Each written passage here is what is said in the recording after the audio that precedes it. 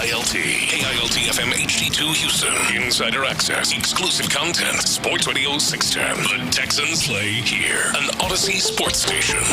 Check out the BetQL Network, wagertainment for every fan. Get sports betting tips from the best in the game. Available on the Odyssey app and our sister station 650 The Bet.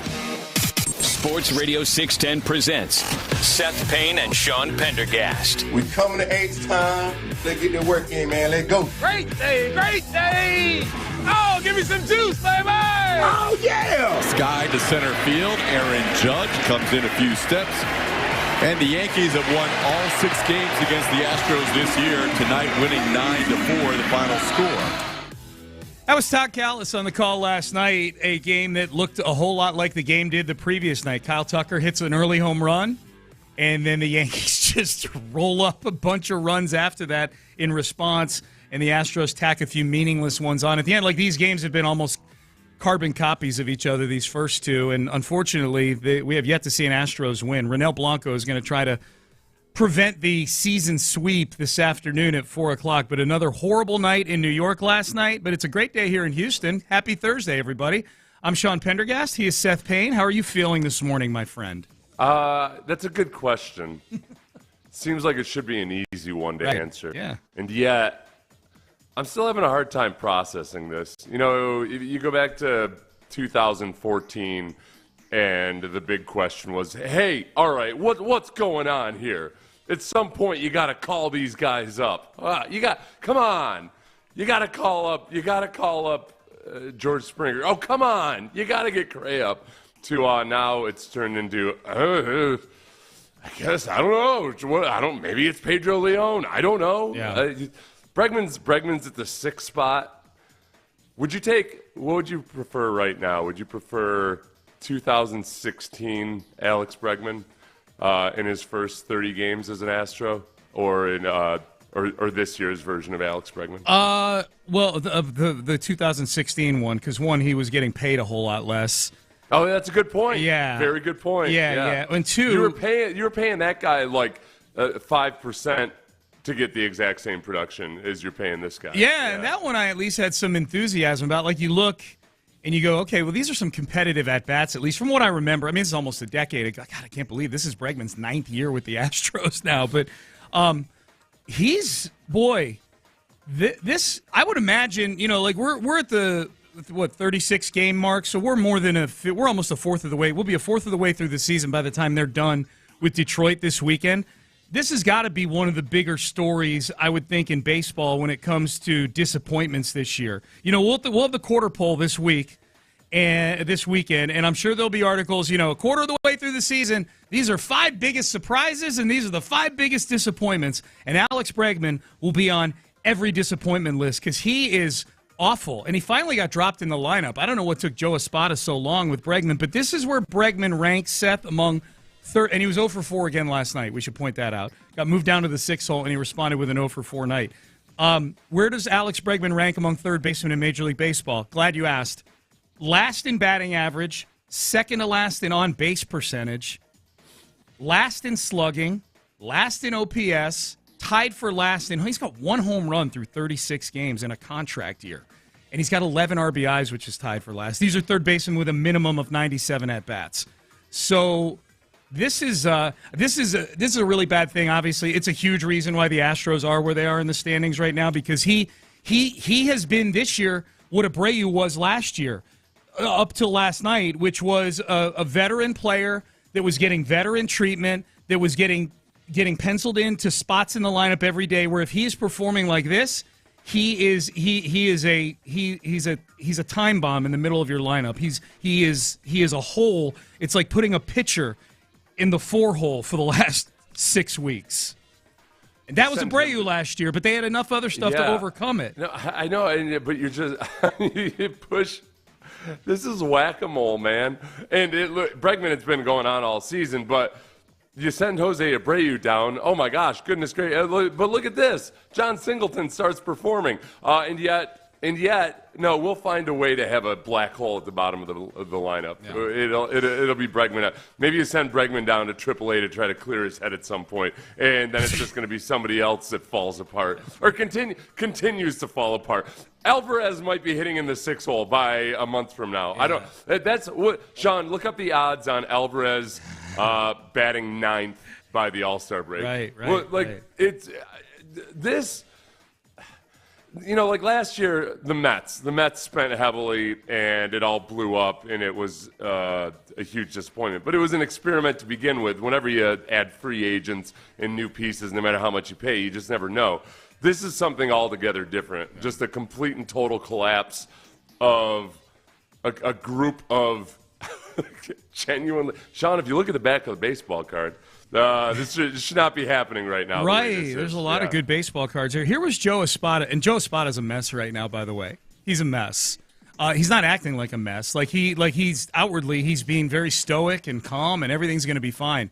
But that unto itself means he's a mess. I feel like he should be slightly angrier about this and stop pointing out the positives. That's where I'm at with this. This is Joe Espada after the game last night talking about, we can keep the game close. Yeah, and that was the whole idea. With our offense, if we could just keep a game close, we got a chance to strike, and we did. We put some good at bats there at the end, but we just got to minimize the damage early in the game. We put some good. You scraped together some runs against the back end of their bullpen.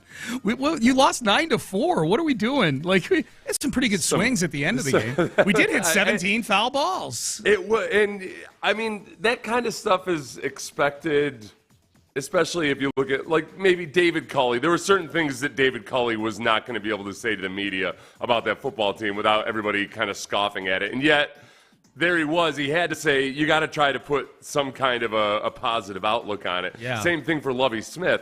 It was just a disaster of a situation, and that would get frustrating. Except here, this is like a once mighty empire that you've got much higher expectations of, and nobody wants to hear about the tiny little gains that you made. Feels like late stage Soviet Union. And we're rapidly approaching the points where we need to just sell off our nuclear weapons to the highest bidder. Yeah. You got to just start realizing, all right, I gotta. Okay, all is lost. Yeah, we got to dismantle and rebuild and start anew. Yeah. Here's one more from Espada. Said he thought they competed well. You know what? I thought we competed well. I thought once we got him out of the game. We tried, and Pena, big homer, and we continued to compete. Dubon got on base, kind of kept the line moving, and that's all we can do. We're not going to quit. This team is not going to quit. We're going to fight till the end. There you go. I like that. The last part, yeah, we're going to quit. I don't think that I don't know, man. I don't think they're not trying, but there's no fire with this team. I don't know. We've this, and the afternoon guys talking about it yesterday also. You list the guys here, and you're like, okay, who's the guy that's gonna kick this team in the? We're getting to a point in the season where they need a kick in the ass. What does that mean though? I don't know. I'm just spitballing here. I don't know. It's the simplest of all thoughts. It's somebody's got to do somebody's got to freak out. Well, if somebody freaks out, then everything will be fine. Yeah. And I just don't know. At some point, in baseball especially, yes, managers can be very valuable and in setting the tone and the mood for the organization. But at some point, the guys that you're paying so much money to, way above the league average, just have to perform no matter who's out there. That's enough of the fact that Bregman. It's not like Bregman hasn't had really bad stretches through various different bad managers, but it's just a wholesale disappointment from so many players that do it. Without I'm not going to act like this is Yordan Alvarez forever, but Yordan's the most conspicuous of a guy that everybody still trusts. I still trust Yordan, and you just count. Are we going to blame Espada for Yordan's slump? Are we going to blame any of these guys for? Are we going to blame Espada for any of these veteran players? Slumps. It doesn't. There's way more to it than just that. Yeah. No, I'm not trying to isolate it on just one thing, but it does. I'm just saying, it feels like a team like after these games, like there's, we get all this audio after the game, from Espada. The audio I'm playing and being frustrated about. I'm not being tongue-in-cheek about it. He is a little too happy for my taste right now. Like the whole thing about we tried and pointing out the Pena home run when they're down 9-1 and scoring runs at the end of the game. Like there is such thing to me as going a little over the top with the flowers for a team that just lost 9-4 and hasn't really even competed with the Yankees this year.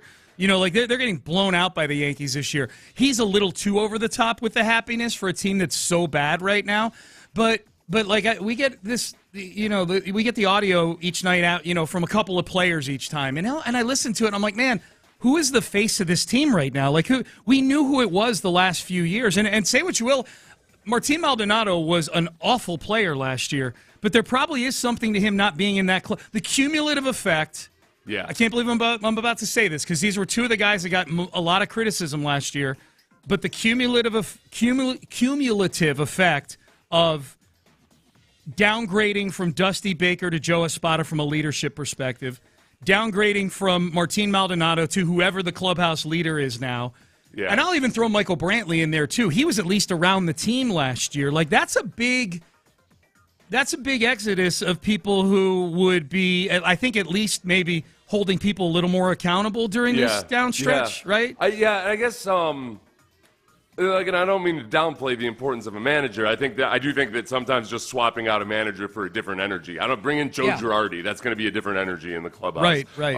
If you at this point, whatever your ideal solution was after Dusty Baker left, this isn't the ideal solution. There is a part though too. If you talk about lack of energy or what have you, you're never going to recapture exactly what they had in 2015 through 17. Where you had George Springer, who's just the ultimate spark plug for everybody, and it could keep, there's keeping things positive, but then there's keeping things energetic. And I don't know if the positivity matters as much as the energy, good, bad, and different. And you're right, like Espada's a low energy guy. Yeah. Like Dusty Baker was a more high energy guy in terms of just having some juice behind what he said. That's right. He's an old man, obviously, but he still had some juice behind what he said. And I just look at Espada as kind of the culmination of a whole lot of just juice leaving that dugout in that pitching staff over the course of the last couple of years. I mean, sorry, Brent Strom had juice.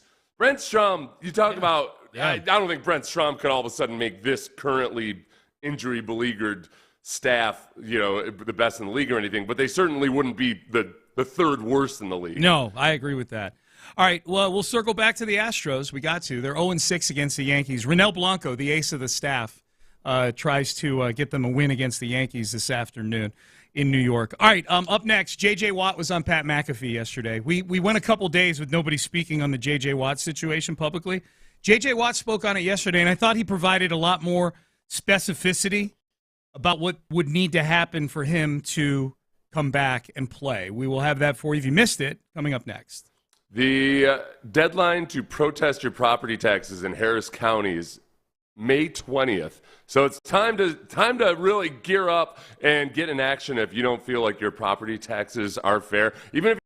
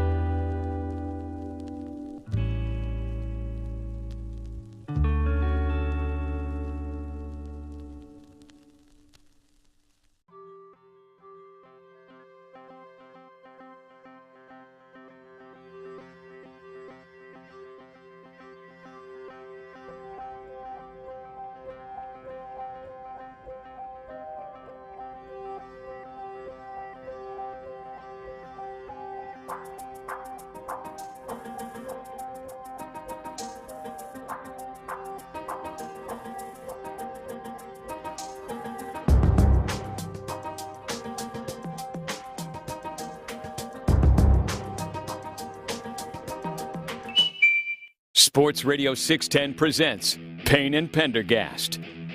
All right, Payne and Pendergast with you. Good to be with you. A lot of texts rolling in on the Astros. We'll get to your texts. You can text the show, 713-572-4610. J.J. Watt was on the Pat McAfee show yesterday, and I thought clarified things a little bit. Of course, they were ribbing him and trying to, get him to speak about these comeback statements that he made at the softball game on Saturday, and then D'Amico's follow-up to it at the golf tournament. Here was JJ, I think, clarifying a little bit what exactly a comeback would look like this season. No, I mean, the thought of it is obviously incredible. And trust me, like any athlete that's retired has always thought about, like, what would it be like? Man, that feeling is the best feeling in the world. But I think the thing, and the reason I had 12 and a half sacks my last year.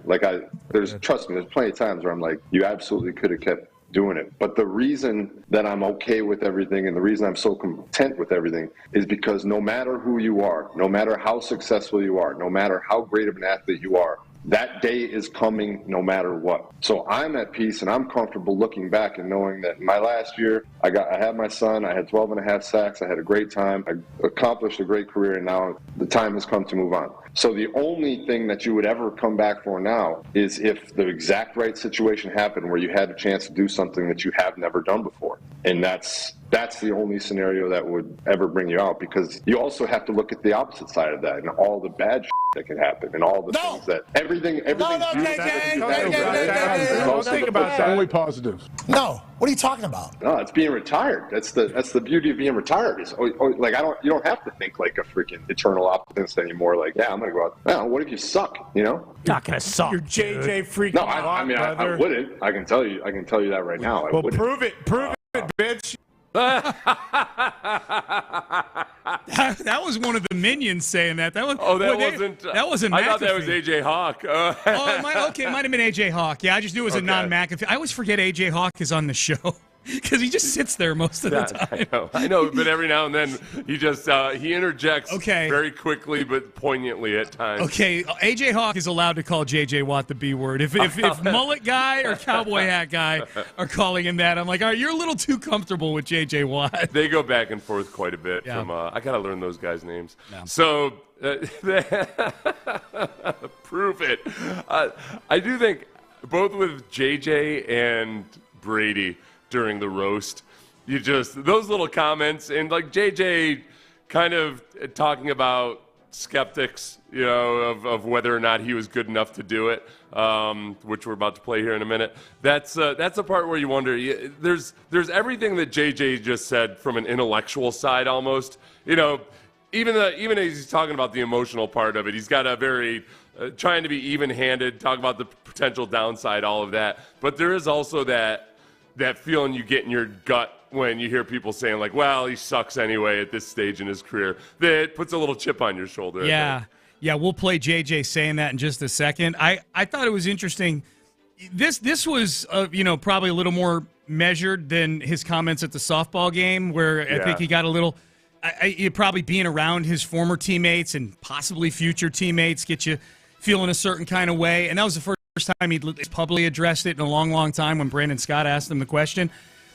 This was an answer that we just played here that sounded more like he thought about it, or at least he's acknowledging something that I think is significant, which is injury. This is a guy who had several seasons after 2015 ended with injuries, including 2015. 2015 he gets walked off the field in a playoff game because his entire core muscle is detached from his pelvis. 2016 he a back issue flares up that he had to have surgery on that prior offseason. 2017 his leg gets mangled in a game against the Chiefs. 2019 tears the pectoral muscle.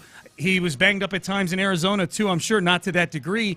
And I do think that is something like the percentage chance of winning a Super Bowl is probably similar to the percentage chance of you winding up with some sort of injury that now at age 36, after 2 years of feeling great probably, right? Yeah. He's got to go rehab now just to live a normal life. It's a whole, it's that whole conflict you have as an athlete or anybody else in life where, you've got to believe your own propaganda about how everything's going to be awesome and you'll bust your butt and you will succeed. Yet at the same time, be able to hold in reserve like the acknowledgement that there's some things that are out of your control. Yeah. Like, so you got to be like full speed, it's as simple as the old cliche, expect the best, prepare for the worst. Yeah. And you have to do that a little bit. And he's very much seen, you can't elude yourself into thinking that there's no chance of getting injured or anything. That's right. But man, this feels so much as he's talking about how the one thing that would bring him back would basically be,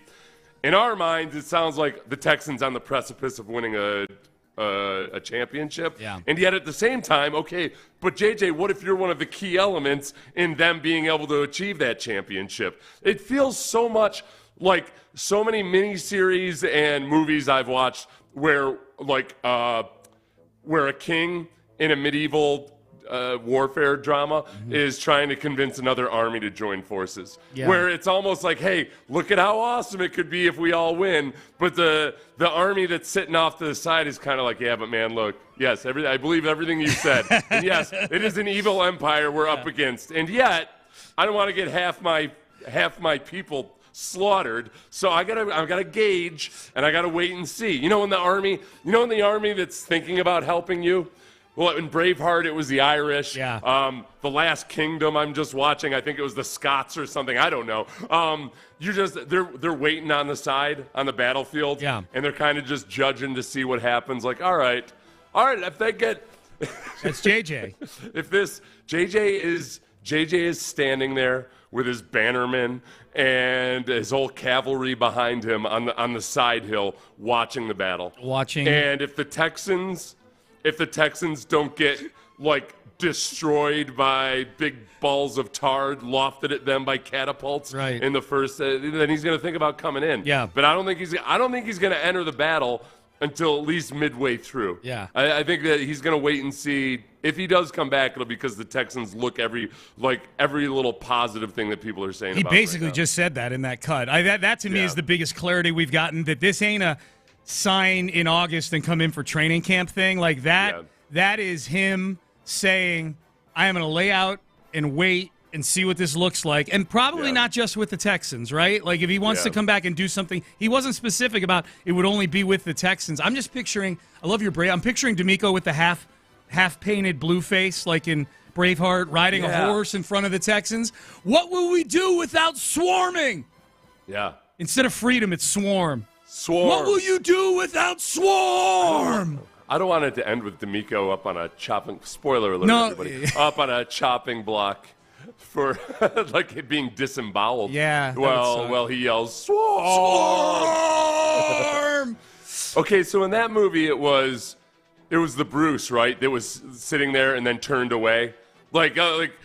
Mel Gibson was hoping for the Bruce to join him, and he looks up, and the Bruce and his army turns away and leaves. No. It was the other dudes. Remember, the Bruce totally turned on him, and was like next to Longshanks on a horse. Okay. But it was the other dudes that were part of the Scottish, and he's like the looking other for noblemen? the noblemen. Yeah, it was exactly the old guys with the long hair and whatnot. Yeah. And the guys with the dude with all the scars on his face, they just looked at him, stared him in the face as Mel Gibson's army is fighting, and they just said, "Nope, we're gonna go home."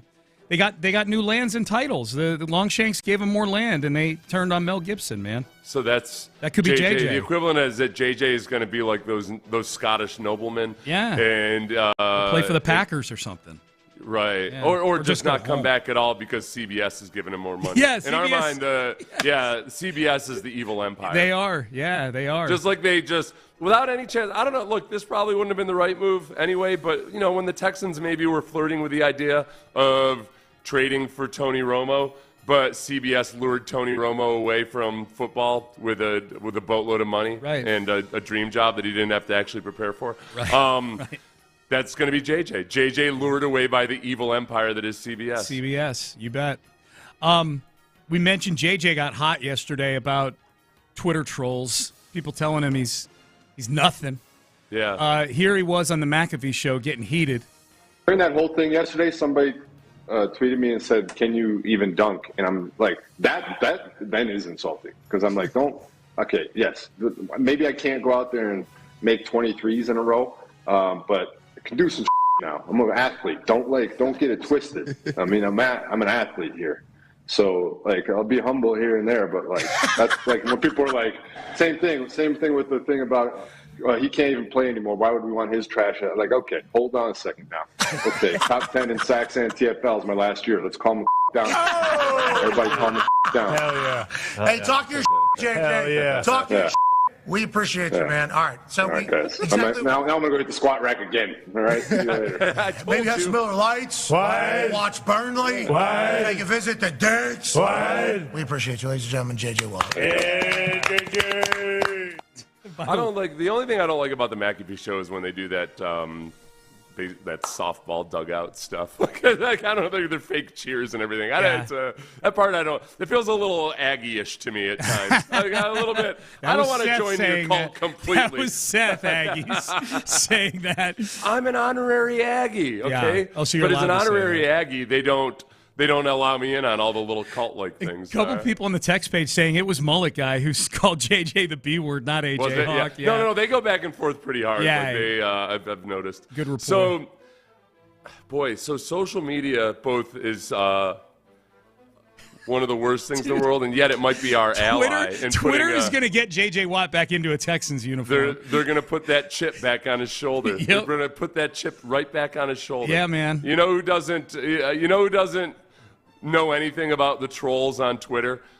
Happily retired people like Tim Duncan. Yeah. I guarantee you Tim Duncan, maybe he has a Twitter account. I would guess that if Tim Duncan has a Twitter or X.com account, that he has not actively tweeted himself in at least 7 years. Yeah. You can stay away from that, man. Hey, JJ, you're so famous. Oh, crap, I did the Hey JJ thing. Hey, JJ, like, you are so famous, and your imprint on the league was big enough that you will have trolls for the rest of your life. There will be people out there saying negative things about you for the rest of your life. That's just a matter of the life. I would say just put down Twitter.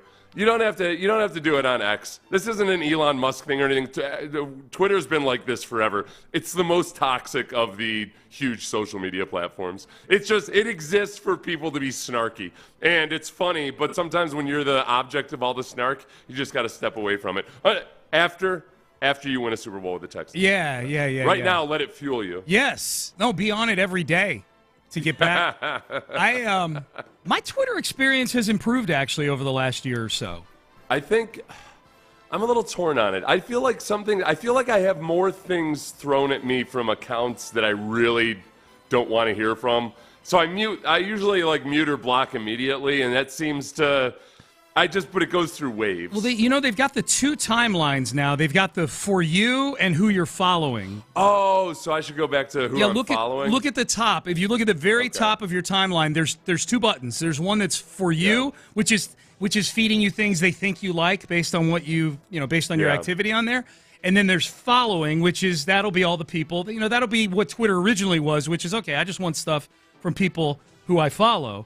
I have found the for you timeline to be much more interesting than my people that I follow right now. I get fed some stuff that has been very productive for the show. I see a lot more sports people that I don't follow. I think Twitter has been much better for me in terms of curating content for the show over the last year than it was pre-Elon. I will say that. I think you know what it is for me. This is where I think the algorithm is identified.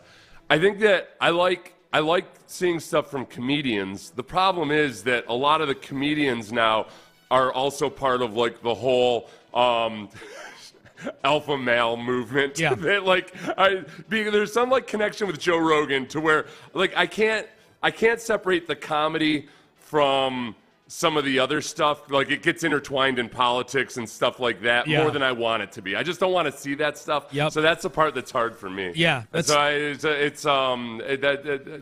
Which is my own issue, I guess. It's not the platform's issue. Well, I mean, it's feeding you that because you like it. I totally get that. For me, I wish I could only get the Joe Rogan clips that aren't like that aren't contentious or involving anything political or anything like that. Yeah, it hasn't. And yet it's impossible to separate the two. Somewhat now. Hasn't drilled down that. Joe Rogan's basically like a warlord of comedians, where he's got his own little tribe. Yeah. That are very very funny, and but then that intersects with the Joe Rogan podcast guests, and it's tricky. The algorithm still has work to do. All right, headlines. Let's get to them. Coming up next here, we've got the Astros. We've got some NFL to get to as well. A whole lot here in headlines on a Thursday. Stay there. But first, West Point Lincoln. WestPointSales.com. I want to impress upon you, that is the website for West Point Lincoln, West Point Sales.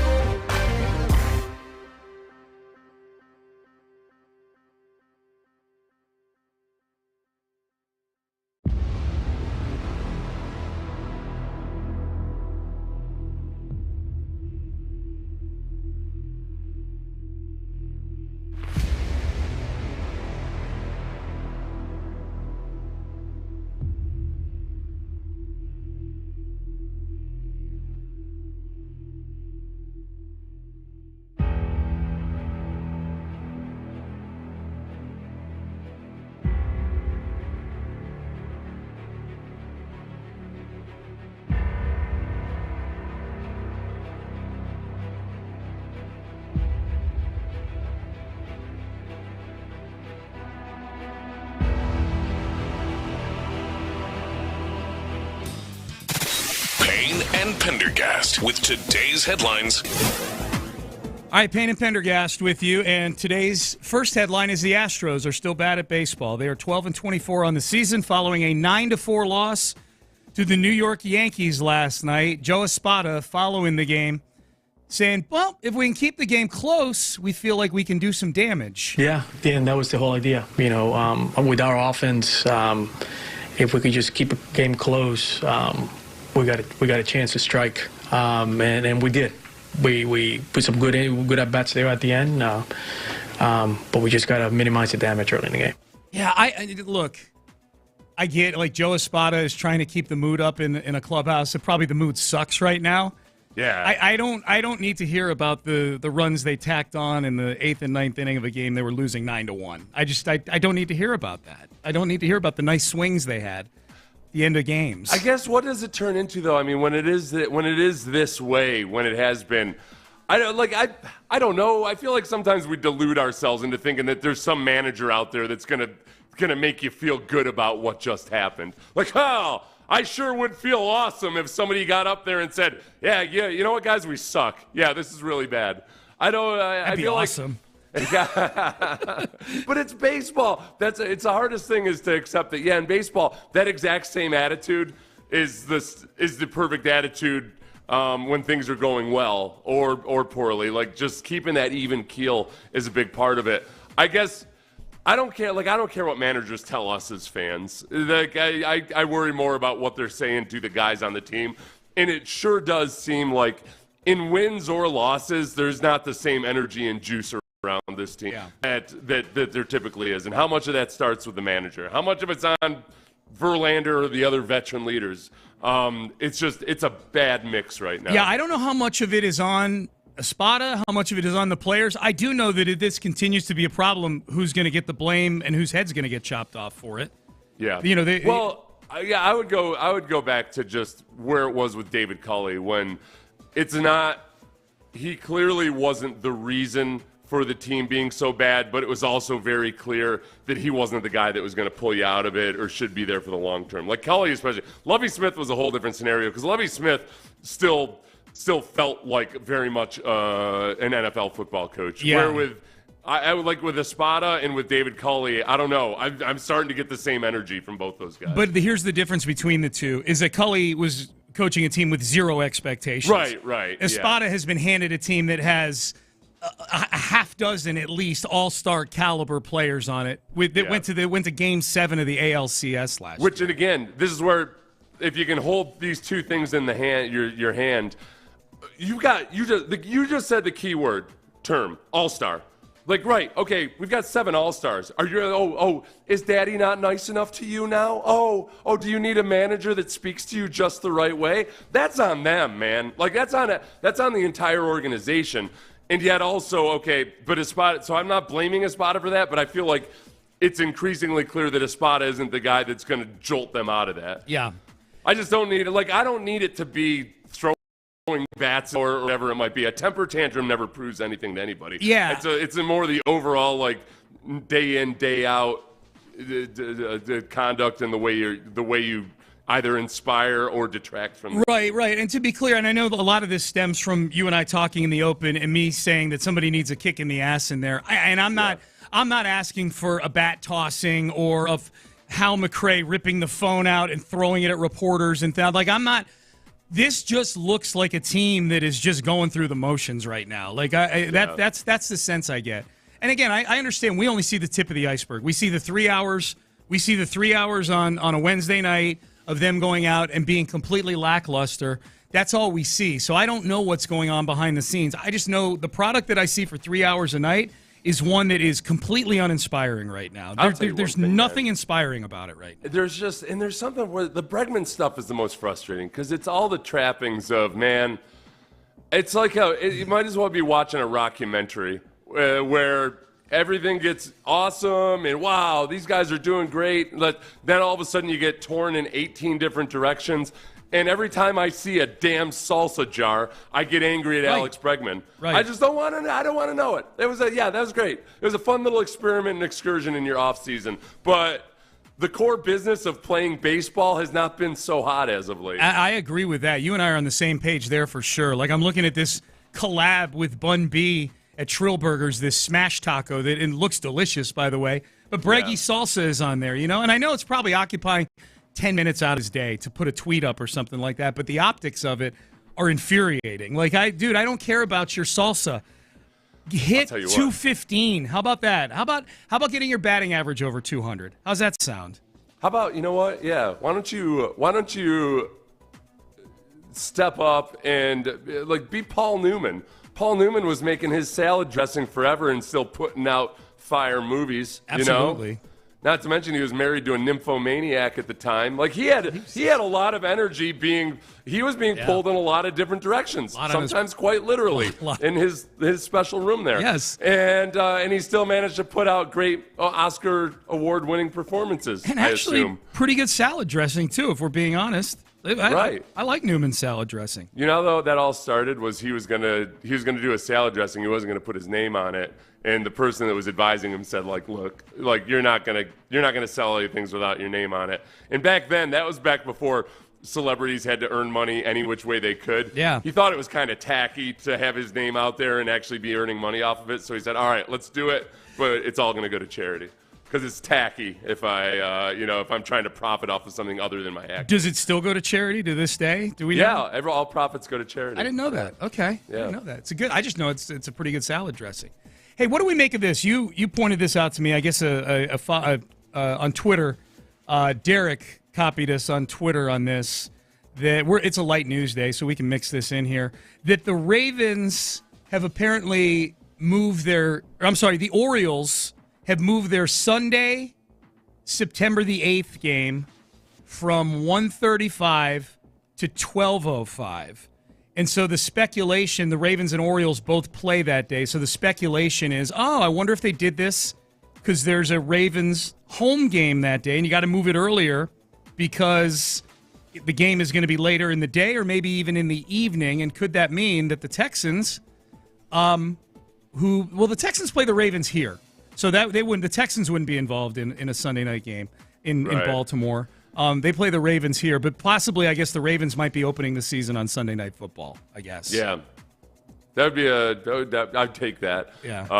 I guess if we don't have that same conflict with the Astros, so we can't read into anything. Whereas Camden Yards and M&T Bank are like a quarter mile away from each other, just across the expressway. Yeah. I guess the point being maybe that there's going to start to be hints to leaks maybe that we're seeing of teams, because there's a lot of teams that football and baseball play on the same property. They in Kansas City, Philadelphia, they do it that way. There's others that have that dynamic too.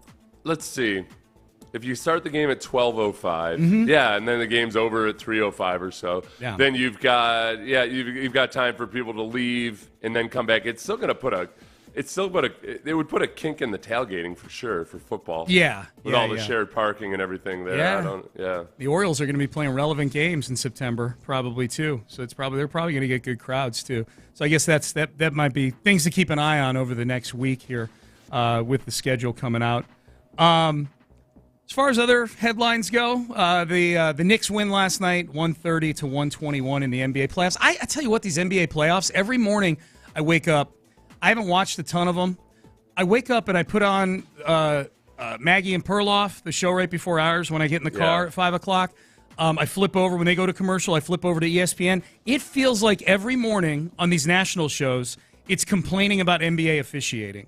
Every morning. It feels like they're complaining about the officials. I'm like, all right, this is not a great advertisement for me to want to go sit down and watch all these NBA playoff games. This is what That's you're the doing. A topic, bitching about the referees. Jokic won his third MVP in 4 seasons, which is always interesting when, as in the NBA, and the other weird thing they do is they announce their MVP as this 3-time MVP is playing an incredibly disappointing series and about to be ejected from the playoffs. Why don't they just do it at the end of the season before the playoffs begin? I don't know. I thought they did like an NBA honors show a couple years ago, but maybe I was having a fever dream. I'm not sure.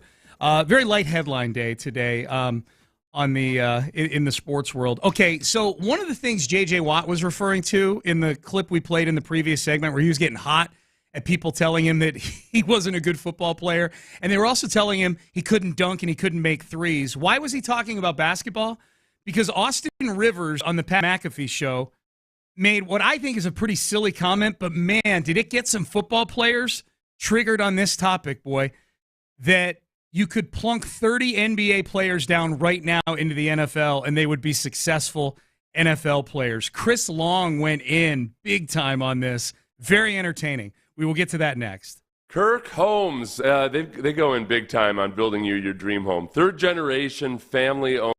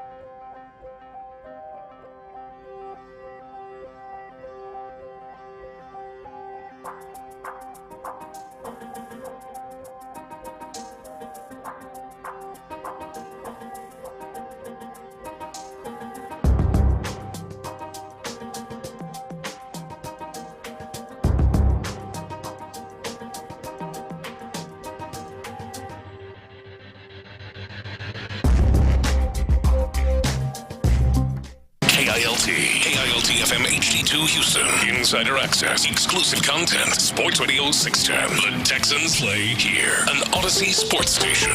Sports Radio 610 presents Payne and Pendergast. All right, good to be with you on a Thursday. Hope you're having a good morning. Drive safely to work, please. We want you to stick around a long, long time and listen to our radio show. So Austin Rivers got a lot of people talking earlier this week when Austin Rivers, former Rocket, by the way, former player on several NBA teams, he was on the Pat McAfee show, and he had this take about NBA players being the best athletes in the world. Where the best athletes in the world are, that's us. I could take 30 players right now in the NBA and throw them in the NFL. You cannot take 30 NFL players and put them in the NBA.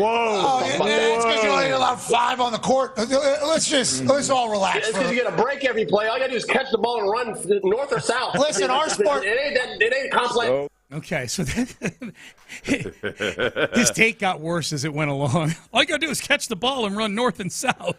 I guess, yeah, I know. That's it's funny. I was watching a clip of Barkley just during the break. I should have sent it to Ben, of Barkley talking about the one day he tried to play football in high school. Yeah. And he realized it was a whole lot of getting hit all the time, so he gave his pads back at the end of the day. There is that element to it, Austin Rivers. Like, Daddy can't protect you everywhere you go, and certainly not on a football field. I hadn't even made the Doc Rivers connection. Daddy can't protect you everywhere you go.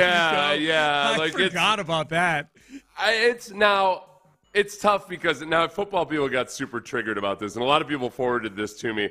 And honestly, I think the problem is, this is where Austin Rivers leads you astray, is that he equates somebody being able to step on to that team and being able to play as like the same as athleticism, where I would say that, look, baseball, I don't think there's 30 NFL players or 30 NBA players that could step in and play baseball. The greatest basketball player of all time couldn't do it. Right. Baseball, because it's not about whether or not you're more athletic. It's about how technical is the sport Motor and skills. how refined do you have to be with those skills. Yep. Yeah, like how skill-based is it and how refined do you have to be with it. So I don't think that people would say that baseball players are better athletes, but they're certainly playing a more refined version of a game that's just way harder to step into. Some of the best baseball players who ever lived need multiple years in the minors before they can actually step on the field. Yeah.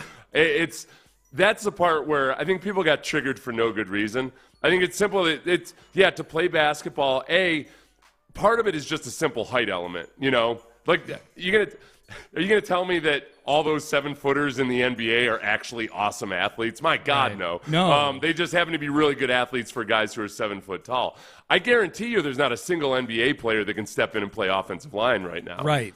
They'd get absolutely destroyed. They would get pounded into the dirt. They would be embarrassed in front of their wives and families. They'd never have a woman be interested in them again because it would be that bad. Yep. Like, she might be interested, but then she'd see footage of them getting destroyed.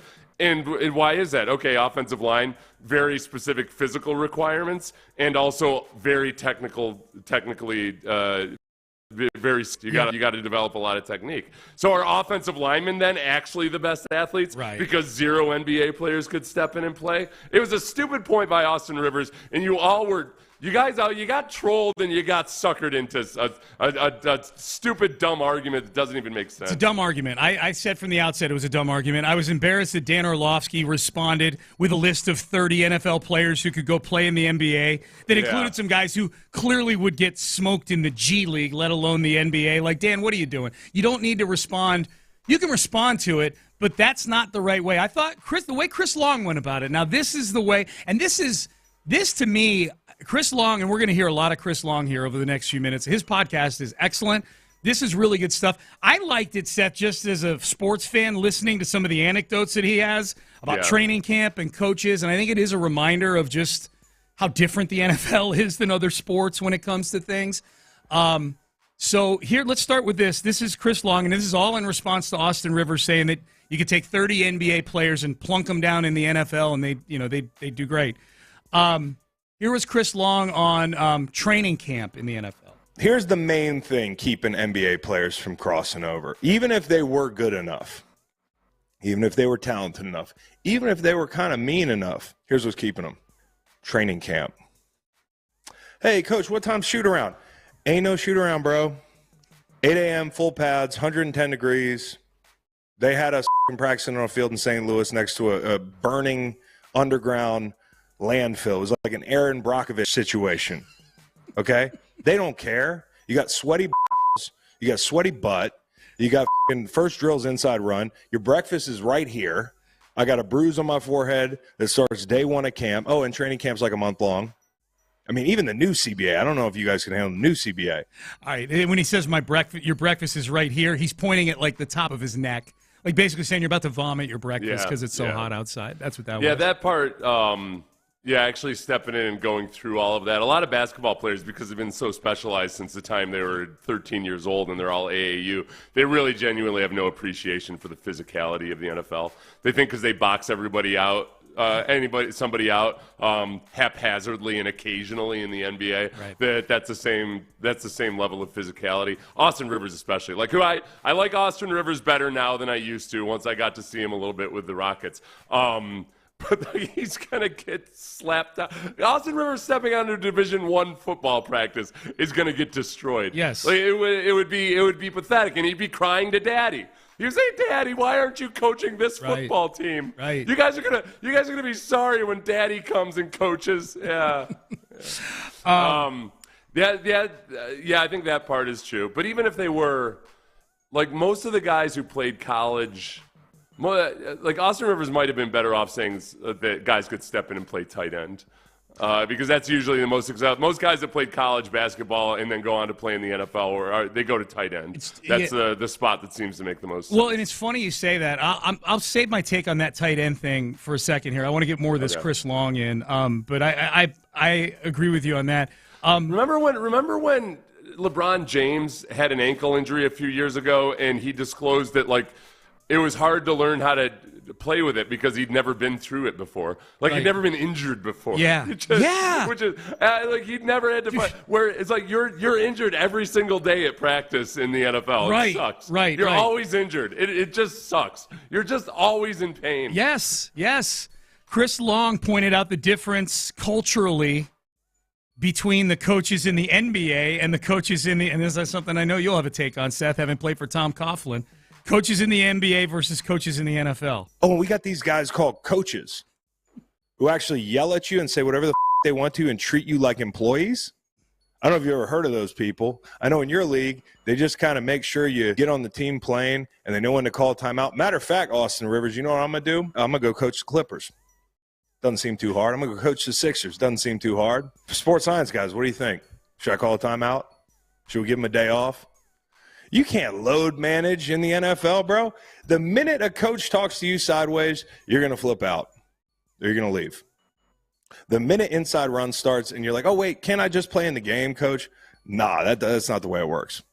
It's not the way it works. Hey, real quick, Seth, for the audience that doesn't know, he said this twice now, like inside run. Like what is just inside run drill. You're basically all you're doing is inside run. So the defense knows it's inside run, the offense knows that it's inside run, and it's just it's a lot of contact. It's as close as you can get to like a multi-man Oklahoma drill. Okay. So it's a very, very physical drill. Gotcha. Okay. Fair categorization of the coaches there by Chris Long, would you say?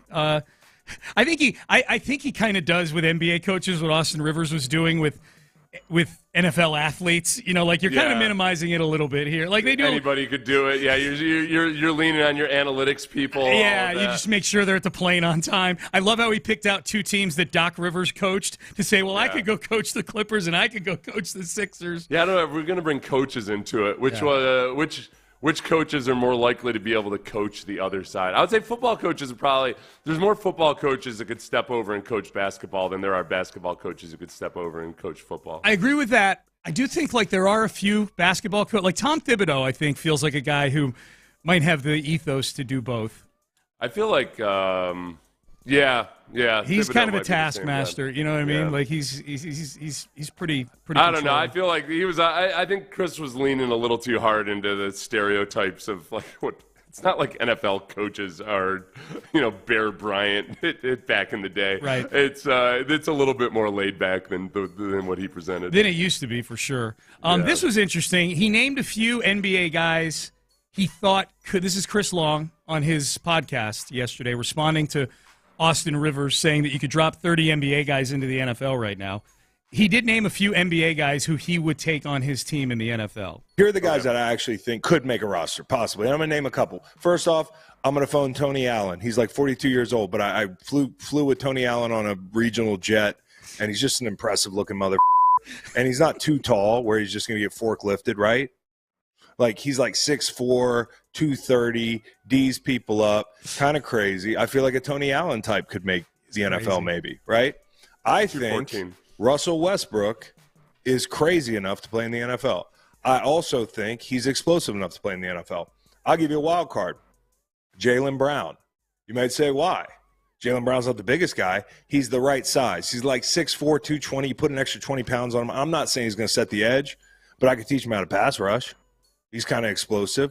I'm just throwing a name out there. Anthony Edwards, okay, Ant-Man. Let's be topical. Ant-Man can play whatever position I think he wanted to play. There's just not a lot of guys like that, right? Like, so everybody's focused on the tall guy. I'm focused on kind of the shorter guys.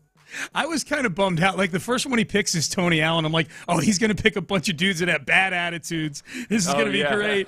Tony Allen was, Tony Allen. You didn't mess with Tony Allen back in the day. So yeah, what do you think about that? I think that those all make sense. I'm having a hard time with it because I do agree that there are more basketball players that can play football than vice versa. Right. If they trained at it. But I also think that in football, there's only several positions that NBA players, almost any NBA player, could play. I feel like, look, if you're 6'7" and you're not one of the better you're going to be a tight end. Like some of those guys, maybe, like LeBron could be a defensive end perhaps, or you're going to be a tight end, but you're not going to be a receiver. Like LeBron's not going to be fast enough. He doesn't have wide receiver speed. Yeah. It's also hard to say with basketball players just how fast they would be running in the open field because most basketball players very rarely are running at top end speed. Where with football, you do run at top-end speed. Even if you're a defensive lineman, there's bursts where you're running like 20 yards top-end. You're getting up to top-end speed. With basketball, it's quick more than it is fast. Other than in precious few moments on fast breaks or what have you. So it's hard to visualize sometimes what a guy's going to look like at any position other than tight end. Yeah. Where speed isn't the ultimate premium thing at tight end. Probably not a coincidence that the names, I'm trying to think of guys that crossed over, they're all tight ends. Antonio Gates was a basketball player, I believe at Kent State, came into the NFL. Jimmy Graham was a basketball player, at Miami, at University of Miami. Shout out to Ben Gary, our producer. And then the most recent one probably is Mo Alley Cox of the Colts, who was on that VCU team, those Shaka Smart. I think he might have been a little later than that, but Mo Alley Cox was a basketball player at VCU, and now he plays tight end for the Colts. I came away listening to all this stuff from Chris Long, more impressed by those guys, like guys who have actually, made the transition. Done both, Julius Peppers. Peppers, yes. If Julius Peppers had chosen to, then somebody else brought up a good point. I can't remember who it was on X. Maybe it was Jeremy Branham. I'm not sure. But basically brought up that this point about the tight ends and, how most of the guys the guys who played both college basketball and football, they typically would, if they made it in the pros, they would go on and play football, which might be evidence that, okay, those are the lesser athletes. I do wonder, I think that most of the guys who play both football and basketball in college started off as football players first, and they kind of got to do basketball because they were good enough to do it. Whereas guys who go in as predominantly or primarily basketball scholarship athletes, I don't think their coaches want them playing football. Yeah. So I think it already self-selects a little bit already. That's a great point. People are texting in names of guys who've done it. Tony Gonzalez played both. Yeah. He played at Cal. George Fant, most recently of the Houston Texans, was a basketball player at Western Kentucky.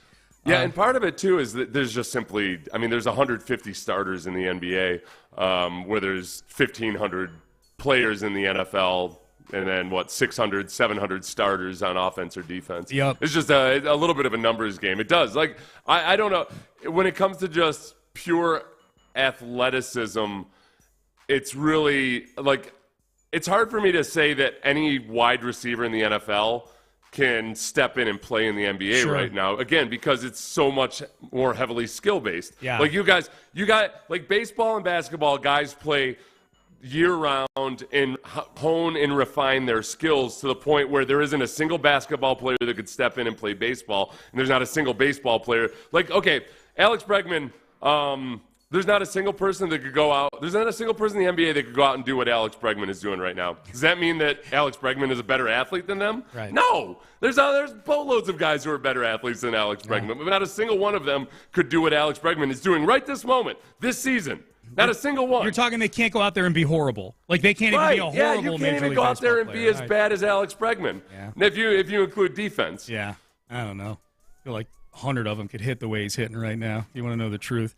But tongue in cheek. I probably strike zones they'd have. No. Probably.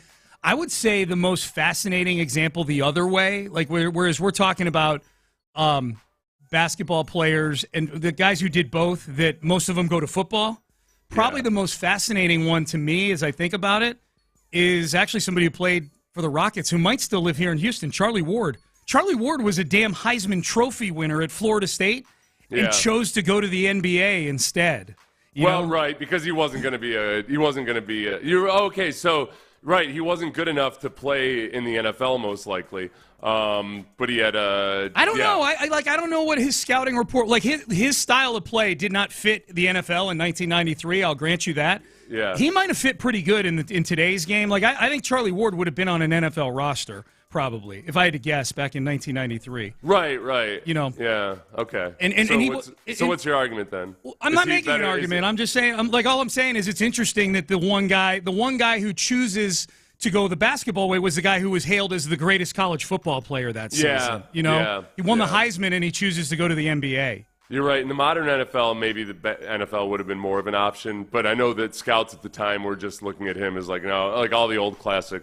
Yeah. I think he who knows? You're right. Maybe in 1993 he winds up in the CFL. Maybe it's not as hard a decision as I'm painting it to be. I just think it's interesting he won the Heisman and he goes to the NBA. It was interesting at the time. Like I know people were a little surprised at the time. Right. Were they surprised? Gosh, I guess I remember that. We'll have to go back and revisit that. Yeah. This was there's a long list of Heisman Trophy winning quarterbacks who never made it in the NFL. Sure. And given what people thought about him at the time and the way they scouted quarterbacks, I always felt like the feedback he got was that he'd be better off in the NBA. Yeah. This was a funny one. Okay, this was Chris Long talking about NBA guys who would have no chance of making it in the NFL. Steven Adams. I heard his name tossed around today. All due respect to Steven Adams, bad mother. Great basketball player. Met him in a nightclub once. Super cool guy. You put Steven Adams at tackle, Shaq Barrett's going to forklift him. How about a bull rush from Shaq Barrett? All right. You put KD in the slot, you know what's going to happen? Fred Warner's going to fold him like one of those camping tables. You know the camping tables? They're like 8 feet. You fold them in half, now they're 4 feet. KD would be 4 feet tall. And I think KD would tell you that. I think KD loves football. I don't think you hear any foolishness like this from KD. KD knows. If you put one of these big wings out there, I'd call up Bob Sanders right now. I don't know what he's doing. Probably can't even turn his neck. But if you put Bob Sanders on the field with a big wing, you know what happened? He turned that big wing into Lieutenant Dan. That's what would happen. Lieutenant Dan. So chop his legs off. I guess. Man. Yeah. It is. Well, yeah, and that's why I said, not a single one of those guys could play offensive line. Yeah. For one, just because of how technically skilled you have to be a good offensive lineman. And two, yeah, it's really, really hard to be taller than 6'7" in the NFL as an offensive tackle. There's very, very few guys that make it at 6'8" or taller. There's some really good ones that were 6'8", but then you get into 6'9" and 6'10", and they're just about non-existent. Was that Dan Skipper? That might be the tallest guy in the NFL right now. Yeah. And I don't think he's even starting. And then just step on the field, and even if you give him a year or not, yeah, Steven Adams would get destroyed. Yeah, he would. And I feel like Steven Adams knows that, like Chris Long says. This is the problem. You got Austin Rivers out here speaking on behalf of all these guys who are much better basketball players than him, who are probably like, all right, Austin, just settle down a little. No, settle down and have you go suckle off your daddy's glory a little bit. You and I can empathize a little bit, I think, as radio hosts. Like, oftentimes one of us will have a take that people vehemently disagree with, and it gets attributed to the show. It gets attributed to Sean and Sal. I'll say something dumb, and they'll say, I heard on Payne and Pendergast, whatever it was. Typically the way it goes. Yeah, yes. I'm acknowledging. And I think I'm losing the Charlie Ward debate on the text page as well. I think that's what's happening to Austin Rivers, except it's a 300-person radio show that he's hosting called the NBA. Like everybody, he has 299 co-hosts that are getting hit with his bad take. Hey, all you guys think that you can come play in our league? Right. I hate you. I say bad. You're dumb. Yep. Austin Rivers turned us into the meatheads we are. I'm watching this thing. As soon as I saw this, I saw it come out. I'm like, crap. He got him already. Yeah. He got everybody. Because everybody got so irate and angry about it. And he did the whole conflated athleticism with skill and ability to go and everything. I'll sit here openly as a football player and say, I do think there are more NBA players that could come and be NFL players. Or it's more realistic just because it's not even the skill positions in football. It's not as heavily skill-based as it is in baseball, hockey, or basketball. It is more about just brute athleticism. Now, when you get down to toughness, this, all that other thing, when it just comes down to the core athletes of guys in the NBA, it's a more refined group of athletes. It's really, really hard to find a good NBA player, and there aren't even 150 of them. There's 150 starters in the NBA. Yeah. But the guys that are there playing they're between the heights of 5'10" and 6'8", there's a lot of really good athletes there. Yep. But likewise in the NFL, obviously there's a lot. It's just harder so I think your wide receivers are probably your best bet to be able to step on and play basketball. Yeah. Because they can overcome some of the skill-based stuff with just sheer athleticism. Sheer athleticism. Put them on a wing and let them D up on people. Last one from Chris Long. Last one. I just like the Chris Long audio. I'm in 100% agreement with you, Seth. The second I saw the tweet and Orlovsky went back and forth and said, this is the dumbest argument ever. It's why we didn't hit it yesterday. The only reason I'm hitting it today is because the Chris Long stuff is entertaining to me. He says the NBA does not move the drill at a practice. Yeah, I watch these basketball games. Somebody gets undercut under the bat. It's a physical game, no doubt. Somebody gets undercut on the basketball court. You know what happens? Stop the press. Everybody just make sure this guy's alive. They're like poking at him. Hey, you good, bro? Let's stop the game for a little bit. Let's go to commercial. What a pro wants, what a pro needs. I got to listen to that for 3 minutes. Okay, and then we're back on the court. Guy's still on the ground. He's holding like his head. He didn't even land on his head. You know what happens in the NFL when you get undercut? The back of your head hits the ground. You get a little CTE, and you go back to the huddle and do it again.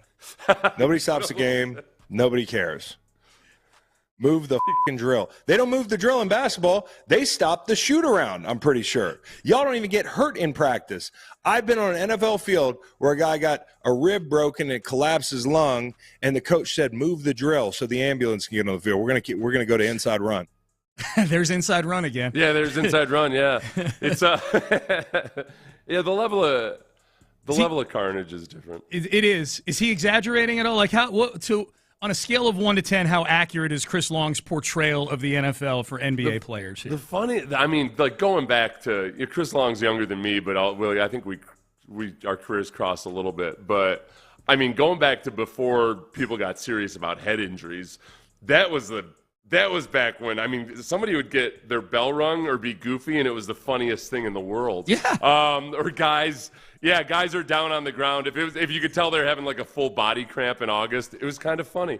And then you move the drill. The more serious injuries, I feel like he paints a picture of a little bit more of a gladiator situation than it is. We've all seen. Let's not pretend we haven't seen a defensive lineman fake an injury to try to get a clock stoppage. Oh, for instance. yeah. It's not like it's non-existent. That's true. There's an element too on defense, especially when you do have a genuine issue. Like you're supposed to stay down so you have time to swap out and everything. So I feel like he goes overboard a little bit in painting the NFL as tougher than it actually is. Okay. There's still a lot of people carrying on when they get injured at times. Yeah. Payne and Pendergast with you on a Thursday. We still have leftovers from the Brady roast here. Nikki Glazer, it looked like TMZ caught her maybe as she was getting on a plane or on a bus. She was at an airport or something. Yeah. we outlined yesterday, Giselle, Tom She's at Brady's an airport or a bus station. Some form of transportation she was about to jump on.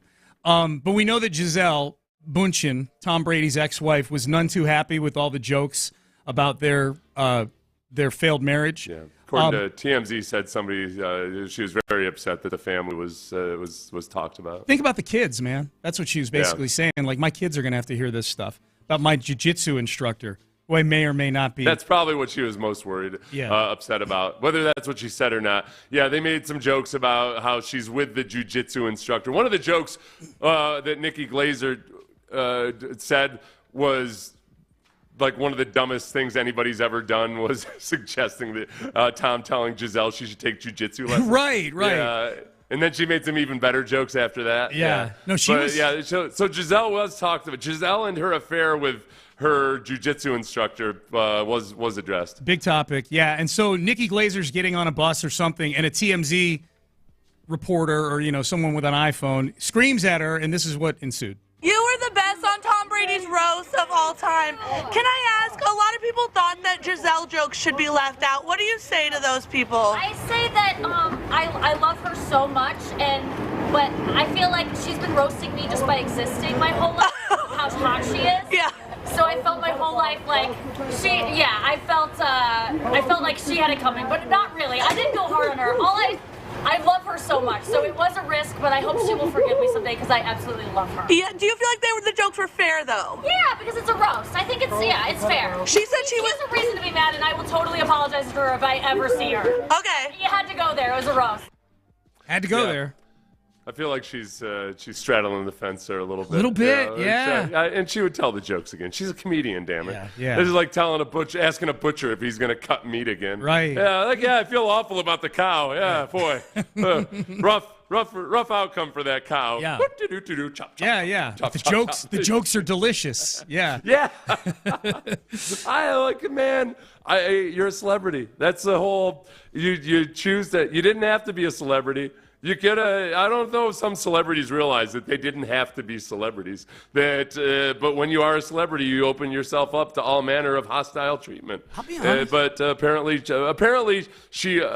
Giselle was born into this awful life, Sean. Yeah. And unfortunately, that's her burden to bear. Is that sometimes funny little ladies are going to make fun of her. Yeah. I think Nikki Glazer is good looking. Now, she talked about like how she felt Giselle had been roasting her whole life because she's been so hot. Yeah. I don't know what Nikki Glazer looked like as a kid. Maybe she had an awkward. I think she's pretty attractive now because she's so funny. Probably helps too. That takes her from like a 7.5 to an 8.5, or a 9 for me. She does a good job. She's done a good job with what she's working with. Yeah, she's I like so her. It's not like she's punching down on Giselle. I mean, there's Giselle, and then Nikki doesn't put herself in that same category, which I think most people would agree with. That's not like I'm not slamming a woman for not looking like a supermodel. Right. No, I'm just saying, Nikki. Even if Giselle is one of the lesser of the supermodels. Right. Yeah, I'm not a huge 10%. I'm not big on Giselle. Like honestly, she's plenty. She's an attractive person, but I would say compared to a lot of other models, I've never understood necessarily what made her exceptional. Yeah. Compared Same to them. Same. It's all marketing, man.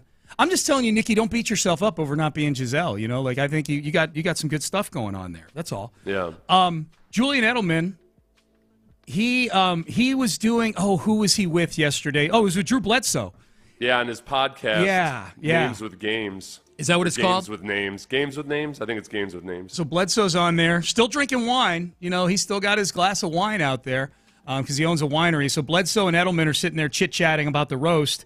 Edelman, this is something that I told you about, Seth, when Kevin Hart tried to get Robert Kraft and Bill Belichick together to do a shot with each other on stage there, and Kraft was all for it, and Belichick looked like he wanted to do anything but take a shot with Robert Kraft. Here was Edelman on the tension that he could feel between the two. Tension in that room, though. It was real. Good cut.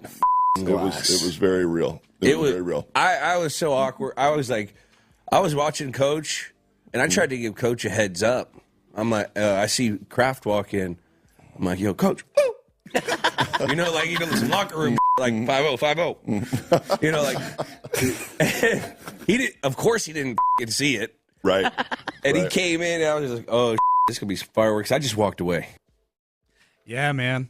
It was a moment, man, with Kevin Hart trying to get those two to the middle. I'm watching. I'm like, you don't need to do this, Kevin. It's been a great event. Was this the first, on record acknowledgement by anybody from the Patriots way that there's tension between those two? I feel like people have talked around it or kind of given soft denials of it without ever actually addressing it. Well, the documentary addresses it in great totality. It does? The dynasty. Oh, okay. Oh, yeah. The documentary. Yes, yeah. I can't watch that thing. Kraft talks about it. Belichick hardly says any words in the documentary, but Kraft talks about it a lot. Kraft blamed Belichick for losing the Super Bowl to the Eagles. Literally said that in the documentary. He said he blamed Bill because of the Malcolm Butler thing, remember? Right. So, but I didn't know if I didn't know if Belichick's response or attitude about the documentary, whether that's just has all been kind of off the record or whether it's obvious that a lot of people accused that documentary of basically being a hit piece on Bill Belichick, but there hasn't been. I don't recall anybody actually talking about Bill's response to it or about what their current relationship Belichick made a joke about it in the roast. He said, "I'm glad to be right, I know, but okay." Oh, okay. Well, no, I'm just. No, what was the joke? The joke was, good to be at the Tom Brady roast instead of the 10-episode roast of me in the Dynasty. Yeah. Does that not count as an acknowledgement? Well, no, it does. I guess because there's a lot of other stuff in the roast that are we going to count that as an acknowledgement? Did Tom Brady actually admit to cheating when he made a joke about how he would have admitted to cheating? Yeah. That's fair. Yeah, so I guess if that doesn't count, then I don't know. Just a lot of rumors that Belichick is angry about it, I was just surprised to see Edelman talking so openly about it. Yeah. I thought maybe that would be something that, they all feel, whenever I've seen people actually kind of be asked about it, they go into that old football player mode of, I'm just trying to do the best I can to help the team. Yeah. And so for Edelman to talk openly about it, I was a little bit surprised. Yeah, I guess he's retired now, so maybe he feels a little looser about talking about stuff like that. He said he's still scared of Belichick, though. We all are. Yeah. All right, Payne and Pendergast with you. So yeah, still some leftovers from the Brady roast there. It looks like Ipe Mitsuhara is going to be going away for a little while, up to 33 years in prison for Ipe, the former interpreter for Shohei Ohtani. I don't know if he'll get 33 years. He's agreed to plead guilty in the scandal. This thing has gone away quickly. This has not had nearly the legs I thought it would. He's been accused of stealing almost $17 million from Shohei Ohtani. The Mitsuhara, described by the attorney's office as Ohtani's de facto manager, will plead guilty to 1 count of bank fraud, 1 count of subscribing to a false tax return at an arraignment scheduled for next week. Maximum sentence of 33 years in prison, 5 years of supervised release, and a fine of 1.25. If they've already figured out what he's pleading guilty for, he's probably got a deal cut, I would imagine, right? Probably got a deal cut. And then I'm not clear on, he was, if I recall correctly, born in Japan, but then grew up for a large part of his youth in the U.S., but then was back in Japan for a while. So I don't know if he's a citizen of the U.S. or Japan or dual citizenship. So there might be some kind of deal worked into that as well. I guess this was one of those moments where as soon as Ohtani's side of the story came out, people this happens all the time now in America, and it frustrates me. Immediately, people are like, oh, yeah? Well, then how come Mitsuhara isn't being prosecuted right this moment? I'm like, well, because it seems that, the feds would have just found out about this. So if there's a little bit of a lag time. Just because it doesn't happen on the 2 hours that it takes for you to watch Law and Order,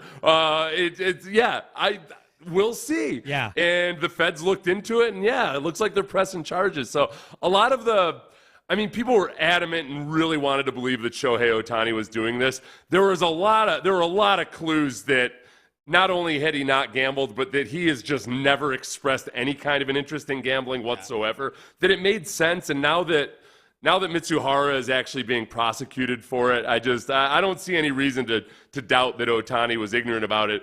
Although I am still kind of shocked at how much he allowed to be stolen from him without him, just because I guess he does care so little about money that he just trusts people. He trusts the wrong people to take care of his money. Yeah, the big losers in all this, other than Ipe Mizuhara, are the people who acted like if you thought that the actual story was the real story, that Ohtani didn't know this was going on, The big losers are the people who thought you were freaking stupid if you thought that. Right. Like, are you this dumb to think that Shohei wasn't the one placing all these bets? Yeah. Really? Right. There were a lot of those people. I would say, like, are you this dumb that you didn't realize how much power an interpreter has when when people think they're talking to Ohtani when they're talking to the interpreter? Right. Like, Mitsuhara was in this spot where people thought when they were talking to Mitsuhara, they might as well have been talking to Ohtani. You can do a whole lot of damage. Yep. If all of a sudden I go out in a Sean Pendergast outfit and people think they're talking to Sean Pendergast, I could destroy your world. Wouldn't take long. Very quickly. Yeah, it wouldn't take long to empty my accounts. I can tell you that right now. Like you and I go in to talk to one of your clients, and I'm like, Sean has laryngitis, so he's going to be writing stuff on a pad for me to read to you. And then I just start being like, me reading the notepad going like, wow, you sure have gained a lot of weight. Right? All of a sudden, Seth... You feel comfortable walking around like that? It's all of a sudden Seth has all my endorsements. Yeah. You know who should be speaking for you. All right, Payne and Pendergast with you. Hey, we threw the hypothetical around yesterday of a Marshawn Lattimore trade to the Texans. Based on what one NFL expert is saying, maybe we should be entertaining a trade for Marshawn Lattimore. We will discuss that coming up next. Men's Tea Clinic. Been speaking for the Men's Tea Clinic.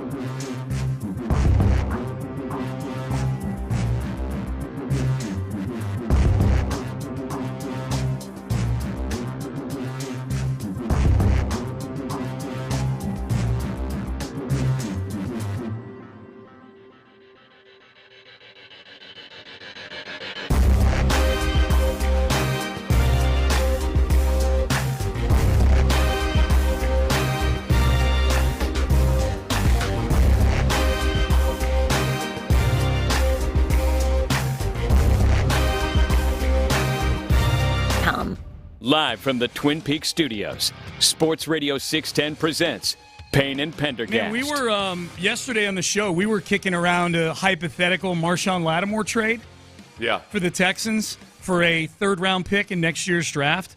You kind of talked yourself into it, Seth, that it would be a good thing. Like, you were all for it, the third-round pick for Marshawn Lattimore. Yeah, I got into let's load up on every player everywhere mode. I don't care that. I mean, you did just draft Kamari Lassiter, and I like Kamari Lassiter, but it's also you don't generally look at second rounders as guys that you plan on definitely starting right away. So you still do have some uncertainty around a three-man competition at that cornerback spot opposite of Derek Stingley. So Marshawn Lattimore, I thought, aside from his injury issues, which I'm not overly concerned about, I feel like, you'd be able to just pencil him right in. Mina Kimes of ESPN seems to imply here it'd be a good idea to look into a trade like that when she talks about the Texans secondary. 1988, 89. What? Mina, what happened? What happened to Mina? Sounds like she starts smoking. The reason why this wasn't one of the best defenses in the NFL, despite that, was issues in coverage. Even when they got pressure at times, they didn't hold up, on the back end. And when they didn't get pressure, they allowed the 9th highest QBR in football. You highlighted some of the additions there. A lot of those were in the front. 2 changes at cornerback. You bring in Jeff Okudah. You draft Kamari Lassiter, who is a corner I really liked his tape in college, and I think he fell a little bit in the draft because of his athletic measurables and size, but I do believe he can start right away. But for me, this is the biggest question, the biggest challenge for Jimmy Ryans, who, of course, is a brilliant defensive coach. Can you get this defense to play better on the back end? Right, and I think I agree with what she said there. She likes Kamari Lassiter, I like Kamari Lassiter, but it's when you take somebody in the second round, it's not so easy to just say, we're going to pencil him in there as a starter. There might be some work to be done. Maybe it works out and it's awesome, but right now, looking at the team, bringing on Marshawn Lattimore would make a lot of sense. But it's also you are running a business here, and it makes a lot of sense to bring everybody in. We go out and find the best remaining available free agent, Justin Simmons, Marshawn Lattimore, trade for him, do all of that versus, all right, how much do we trust that one of these guys at cornerback is going to emerge to be better than what we were last year? Yeah. And Steven Nelson played just fine last year. With the difference with the Texans, I think, also is that it's a defense built to be defensive line driven. Your cornerbacks should be better simply because you have a better pass rush this year. That's the thinking, and that's where they're going to spend their resources. It is the opposite of the way the Patriots used to operate, where they felt like if we just have really good man coverage corners, we can do a lot of stuff with the guys up front to make them look better than they actually are. Yeah. This is a team on the Texans where, hey, if we've got a lot of studs up front, we can actually make those guys behind them look a lot better than they actually are. Yep. And I think that's the mode that you got to run with. I don't think if you start signing free agents or trading for Marshawn Lattimore or whatever, that necessarily is in line with your philosophy. Yeah. Like it feels more like a quick fix than what you'd like to do, which is train these guys to be good in zone coverage, play man selectively, and let the guys up front make your job easier for you. Okudah might be good enough, for what they're asking him to do. A lot of the issues with the Texans in their secondary last year were more mental than physical. Yes. And some of that got cleaned up towards the end of the season. They started, I think, being able to be a little bit more exotic, which you can't do. Like, everybody wants, rotating safeties and showing one look at the snap and then quickly shifting into another. All of that disguise and everything. Yes, people love to do that, but you can't do it unless you've got the basics down. And they were making so many mental errors and playing so sloppy on the back end. And a lot of that yardage that Mina's talking about that was allowed was based more on mental errors and physical errors. Hopefully, theoretically, that's better this year just because guys are more comfortable in the system and that, you swap out some players for others and they're just better players overall. I'd be interested to see what the numbers are. Maybe I'll look this up today. What the numbers were with and without Jimmy Ward back there. Mm-hmm. You got a vet back there at safety who's kind of keeping things organized maybe. That's why I think, okay, who's their most valuable guy in the secondary? Is it Stingley just based purely on the amazing physical traits and that he can lock down guys? I think Stingley and, the fact that they traveled him with Amari Cooper at the end of the season to where, okay, if he's a guy that's going to be able to play on the left and the right and track the best receiver, that makes life a lot easier for everybody else. I know, Jimmy Ward is super smart as a football player. It feels like there's still times where he takes undue risks. I think he can't help himself sometimes. But I do think that, especially maybe with the Jalen Petrie, it was probably good to have Jimmy Ward around. So just to try to see the game on a different level and understand the game a little bit differently and have a mentor there for him. So, but I would still say Derek Stingley because he's really good. He's a freak. When healthy. Yeah, he's a freak. Yeah, I think that Amari Cooper example is a great one in the playoffs because 3 weeks before that, they didn't do that and they gave up 260 to Amari Cooper. He set a receiving record for the Browns. That was and that was the most impressive display by D'Amico of coach speak all year, where he misled the media into thinking that, no, they wouldn't travel Derek Stingley with Amari Cooper in that Browns game. Remember? Duped everybody. It's like, no, we just don't do that here. And then, bam, they did it. Yep. Good job, D'Amico. Man, they still got that $23 million in cap space, man. I feel like that's going to get used for something. I don't think it's Marshawn Lattimore, but it's going to get Nico Collins. Is it more likely to be J.J. Watt, Marshawn Lattimore, Justin Simmons, or Nico Collins? Those are the big four. You know what? That's a good poll question, and I'll say this. I do think as we're looking for tells for the whole J.J. Watt storyline, like if they're heading into the season and they still got all that dry powder and they haven't done anything with it, that's going to sit out there, like a cloud hovering, man, that cap space. Like, oh, you didn't use it for anything. Are you saving it for a rainy day? A rainy Watt day, yeah. Yeah, well, or just, the injuries that happened during the season. Yeah. The rainy Watt day, I feel like, given what JJ said on McAfee yesterday and what would make sense for the Texans, I think that the JJ Watt contract might not come until November. Yeah. And at that point, okay, it's a prorated version of okay, hey, JJ, if we were going to give you 1 year, $15 million, now we're halfway through the season, so it's 1 year, $7.5 million, and you can push some of that off into the future. And if you're signing him, it's because you're all in on this season. Yeah. They're not going to sign JJ because they're in the Astros.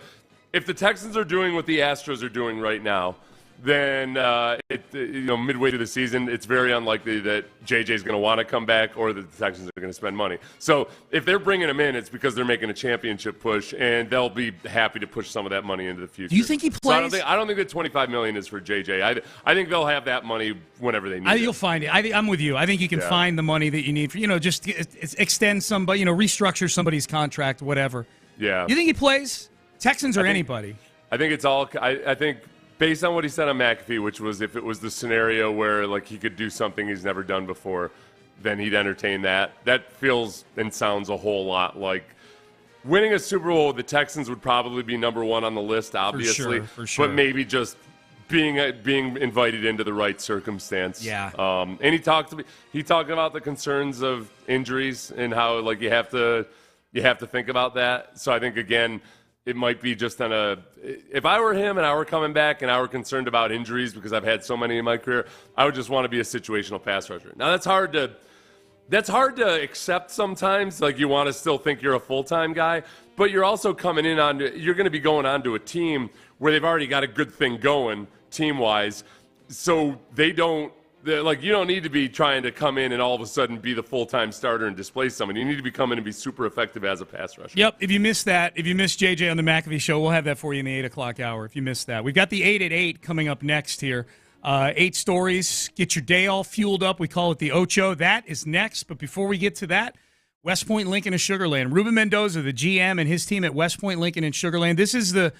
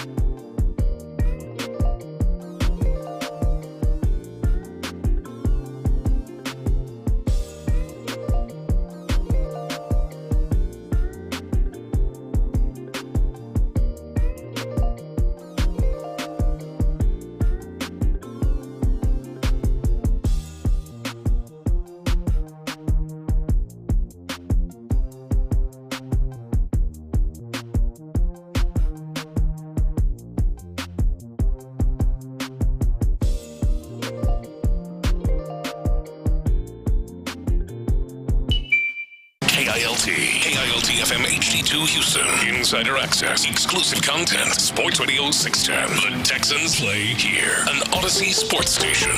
Sports Radio 610 presents Payne and Pendergast.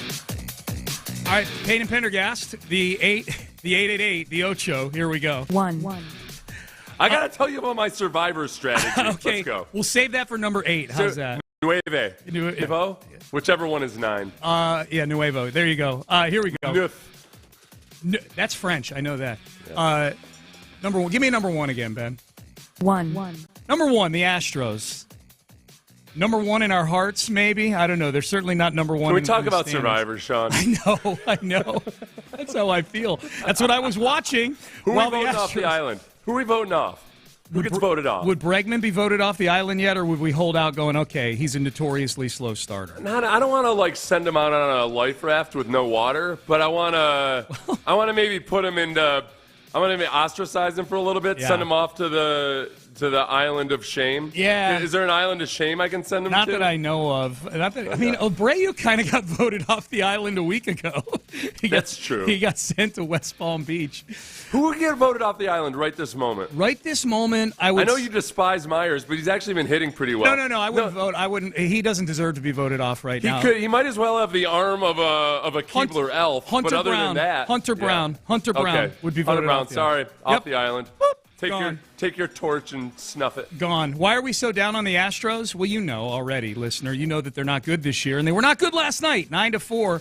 They lose to the New York Yankees. Here was Joe Espada, Astros manager. Let's go to 3 here, Ben, on where he talked about how well they competed in their 9-4 loss last night. You know what? I thought we competed well. I thought once we got them out of the game, we tried, and Pena, big homer, and we continued to compete. Dubon got on base, kept the line moving, and that's all we can do. We're not going to quit. This team is not going to quit. We're going to fight till the end. Yeah, I'm actually watching the replay in the studio right now, and it's the 7th inning, and Dubon just hit a double down the line. They're down 8-1. This is some inspirational stuff here, man. This is you know what the great part about this point in the season was.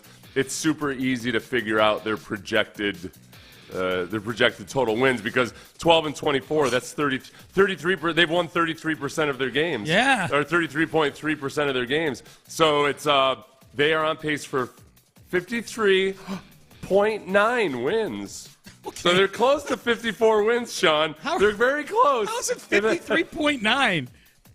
33% of 100. Oh, okay. Gotcha. Okay, so with the 9 repeating probably, right?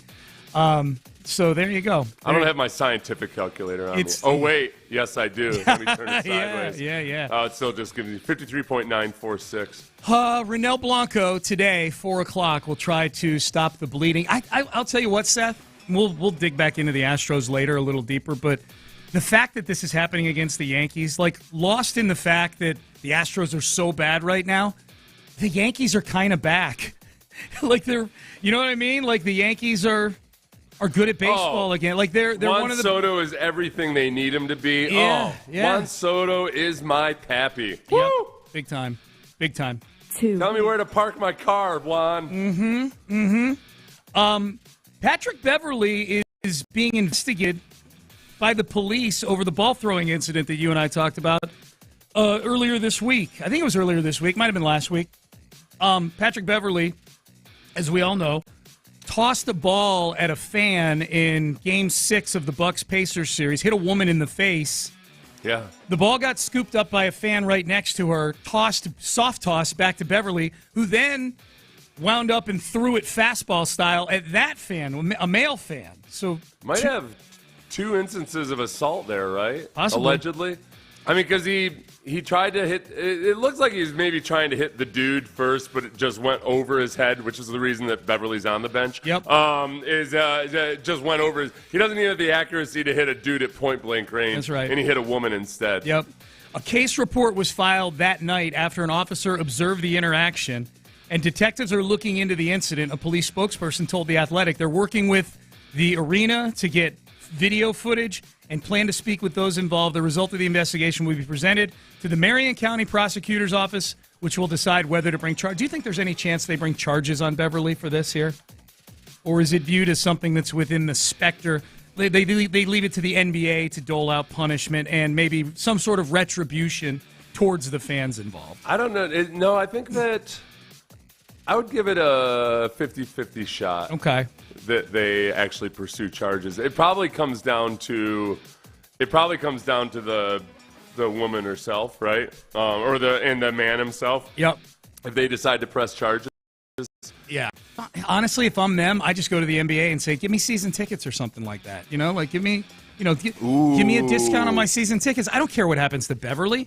Like he's not going to jail over it. Like he's going to get fined or something like that. He'll get fined or something. Maybe there will be a lawsuit.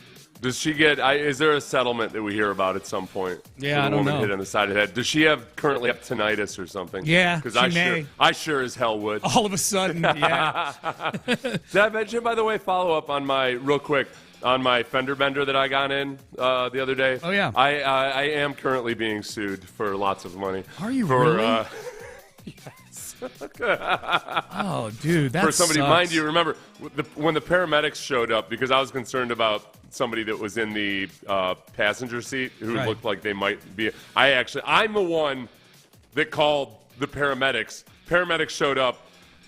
Driver never said a damn thing to the paramedics about any kind of injuries, but now he's got a horrible neck injury. That's shady, man. That's shady. Yeah. All right, we're rooting for you, Seth. I'm not worried. About it. You don't seem worried about it one bit. This is why you pay your insurance premiums. Absolutely. So they can, I'm not one bit worried about it. All right, well, we're still rooting for you. I just want you to know that. Thank you.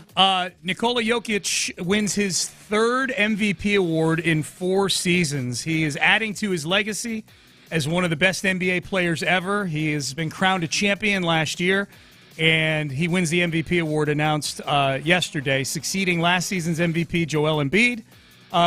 Jokic topped Shai Gilgeous-Alexander of the Oklahoma City Thunder and Luka Doncic of the Dallas Mavericks, who finished second and third, respectively. The most interesting thing about that, Seth, to me, that paragraph I just read right there, isn't the Joker's third MVP in 4 seasons.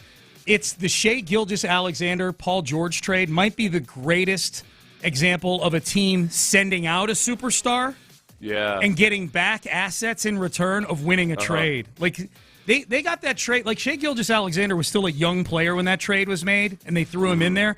They were doing that trade to get all those first-round picks from the Clippers, and they throw SGA in there, and now he's become one of the 5 best players in the league. And they're the one seed. Jordan Alvarez type of trade. Yes, a little bit.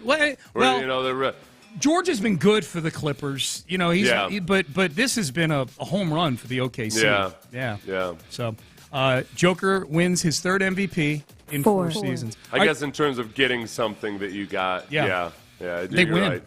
Bad total overall analogy. I was trying to say something positive about Jordan. Yeah, I know. It's hard. He's below 240 now. He's 239 batting average. That is but he'll be fine. He's the one I am least worried about. I know, but I wish it would happen soon. That's all. I don't worry about him either, but it's just jarring to look at. I just don't feel like looking at it anymore. That batting average. This is for later, but like which Astros departure is the one that really turned the juju bad, and was it La Peña? That's a good one. Especially with all the Cuban players you have on this team. Yep. When they got rid of La Peña, legend. I don't know. Jose Abreu's a legend too, but he wasn't a legend on this team. He's a legend in Cuba as well. We'll hit it later. We'll keep it moving here. Get 4 again, Ben. All right. Joe Burrow was on radio in Cincinnati this week. And for him. Acknowledged getting out there. Acknowledged that. That's not the news. Okay. No. He acknowledged that the 18-game season is going to be a thing at some point here in the near future. Yeah. 18 regular season games, and he says he has a really bad idea. He says 18 games is definitely a big ask. That's not easy. Adding that extra game obviously be great for revenue, but I feel like adding another bye week if you're going to have an 18-game schedule is pretty crucial for our bodies. Now that's not the bad idea. I think that's a good idea, and I think that'll be a thing. He said if you keep that first bye week, some teams have it week 5, week 6, and then you're going to have 12 or 13 games in a row. That's not easy. Probably a Thursday night game in there, too.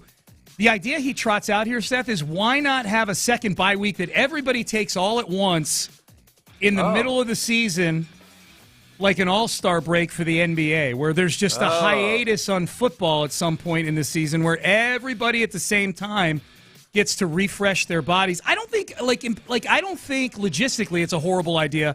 It's just never going to happen because there is no way that the NFL will go dark for an entire weekend in the fall without football. No. And I think fans would revolt over this idea. Yeah, it leaves a big chasm in their schedule. And, like, what are they going to do? Spend time with their families? Right. My God. No. Ugh. Joe, you don't understand the plight of the average NFL fan. Yeah. No, I don't think it's the worst idea I've ever heard.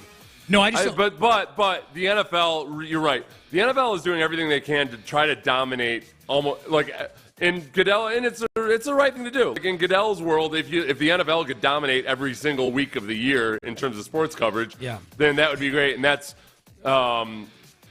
that's closer to the actual goal than otherwise. I think you're more likely to pull off having just two seasons per year. How about have 2 10-game seasons per year? Yeah, like they do with Survivor. Have two complete seasons. Right. And then you can probably get really close to dominating the entire sports year. Or like The Sopranos or Breaking Bad when they had season 6 part 1 and season 6 part 2. You know, and they were like 4 months apart or 5 months apart. Craft some kind of poll of yours. Would you rather have an 18-game season or would you have 2 10-game seasons per year? Okay. I kind of like it. I've kind of grown. That idea that I just came up with 30 seconds ago is kind of starting to grow on me. Not bad. 5. Remember Terry and Arnold, the Detroit Lions first-round pick at 24? I do. Remember Brock Bowers, the 13th overall pick to the Raiders? Apparently, a lot of people expected Terry and Arnold to go a lot earlier than he did in the draft. Maybe even including the Texans, who may or may not have been trying to trade up to get him, right? Yeah, the Lions were super amped up that they were able to get him. Yeah, and I think there's a good chance the Texans were trying to trade up for it, especially when everything people say about Terry and Arnold sounds like kind of a description of a Will Anderson. Yeah. So, yeah. According to Arnold, the Raiders nearly drafted him. He told this on the Next Round podcast. The Raiders nearly drafted him much earlier at 13, but they took Brock Bowers instead because of, allegedly, a coin toss. He said the Lions knew that the Raiders were a possibility, and actually the Raiders coach, they called me after the draft, and they were like, we actually had a coin toss between you and Brock Bowers, and it landed on him. Terry and Arnold said, I was like, oh, wow. So is Arnold simply echoing a figure of speech, or did the Raiders use a literal coin flip on the draft? Yeah. Champ Kelly, the GM for the Raiders, told reporters Wednesday he cannot confirm whether an actual coin toss occurred, commenting only that Las Vegas is excited to get Brock Bowers here as part of the offense. Gosh, let's see. Let me think if I can think of another example when somebody in an NFL front office used a metaphor and people took it very, very literally. Yeah, I think the player took the metaphor literally. But of all the teams that would flip a coin to decide which guy. That's true. The Raiders do seem like that one. Yeah. Well, there is. They're in Vegas. There was a story floating around in the news that was funny as hell. Some school teacher who's last year was saying that there was a group of kids at the school that had started. They called themselves the Coin Boys or something like that, where they would basically, there's a lot of evidence in life that really more of your decisions are really coin flips than. You want to believe that it's worth putting a lot more effort into making the decision, but these kids were walking around and basically saying for everything, like let the coin decide and flip it, kind of like they were in No Country for Old Men. That's what the villain in that movie does. It just leaves everything to a coin toss. Oh man! So there's a little bit of a philosophy of people running their life that way. I could totally see that some Jack Easterby type is convinced the Raiders that listen, everything's pretty much a coin flip anyway. So just flip an actual coin. Yeah, I could see that. I feel like a lot of times I'll tell Brandy. She loves hearing this story about how. It came down to her and one other woman. Right. And I flipped the coin, and that's how I decided to make her the love of my life. She loves hearing that story. So I'm sure that... She must. She stuck around this long. Yeah. So, no, I don't. I think they meant it metaphorically. Okay. I choose to believe it's the Raiders, and they flipped an actual coin. 6. In case you're wondering, the Bills have already given away Stephon Diggs' number, his jersey number 14.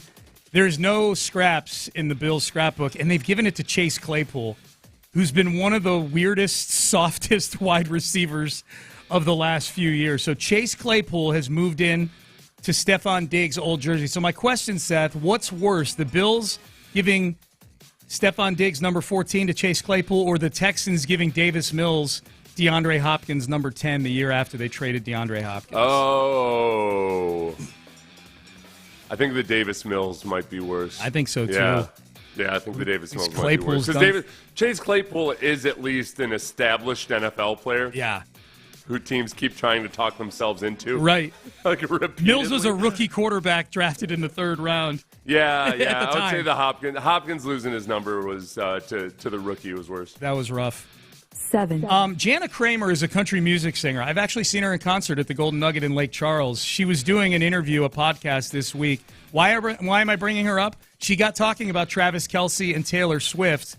And this made a lot of news yesterday. She said this about Travis Kelce. Something about him reminds me of my ex that I just rubs me the wrong way. I'm going to say something that will definitely get everyone fired up. Okay. I just know it, but it's true to what I think. So I feel like she is more emotionally intelligent than that. Mm-hmm. And so that's why I'm like, is he fulfilling? And not because he's an athlete or because he plays football. To me, he's always drunk. Every time I've ever seen a video, he's just always drunk. And I'm like, I hope that she doesn't go on that. Like, it's just, see her. I see her drinking more now because of, like, the company you keep, right? Very concerned about the company Tay-Tay is keeping right now, Seth. What if he sabotages her career? Travis Kelce? What if he sabotages? I don't know if he wants that. Dude, that's a tough career to sabotage right now. That's like taking down Godzilla. I know. I don't know if but she is. Like, she's been very dialed in her entire life. She's had various relationships or whatever, but she's stayed like very focused and consistently put out in extremely popular content. But could she potentially end up going through kind of like a tennis star moment where from the time they're young children, they're on this hyper-focused path, and then all of a sudden they get into their 30s and they realize, my God, like I've missed out on life. Yep. Could Travis Kelce be an influence on her in that way? I don't think so. I don't think so either, man. I think there's just too many checks and balances with Taylor. Plus, I think Kelce is a little bit kind of like either Gronk or other people I know where I think their natural personality is one that's like Gronk is drunker when stone cold sober than I am when I've had like 4 or 5 beers. Yeah. You know what I mean? Like, he's just got a lack of inhibition. A lot of us drink alcohol to get to that point of disinhibition, where I think Travis Kelce and Rob Gronkowski just have a natural level of disinhibition that people assume they're drunk when maybe they're not. They live it. They live that way. Yeah. They live it. Like, they might have 2 beers and just be feeling good, but to us it seems like they're drunk because, wow, look at them just out there acting crazy. Yeah. So settle down, Jana Kramer. How about that? 8. All right, last one here, real quick. The Knicks beat the Pacers last night, 130 to 121. Yes! Rick Carlisle, coach of the Pacers, has submitted 78 plays to the NBA in games 1 and 2 that they felt were called incorrectly. Dude, you are Rick Karen Lyle is what you are. You are the biggest Karen in the NBA. 78 plays. Can you imagine getting that email as a head of officiating in the NBA? Like, oh, God. Rick Carlisle is my favorite type of old school, which is that he, like, in trying to present an image of being the toughest guy alive, what it really is like he whines real hard about lots of stuff all the time. He's whining about market size last night after the game, and oh God, he just marks out like a lot of guys who think they're old school coaches don't realize that what they're doing is just whining more aggressively than others. Yes, you know? Yes. Are you coaching or are you whining? It sounds like you're whining. For sure, whining to the NBA on these 78 calls. Are you kidding me? All right, Payne and Pendergast with you. Let's circle back to J.J. Watt. We promised we would in the 8 o'clock hour. J.J., we went one day without any parties involved in the Watt potential Texans comeback speaking. The streak ended yesterday, 2 days without anybody talking. J.J., I think, kind of clarified what exactly the circumstances would need to be for a possible comeback. That is next. I'm going to clarify your Mother's Day, where maybe you're a little bit nervous right now because you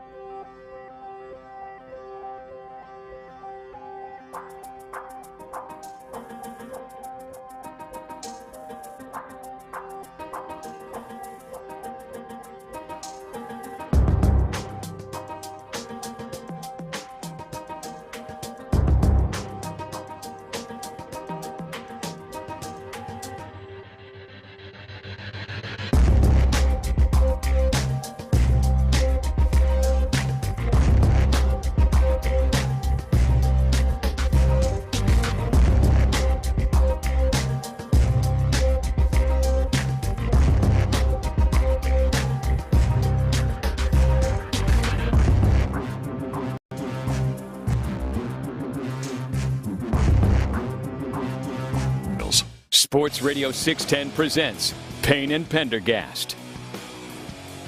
Payne and Pendergast with you on a Thursday. Good to be with you. Astros play at 4 o'clock today. They're going to try to win a game against the Yankees. Yeah. Afternoon, baby. Yeah. In the Northeast. Boy, even, you know what's depressing to me? It's just how muted the boos are for Jose Altuve. Yeah. They're not. I'm like, there's just kind of a smattering of boos as he steps up to the plate. It's more of a. It almost just.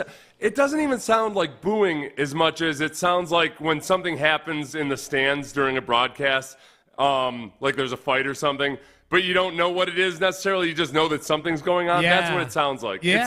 It sounds like people are either like distracted in a little bit of a different way, but they're not lustily booing Jose Altuve. Part of that's because they did start to realize, like, oh crap. We boo Altuve, and it seems to be his superpower. The hatred is still there, and you know how I know that? When he fouled the ball off his leg the other night, they cheered like crazy. Yeah, so it's still in there, but you're right. They've smartened up. They're still classless, don't get me wrong. Thank you, yes. That's but what they're I meant just to not say. as, they're not really full-throated classless the way they used to be. Yeah, they've smartened up, man. They know Altuve uses that as fuel. J.J. Watt was on the Pat McAfee show yesterday, so this thing's been ongoing. This thing really stems all the way back to the McAfee show last week when Caserio went on a week ago today and really didn't pour any cold water on the idea of J.J. Watt coming back. And then J.J. 2 days later is conducting his charity softball game, does a media session where he said, I've talked to D'Amico and I told him if he needs me to call me, he's got my number. 2 days later at the charity golf tournament, D'Amico says, we need you now. Maybe tongue-in-cheek, maybe not. I mean, J.J. would certainly be a welcome addition to the depth chart. And then we went 1 day with no JJ news, but that ended yesterday. Here was JJ Watt. He is a content furnace. He is JJ Watt. My goodness. He's a furnace. Here's JJ Watt on McAfee. I think kind of clarifying what a comeback, the circumstances that would need to be necessary for a comeback. No, I mean, the thought of it is obviously incredible. And trust me, like any athlete that's retired has always thought about like, what would it be like? Man, that feeling is the best feeling in the world. But I think the thing, and the reason I had 12 and a half sacks my last year. Like trust me, there's plenty of times where I'm like, you absolutely could have kept doing it. But the reason that I'm okay with everything and the reason I'm so content with everything is because no matter who you are, no matter how successful you are, no matter how great of an athlete you are, that day is coming no matter what. So I'm at peace and I'm comfortable looking back and knowing that my last year, I had my son, I had 12 and a half sacks, I had a great time, I accomplished a great career, and now the time has come to move on. So the only thing that you would ever come back for now is if the exact right situation happened where you had a chance to do something that you have never done before. And that's the only scenario that would ever bring you out, because you also have to look at the opposite side of that and all the bad that can happen and all the things that everything. Don't think about that. Only positive. No, what are you talking about? No, it's being retired. That's the beauty of being retired. Is like you don't have to think like a freaking eternal optimist anymore. Like, yeah, I'm gonna go out. Well, what if you suck? You know, not gonna suck. You're JJ freaking. No, I mean, I wouldn't. I can tell you that right now. Well, prove it, bitch.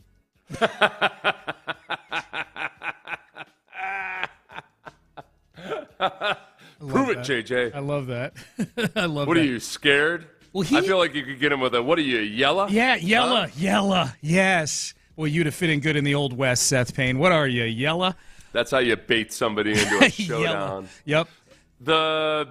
I think everything JJ said there is universally true almost amongst athletes who retire, even if it is of their own choice. He echoed something almost like verbatim, kind of what you said yesterday about you talked about even when you come back from injury or whatever, athletes, as long as you're active, you're delusional going into a season about what you're capable of.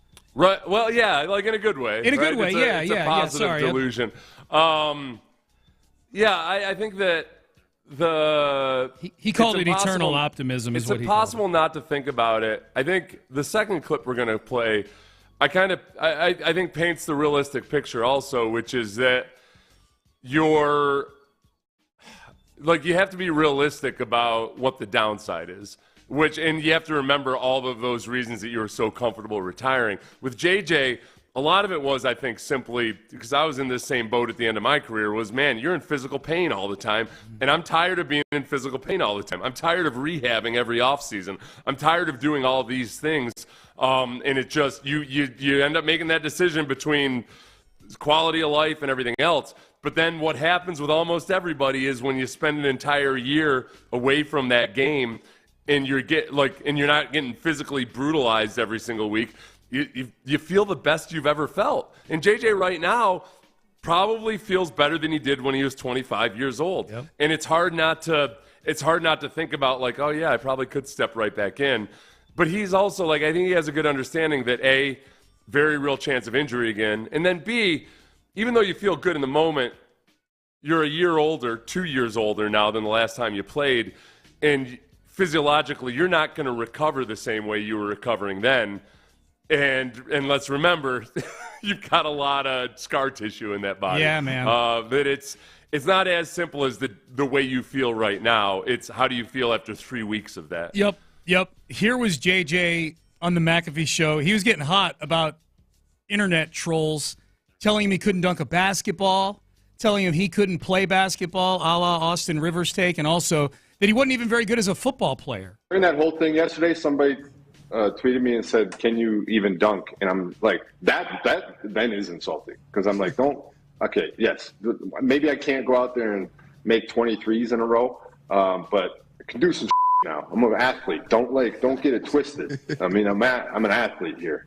So, I'll be humble here and there, but, that's, when people are like, same thing with the thing about, he can't even play anymore. Why would we want his trash? Like, okay, hold on a second now. Okay, top 10 in sacks and TFLs my last year. Let's calm the down. Everybody calm the down. Hell yeah. Hey, talk your JJ. Hell yeah. Talk your We appreciate you, man. All right. So, all right, guys. Now I'm going to go hit the squat rack again. All right? See you later. Yeah. Maybe have some Miller Lights. What? Watch Burnley. What? Take a visit to Dirks. What? We appreciate you, ladies and gentlemen. JJ Watt. Hey, JJ. My favorite. I can't deal with the group cheering and stuff. But other than that, yeah, good. My favorite quote from JJ in that whole thing was, "I'll be humble here and there, but I'll be humble here and there when required. When required, I'll be humble. When bludgeonings I've taken on social media when before. the PR handbook says to be humble, I'll sure be humble, but I can do some bleep now."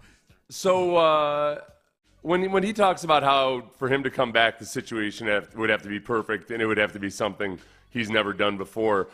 I think that what I supposed made the most sense was that, man, for a guy like JJ, not just JJ, but anybody, the best situation is one in which you wait until midseason and you step into a situation where you can be a situational pass rusher, not have to take that many snaps per game, but you're on a team where you're part of the thing that puts them over the top, especially if it's the Houston Texans. Yeah. I think that, and when JJ leaves the door open to coming back, I don't think it's out of a burning need and desire to come back right this moment. It's more the same way, okay, maybe you're divorced with kids and you feel like you're never going to have kids again.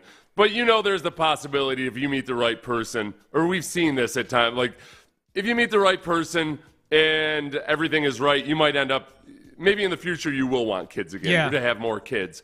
And I think that's where JJ is right now in his divorce from his career. It's that all right, well, I'm done. I'm completely done with that old hag. But if something new came along in the form of a 3-month career with the Texans on a Super Bowl run, I would consider that possibility. Yeah, I could see that. When do you think, boy, if the Texans are having a good season, At what point, because I think the story's going to die down, especially when training camp starts. I think the focus will be on the Texans, obviously, and C.J. Stroud. Yeah. There's enough star power on this team to distract from the fact that J.J. is sitting out in Arizona or Wisconsin or wherever he spends his time now. At what point in a good Texans season does this bubble back up to the surface as a topic, do you think? J.J. coming to the Texans. Like, is it, if they're 4-1, 5 games into the year, are people talking about this? Is it halfway through the season? Like, I don't know. I mean, people won't stop talking about it. Yeah. When does it become a fever pitch? Yeah. I think it becomes a fever pitch if the Texans are doing really well, but they lose a game where the pass rush wasn't quite so Oh, they get lit up for about 450 by one of these quarterbacks they're playing? Yeah, and like you start thinking, especially if it's against the Chiefs. Yeah. If it's against one of these teams where, man, you could really envision just having JJ there would have made a difference in that game. Dude. That's when it starts to really bubble up again. Oh, yeah, they play the Chiefs like going into the bye week in like week 9. Yeah. And Mahomes lights them up on a Sunday night game on national TV. Mahomes goes for 450, and he's just back there dealing. You know, like they're not. And even when they do, put a little pressure on him, he's doing that thing where he tippy-toe scrambles out, and they're not able to keep him in the butt. Like, it's just a mess against Mahomes. And then you got 2 weeks to talk about it during a bye week right after that. Yeah, and 2 weeks where JJ could get signed, come in, and work out for a couple weeks. Yeah. And then show up.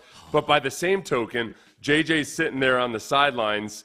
And the analogy we used earlier was like in a movie like in Braveheart where you've got an army that's supposed to join your forces, but they're standing up on the side just watching. Yes. But then like in Braveheart, all of a sudden they realize like those noblemen up there with their armies realize like, nah, this isn't quite right. I'm sure we're turning around and going home. I love that analogy so much because I love Braveheart. When they would really need him, like you're also trying to convince JJ, like, no, this is you're stepping into a winning situation, but we really need you to be a part. It's totally a winning situation if we can bring you in, and that's what puts us over the edge. Yes. All right, the biggest loser for the Texans, according to a prominent NFL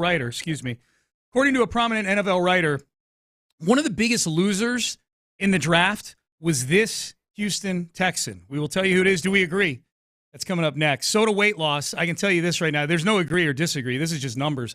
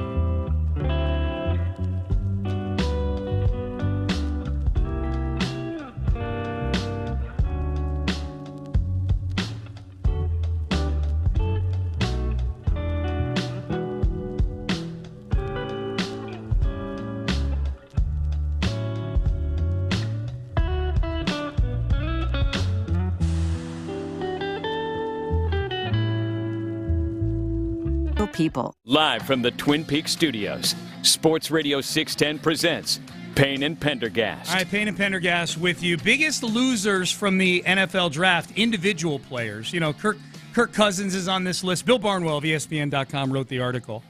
So I took a half-day vacation yesterday and read it.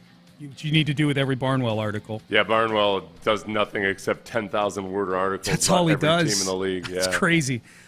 He has Titus Howard as one of the biggest losers of the NFL draft, and obviously they drafted somebody at Titus's position with the 59th overall pick, Blake Fisher out of Notre Dame. Barnwell put in the very first paragraph about why Titus is a loser here, Seth, that Titus is insistent in his X account bio that he is a, all caps, right tackle only. Right. He insists that in there. At which point, this is where sometimes Barnwell, because he has to write about every team in the league, like misses a lot of the little finer details. So I don't fault him for that, but I do have to point out that there's a lot of people only have recently noticed that Titus Howard has right tackle only on his bio. That does go back to before last season. Yes. I don't know if it's consistently been that way, but it was before last season where he did end up playing 23 snaps at right tackle and 408 snaps at left guard. That's 23 more than I thought he played last year at right tackle, honestly. Like, I thought he was left guard the whole time. At the beginning, just the left guards just kept getting injured. Yeah. So the quote is, Howard's insistence on lining up at right tackle might date back to what happened last season when he was very much not a tackle. This is frustrating to me because this has been an ongoing thing. And I feel like sometimes people act like Titus Howard at left guard is the same thing as Titus Howard at right tackle. But they're two different things. He's bad at left guard. He's not a good left guard at all. And yet, I'm just fine with him at right tackle. So, two things. One, in his career, going back to 2019, where he did take 64 snaps at left guard, he's got 2,171 snaps at right tackle. That's basically like 2 seasons at right tackle, like 2 full seasons at right tackle. He's taken up 1,472 snaps at other positions. Yikes. Including left tackle and left guard. I forgot he played. And 3 snaps at right guard. I forgot he played some left tackle in the Cully year. Boy, that Cully year is a fever dream, man. 245 snaps at left tackle. Yeah, that was the year that Laramie was like, "Oh, my wrist, it hurts." Still. So he's played. He has not played that many more. He's played like 33% more snaps at right tackle than he has at other positions. Yeah. So, for one, there is part of him that's still developing as a right tackle. I think realistically, Blake Fisher is going to be, if he works out as a player, he's going to be the eventual replacement for one of those two guys. There you go. But I don't think it's so clear and obvious that it's Titus Howard. I think it's a matter of whichever contract situation versus injury situation versus everything else comes up. And Titus Howard remains my number one example of let these guys learn one freaking position instead of shuffling them around all over the place. You can find many people to be a bad left guard. And it worked out great with George Fant last year, but they just trust that Titus Howard will be able to go back and be fine at right tackle, and hopefully they find a solution at left guard. I'm trying to find who was the tackle that signed recently that became the highest paid tackle. I'm trying to think of who it was off the top of my head. Penei Sewell? Did he get a new deal? It was deal? Penei Sewell. Yes, Yeah. Good job, Seth. It was Penei Sewell. Yes, Detroit. When Detroit went on that spending binge, Yeah. I'm trying to remember if that was before the draft or not. Because, boy, Laramie Tunsil does not tweet all that often, but when he does, it's usually with a purpose. He noticed that. It was April 25th, so it was decidedly before the draft. It was like 2 days before the draft. Or it might have been like the day of. That is the day of the first round of the draft. I don't know that you make decisions based on emojis and tweets and things like that, but it would stand to reason that, like, some reason, I guess, that if Laramie Tunsil is noticing, is on social media pointing out how much money Penei Sewell is making while his contract extension that he just signed last year hasn't even really kicked in yet, that maybe you push tackle up the board a little bit with the idea that, okay, by the time Laramie is up for a new contract, this thing's going to be in the 30s now as far as millions of dollars go, you know? And this guy's already tweeting out about $28 million here for Penei Sewell. The article I was reading was about the details of the contract on April 25th. 5th.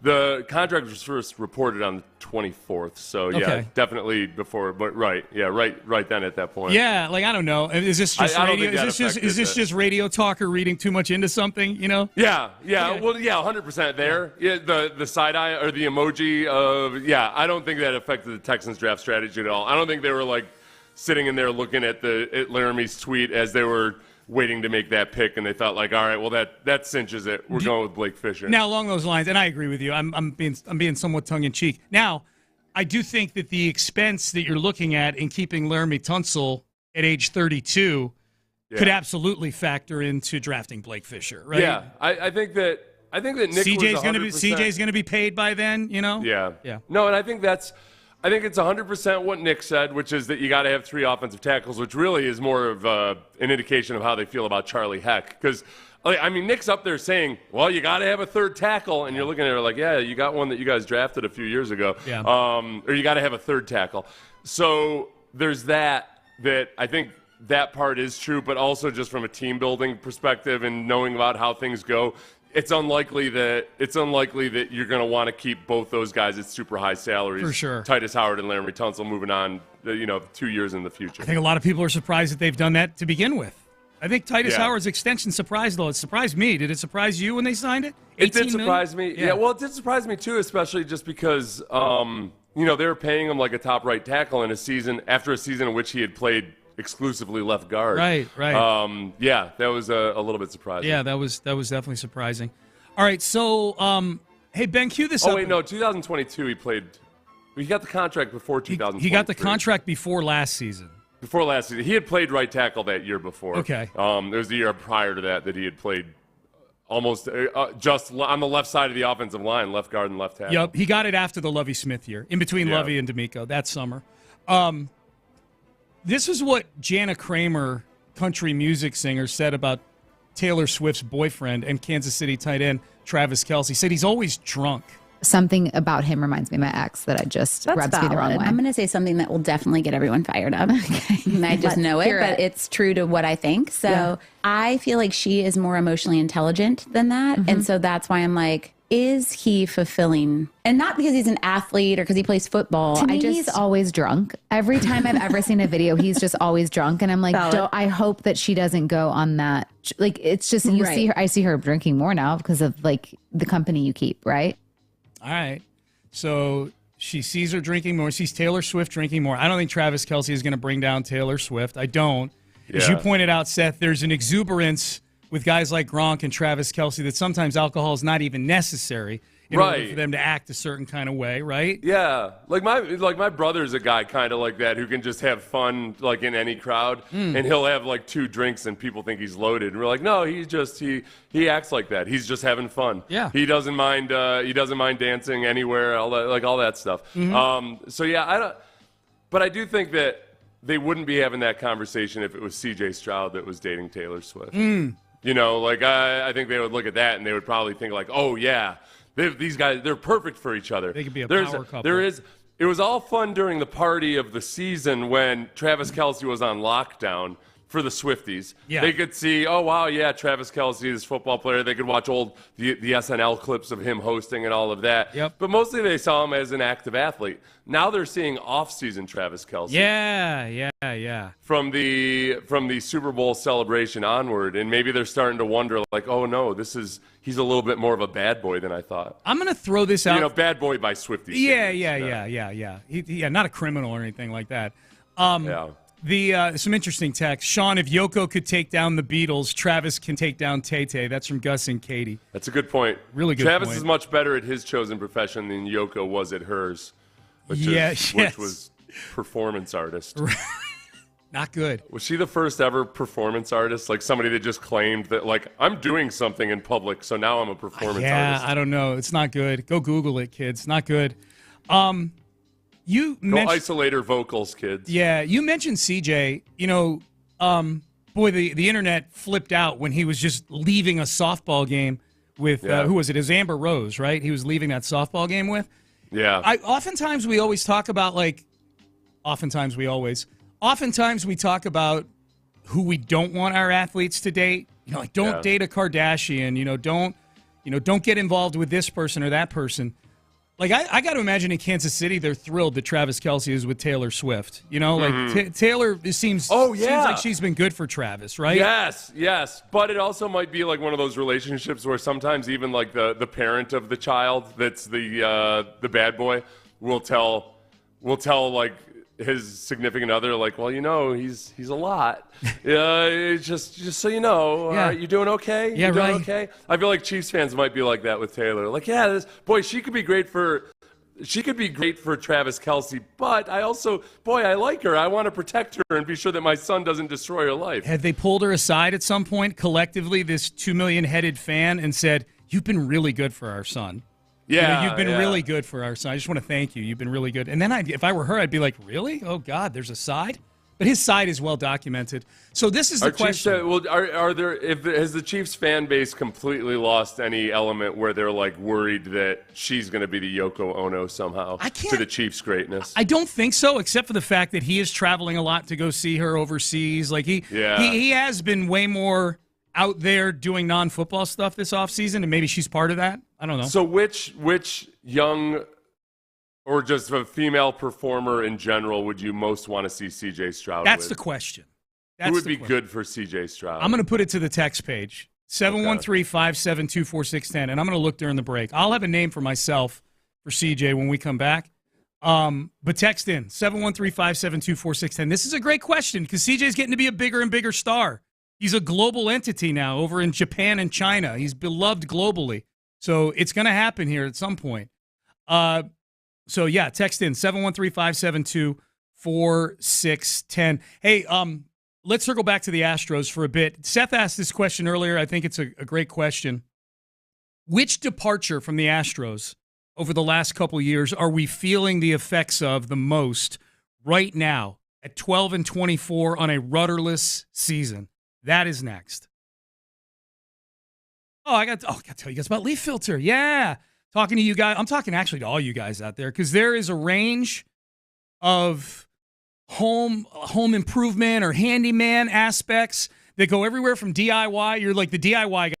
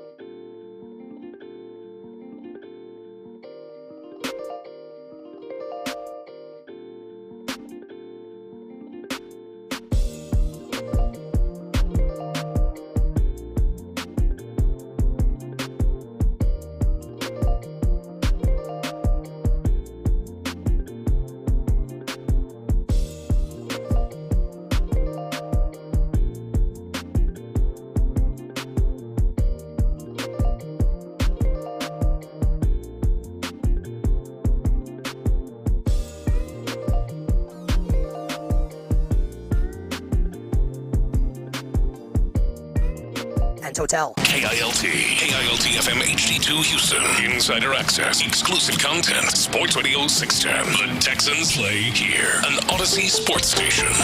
Sports Radio 610 presents Payne and Pendergast. You know what? I thought we competed well. Once we got him out of the game, we tried, and Pena, big homer, and we continued to compete. Dubon got on base, kind of kept the line moving, and that's all we can do. We're not going to quit. This team is not going to quit. We're going to fight till the end. Okay, Joe Espada. That was Joe Espada after yesterday's 9-4 loss. You guys are texting in who C.J. Stroud should be dating. We'll get to some of these texts in just a little bit. This segment, I promise. You asked this question earlier. I can't remember if you asked it on the air or off the air, Seth, but it's a good one. This is an Astros team that feels like it's lacking something spiritually. You know what I mean? Leadership-wise, There's almost like whether it's George Springer or somebody else, like a departure that's finally really come home full circle to where you're missing that element. Now, obviously, the Astros had success after George Springer left, and yet there's an accumulation of Brent Strom leaving. It took a little while for us to now see, like, okay, well, they don't seem to be bringing in a Josh Hader is different than signing a Garrett Cole or sign a Garrett Cole who you transform into a different version of Garrett Cole. Charlie Morton, you transform him into a different version of Charlie Morton. Like where now you're trying to bring in guys on multi-year contracts from outside for an entire season. But regardless of all that, yeah, which of the players that have left have created the biggest issue for just the mojo? Where's mojo? I would say, okay, there's two that hit home. Well, really three. It depends on how far back you want to go. Like Springer, as you pointed out earlier, like Springer was the heart and soul and a really good player too. Yeah. At a position where they've had a tough time backfilling him. We'll point that out. But that's 3 years ago. Like they since then have, they've won a World Series in 2022. I know Correa wasn't there in 2022, but Correa is the first one that comes to mind. It's a little more recent. He was very much an outward leader. There's so many demonstrable things about Carlos Correa that kind of show that he became the heartbeat of the team after Springer. The way he was so defiant towards all the critics after the punishment was doled out for the sign stealing. That's right. That was when everything really turned for him. You're right. That was the thing that really cemented him almost as a different. People regarded him completely differently after that. Yeah. I did, and I know a lot of people thought that his very obvious leadership on the field, sometimes from the outside looking in, looked like him trying to present himself in the best light.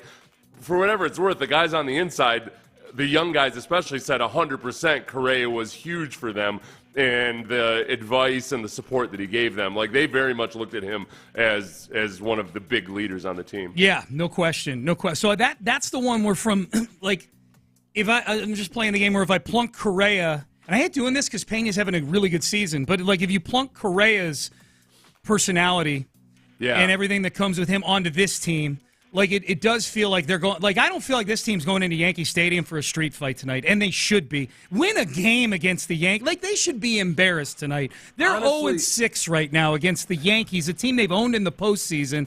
They should be going in for a street fight tonight, and I don't think they have any street fighters on this team right now. Well, go back to when everything started turning around for the Astros in 2015 during the regular season when A.J. Hinch went after Joe Girardi in a game. Yes. And that, in a lot of ways, psychologically for me, is the point where everything kind of started turning and the Astros became Yankee killers, and you just had a different vibe about the team. So, like, he was just, obviously, A.J. Hinch was one element on that team.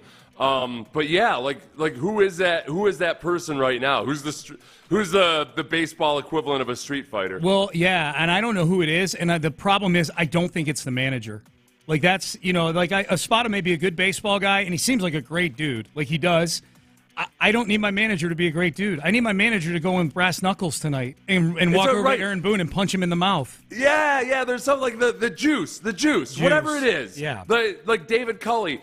What people outside Houston never understood was that we as Texans fans were not blaming David Culley for the state of the team, and yet it was very obvious after watching an entire season that he wasn't going to be the guy to bring in a new era of prosperity. That's right. It just wasn't. And like, I'm very much getting that vibe with Espada. I don't blame him for individual all-stars not performing up to their caliber. That's on them.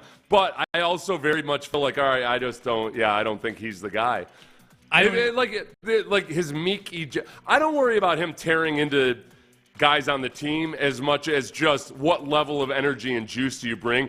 And that meek ejection that he got last week or 2 weeks ago was, like, for me, kind of the nail in the coffin on that. Like, all right, man, I don't know what's going on here. Can we abide by the old traditions in baseball a little bit and at least make a stink while you're getting ejected?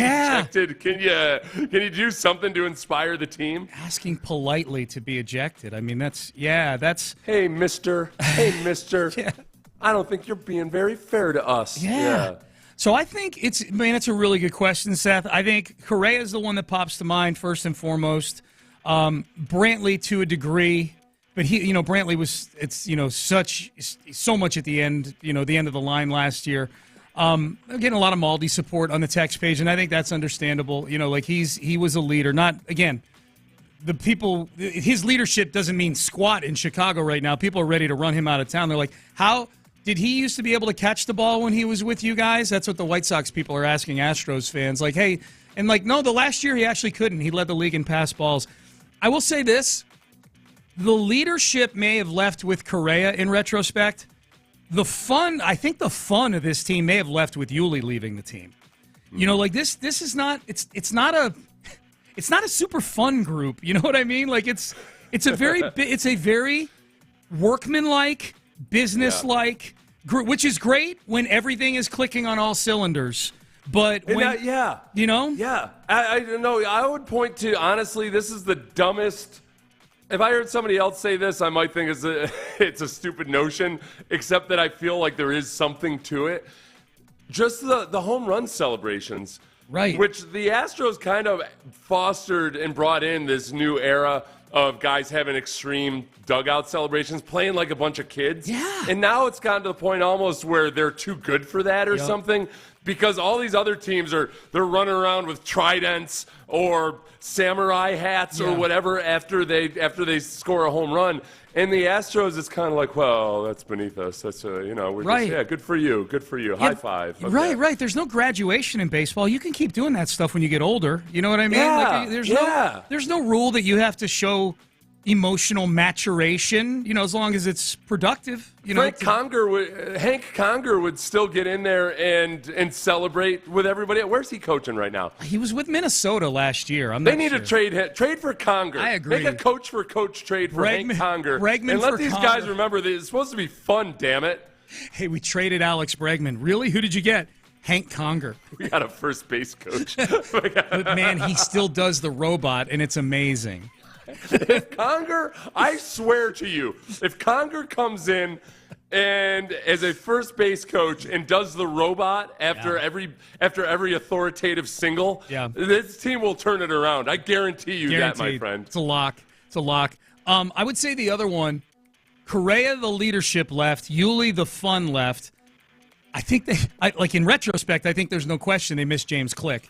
And I'm not saying James Click was the greatest GM in the world, but I think if you go back and look at a lot of his transactions, he won a lot of his deals. You know, like they were little trades, but they were smart trades. And I think with Click, it would have been more about having an adult in the room last year when you started doing all these things that have that's what's really put them in this spot is roster construction and depth of the system, you know? I think with Click, I wonder if with Click, maybe one of the best assets he had was that he wasn't afraid to disagree with Jim Crane. Yeah. And maybe that was ultimately, I don't know, maybe it was, maybe it wasn't his undoing, or his willingness to disagree with Jeff Bagwell. That's the big one. Yes, you nailed it. That having all these other voices in the room is when this all started. You know, like, and I'm not saying seeking out other opinions is a bad thing, but when your GM position turns into a four-headed monster of people that have very divergent views to where it's detrimental almost is bad. I feel like, one of the things that made the Astros great was their ability to have guys who are old-school baseball guys, but who also embraced the analytics and everything else. So A.J. Hinch was very much that guy. Had been a player, had been a coach, had been in the front office. Like, he was everything you want to be that bridge between the old and the new. Brent Strom, I mean, you talk about which lovable player, I'll include Brent Strom in that. Like, Brent Strom was everything old school as could be, and yet 100% embraced everything new that they could do technologically and analytically with the pitchers. And I know that Brent Strom and Jim Crane were never going to have a reunification for whatever reason. Yep. But I still feel like hiring Brent Strom to be the manager last year instead of Espada could have been a master stroke. It might have been. Untouched by the scandal because he was the pitching coach. Yep.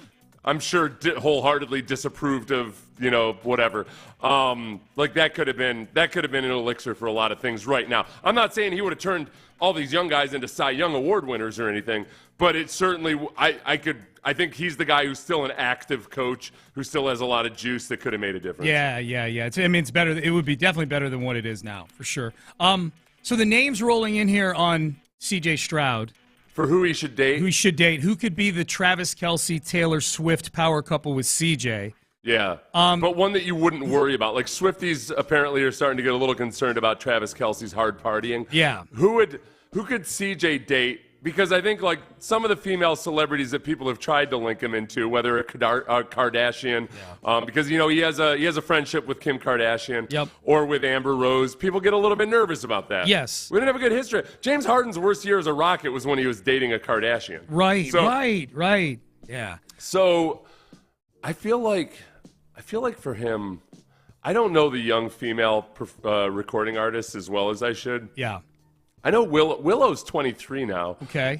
Is there any chance, is Willow single? Is she available? I don't know. Is she somebody that CJ would be interested in? I don't know. Do you want her in that family? No, God, no. No, I don't need him. No. I don't need him at all. I don't need him dating Willow. I think plus CJ's pretty damn religious. Yes. Excuse my word using damn in front of religious, but yeah, it's ironic. He's pretty darn religious, Yeah. and I think converting to Scientology would be too much of an upheaval in his life. Jeez, yes, Yeah. you think? Dua Lipa is getting some love. I see Dua Lipa's name all the time, and I have yet to know exactly even like what she does or her like, what accolades include 7 Brit Awards and 3 Grammy Awards, Seth. What's a Brit Award? I don't know, but she's got 7 of them. It's pretty good. 7? Yeah. That's a lot of success. 7 Brit Awards, yeah. I like the name. Yeah. Wait, what would the CJ Stroud, Dua Lipa, what would the celebrity couple name be? CJ? It would be Dua Stroud. Stroud Dua Lipa. CJ sounds better. Dua CJ? Yeah, Dua CJ. Plus, that can turn into like, hey, Dua CJ. Yeah, you know, where you score a touchdown. And they can rename the squabble to the CJ. Yeah. She's Time Magazine's, she's among the 100 most influential people. Her and Patrick Mahomes. Yeah. That's a lot of influence between David Mulligetta and Dua Lipa. That would be big. Is it Lipa or Lipa? As far as I'm concerned, it's Lipa. Okay. Megan Thee Stallion is getting a lot of love. Kind of keep it in H-Town.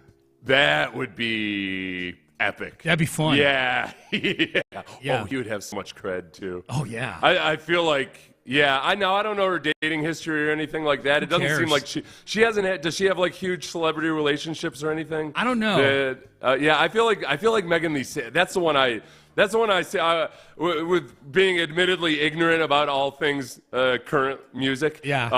I feel like that would be the power couple. That would be a Houston power couple. We may have to ask Brandon Scott during the toss about this because he's a big Megan Thee Stallion fan. He has a relationship with her. Yeah. Took a picture with her once. A selfie with her in the background. Yeah. Yeah. Well, but Brandon Scott's got an iconic picture of him the day she threw out the first pitch in those white jeans. Yeah. At Minute Maid Park last season. Yes. See, Brandon has a huge smile on his face in that picture. Yeah. That's great. I see Miley Cyrus on here. I don't know, man.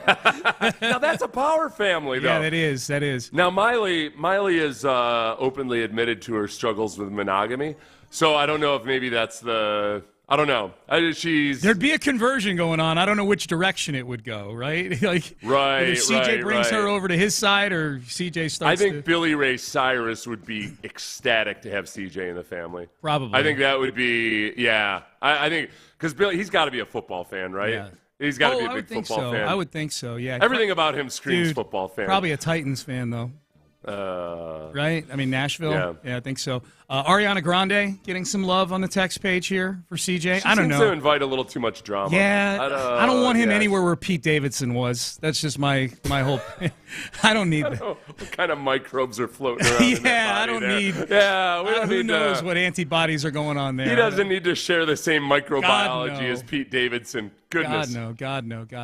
Adele. She's married, isn't she? She's in a relationship. Last I checked, she was in a relationship with Rich Paul, who's LeBron James's agent. I don't want to get on the wrong side of Rich Paul. No. So I would say no. Don't try to tempt fate with that. Yeah, don't break up a couple, CJ. I don't think he would do that. Yeah. What about Billie Eilish? I'm fine with that. Is the audience fine with that? I'm fine with that. Are you fine with that?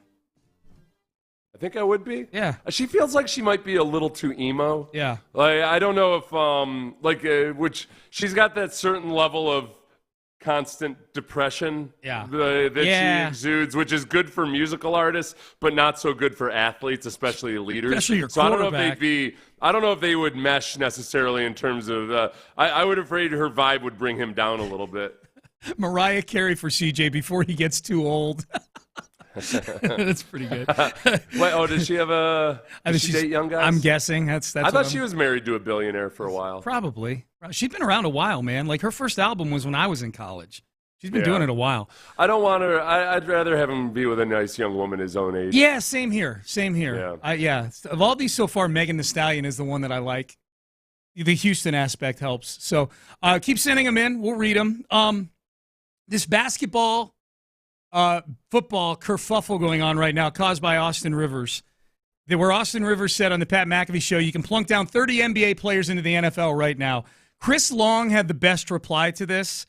We've got a bunch of cuts from him. I've got a couple that I want to play. NBA players who wouldn't last at all in the NFL, and the one thing the NFL does the NFL does that the NBA would never do. We've got that coming.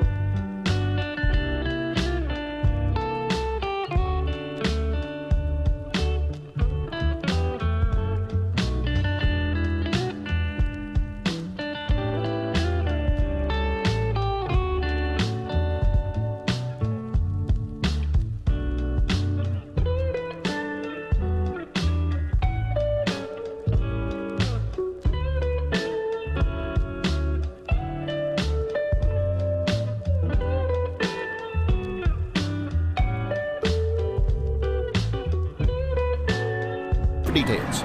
Sports Radio 610 presents Payne and Pendergast. Where the best athletes in the world are, that's us. I could take 30 players right now in the NBA and throw them in the NFL. You cannot take 30 NFL players and put them in the NBA. Whoa. It's because you only allow 5 on the court. Let's all relax. It's because you get a break every play. All you got to do is catch the ball and run north or south. Listen, our sport. It ain't complex. Okay. I mean, it was an ignorant take by Austin Rivers right there. We all know that. Nobody's entertaining this argument that either sport could take 30 of their own, plunk it down in the other sport, NBA, NFL, whatever, and just, hey. 30 is that's a lot of tight ends. An aggressive number, yes. It's a lot of tight ends that you got to all of a sudden insert into the NFL. That's right. That's right. So we're not. I don't think we're not going to sit here and debate. Could you or couldn't you? Like his take is wrong. It's just wrong. Now there have been some entertaining responses to said debate. My favorite one has been Chris Long on his podcast. It was the Green Light podcast, I think. Yeah. The Green Light podcast.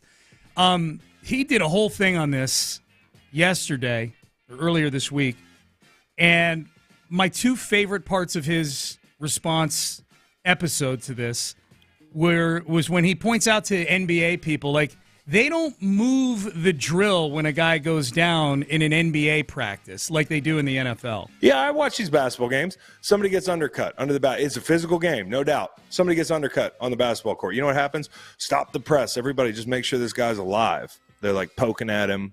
Hey, you good, bro? Let's stop the game for a little bit. Let's go to commercial. What a pro wants, what a pro needs. I got to listen to that for 3 minutes. Okay, and then we're back on the court. Guy's still on the ground. He's holding like his head. He didn't even land on his head. You know what happens in the NFL when you get undercut? The back of your head hits the ground. You get a little CTE, and you go back to the huddle and do it again. Nobody stops the game. Nobody cares. Move the fucking drill. They don't move the drill in basketball. They stop the shoot around, I'm pretty sure. Y'all don't even get hurt in practice. I've been on an NFL field where a guy got a rib broken and collapsed his lung, and the coach said, move the drill so the ambulance can get on the field. We're gonna go to inside run. You got to keep working, man. That is 100% true about the moving the drill. That's a lot. That's your welcome to the NFL moment sometimes. It's like, yeah, move the drill, and you got some guy writhing in agony on the 125-yard line, but you move. The guys in the poor film guys, like the young guys working in the film department are running, like trying to get to the other end of the field to get the cameras set up and everything. Nobody's concerned about the guy writhing in pain on the ground. Yeah, that's that part is true. I think the physical brutality of the NFL would be a huge shock to a lot of NBA players, especially since they've been playing nothing but basketball since the AAU days. Yeah. I would go to like Dwayne Wade, where remember for 10 straight years, Dwayne Wade's body was, oh no, he'll never make it through another season. Like, oh yeah, look, turns out he's fine. Yeah. It's just a different level of pain tolerance. That it would be a shock to a lot of those guys. Right. I'm not saying that. And now, in the whole part, a lot of this is the matter of timing too. Where Austin Rivers messed up is in saying that guys could just step on. He painted a picture the way I took it, where they could step on and play immediately. Yeah, that's silly. And it's just not that simple. Pain tolerance alone. It's a silly take. Here was Chris Long on NBA guys who would have no chance of playing in the NFL. Steven Adams. I heard his name tossed around today. All due respect to Steven Adams, bad mother, great basketball player. Met him in a nightclub once. Super cool guy. You put Steven Adams at tackle, Shaq Barrett's going to forklift him. How about a bull rush from Shaq Barrett? All right, you put KD in the slot, you know what's going to happen? Fred Warner's going to fold him like one of those camping tables. You know the camping tables? They're like 8 feet. You fold them in half, now they're 4 feet. KD would be 4 feet tall. And I think KD would tell you that. I think KD loves football. I don't think you hear any foolishness like this from KD. KD knows. If you put one of these big wings out there, I'd call up Bob Sanders right now. I don't know what he's doing. Probably can't even turn his neck. But if you put Bob Sanders on the field with a big wing, you know what happened? He turned that big wing into Lieutenant Dan. That's what would happen. It's a big appetizing target right there. Yeah. 7 foot tall with 18 inches of ribs. I was about to say. That you can that's a nice big old target of ribs right there. Slim Reaper, man. Yeah. Get yourself a full rack of KD ribs. Yep.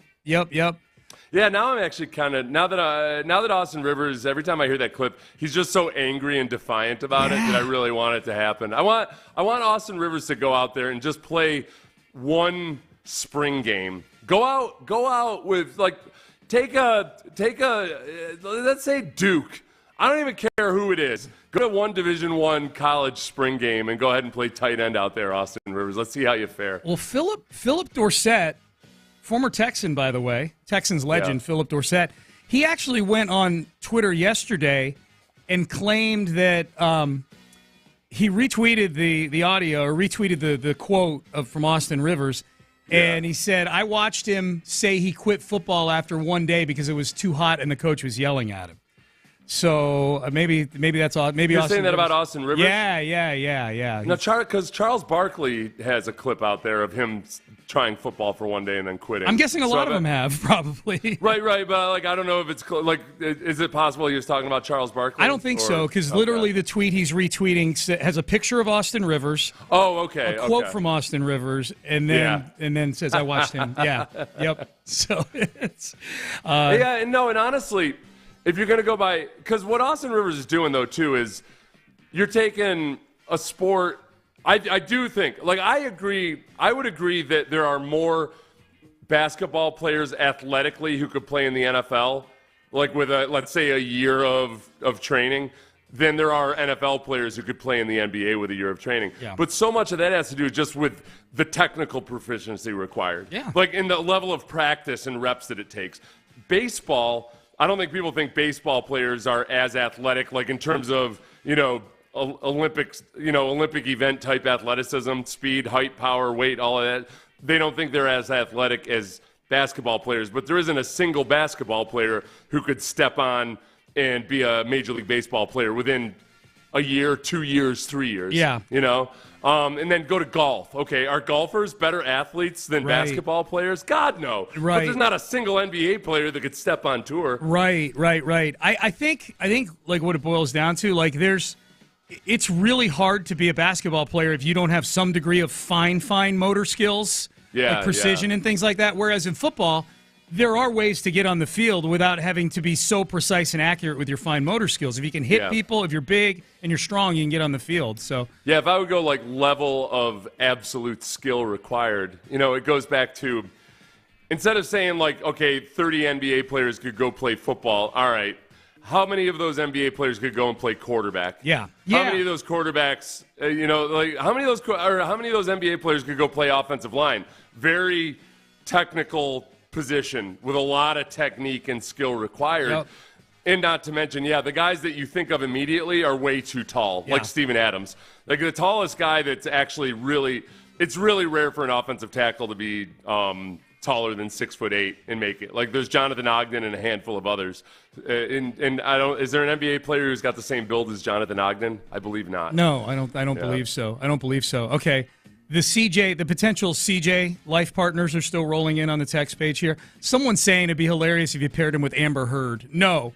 I watched the Johnny Depp Amber Heard trial. I don't need CJ anywhere near that. Actors or Aaron Raybald had texted you and asked whether you would prefer CJ date an actor or a singer. I think that singers might have a more erratic travel schedule, but I think female singers especially, they have to be really careful about their voices. Women's the way women's vocal cords work. I've just read articles about this. Obviously, I'm not a speech pathologist, but they have to be very careful because when their vocal cords get inflamed, it's way easier to screw everything up than with men. So they have to be very, very careful and be very strict while they're out on tour. As opposed to, actresses, they can, first of all, they're on set for 3 months at a time with some devastatingly handsome co-star that they got to have a love scene with and all this other stuff. I feel that invites a whole level of jealousy that I wouldn't be prepared to deal with. And they can Jennifer Lawrence can live the way she lives. But I don't think a lot of female singers can live the same type of life and party like Jennifer Lawrence. Right.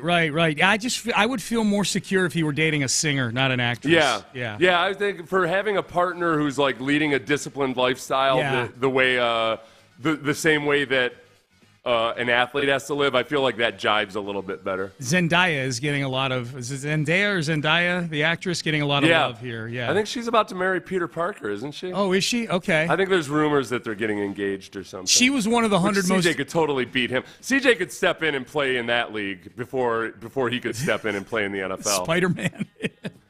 What number of actors? I could take 30 NFL players right now who could act in Spider-Man. Dude, easily. Whereas I can't take a single actor from Spider-Man movies who can come and play in the NFL. Quarterback for the Texans. That's right. That's right. All right, Payne and Pendergast with you. We just touched on NBA players and NFL players.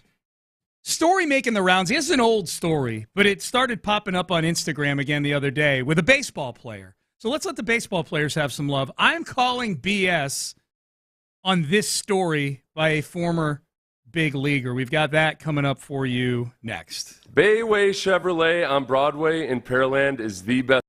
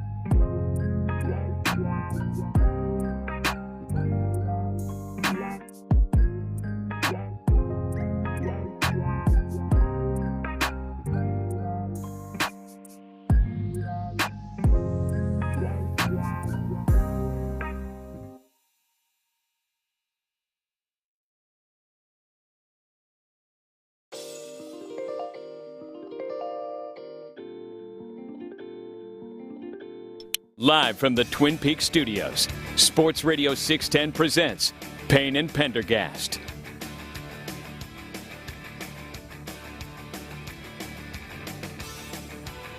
Payne and Pendergast with you on a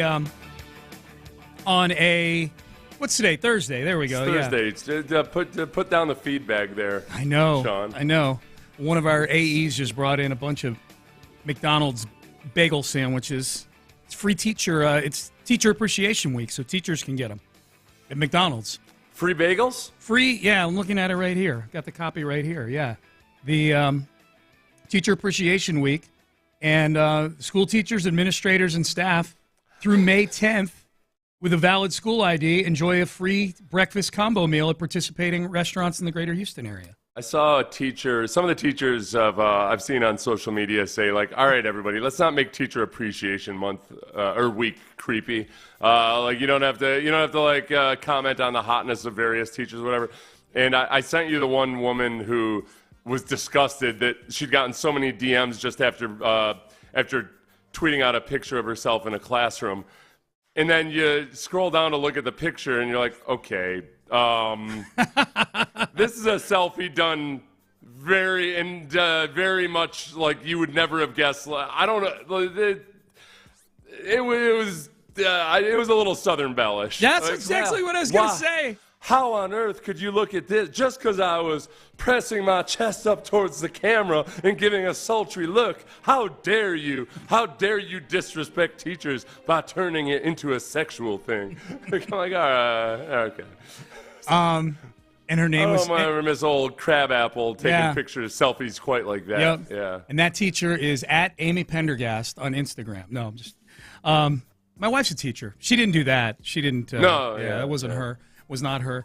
All right, so this story has long been stuff of legend in baseball.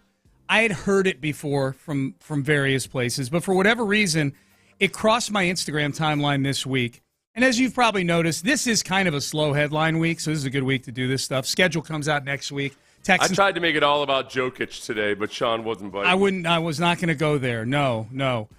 So tomorrow, rookie minicamp begins for the Texans tomorrow morning, so that'll be cool. So we've got some stuff coming up, and if the Astros would just win a baseball game, that would be fun. But I don't want to depress you guys all show long with how the Yankees are killing the Astros. So this fun little story from Wade Boggs. He was on Bert Kreischer's podcast. Mm-hmm. Bert Kreischer, a comedian. He was one of the roasters of Tom Brady on Sunday night. Yeah. Podcaster, right? He's the guy that does his stand-up shirtless. So a lot of people might recognize that if they don't know the name. There you go.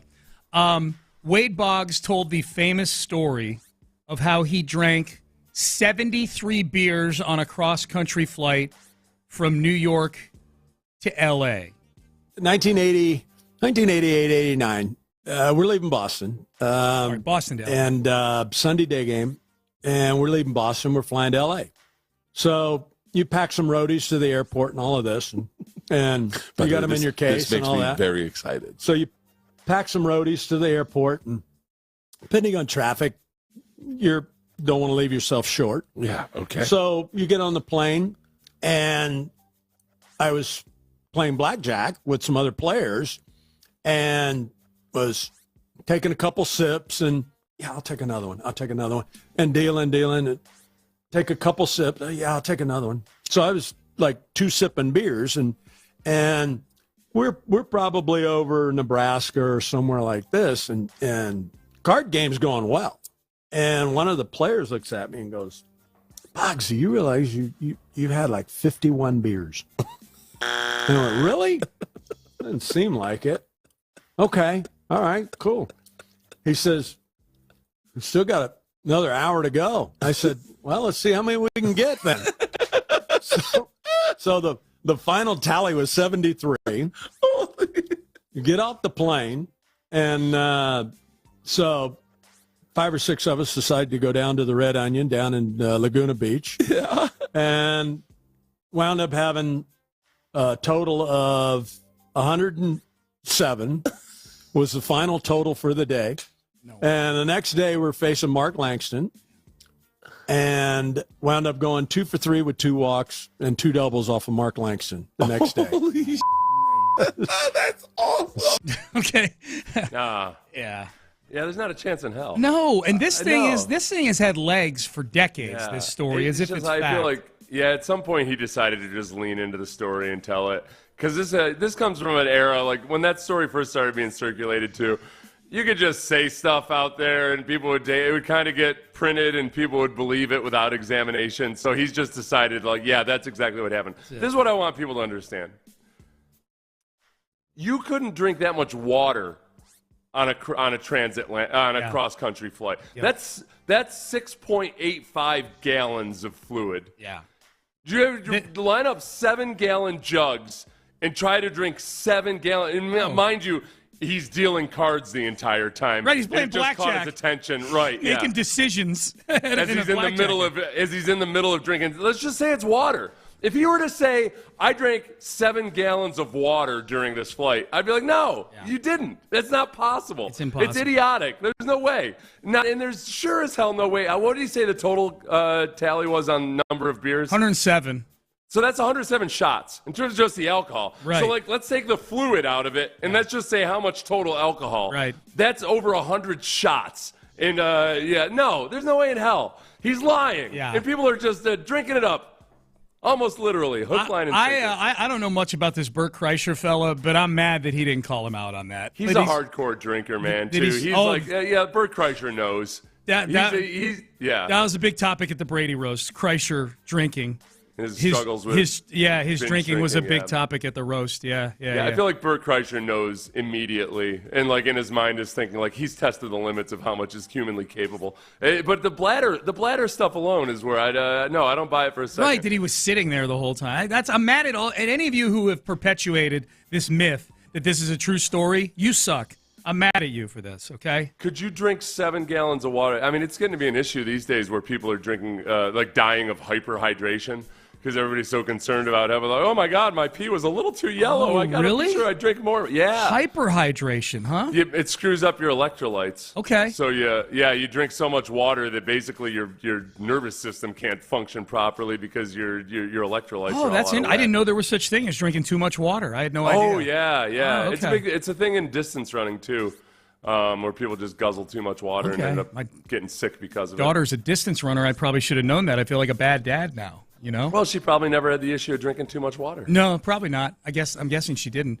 Boy, big Survivor doings on the family group text right now. Well, when I say distance runners, it's not. I don't think it's not usually the genuinely competitive ones. It's the people that are. You're running a 4-hour marathon, and you need your fluids. Weekend so warriors, shoveling water down as much as you can. Yeah. A lot of speculation. You watched Survivor last night. Yes. Yeah. Charlie's still in it. He's down to the final 6. He's about to get a target on his back, though, man. I think he is. He's already.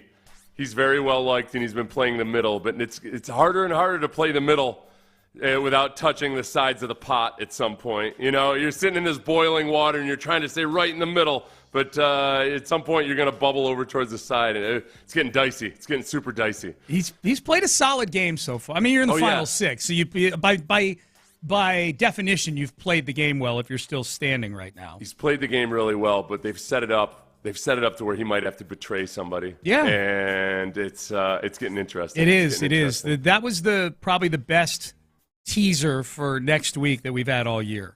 We saw legitimate tears from who I think Maria is a very popular character on there. I think she's popular. She almost but she orchestrated a move last week that has kind of identified her as somebody you might need to eliminate. Yeah. I think that she's a parenting coach, which is interesting because you can see sometimes in the way she's interacting with others, you can see she's trying to, practice her own preaching and be as patient as possible and everything. But I almost feel like she looks at Charlie as one of her own children. Yeah. And Charlie's already put out there that he's very open to betraying her if that's what he has to do. Yeah. And I think if that's what happens, it's going to be a big shock to her that her own child has betrayed her. It's really, it's a fascinating show. It's so interesting to watch the interactions with the players when they're amongst each other.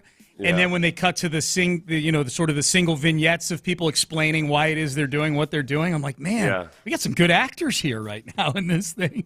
Acting like the they're lying, friends. It's one of the skills you got to really practice is lying. I've noticed Charlie's been he's very well prepared for this. He trained his grip strength for 2 years because he knows that that's one of the things that actually wins you a lot of challenges is just simple grip strength. Yep. But I feel like I've noticed that one thing he does a really good job of not agreeing to go along with somebody while still pointing out that it's a really good plan you've got there. Yes, that's true. But he doesn't actually commit to it. Right. He's really, are you nervous at all with this young man being the boyfriend to your daughter, Judy? Are you nervous at all that he's so good at being conniving and two-faced? No, because I think he's a good person at heart. No.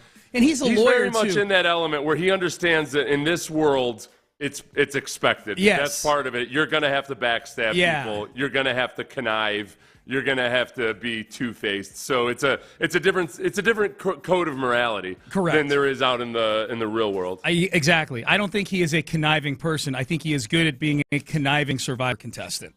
Put it that way. Yeah, because that's not his nature. In some ways, it's really impressive. Not like some of these jackasses that get on the show and they act like they'll call themselves super fans and then be completely shocked that they might have to lie at some point. Right. Or that they got what do they call it when they get sideswiped there? Or they get blindsided. Blindsided, that's what it is. Yeah. The people that are getting blindsided, usually to be able to be blindsided, at least you understand. That means you're somebody who understands the game, right? So, I feel like those people, they don't bother me. That Banu character, or the Jezelnik, or whoever, those people that act like they've never actually watched the show before. Jelinski. This damn Liz who comes on and at the very beginning is like, oh, by the way, I can't eat almost any of the food that's available to me. Yeah. And then she's having a meltdown about how she's hungry. You're like, don't sign up. I would have, when she was having it, everybody who doesn't watch the show, just know that there's a woman who's very malnourished at this point because she knowingly signed on to a show where like you've got very limited food options, and now her story is she can't eat any of those food options, and she's having a meltdown asking for sympathy. That would be the easiest thing in the world for me. I would, with a gleam in my eye, I would not give her the extra food. I'd be like, no, Liz, you dummy. I need like, Seth on Survivor. Of course not. I relish not giving you this extra food. No. Watching Liz get snubbed from food is one of the greatest parts of the season right now, for sure. It's like she's entering a gunfight. She's in the Old West. She's in a saloon. Somebody challenges her to a gunfight, and she goes to her buddy, should I bring the gun or the knife? Right. Okay, I'm going to bring the knife. Yeah. I'm going to bring the knife, okay? But and then whining about it after she gets shot. After she gets shot in the head, right. Yeah. John Lopez, Brandon Scott are here. B. Scott, we were bringing up your name before.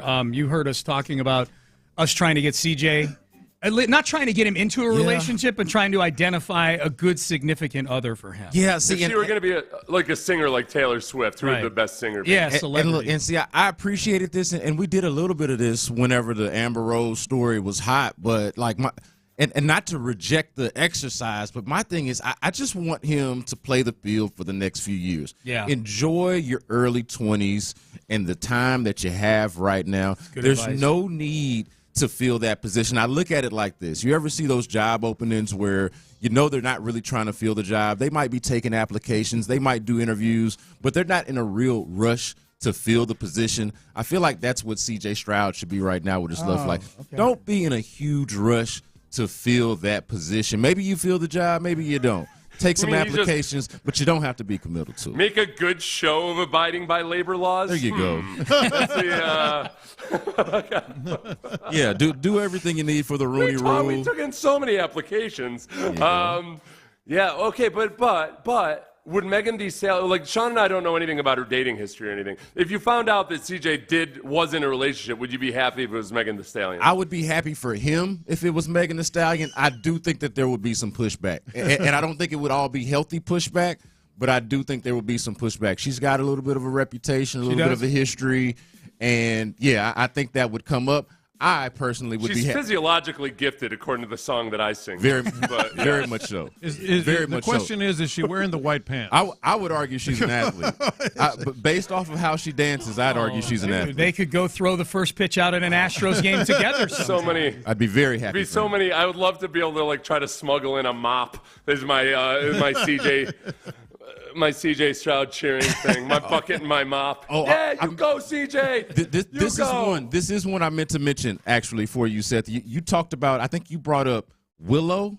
I'm not exactly sure that CJ is Willow's type. Oh, okay. They're not playing in the same league. I got you. Think exactly. I'm not saying that he's not. I think she's a lot more maybe open-minded. Oh, okay. That explains some of the text. Yeah, but all it had was pronouns in there. You know? Oh, okay. No, she announced blah blah blah. Yeah. That might have been her they were talking about. I don't know if CJ is too specific or not specific enough for Willow. Look, so yeah, I don't know. Maybe it worked for the Lakers for a long time. No matter of just. Anything and everything goes for a lot of great athletes in history. But I don't want that would knock CJ off his career. I don't want that for CJ. No. Yeah. Find a good girl. God no. Yes. Find a good girl. There you go. There's Lopez with the voice of reason. Voice of reason. Selena Gomez. All right. Seth, antibodies to you. Big Friday tomorrow. I'll see you then. It's not a necrophiliac. Yeah, antibodies to you, I guess. Yeah. I know. We are done.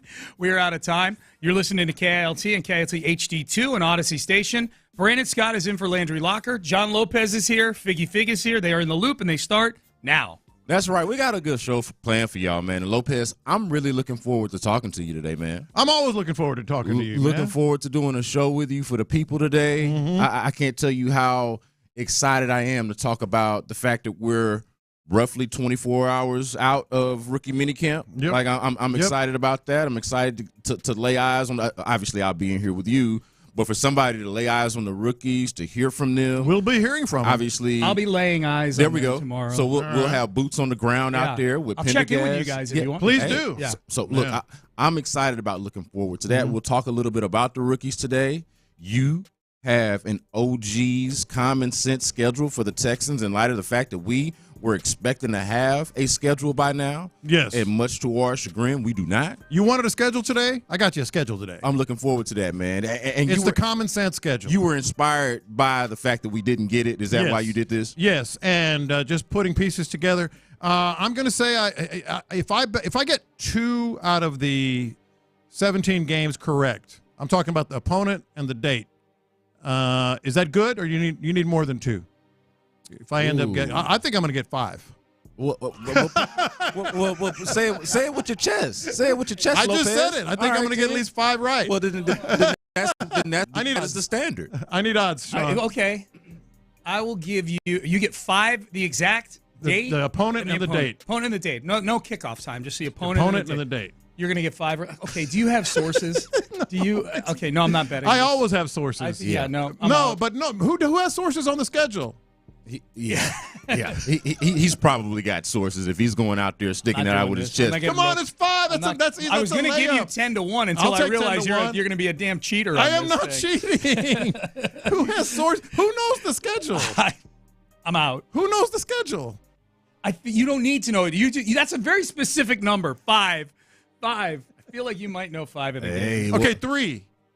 That's less than 5. So wait, are we going to break news on the show? No, I don't know the schedule. I don't know the schedule. We'll get the OG's Common Sense 2024 Texan schedule at 11 o'clock. We're going to play a game. Also, later in the show, depth or starter. I want to know if you look at a rookie as depth or starter. We'll do that later in the show. So I'm looking forward to that. We're going to talk about C.J. Stroud. Yeah, we are. The Texans quarterback. There's a ranking out there, a power ranking for quarterbacks out there that has CJ. It's very CJ Stroud friendly, but I also feel like it disrespects a 2-time NFL MVP. So I want to get into that with you, Lopez. We're going to do that at 10:40 and localize it. Man, we got a real good show planned, and I can't wait to talk to you. You know what I don't want to talk to you about today? What's that? You know what I absolutely what we're about to talk about? And you know what we're about to talk about? And I'll shout out Pendergast for the top of the 9 o'clock hour when they were trying to pin down where the Astros' lack of leadership, where they miss it the most. Who is the leader, the void of leadership that the Astros are lacking and missing most? I enjoyed that segment. I think it's more of a segment of power ranking, and you can pick one who it is that you miss the most, but you can't mention one without mentioning another and without continuing the conversation. So I enjoyed that. But I got to tell you, Lopez, I am not looking forward to talking about these Astros. An embarrassment right now. 0-6 against the Yankees, not even competitive out there right now. Yeah. I mean, all you can really hang your hat on is a little Kyle Tucker, a little Jeremy Pena here and there, but you don't feel like a competitive baseball team, and I'm reluctant to really get into it. I want to talk to him about him. I want to talk to him about him because I'm tired. I've been kind of defensive of Joe Espada for the entirety of the season thus far, but it's time for him to – it's time – Sean says go. Sean says go already. Take a bat to a water cooler, dude. Something. Take a bat to a water cooler, man. Go AJ Hinch style when he supposedly found out they were taping signs. Do you realize how meek and mild and soft with a W the Astros look right now? And what are they? What do every team sort of get their personality and their culture from? The coach or the manager? The coach or the manager? What? Look at the Texans. Perfect example. They are D'Amico Ryans. They're classy. They have that edge, though. All that stuff. 713-572-4610. Joe Espada needs to kick over a training table, take a bat to a water cooler, throw a batting helmet. Let me ask you this. Do you think that would help?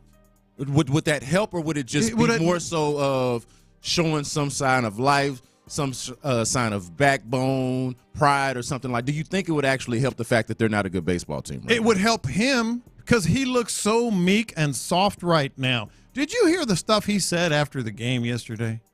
Let's play it right now. Did you hear this? This is Joe Espada on if they kept the game close, which, by the way, they did not. But if they kept the game close, then maybe they could have minimized some of the damage. Yeah, and that was the whole idea. With our offense, if we could just keep a game close, we got a chance to strike, and we did. we put some good at bats there at the end. But we just got to minimize the damage early in the game. He's talking about at the end when it didn't matter anymore. He's talking about at the end when the game was long out of reach. That's when he's talking about Lopez. He sounds like a second-grade teacher talking to the parents of some demon child and telling them, "Oh, he'll be fine. He'll be fine. He's just confused.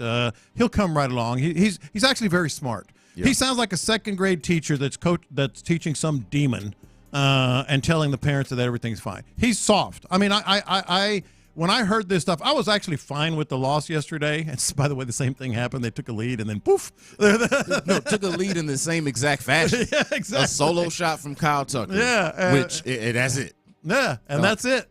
And I'm just so tired of being a meek-minded, soft-spoken. What happened to this thing that Adam Spillane said about and here's my thing, Lopez. I don't know if this is a distinction without a difference or if I'm splitting hairs, and if you think so, just let me know. Mm-hmm. But I don't know if he's meek and mild as much as he is just misplaced. Like maybe he does have more of an authority and more of a backbone in the role that he served in previously as a bench coach. That's why I like the fact that the afternoon show's been calling him bench coach, because he was a fine bench coach, and it didn't seem to be questions about his leadership from that standpoint.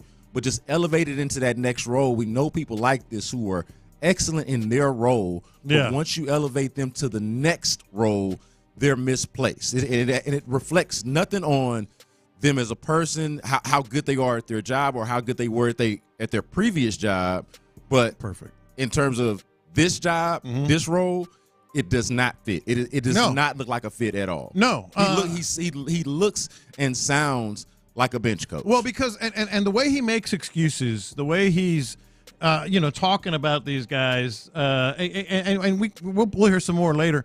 It makes it worse from the outside looking in, and I'm sure it makes it worse from the inside looking out. Like he is not having any edge. He needs to. This team needs something wild to happen to at least get their attention.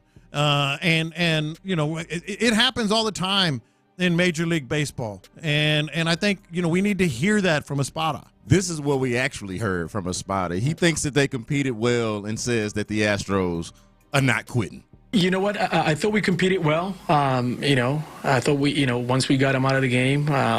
We tried, and Pena, big homer, and we continued to compete. Dubon got on base, kind of kept the line moving, and that's all we can do. We're not going to quit. This team is not going to quit. We're going to fight till the end. Yeah. Once we got him out of it, he's talking about Carlos Rodon there. Yeah. Who they didn't have anything for. No. The slider was nasty. They didn't have an answer for it. By that point, it didn't matter. No. Like you didn't have enough fight. You don't have your best players are not doing anything for you. You drop Alex Bregman down in the order, it doesn't matter. He's still a zero for you. Yes. Yordan Alvarez is still in a funk. Like this thing is not correcting itself, man. It is not, and he, I don't know what he is, but he sounds super soft, super meek, super making excuses, like just some sort of eunuch out there. This is what he needs to sound like. Can you give us just a few basic comments about your feelings on the game?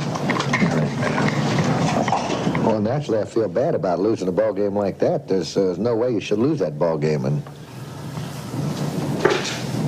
that just doesn't make sense. What's your opinion of Kingman's performance? What's my opinion of Kingman's performance? What the you think is my opinion of it? I think it was put that in. I don't opinion of his performance. He beat us with 3 home runs. What the can you mean? What is my opinion of his performance? How can you ask me a question like that? What is my opinion of his performance? He hit 3 home runs. I'm off to lose the game, and you ask me my opinion of his performance. I mean, that's a tough question to ask me, isn't it? What is my opinion of his performance? Yes, it is. I asked it, and you gave me an answer. Well, I didn't give you a good answer because I'm mad, but I mean... That wasn't a good question. That's a tough question to ask me right now. What is my opinion of his performance? I mean, you want me to tell you what my opinion of his performance is? You just did. That's right. Guy hits 3 home runs against us. Do something, yo. Bleep all that friendly bleep. Yeah. That's what I'm with. Yes. That's what I'm with. Go old school on me. Yes. Be like the OGs and bleep all that friendly bleep, Yes. man. Have some kind of feelings that, like, I can tell that it's weighing on them, but I can't tell enough. Like, exactly. I can just tell because it's obvious, but not based off of what he said. Look, we played Lasorda. This is what your manager, this is what the Houston Astros manager talks like. This is what he sounds like after Spencer Arrighetti gives up 5 runs in 5 innings and 3 home runs. This is what he sounds like. Yeah, he just couldn't couldn't hit his spots. Couldn't stay away from some big innings. Some walks also hurt us. We just got to do a better job executing and staying away from those big innings. Dude's in a bad spot. I get it. He's in a bad spot, but you got to do better. Do something, bro. I think it is, and I've heard this mentioned on the station a couple of times, but he's in a bad spot from the standpoint of it's not his fault that his best players are not performing. Like the luxury of taking this job, whether you're Joe Espada, Dusty Baker, even A.J. Hinch when he had it in his heyday, it was a well-constructed roster, and now it's not the best-constructed roster, but it still is top-heavy. It still has some stars within it, and even those guys are not performing to a certain standard. But at the same time, he doesn't exactly look like the perfect symbol of leadership, the perfect symbol of not at all. Here's the right person to get us out of this. Not even perfect. He sounds bad. And like I said, it's just been in the last week, this week, where I'm really starting to think that Joe Espada's getting exposed. Like, earlier, you can say what you want about, I don't like this guy, but you really couldn't put your finger on anything that he is not good at. We started to see that this week. And now it is off the rails, man. It is off the rails. This is beyond, hey, it's early. Maybe they can get, like he said yesterday, win 6, then 7, and all of a sudden you're 8 games. No, man, it's off the rails. You got to do more than this. And I agree. This is how low of a time we're in. I had gotten to a point where I felt a lot better about Spencer Arrighetti on the mound. Yeah, I was like, yo, I think for as good as you can feel about an Astros situation, I'm good with Spencer Arrighetti being out there. Didn't feel great about that anymore after yesterday. and obviously that's going up against a Yankees lineup that is loaded, a Yankees lineup that has absolutely owned the Astros this year, beating them 6 times out of the times that they played them every 6 times. Yeah. Like it's baffling to me on how much this thing has flipped though. Like, we were at a point where we were used to Astros dominance over the Yankees, and to see it flip like that is really, honestly, for me, Lopez, a shock to the system. It is an absolute shock. This is the worst he's ever looked, and I know it's a small sample size, and it's only going to get worse. Like the message you give the team via your media availability is always something of a reflection of what you're given in the clubhouse. A little bit. You get hints of it. I think he's just soft and telling these guys, "Oh shucks, you'll be all right. Let's just keep working." Come on, man. On Tuesday, I missed it. I didn't miss it yesterday, man. Kyle Tucker, it's the only. Look, we're gonna give you the real, but I can't just let the whole segment be a downer, man. There was some positive. Kyle Tucker, he is your, I would say, most positive thing to come out of all of this. The fact that Kyle Tucker is playing like an all-star. I don't know how long he's going to be on the team, but this is what it sounded like when he at least got the Astros started with a 1-0 lead. Around the 7th inning, this ball's driven deep to right field, and just like last night, Astros in front 1-0 thanks to King Tuck. Number 11 on the season for Tucker. He's the new AL leader in home runs. Deja vu all over again, as Yogi Berra once said in these parts. Hey, shout out to Tuck for number 11 on the season, and that is TK from Space City Home Network. But look, I'm at the point of just like, man, Kyle Tucker's the only thing to look at. Tucker's like, screw y'all, I'm gonna get mine. Yeah, I'm gonna get my money. I'm gonna get my money. But like outside of that, and it's awkward because you're like, man, this is a guy that they're going to have to decide the future on because it doesn't look like they're inclined to pay the price that somebody of this quality is going to cost. And it doesn't look like they're in a position right now to take advantage of having such a player like that on your team at the cost that you have him. So, 7 doubles, 11 home runs, 25 RBI, 965 OPS. And then there's everyone else. Sound like trade bait to me. I'm telling you, man. Watch that deadline, man. And Bregman, I said just yesterday, like someone in the race is going to find some reason to want to bring him in, maybe at a lower cost or whatever at the deadline. That dude. You're going to go to the Dodgers. Watch. That dude, he's got worse numbers across the board right now than Martin Maldonado ever had last year. Let me ask you, because unfortunately, you don't cover a team that's a contender. You don't cover a team that is going to be like fighting for a chance at a pennant or anything like that this year. I don't believe that. But if you were, would you want Alex Bregman? Like if you were a team searching for that missing piece, you need to get over the hump.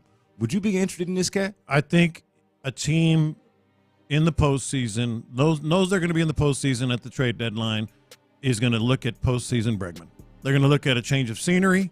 They're going to look at, what does he have, 19 home runs in the postseason, Bregman, something like that? No, he's one of the better postseason performing third basemen, if not the best of all time. And if they need that guy or another guy to play third base, I could absolutely see him taking a chance on him. Yeah, and the weird part about it, and I think Spo mentioned this earlier in the week at some point, and we all realize this, they could deal him and still bring him back. Yeah. They could deal him and still bring him back. But my question is, and you just answered part of it, but I'd ask a two-part question. If you were a contender, would you be interested in Bregman? And if you're the Astros, would you be interested in bringing him back even after you traded him? That's the big question. Like, are you just at that point, once you deal him and based off of how this season has gone so far and what led you to really want to deal him, might you just want to move on at third base? Which is a question. Well, they don't have a farm system. And that's going to play. That's going to play in the mix a little bit as well. Like I occasionally, maybe 2-3 times a year, I'll look at some of the stats of the minor leaguers in the organization. I haven't. I don't know who they might have, if anyone. So at this point, you all know that I talked to J.J. Watt over the weekend about possibly returning specifically to the Texans. Kind of fed the news cycle for the next few days, really ever since. Mm-hmm. J.J. Watt spoke about it on the Pat McAfee show yesterday. I've got a different angle on the J.J. Watt discussion that I want to have with John Lopez and Figgy Fig on the other side. We're going to do that right here on Interlude Sports Radio 610. The Drive is live and on location this afternoon from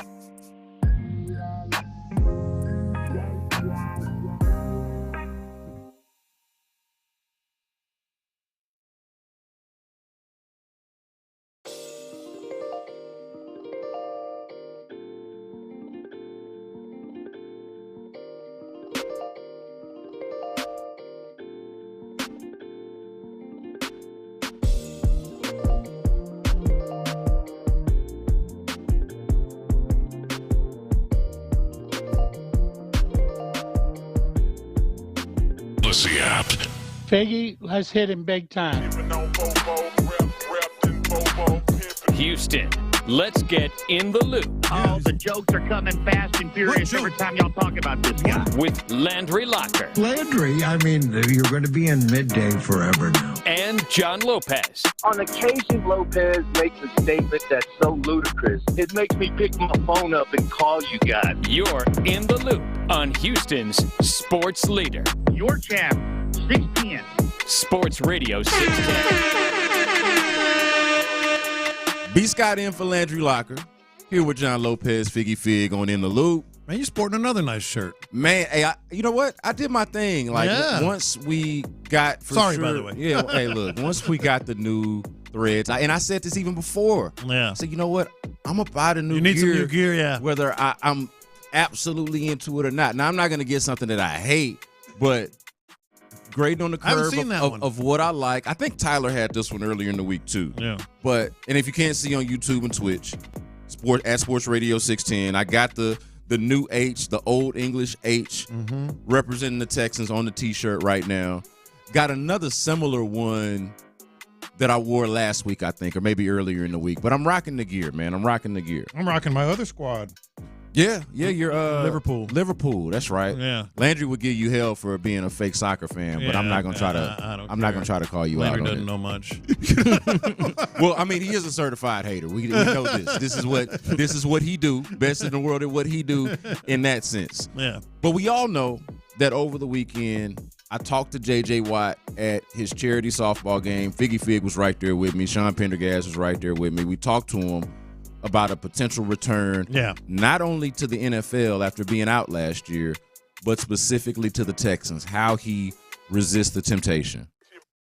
That has fed the news cycle, or at least partially fed the NFL news cycle ever since. People talking about it, people weighing in on it, until J.J. Watt himself actually weighed in on it on the Pat McAfee show just yesterday. Matter of fact, it was happening right as we were doing our show. Now, before we get to that, I just want to point out, like, I've got a different angle on this J.J. Watt thing that I want to discuss with you, because I feel like, for me, maybe I'm partial to J.J., or maybe for whatever reason we're reluctant to have this conversation, but I do feel like it is a part of the J.J. Watt conversation with at least part of the public. But before we do that, let's hear from J.J. Watt on the Pat McAfee show when being asked about a potential return, not only to the NFL, but the Texans specifically. No, I mean, the thought of it is obviously incredible.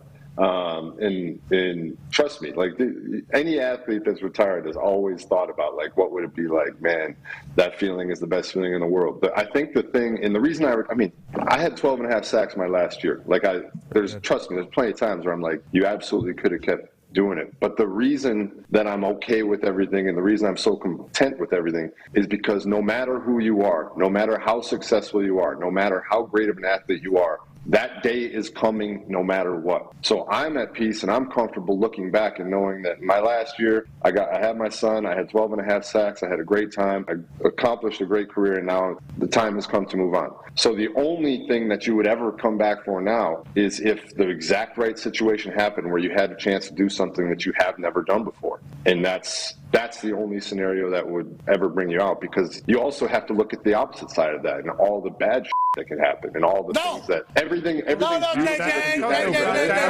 think about that. Only positive. No, what are you talking about? No, it's being retired. That's the beauty of being retired. Is like you don't have to think like a freaking eternal optimist anymore. Like, yeah, I'm gonna go out. No, what if you suck? You know, not gonna suck. You're JJ freaking. No, I wouldn't. I can tell you that right now. Well, prove it, bitch. I love that at the end, and we'll get to what if he sucks or whether he'll suck. We can get to that later on in the show.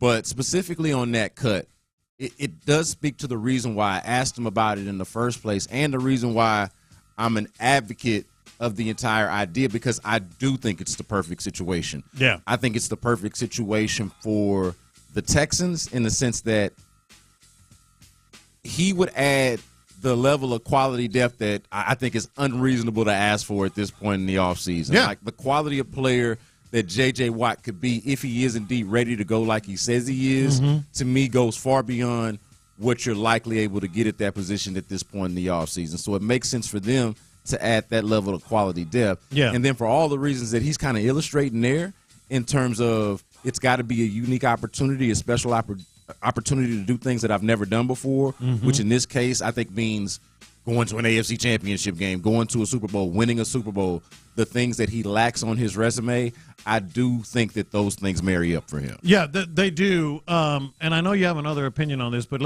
I put on our doc today, like, literally word for word what I said when I heard the other thing he talked about, because he got challenged. Like, he addressed the people who said, what if you suck, in a separate part of that. Yeah. And I wrote down exactly what I said. Oh, hell. JJ's been challenged. I think it's whatever the possibility, the percentage was, it's much higher today. You think so? In my opinion. For me, it's much higher. So wait. So you think that based off of what he said yesterday with McAfee, or has that kind of been brewing all along? It just kind of opened my eyes. That what we just heard, and when he talked about all these people that think that I'm not gonna be able to be good or whatever, and he went right at him with that. And I would even argue this. Speaking of having a different opinion on this thing, I would argue that even if there are no injuries or lack of production, there's a good chance he's coming back. And the reason is what you just heard, the chance to win. If they start the season 7-1, but are healthy and are doing quite well on the defensive front, what would adding J.J. Watt do? It's that final piece. Yeah. It's that whole, now we got J.J. Watt, guys. We're 7-1, and we got J.J. Watt coming in. Or having him all along. The thought that I had, that I liked all along, was having him at some point in training camp, giving him special treatment in training camp, and then if possible, and I don't know if this is possible, if you cut him, if maybe he's eligible to be picked up, but figuring out a way to maybe stash him on the practice squad or even waste a roster spot on him because he is J.J. Watt after all, but to sort of ease him into it. Like you don't have to – it's a luxury item. It's not that – and that's why, to me, it works for the Texans. And the only downside of it is coming down to how much money does it cost. And that could be, a potential deal breaker because I don't know if there's is there a J.J. Watt fee or a Houston Texans discount? No, there's a Houston Texans discount. Well, I honestly don't know the answer to that question. Like, and so to me, that's the only downside of it. But to me, it sets up a perfect opportunity for the Texans and an obvious opportunity for J.J. Watt. But the whole narrative is, if D'Amico calls, I'll be ready. If they need injury, if they, as you heard, you were there. Yeah. If there's injuries or lack of production or whatever, and he gives me a call, I'll answer it, and then maybe I'll go. I don't even know if that's a factor. Yeah. That's what I'm saying. Yeah. I don't think that's a factor. Yeah, I don't either anymore. I feel like setting the table for it right now, the way that they have, doing it in early May, when honestly, quite frankly, I know I'm the one that asked the question, but quite frankly, it is unnecessary to do. To me, sets the table for and the admission that we talked about this. They talked about this last year. To me, sets the table for we'll potentially have a plan. Let's say he comes in week 9, my scenario, and you give him a week there. He's been working out, but you give him a week there, and you go into week 10 against the Bears. By the way, that's a hint. And you go into week 10 against the Bears, and you are already a Super Bowl contender. You're 7-1, whatever it may be, and you go there. And all of a sudden, how does this grab you on 3rd and 13? Will Anderson, J.J. Watt, Danico Autry, and Danielle Hunter on the front four. You preaching to the choir, brother. Yeah. I have been saying that ever since Monday. In my head, on Monday when I was in with Clint, and I've thought it every day since I've been in with you. Like, man, in obvious passing situations. Like put all 4 of them out there. You can keep J.J. Watt fresh the entire game except for obvious passing situations. And the thing about J.J., specifically J.J., Will Anderson, and Danico Autry is that, and I don't know to what degree Danielle Hunter falls into this, but those 3 for sure, they can rush inside and out. No, well, Autry and Watt for sure. Well, but even Will, I've watched it. Like with Will in training camp, and they've done it a couple times in the season. Like I know for a fact. I've watched for a fact all 3 of them do. Danico Autry as an opponent in the division, and J.J. Watt and Will Anderson as Texans themselves. I've watched them all rush inside and out. I want to ask you about this because there is a popular J.J. Watt critique that I don't give enough thought, I don't think, and maybe it's because I am partial to J.J. in a lot of ways. But there's this idea that he is attention-seeking, that J.J. is somewhat self-absorbed, and that he kind of has this need to be viewed as a hero, almost like he has this Captain America kind of persona that he's adopted. And for some people, it strikes them as inauthentic. And I think at the very least for some of them, they think it's kind of over the top. And those are the people that I hear push back against it. They're like, hey, we don't need me. I need the camera on me, J.J. Watt. And they think that it's just kind of unnecessary. And maybe even in this case, they think it could take away from the young players, the players that absolutely deserve attention, the ones that we've been talking about for as long as we've been talking about them. I don't view it that way, but I certainly see it and understand it. How do you feel about that angle and that aspect of it? Okay, I think I think it's very real. In fact, I think it's very, very real. When I was at home the other day and this was all coming around, my wife said, is he just seeking attention? Is he just looking for more attention? Is that what? Because he has that reputation, and we all know, and we're all biased to him. If you know him, you understand that that's legitimately him. But it's out there. It's out there that he's seeking this attention. It's something that I want to get into more later on in the show. 713-572-4610 is the way to get in. Brandon Scott, John Lopez, Figgy Fig. Coming up next, there is a new quarterback power ranking out there that is really friendly to one C.J. Stroud. But I feel like it disrespects a 2-time NFL MVP. We're going to talk about that on the other side. That's next. J.J. Watt said it.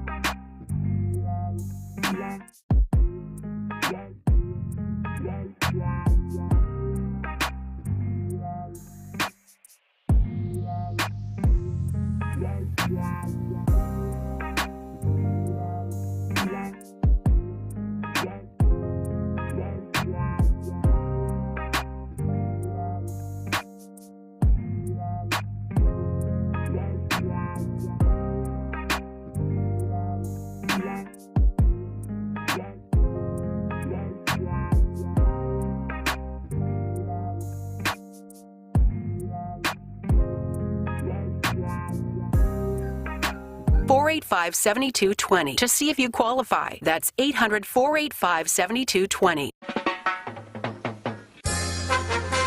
We're making the stories from outside the loop matter to you. This is Localize It. Don't you know I'm local? You're in the loop on Houston's sports leader.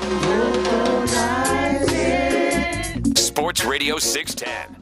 Is it too early to call C.J. Stroud a top 5 quarterback? That is the question. CBSSports.com has a ranking of quarterbacks, NFL quarterbacks, and I've got my issues with the ranking. They're not necessarily as local, but to localize it, we're going to focus on C.J. Stroud. At the very least, Patrick Mahomes is at the top of it, so it's not that controversial, that we right? know. They got Patrick Mahomes at the top of it. We'll respect that. But C.J. Stroud comes in at number 5 on this list. Again, we'll get into some of my issues with it in a second. But C.J. Stroud, I don't mind being number 5 on this list, and I like what they had to say about him here. They say on C.J. Stroud, the feel-good story of the 2023 quarterback class, Stroud was lights out as both a level-headed leader and downfield attacker in his pro debut. Now he's got Stephon Diggs added to a growing skill group and a feistier defense on his side. Preseason MVP hype incoming. I'm feeling it. I'm feeling the C.J. Stroud hype. I'm feeling him on this list. I do wonder, and it's in part because of some of the issues with the list that I mentioned that we'll get into, but I do wonder if we're a little too hasty, if we're getting ahead of ourselves. I had him last year in the midst of the C.J. Stroud mania, in the midst of the craze. I had him somewhere around 7 or 8, respectfully. Yeah. 5 was a little ambitious for me, but I think I'm leaning there. I think I'm starting to eat the cheese a little bit. What say you, Lopez? Dude, yeah, I'm like the biggest fan. It took us about 6-7 weeks to realize, all right, this is legit the guy. Yeah. Like, this is not fluky. This is not some guy just on a good start or has one skill that maybe can inflate numbers, whether it's running or has had a couple of long balls or whatever. No, he is legit it. Frankly, I think 5 is perfect. I deliberately did not look at the list because I want to be able to kind of take in what your point is on some of the things that might surprise you, et cetera. But off the top of my head, obviously Mahomes won. I don't know how close to the actual story I am here. Give me forget the ranking. Don't even worry about like trying just to guess. Me? Give me 5 is about right. Like I would ask you this question, and then you can answer it. Yeah. Can you name 5 quarterbacks in the NFL right now off the top of your head that you either think are better than C.J. Stroud or that you would take over C.J. Stroud? Well, let's do it. Try it. 1, Patrick Mahomes. 2, probably Lamar Jackson. Interesting. 3. Hey, wait a minute. Put a pin in that. Okay. Okay. Even though he doesn't have weapons, Josh Allen. Okay. 4 would be Joe Burrow. Okay. I think CJ would be 5. It depends on what you feel about how good Aaron Rodgers is going to be. Okay. I don't think Tua's in that class. Jalen Hurts might be arguable. Okay. Am I missing anybody here of the super elite? Because Dak's not. No, I wouldn't put Dak up there. I wouldn't put Dak up there. But he's obviously on this list somewhere. Herbert would be somewhere around there. 5-6 to me because he may not have had the season, but I think he's just as good, skill-wise, as C.J. Stroud, and who knows with about Brock Purdy?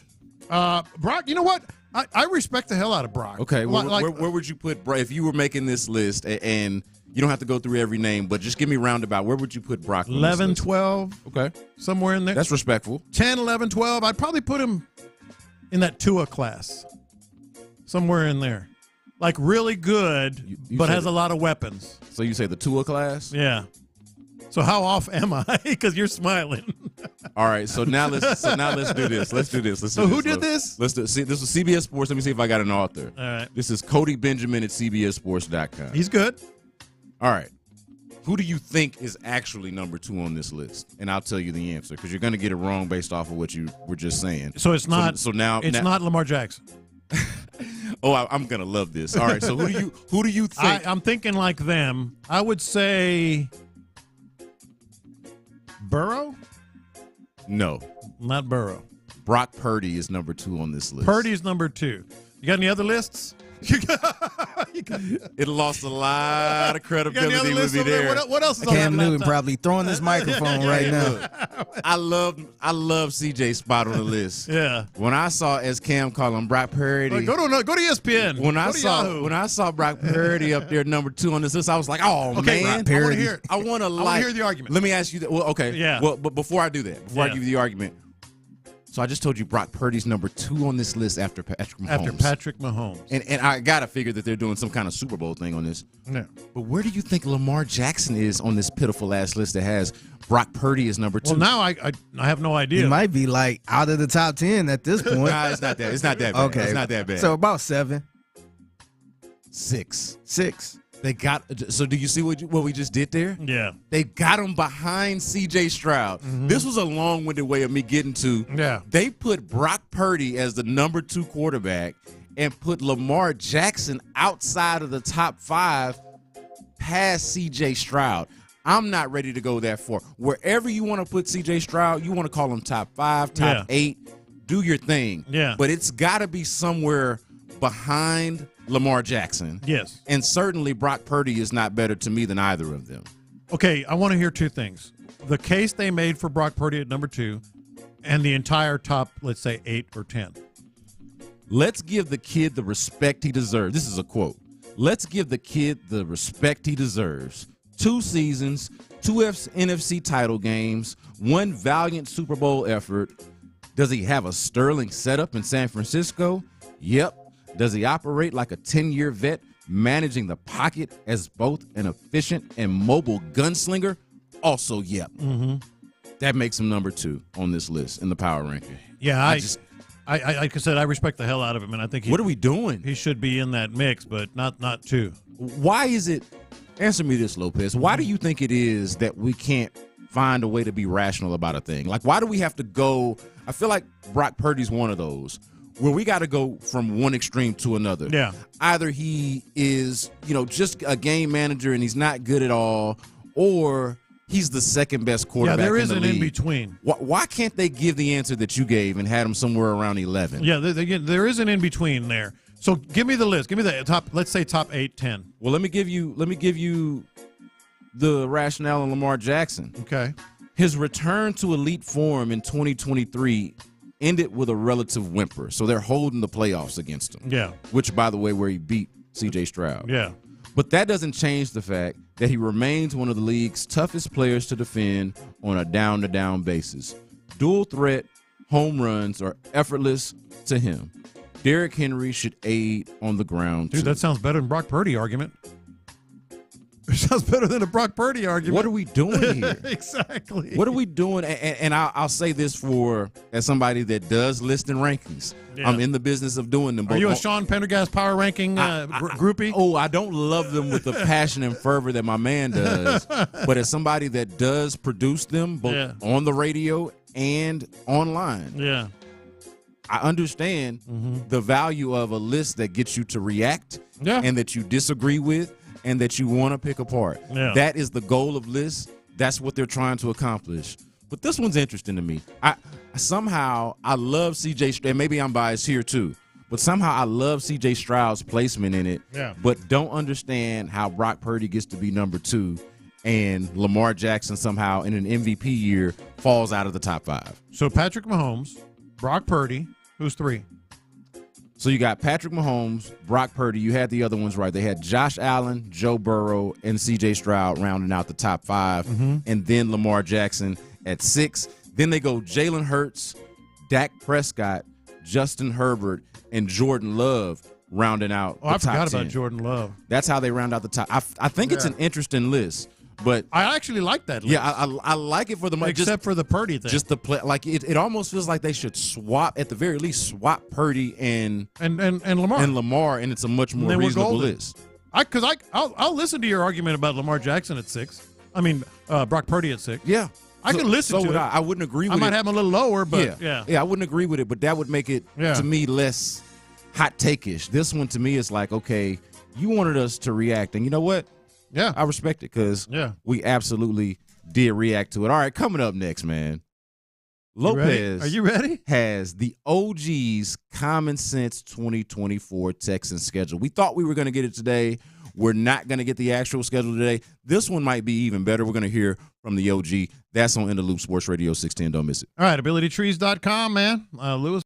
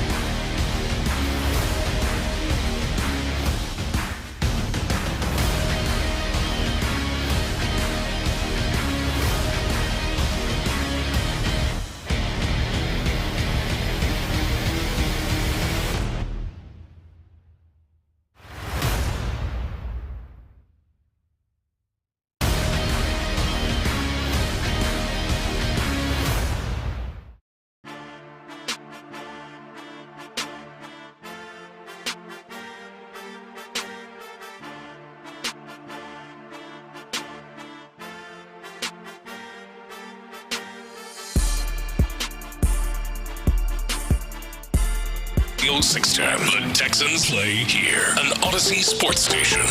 Sports Radio 610 presents In the Loop with John Lopez and Landry Locker. B. Scott holding it down for Landry Locker. I am here with John Lopez and Figgy Fig on In the Loop. And I'm excited for this, man, because, look, I was disappointed earlier in the week when we thought we were getting the NFL schedule by today. Yeah. And then a little bit later in the week, or maybe like the next day, we find out that we ain't. Yeah. We're not getting that schedule until next week. Inside a week from that, I got you, man. though, I got you. You know, so we're going to get it. But I feel like, and maybe this is just the respect I got for you, OG, but I feel like this OG's common sense 2024 Texans schedule is going to be, if not better, at least as compelling as whatever the NFL actually produces for us next week. So I'm going to let you take it away, my man. Let's do the OG Common Sense 2024 Texans schedule. And I will explain the logic behind it and why I feel good. I was actually just kind of putting my chest out with Sean earlier when I said, I think at least 5 of them are going to get right. It's hard to get. It's hard to get any of them right. We got to take you old rascal. We got to take you seriously, man. I never know what you got cooking on in the back of that head of yours, man. I think it's good. Thursday night, September 5th. You heard me right. Thursday night, September 5th, opening night. Houston Texans at the Kansas City Chiefs. The logic behind this one is it just makes too much sense. Yeah, I'm here for it. It just makes too much sense. I'm here for it. But that's how we're starting the season. We're starting the season off. You telling me, the OG, that the Texans are going to the defending two-time now. Yep. Back-to-back now defending Super Bowl champion Kansas City Chiefs. Great storylines. And that's how they're going to start this 2024 season that has all this anticipation and expectation behind it. That is exactly how they're doing it. I'm here for You it. get a long break now after that. Sunday, September 15th, versus the Tennessee Titans at home. And let me explain the logic before you react. You're always going to play, most always, going to play a division opponent the first or second week of the season. You know that. A lot of people know that. Sure. They did it last year, obviously. That's kind of my logic. They faced Indy, I think it was the second week, right? Absolutely. At home last year. They always play the Jags early, it seems like. Yeah, I want to say my first year with the station, I want to say 2019 might have been the year that they did that, where they played the Jags at home, either to start the season or in week 2. Yeah. So it makes sense. They played the Colts last year early at home, Jaguars often. I'm feeling the Titans at home. Now, here's the kind of the down part to that. It kind of screws you out of the H-Town alternate home jersey, but that's going to happen. At Chiefs versus Titans, Sunday, September 22nd, versus at home, back-to-back home games, the Miami Dolphins. Now, we all know the teams they're facing. The Dolphins, another AFC team, early in the season, makes sense. Yep. It might be a 3 p.m. game. I don't think it's worthy of prime time, but it might be like a 3 p.m. game with all the possibilities there. Yeah, I don't know if it's worthy of prime time, but I like the matchup just because of the parallels that we have, the crossover that we have in coaching staffs with the Dolphins and the Texans. That might be an underrated national storyline. Yes. But there's some juice there with the up-and-coming coaches of the NFL. Mike McDaniel leading the way over in Miami, and, of course, a hot head coaching candidate in Bobby Slowick, who is his close personal friend who he worked with in San Francisco. Exactly. And Anthony Weaver. Defensive coordinator. Barry Nalita and D'Amico Ryans. So all of those cats, right? Yes. But Slowick's brother, at last I checked, coaches over there in Miami. It's a thing. It's a thing. It'll be a thing for us for sure. Week 4, Sunday, September 29th, at the Jacksonville Jaguars. There's your second early division game. You always knock out a few early, maybe 1 or 2 in the midseason, and then a few late, because you got to end, of course, with a division game, or you generally do. At Jaguars is probably where you're going to get Trevor Lawrence. That not a primetime game, but a good game.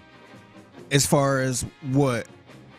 In terms of like at the Jaguars, you got to knock out another division game early. Yeah. Okay. Yeah. So to be clear, you don't feel like that's the London game. That's not the London game. Okay, I got you. I like them. You know me, man. I like a division matchup anywhere on the schedule. Yeah. Give me them cats, and especially the Jaguars. Give me them jokers. Yeah. Sunday, October 6th, versus the Minnesota Vikings at Tottenham Stadium in London, England. There's your London game. All right. Texans, Vikings at Tottenham in October. I think the Vikings are going to play either the 6th or the 13th. I'm guessing the 6th, and I think it's going to be against the Houston Texans. So if you want to beat the rush, go ahead and book your tickets if you believe me. Speaking of that, let me say something to you, Lopez. Yeah. As the OG around here, as the well-traveled OG around here, man. Mm-hmm. I need you to come through. What do you need, man?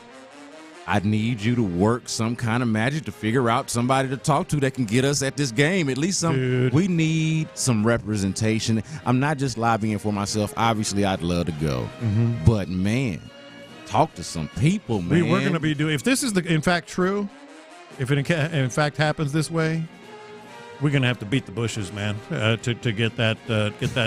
There's got to be a way. Got to be a way. At least help me. At least help us think. You better talk to some of your sponsors, man. I mean, it ain't got to be you by yourself, Lopez. No. Low T. How y'all doing? Help us. Hey, Lewis, you ever been to London? You know what I'm saying? I'm saying. I wonder if he could drive over there, DNM. Let's see if we can put a La Michoacana in London. Let's see how that goes over. Blue Chew. I don't even know if we still mess with Blue Chew. That's probably the reason why I said them. Yeah. Sunday, October 13th, kind of a downer because it's way too early. But you're coming back from London. Bye week.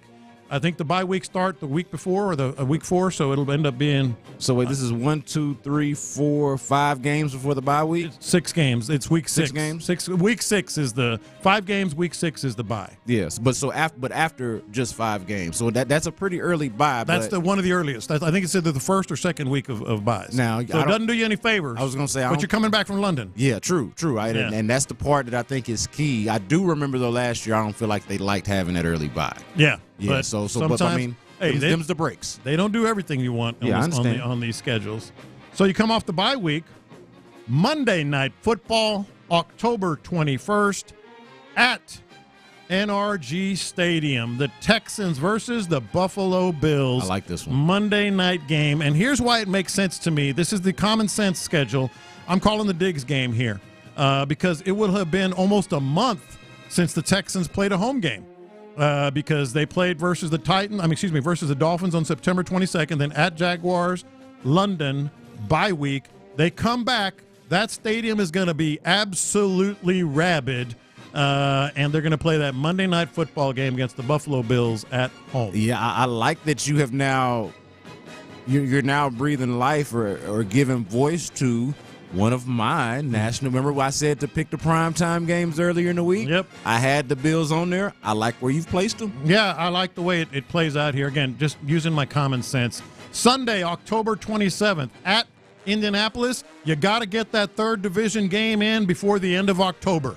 And this is just experience talking. They try to get all 3 division games in before the end of October, the first round anyway. So a division game with 2 young starting quarterbacks Sunday, October 27th. Let me put you on the spot here, Yeah. not to derail you here. Is that a dub? At Indy? Is that a dub? That's a dub. Both of you, both of y'all. You and I think so. That's a dub? I think so, yeah. All right. I'll go with y'all. I'll call it a dub. Sunday, November 3rd. You got to get into those interconference games. Chicago Bears at home. Just seems about right to put that game right here, a little non-conference game. Sunday, November 10th versus the Ravens. Back-to-back home games. Solid midseason game. Playoff history. Might even be an afternoon game. CJ versus Lamar Jackson. I like these, man. I'm with both of these. For me, honestly, the Bears game, that's one of the... Caleb, baby. Like, if we're talking about a game that probably matters least, that I care about most, that's got to be the ones. Because I get up for all the division games, and I think a game against the Chiefs, especially if they open the season like we're suggesting against them, that obviously matters. All the AFC teams, of course, matter. Yeah. But you could argue that the Bears game... outside of like your record face that's value. That's a great Sunday afternoon game, man. It doesn't matter, but the entertainment value, the conversation around that game, I am absolutely here for the week leading up to that game. Yes. And that game day experience, having that. I cannot wait to watch them play the Bears. I cannot wait to watch them. And obviously the Ravens. Who plays 2 Monday night football games? The Houston Texans are going to play 2 Monday night football games. This one on the road at the New York Jets. Young gun versus Aaron Rodgers, if he's still healthy. Monday night football cannot go wrong because you're still, even if he's hurt, you're still going to have other storylines, D'Amico and Robert Saleh, the Derek Stingley, Sauce Gardner, and of course you're always going to have CJ. Monday night football on the road, November 18th at the Jets. What are the chances, do y'all think, that Aaron Rodgers is healthy by the time, what's the date you got this game? Is November 18th? November 18th. What are the chances that by November 18th that Aaron Rodgers is healthy? I don't think real high, but again, you got other storylines here, and the story might be the Houston Texans and C.J. Stroud. Yeah. Yeah, I'm just wondering. I mean, it's not like I'm with you. They didn't need him last year to beat him. You know what I'm saying? Like, and I hate to reflect on that again, but that did happen. Yeah. Sunday, November 24th. How about another home game? Regular afternoon game against the Jacksonville Jaguars. There you go. There you got the Jacksonville Jaguars knocked out by November 24th with a home game. Dub. And that would be a dub. And I put on there, you got to have that home game before a short week. You heard me right. A short week. Thanksgiving Day, November 28th. Houston Texans at the Dallas Cowboys. I mean, this is just a duh. This is the biggest layup. I think it's an even bigger layup than Texans Chiefs to open the season. This is just such an obvious matchup. What if they didn't see this? Like, what if somehow they overlooked this and matched the Cowboys? We obviously know the Cowboys are going to play, but match them up with somebody else. Cowboys and Commanders. Cowboys and Commanders like it's 1994. Cowboys and Eagles. Yo, even though that'd be all right, but that would be all right. But it's 2024. It's 2024. Not man. 1994. Cowboys and Giants. It ain't even 2004. Like it's time. It's time. And we're calling this the OG Common Sense 2024 schedule because you didn't get the schedule today, but you're getting this one. And this one is common sense to me. Sunday, December 8th. You get the long week after the Cowboys game. And generally, if they're good to you, you get a long week before long travel. Sunday, December 8th, at the New England Patriots. They're going to give you that long week before you get the long travel at the Patriots. Trap game. Trap game for sure. Trap game. Trap game for sure. I mean, they are. Just imagine coming off a Cowboys win, like, you know. And the Patriots look like absolute roadkill right now. Yeah. They just look like debris. Yeah, they look we like just destroyed the Cowboys, so we got the Patriots net. Trap game, baby. And then sometimes they mess with you, but they do give you a home game after long travel. So Thursday night football, December 12th versus, notice I said December 12th, the Detroit Lions at NRG Stadium. Here it is. Let's all say it together. This could be a Super Bowl preview. Oh, Super Bowl preview. You're doing that. It's December 12th. Okay. This could be a Super Bowl preview. I like the hype, Lopez. Yes. I like the hype. I more so look at them as just a parallel matchup. You know, a team from last year that was on the rise and did it. Really, two teams that were on the rise last year. Yeah. And really like the teams that are next. But I like the Super Bowl preview angle from you, man. Yeah. Sunday night football, again, back-to-back primetime games. December 22nd at the Tennessee Titans. Unfortunately, the alternate uniforms are for Amy Adams Strunk, but it'll be awesome to face them, and at least the Texans could show off maybe their Road Reds, their new uniforms with the horns on the helmet. You're going to have that color rush game. I think at Tennessee would be pretty sweet. And they better beat their ass, too. They better beat it every time they wear them stinking uniforms. And it ain't got to be a thing of we got to have the colors, we got to have the uniforms. No, they just don't need to be flaunting them things against us when they play us because it's just a matter of principle and disrespect, which we shall not tolerate. They better beat their ass. Yeah, they better. They better do that for sure. All right. Let's go to only a couple more games here. Two more games here. Sunday, December 29th. Why you do this to me, You know man? it's going to happen. I like this list. I like this schedule up until we got to this point, and I knew something wasn't right. I knew something wasn't right when we were working our way through this schedule.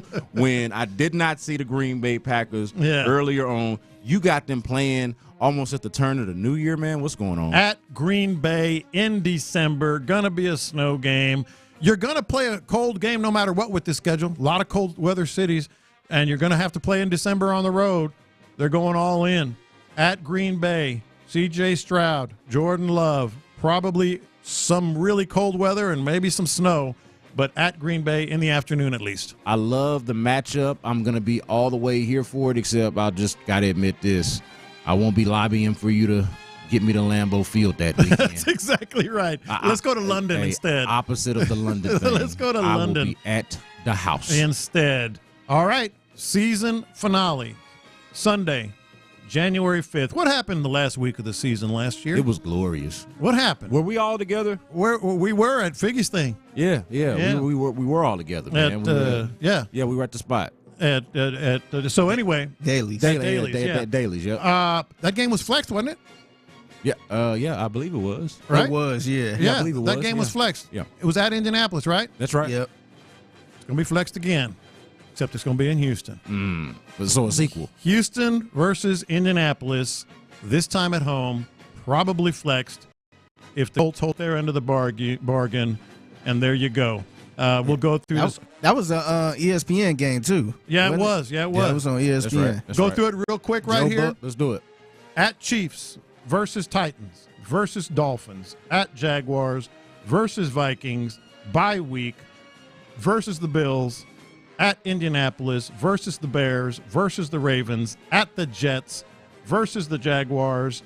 At the Cowboys on Thanksgiving versus Detroit Lions. At Titans. At Green Bay and versus the Indianapolis Colts. Man, I'm feeling it. I'm not feeling playing against Green Bay in December, but I'm feeling. Let me ask you this before we get out of here. Is that last game against Indianapolis, does it have nearly the implications that it did last year, or are the Texans running away with this thing by the time we get to that point? Well, in this schedule, it does. I think we're going to be seeing Davis Mills play. Oh, boy. Oh, whoa. Yeah. So it'll be a noon game. It won't be flex. Yeah, I think a lot of rest. I'll take it. I appreciate that. Texans don't have anything to play for this game. I'll take it. I'm with that. Hey, that is the OG's Common Sense 2024 Texans schedule in light of us not getting a schedule from the NFL today. We'll actually get the real one next week, but I can appreciate that one from the OG. Coming up next, I actually want to play a game here. Depth or starter? We got rookie minicamp coming up in less than 24 hours now. And I want to know, do you view these rookies as depth or starter? We'll talk about that next on In the Loop.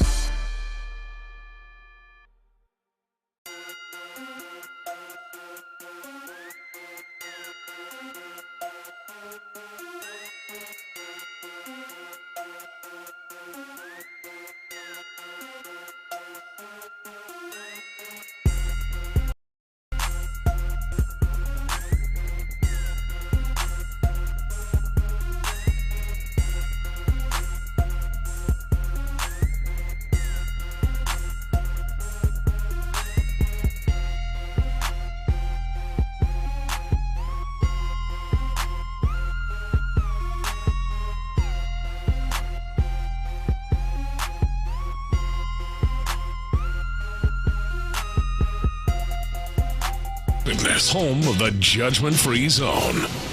Sports Radio 610 presents In the Loop with John Lopez and Landry Locker. B. Scott in for Landry Locker, holding it down with John Lopez and Figgy Fig. Is he depth or is he a starter? We got rookie minicamp coming up, and I'm really intrigued by the rookie class. I'm going to be honest, man. Like, normally when you don't have first-round picks, there's not a lot of hype around a rookie class, but I think it's in part due to the fact that there's so much energy around the team itself that anything related to the team, rookies, draft, uniforms, like you name it, I'm gonna be there for it. You know, like I'm here for it. So I want to focus on really the top two rookies because I think it's hard to like level an expectation on some of those other guys, and I do think Kalen Bullock is an interesting. I think Bullock pick. is interesting, but let's do that. Yeah, and I think Cade Stover is going to have a real role, but I think he's obviously depth because of Dalton Schultz. Like, I think it'd be cute to try to say, oh, he's all of a sudden going to be your starting tight end. Yeah. So we're going to limit this to the top two picks, and those are the ones that we're going to hear from tomorrow. Those are the ones that are going to speak. Kamari Lassiter, the cornerback that they took in the second round, and then Blake Fisher, the offensive tackle that they actually took later in the second round, which is, I think, more of the controversial pick. Yes. Both picks have some question marks around them, but for Kamari Lassiter, I want you to hear from Mina Kimes talking about what is keeping the Texans from taking that step or what they're lacking. And I think for the most part, she might mispronounce a thing or two, but I think for the most part, she hits the nail on the head, which she normally does. The reason why this wasn't one of the best defenses in the NFL, despite that, was issues in coverage. Even when they got pressure at times, they didn't hold up, on the back end. And when they didn't get pressure, they allowed the 9th highest QBR in football. You highlighted some of the additions there. A lot of those were in the front. 2 changes at cornerback. You bring in Jeff Okudah. You draft Kamari Lassiter, who is a corner. I really liked his tape in college, and I think he fell a little bit in the draft because of his athletic measurables and size. But I do believe he can start right away. But for me, this is the biggest question, the biggest challenge for D'Amico Ryans, who, of course, is a brilliant defensive coach. Can you get this defense to play better on the back end?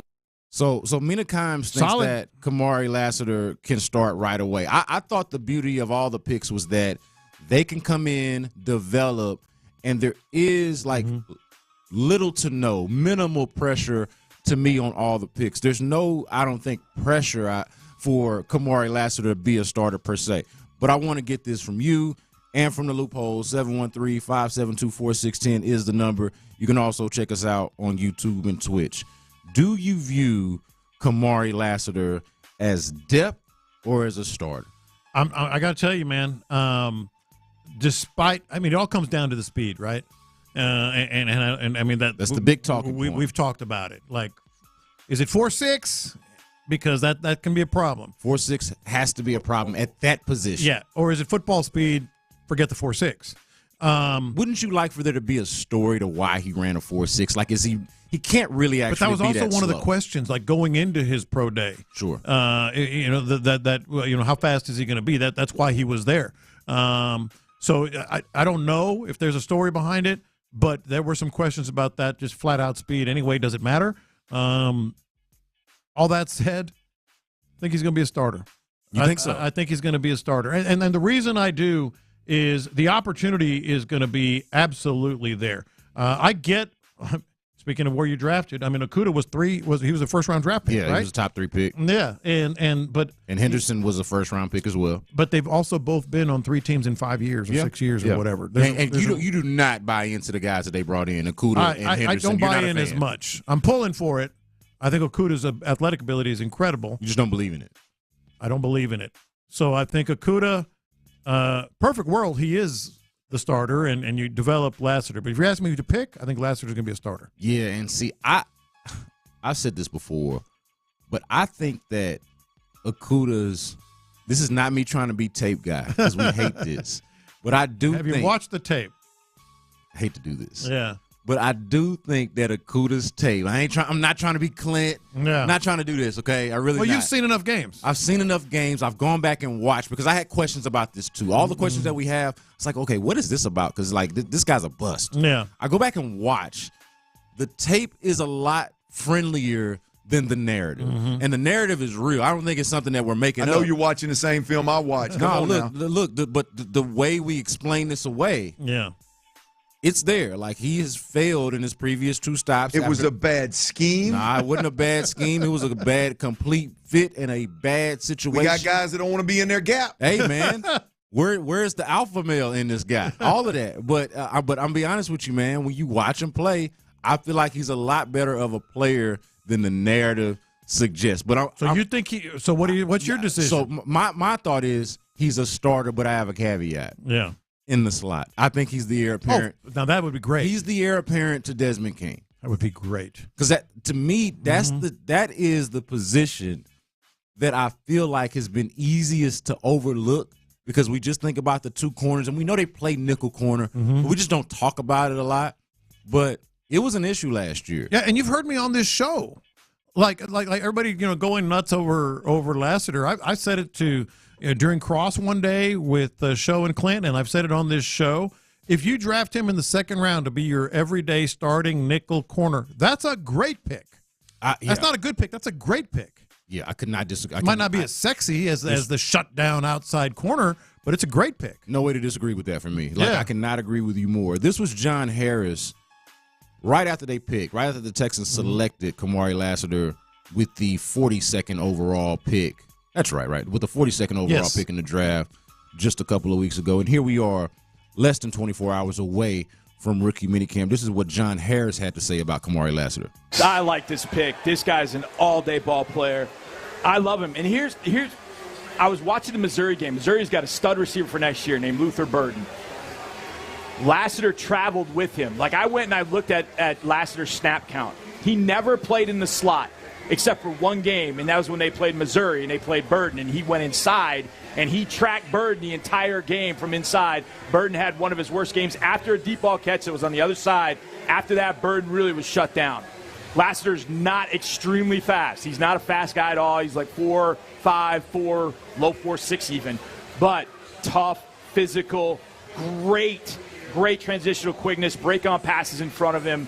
I like this pick. I started thinking about corners and like, man, which one's still there? And I thought Lassiter. It's a good pick for the Texans right here. And now he gets in competition. Okudah, Henderson. Lassiter is going to be a competitor, played at Georgia. Very smart, very well coached at Georgia. I think it's a really good pick for the Texans. Yeah, and nobody studies these things like John Harris. That's, come on. Obviously, John Harris of the Houston Texans and footballtakeover.com. Check him out with his stuff. But, I mean, he is, to me, and like I said, no one follows this closer than John Harris, especially in our market. He, to me, is describing a slot corner. A corner. A nickel. Yes, a nickel corner. Yeah. A nickel defender. And so I'm going to go ahead and call him a starter. But that's a good call. And I'm probably better than mine. Well, I hope I'm not copping out there. But no, I think it's a good call. But it's a 2-part opinion for me. Yeah. I believe in the castaway outside guys that they brought in a little bit more than the narrative suggests. Yeah. So I think one of those guys, namely Jeff Okudah, can win that job. Yeah. Should be the best option at that job. And Kamari Lassiter has a perfect that's a good way to perfect like role. I'm gonna change my answer. Gonna change your answer to mine. What about Blake Fisher, man? This is the more controversial one. Like, Blake Fisher, to me, this was a head scratcher. A lot of us were, I don't know, I think we found this pick to be curious considering the contract situation that you have with your current starting tackles, and you do have backup tackles on the roster now. Maybe this guy, hopefully, this guy is better than those, being Charlie Heck and David Sharp or whatever the hell the other guy's name is. Like, hopefully Blake Fisher is better than those guys. But this was the scouting report on NFL Network about Blake Fisher the night that he was drafted. Yes, sir. And this was my highest-rated tackle that was still sitting out there. Blake Fisher is a redshirt sophomore. He is one of the younger guys in this group. The foot quickness, the punch and slide, and again, he's young, so he's still developing. I believe if he goes back to school next year, we're talking about him as potential first-round pick. He decided to leave with his bookend tackle, and Joe Alt, he enters into the NFL. But CD, when you watched him as a young player, this is someone who shows you everything. It's just not all there yet. He's a little bit tight, has a little bit of ankle stiffness there, but I think he's going to be a better player a year from now than he is right now. I don't ankle know. Stiffness. Well, ankle stiffness is not a That's scouting a new term. one on I me. never heard. I'm not a scout. I don't know the scheme, and I'm not watching the film that Clint is watching. Ankle stiffness. But When have you ever stiffness- heard anybody say, "Man, my ankle"? Hey, so John stiff." Harris needs to. He listens all that. He needs to call in, man. What the hell is ankle Hey, stiffness? Figgy, you know what kept you from having an illustrious athletic career, dog? Ankle stiffness. Ankle stiffness. Bro, your ankles is too stiff. I don't know if I ever told you that. Yeah. I can see it in your walk. Your ankles are apparently stiff. Hey. What if somebody walked up to? What if I did walk up to you and told, "Hey, Figgy, loosen up them ankles." Yeah, your ankles dog. are a little stiff, man. Yeah, it look like your ankle stiff. You would be like, The "Hey, way you B, walking." B Scott is tripping." Hey, so okay, ankle stiffness aside, Here's the thing. He's probably right. John Harris is probably right, but go ahead. Well, that was NFL now. I want to say that was maybe Daniel Jeremiah. Jeremiah. But what do you think, Blake Fisher? This is the controversial one. I can't invent a spot for him. If he's a starter, he's taking somebody's spot. Yeah, he is. What say you, Lopez? Is this depth? Or is this a starter? No pick. Really, no pick in a long time. Go back to last year and the year before. Has intrigued me more than Blake Fisher. Very intriguing pick. Not just because you prioritized him there when there were other needs that we've talked about ad nauseum, but the fact that you even brought in a tackle at any point that that had that kind of expectation. I've called it insurance, since draft night. Insurance for Titus Howard? I mean, insurance for what? As a swing tack? I don't know. It's very intriguing. I'm going to say backup. This is insurance for a 16-year-old trying to drive, to be honest. What a great comp, Figgy. That's awesome. You know they're going to ding up something. Yeah. Get that full coverage. Yeah, no, not just liability. Yeah, full coverage. I'm going to say it's depth, and it damn sure better be. It better be depth. I don't know, man. It better be depth. I don't know. But let's have this conversation again a year from now. And obviously that defeats the point of the conversation right now. We're trying to project. But a year from now, I think we might be singing a different tune. Yeah. I think this guy's going to go from depth to starter. I see Lassiter as a starter early, and Fisher hopefully depth early, a starter eventually. All right, that's the game we played, depth or starter. Coming up in the hits, Jokic wins the MVP in the midst of getting his ass whooped. The Astros lose again. The hits are lit. Next. The Drive with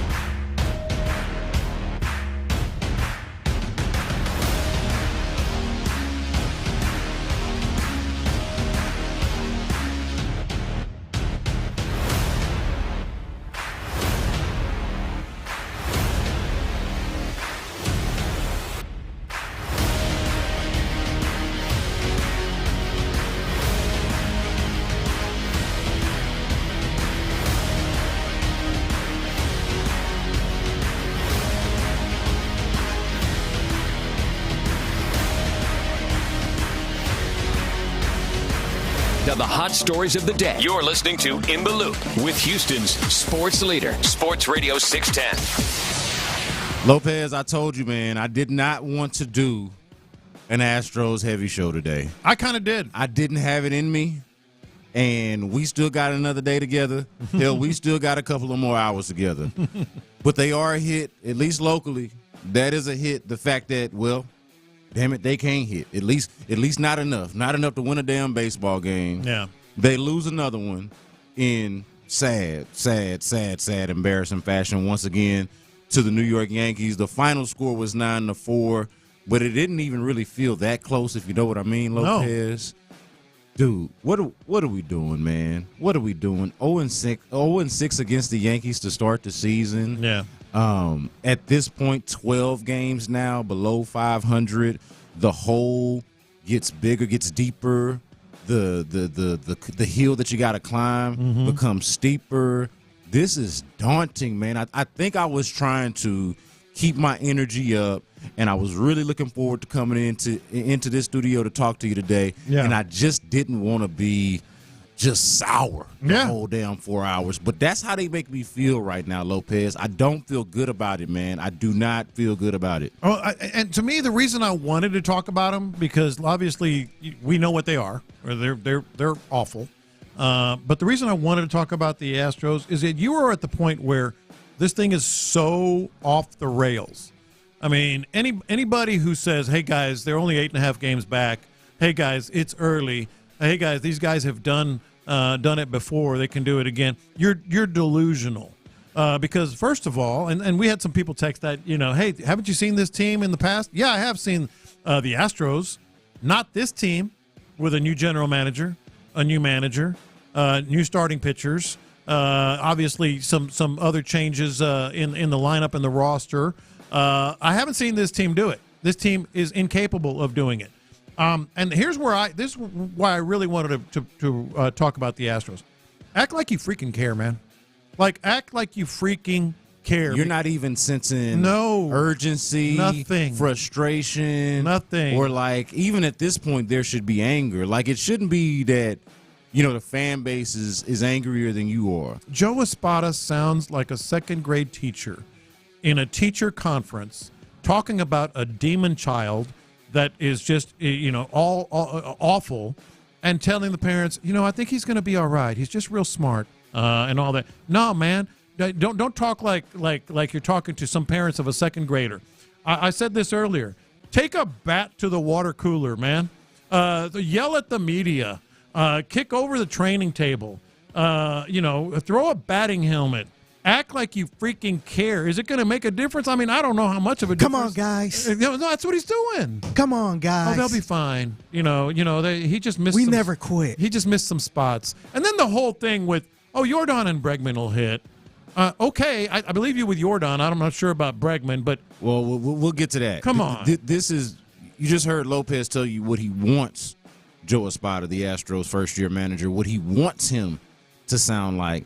This is what he actually sounds like after the game when he says that the team, despite just spiraling the way it is, doesn't have any quit. You know what? I thought we competed well. You didn't. I thought once we got them out of the game, they competed well. We tried, and Pena, big homer, and it wasn't a big continued homer. to compete. Dubon got on base, kept the line moving, and that's all we can do.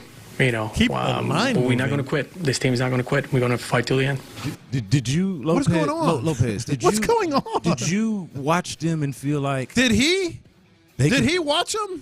Look, man, if I had him in here, I would Did you truly watch ask the him. game? We might even cut the mics off and let Figgy play music for 30 seconds so we could get a real answer out of the guy. But let me ask you, since it's just me and you in here, you and Figgy in here. Do y'all watch them and feel like what did he say, that they competed well? Yeah. Do y'all feel that way? Big home run. You feel that way? Dude, I think. Dude, the A's got a better record than them. Yes. I don't want to hear, we not giving up and all this other stuff. And No. we competed well. No, nobody does. Nobody does. It's beyond that. It's beyond the pale right now, man. Competed well? is he serious? Like this? You gave it your all, guys. Yeah. This is, Let's like, get fired up. Yeah. like maybe we were too triggered by the back of the baseball card stuff with Jose Abreu because we knew it was a talking point because we'd heard it before, Yeah. and so now it's like it rubber stamps it as a concerted, organized talking point on their part. But this, I mean, like we competed well. I mean, Joe Espada should really. Did you after Did you really? after every game, he should stand at the top of the dugout steps with one of those coolers on wheels. Open the cooler and give every player an orange and a juice box. Like good job, guys. Good job. Give him an orange and a juice box. A high C. Capri Sun. And mama, Capri what Sun. are those rolly things? The little rolly. The fruit roll-ups? Fruit roll-ups, yeah. just stand. Just give him a fruit roll-up. Good job, guys. Yeah, There good we job. go. Yeah, all right. Who's the team mom this week? Who finished the game? Who's the team mom this week? Just give them all an orange, a fruit roll-up, and a juice box. Hey, Biggie. I'm so glad I was able to catch that. Like, wait, these rolly things, what are you talking about? Somehow we was on the same page with that. But it was like, wait, what? The rolly things? That's how far Lopez is removed from eating a fruit roll-up. It's been a while since I coached Little League. When was your last fruit roll-up, A Lopez? long time ago. That is those rolly things. That is hilarious. All right, so what about Alex Bregman and Yordan Alvarez? Two of your stars, supposed to be stars. Yordan Alvarez is a legit star. Alex Bregman was a star at one point. I got serious questions as to whether we should still call him that or consider him that. And his free agency is going to be fascinating. But for the right now, what about those cats? When can we expect? I mean, you already knocked Bregman down in the lineup mercilessly or mercifully for the rest of us. Yeah. And like, when can we expect these dudes to start producing the way we expect these dudes to produce? You know what? I thought we competed well. I thought we, once we got him out of the game, we tried, and Pena, big homer, and we continued to compete. Dubon got on base, kind of kept the line moving, and that's all we can do. We're not going to quit. This team is not going to quit. We're going to fight till the end. And then on Yordan, right after that, on Yordan and Bregman, he had this to say about them not actually coming through, not really doing anything. You are seeing some things from other guys in the lineup. Kyle Tucker's the only star that's really making things happen. But you'll see some things in other places in the lineup. Jeremy Pena is that guy right now. But what about Yordan and Bregman? At some point they will. You hope that it happens that day, but it eventually will happen. But it's nice to see other guys contributing. Pena, Dubon, Jake. Everyone just trying to do their best, and once things turn around, things will fall in place. Hey, hold on a second. We're gonna play this again in just a second. 'Cause there's a pause there and I'm gonna tell you when to stop it, Figgy. I felt this pause from Joe Espada in my soul. Play that from the top, Figgy, and I'm gonna tell you when to stop it. At some point they will. You hope that it happens that day. But that's it. That pause. And then to me, in that little millisecond right there, that pause. Yeah. All of the moments where they're coming up small, where they're coming up short, are flashing through his head. They are. But they ain't. Yeah, they ain't. You know what I'm saying? They're not. Like the thoughts are in his head. The things that he needs to happen with these cats are not. And somehow Yordan, as we've mentioned before, is the least of their worries. I've been saying all along, Yordan is the least of my worries, but don't get me wrong, he's a worry. He's the whole thing's a damn worry. And Bregman, okay, so Martin Maldonado was the worst Astros hitter last year. We all know that. We talked about him a lot. As of today, Alex Bregman has a lower batting average, lower on-base percentage, lower slugging percentage, and lower OPS than Maldonado had last year. It's ridiculous. Let that sink in. Nikola Jokic wins his third MVP in 4 seasons. I mean, this is historic stuff, man. That's actually crazy, man. It's wild to think about it. I mean, he probably should have had 4 straight. Oh, man. Oh, yeah. You can absolutely make the argument. I didn't have a problem with Embiid getting it, but you can absolutely make the argument. Mm-hmm. And some people are going to try to make arguments for years where he won it and shouldn't. But you cannot argue with 3 out of 4, 3 MVPs out of 4. This dude's an all-time great. I do find it ironic, though, and unfortunate for the timing of the award that he gets this award at a time when he's getting his ass whooped by an underdog. It gives you Dirk Nowitzki in 07, what is it, 07 or 8 or 08, whatever year that was, when the 1-seeded Mavs lose to the 8th-seeded, we believe, Golden State Warriors. It gives you those vibes. It gives you David Robinson getting undressed by King Olajuwon right as he was getting the award. Gives you those vibes. Karl Malone. Yeah, all of those. I mean, there are plenty of examples of this, but Jokic, absolutely an all-timer here, man.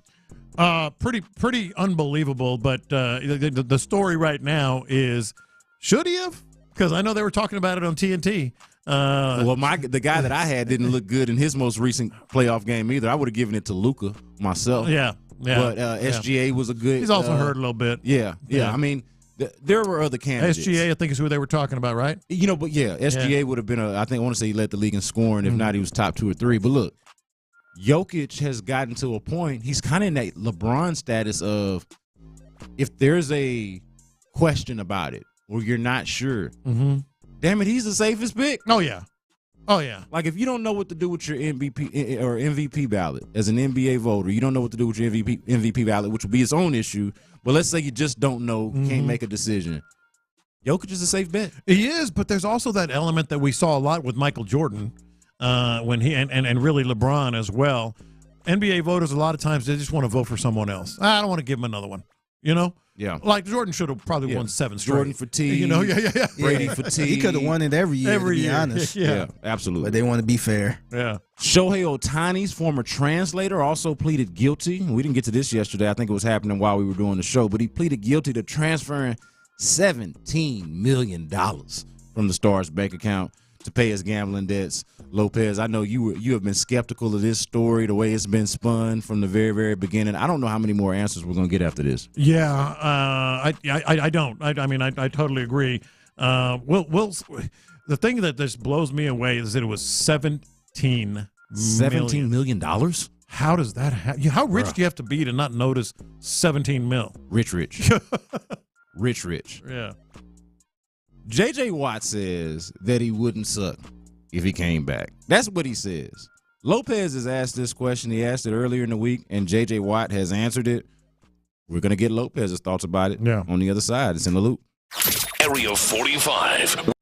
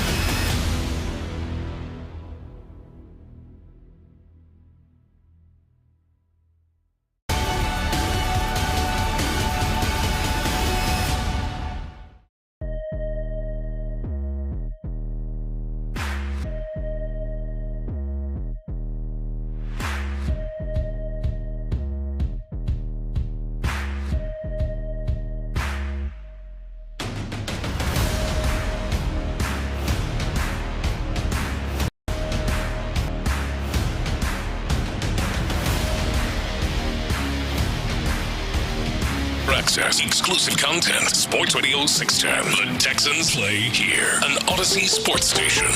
Sports Radio 610 presents In the Loop with John Lopez and Landry Locker. B. Scott in for Landry Locker. Kicking it with John Lopez and Figgy Fig on In the Loop. And earlier in the week, John Lopez did at least pose the question, what if JJ sucks? Yeah. We know JJ Watts talked about possibly wanting to come back. I was that guy. I talked to him about it over the weekend at his charity softball classic, and we've discussed it ever since. And Lopez, every bit the contrarian that he is, Come on now. got to be like, man, but what if he sucks? And I'm like, what did I say? So what? What if he does? It's cool. Bring him in. It should be a low-risk, high-reward type of situation. Well, I give Lopez some credit because it's a fair question, first of all. Like, whether you agree with it or whatever you think about the answer to his question, it is a fair question to at the very least ask. And, well, J.J. Watt was on with Pat McAfee. Yeah, he heard it. And he lends some credence to it himself. Like, what if he does suck? It's a question at the very least that he's got to ask. But, like, how enticing is this idea? What's going through J.J. Watt's mind about this? He talked to Pat McAfee show about this just yesterday. No, I mean, the thought of it is obviously incredible. And trust me, like any athlete that's retired has always thought about what would it be like, man, that feeling is the best feeling in the world. But I think the thing, and the reason I had 12 and a half sacks my last year. Trust me, there's plenty of times where I'm like, you absolutely could have kept doing it. But the reason that I'm okay with everything and the reason I'm so content with everything is because no matter who you are, no matter how successful you are, no matter how great of an athlete you are, that day is coming no matter what. So I'm at peace and I'm comfortable looking back and knowing that my last year, I had my son, I had 12 and a half sacks, I had a great time, I accomplished a great career, and now the time has come to move on. So the only thing that you would ever come back for now is if the exact right situation happened where you had a chance to do something that you have never done before. And that's the only scenario that would ever bring you out, because you also have to look at the opposite side of that and all the bad that can happen and all the things that everything. Think about that. Only positives. No, what are you talking about? No, it's being retired. That's the beauty of being retired. Is like you don't have to think like a freaking eternal optimist anymore. Like, yeah, I'm gonna go out. No, what if you suck? You know, not gonna suck. You're JJ freaking. No, I wouldn't. I can tell you that right now. Well, prove it, bitch. Prove it, bitch is my favorite part. Prove it, bitch. Prove it then. I love that. I love that they had that relationship. But so let's ask this question though. Mm-hmm. Since we asked it before, now we have at least heard J.J. Watt speak on it. What do we feel like the likelihood is of J.J. Watt sucking out there at the age of 35, a year removed from football? It seems like you feel like it's higher than I do, just by the simple fact that you asked the question as early as you did. I don't know if I think it's higher, but it's on the table, is my point. Like it is on the table. You just heard him talk about it. Like, that day is going to come. You know, it's inevitable that you're not going to be able to do this anymore. Well, what if that day came while he's retired, and when he comes back, he's not the same player? I don't necessarily think so, but it's on the table. But he also said something else. First of all, I think he was asked about and when he said this, you're going to hear it. I thought to myself, well, damn. Well, let's go to it. JJ's coming back, isn't he? Well, JJ, and we talk about this on the show of not getting too caught up in the comments section, not getting too caught up with what people are saying to you on social media. Don't get too caught up. But look, something struck a nerve with JJ. Mm-hmm. Something struck a nerve with JJ. He's weighing in on everything. The whole Austin Rivers, NBA players in the NFL and vice versa thing. But he's also responding to them haters in the comment section. In that whole thing yesterday, somebody tweeted me and said, "Can you even dunk?" And I'm like, that then is insulting, because I'm like, maybe I can't go out there and make 23s in a row, but can do some now. I'm an athlete. Don't get it twisted. I mean, I'm an athlete here. So, like, I'll be humble here and there, but, like, that's, like, when people are like, same thing with the thing about, he can't even play anymore. Why would we want his trash? Like, okay, hold on a second now. Okay, top 10 in sacks and TFLs my last year. Let's calm down. Everybody calm down. Hell yeah. Hey, talk your JJ. Hell yeah. Talk your We appreciate you, man. See? Now squat again, all right? I mean, listen to him. When I heard that, I was like, Man, he's going to play. JJ's like, he's going to play. Honestly, when I heard that, I was thinking like, dang, maybe he won't be that trash. Well, that too. if he He's do certainly come back. convinced. Yeah. Because there's some people that I think they could come back and still give you something. Yeah. I feel like JJ is one of those superhero type of players that he won't ever have a bad year. He might have a bad year per his standards. But yeah. His bad year might be 9 or 10 sacks. You know what it made me think, honestly? Mm-hmm. Aside from the opportunistic nature of this, of joining the Texans and riding the wave that they got going on, it made me wonder if JJ just singularly is thinking about this. Like, yo, man, people sleeping on me. People think I'm trash. That's my Can point. I dunk? Like, absolutely my point. Like, aside from the fact that the Texans are in a position to provide him with something that he hasn't been able to achieve in his career yet, like he's just on some put some respect on my name is my name type of energy of like, yo, don't be out here talking about I can't dunk or I'm trash and I was just out here recording double-digit sacks the last time you saw me on the field. Like, he quoted his stats and where he ranked in the NFL. Yeah. And then he said, I'm going to go hit the squat rack again. He has been challenged. So it also made me think of this. I think he's going to come back for a very important reason, but it's not going to be injuries. It's not going to be lack of production. It's going to be if the Texans are really what we think they are. If the Texans are really good 6, 7, 8 weeks in, that's why he's going to come back. Yeah. He's going to come back because you just heard him say it, like something I haven't done. That would be the reason. He said it. It's not going to be like, hey, D'Amico, if you need me, give me a call. I'm here for you. No, I think he's coming back if he has a chance and he really believes that he has a chance to win a Super Bowl with this squad. This is a good point, I think, by you, because for me, I've thought that, it's a better idea for him to be at least a part of the team in some capacity, even if it's a limited capacity. Yeah. For most of the season, if not the entire season. I think that's better. Yeah. And it even looks, I think it's better practically and image-wise than just kind of jumping in the middle of the year. I just think it's better. Yeah. But maybe being more realistic here, that's exactly it. It ain't going to be injuries. Well, because you don't want to just come in and announce your return and be there. And do what you did in Arizona. Yeah, or like the way the 2020 season ended here, when there was still expectation with Watson as the quarterback, and you had just come off of a playoff season. Even though you had the disappointing loss at Arrowhead against the Chiefs, you still had a successful season the year before. Yeah. You thought, at least I believe, that the Texans thought going into 2024, despite some of the concerns, writing on the wall, DeAndre Hopkins trade, what have you, that they were going to be a lot better than what they turned out to be, a lot more competitive than what they turned out to be. You don't want to sign up for that or not know exactly if you're signing up for that on the front end. Yeah. Maybe jump in week 5 or 6 or after that early bye week that you painted in your OG in your OG schedule, somewhere around there after London. Yeah, I don't think it's going to be injuries or production, lack of production. It's going to be, can I really get there with these dudes? Because if I can, I'm coming in. And look at it from the Texans' perspective now. Like, you can get J.J. Watt. You already have him on the line. He's already busting his ass working out football workouts. You can get a trade deadline deal without making a trade. You just sign J.J. That's another good way to look at it. Because from the Texans' perspective, and let's say I keep going back to 7-1, and that's just something that I'm using as an example.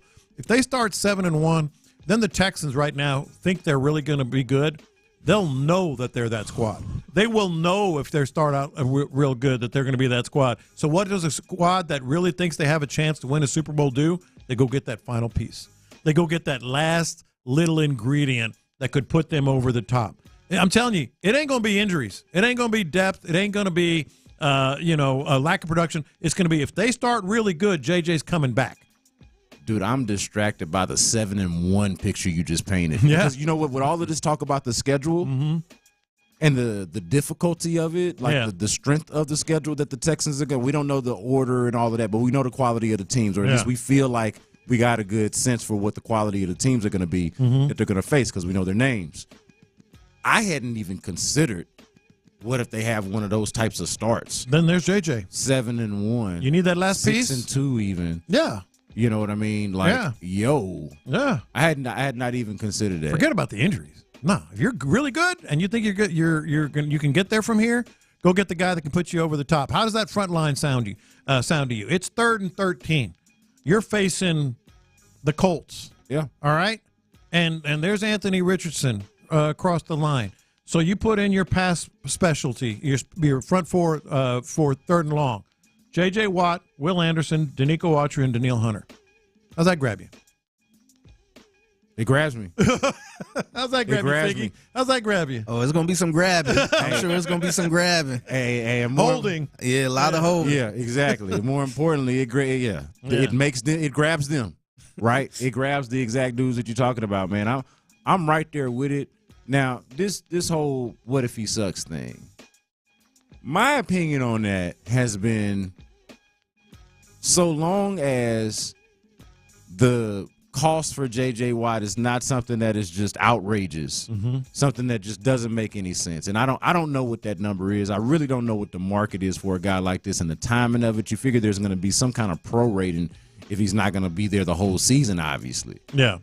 But the what if he sucks part, is it cowardly of me to really just be like, okay, so what? Like, it's not, because what if he sucks is an issue to me more so, again, unless they pay him a boatload of money and neglect some other needs, some other holes that they should fill with the money, okay? Obviously, that's an issue. Yeah. But the what if he sucks more so applies to the Will Andersons and the Daniil Hunters of the world.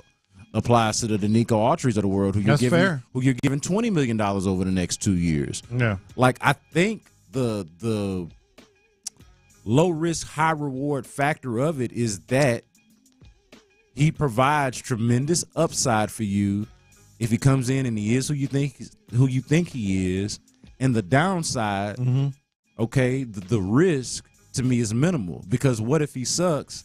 I think you're a good enough football team to survive that. Yeah, and especially even if they're good, if in my theory is the theory that plays out, because that's what I heard when I heard that audio of him talking about the one thing that I need, and these people saying what if he sucks and all that stuff. What I'm hearing is there's no real big risk. I don't think he's going to be asking for $25 million. Well, obviously not. No. Yeah. I want to say he's making somewhere around $17 million a year. I could see him It'd like be at least half prorated that. Yeah. $7. 7. And it'll be the easiest $7 he's ever. How is that a risk to $7 million he's ever made in his life? Yeah, how's that a risk to the Or Texans? it could be something cheaper where they add some incentives in there. Yeah. If you get the double-digit sacks, then that bring it up to 10 or something like that. Yeah, I don't see a big risk here. What do y'all make of the critique of J.J. Watt that maybe he's a little too attention-seeking, maybe he's a little bit too self-absorbed? Why has he always got to be the center of attention? Why is he always, and Figgy mentioned this superhero quality to JJ. I think he leans into that. Why has he always got to be the hero? Why has he adopted this almost Captain America, I'm the hero, save the day type of persona, and people being put off by that? Yeah. What do y'all make of that angle of the J.J. Watt conversation? Because I don't actually participate in it much, but I do hear it quite a bit. I'll put it this way. Did you ever know a really, really like super smart person that kind of lets you know how super smart he is? I know a lot of people like that. Right? They kind of like, all right, we get it, you're smart. But the reality is they're really smart. They're really smart. That's my analogy. J.J. Watt does like the attention. Like he really has it in him to want to be out there and maybe want to come back because he's J.J. Watt and he can't miss either the attention or the glory or being a part of it or whatever. But the reality is he really is a guy that can back that up. Yeah. Like he really is good dude, and he really is doing great things in the community, and he really does make big plays. He just likes the attention of it a little bit, you know? And I get how some people can be put off by that, but I do think you earn a certain amount of glory. Mm-hmm. Like sometimes, and everybody doesn't have to like it, but look, when you accomplish a certain thing or a certain level, you get glory. I remember even just over the weekend when I realized that they had done this roast of Tom Brady. I'm like, man, they got the Dynasty documentary, which is basically just glorifying Tom Brady and, making Bill Belichick look like a villain and Robert Kraft look like a genius. And it's clearly like, okay, so we got that. Now we got a 3-hour roast of the man. Like, I get it. He's the GOAT. What are we doing? Why is this necessary? But it was damn good. And then we get in there, and I'm like, damn good. I'm reminded, well, he is Tom Brady. Like, he walks out in the beginning. Yeah. And Spillane has talked about this, like being around Tom Brady, seeing him in person. And it does. There's an effect. It's a different. There's a vibe. There's a vibe. You catch a vibe about it, and so certain people earn that. Yeah. I do honestly think though that this is more genuine in terms of the things we talked about earlier with the opportunity, both for the Texans and it not being a lot of risk, way more reward than risk, and then for J.J. Watt, the clear opportunity, knowing that he's not going to be able to do. He's 35. Yeah. So the clock is clearly ticking on him. Okay, so it's not like he is going to be able to even do this forever. I think it's more so about that than it is, hey, J.J. Watt just wants to be Captain America. And let's not downplay the most basic feeling, incentive, motivation that athletes like him have. Maybe there is a lot of the attention and FOMO, if you will, from J.J. Watt that he's considering this. Maybe there is a lot of, I want to prove the skeptics wrong, and I'll show you if you think I'm not going to get it. But at its core, the dude really wants a championship, just like everybody else, whether you're a guy, an attention seeker or not, a guy that just lays low. At some point, I mean, they really do. They want their contract. They want money. And then they want to win a championship. They want the glory. They want the Hall of Fame, all that. But if he doesn't win a championship, at its core, at his core, there's an element that every supreme athlete has. I want to win it.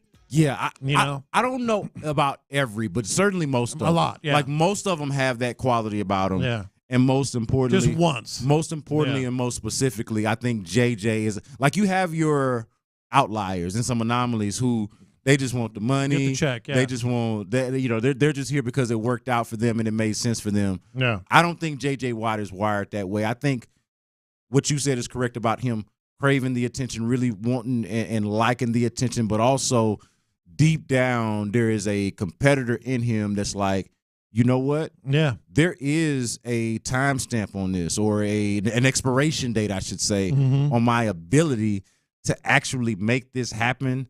I got to cash in on it. Like, who's to say that the Texans are always going to be good? Exactly. Like the next year, I might not be good enough. The Texans might not be good enough, and this moment will have absolutely passed. So I think it's more so about that than it is the attention seeking. He's John Lopez. I'm B. Scott Figgy Fig here in the building. Coming up on Lunchtime Confessions, Lopez is going to confess his sins, and I'm actually going to try to kill two birds with one stone and take care of some housekeeping business with my confessions. We'll do that on Sports Radio 610. It's in the Loop.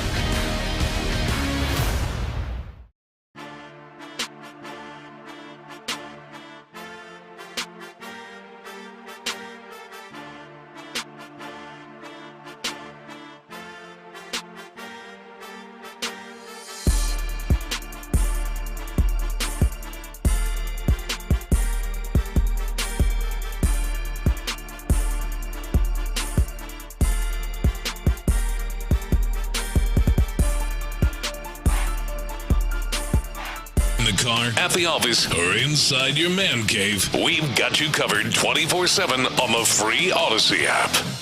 Watch this. These are my confessions. Lunchtime confessions on In the Loop. Sometimes it's about sports, sometimes it's not.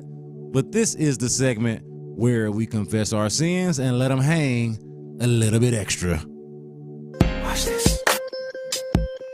These are my confessions. So I was listening to the morning show this morning. Yeah. And they talked about it some during Cross, about C.J. Stroud needs to find a girl. Yeah. I'm kind of feeling that, man. I got to admit, he I know he's young still, and you're all about like, yeah, man, play the field a little bit. Not even just like play the field if that's what you want to do. Like, do you? So if you want to play the field, play the field. If you want to just focus strictly on your career, focus strictly on your career. But for me, I don't want there to be no urgency for Stroud to get a girlfriend. If it comes, it comes. Like if it happens, it certainly happens. But man, you ain't gotta have no girl at 22. Figgy, I'm interested in what you think about this because I'm of the opinion like we've already seen like some wild ones coming at him asking for rides home, and stuff like that. Yeah. I want him to find a good girl, man. Just settle down. See, the last part you just said, I don't know if that's even possible. Just find a good girl. Yeah, well, because I'm just looking at how CJ roll. No. Look, I don't know if he's into the quiet type of girl that we all want him to have. Yeah, I think he kind of like that spotlight a little bit. Exactly. See, I think it's possible, but it's just far less likely given the circles. Like once you saw him, even before you realized how good he was going to be, like once you saw him kicking it with Michael Rubin, and the Kardashians, that gave you a little insight into the type of circles he's going to be mixing with, the type of crowds he's going to be into. It ain't going to be just no ho-hum girl next door. Hey, it happens. I don't think it's gonna happen with this one, man. He's like, yeah, this ain't no typical Justin Herbert or somebody like that, man. This is C.J. Stroud that's out and about. Yeah. And so I think, this summer we saw him with Amber Rose, and that wasn't a big deal. But I think next summer he gonna be out with somebody. He gonna be holding somebody's hand. Yeah. And we gonna be like, why? He's living his best life right now, man. Take your time. China, Japan. Take your time. Yeah. Just be careful. Just be careful. And that's the main thing. Yeah. Whatever you do. He could date anybody. Just be careful. Don't get yourself in a situation. Yeah. Look, I don't hang around Jalen Green. I was just about to say that. I don't want to say don't hang around him. No, just simply don't listen to a word he says. Because look, CJ, I think is able to hang around bad influences without taking the bad influence. I do get the sense of that from him. Yeah. In which case, I would say keep it that way. Keep it that way. If you hang around, dude, don't listen to a word of advice that he might give you. Watch this. These are my confessions. Let me say this, man. If Giselle actually cheated on that man, and I don't know their business, I don't know if Giselle cheated on. It seems like all signs are pointing to that. With the jiu-jitsu instructor, with the karate man. I don't know the truth of the matter. I'm not gonna pretend to know. But if she did, and she out here complaining about the roast, and she actually did that, she actually betrayed this man and was cheating on Tom Brady with the karate instructor. That's slimy, man. It is slimy. That's slimy. Like, you know what? Matter of fact, forget it. You want to do it? Giselle. Oh, man. I got my eye on you, girl. You are officially nominated for the Slime Ball. Oh, no. This sounds like a Slime Ball nomination. Slime me. I can't get with it, man. She know the truth, right? She know she was with that karate man no less than 5 minutes after we found out that they was broken up. Yeah. Come on now. How you feel about the people that's like, I don't want to say defending her, but blaming Brady because he chose to play football over being with his family? Yeah, no, I think that's a legit thing to talk about and consider. And it was the butt of the jokes, right? Yeah. It was the butt of a lot of jokes. But the reality is, once you get into somebody's personal life, like, hey, some people choose their work over their family. He would not be the first person to do that. And my thing is, I think it was already something going on. because I don't think everything was perfect and he just chose football. That's a great point. I think it was a lot going on that we didn't know. He's like, screw it. Yeah, he probably like, nah, I'm playing football. Why would I want to stay here? Yeah. So I think it was something going on. We just didn't know it. Yeah. You got any more slime balls you want to get off your chest? And maybe they both found a new muse. Who knows? You know what? While we at it, man, I got another confession / slime ball nomination, man. Let me get that confession. We didn't talk about this much because I guess we just didn't have enough time. But Jamal Murray throwing items on the floor. Yeah. Throwing items in not just out of frustration, throwing items on the floor in a timeout, in a stoppage of play. But while the play is going on, here's the thing that I had the most problem with it. Because I'm not like hall monitor, like morality police or nothing like that. I really am not. But, bruh, your own teammates are out there. This is true. Your own brothers are out there. Like, it's not just the opposition. It's not just the fans. Like, Pat Beverly throwing a basketball at the fans. Your boys is out there, man. Yeah. Boys that you fight with, that you just won a championship with last year. You're trying to win another one with them this year. Yeah. And what are you doing? Why are you throwing items out there? Hey, well, we got segments inside of segments here. Let's do it. Man, hit it. Oh no.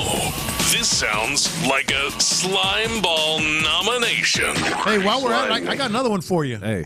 I got another one for you. I want to hear it. I wanted to see if you want to nominate you want to see if I'm going there? I'll tell you where I'm going. I got one more slime ball nomination. This is my this is another confession. I think I know who you're talking about. This is another confession on my part. This has been running me hot really for the last, let's call it 2 days. I got this one. Watch this. These are my confessions. Dana Brown, I had really been rooting for you, man. And you know what? I still am. We got a common goal here. You as the general manager of the Houston Astros, and me as somebody that has followed the Houston Astros for as long as I can remember. We got a common goal in wanting their success. And so I'm rooting for your success by proxy. But, bruh, you embarrassed me with this Jose Abreu contradiction thing. You embarrassed yourself primarily and then embarrassed me as an advocate, as a proposed advocate for you. And honestly, through this contradiction, and we heard it, man. We've heard it enough. We know what he had to say. First, it wasn't bat speed. Then all of a sudden it was bat speed. I'm not sure if he's even taken record or receipts of his own takes, which is a problem. Man, let's go ahead and nominate the Astros general manager. I think we should. Let's go ahead and nominate this man. Oh no. This sounds like a slime ball nomination. Slime me. Man, you're on a roll. That's 3 slime ball nominations, Figgy. I think that's a record. Inside the confession. In a segment, that got to be a record. In a segment. Let's go ahead and break that record again. You got anybody else? Yeah, that was built in. That was built up frustration of I feel like you got another one. Slime ball nominees that needed to be called out right here on the show. Since we had it, man. Yeah, and then you had another one. What the hell is wrong with Austin Rivers? There we man? That's the one I was thinking. What is Austin Rivers' problem, man? Out here just flippantly saying that it could be 30 NBA players that could play in the NFL, but it's not 30 NFL players that could play in the NBA. Not only is it a bad take, it is slime bally. Oh no. This sounds like a slime ball nomination.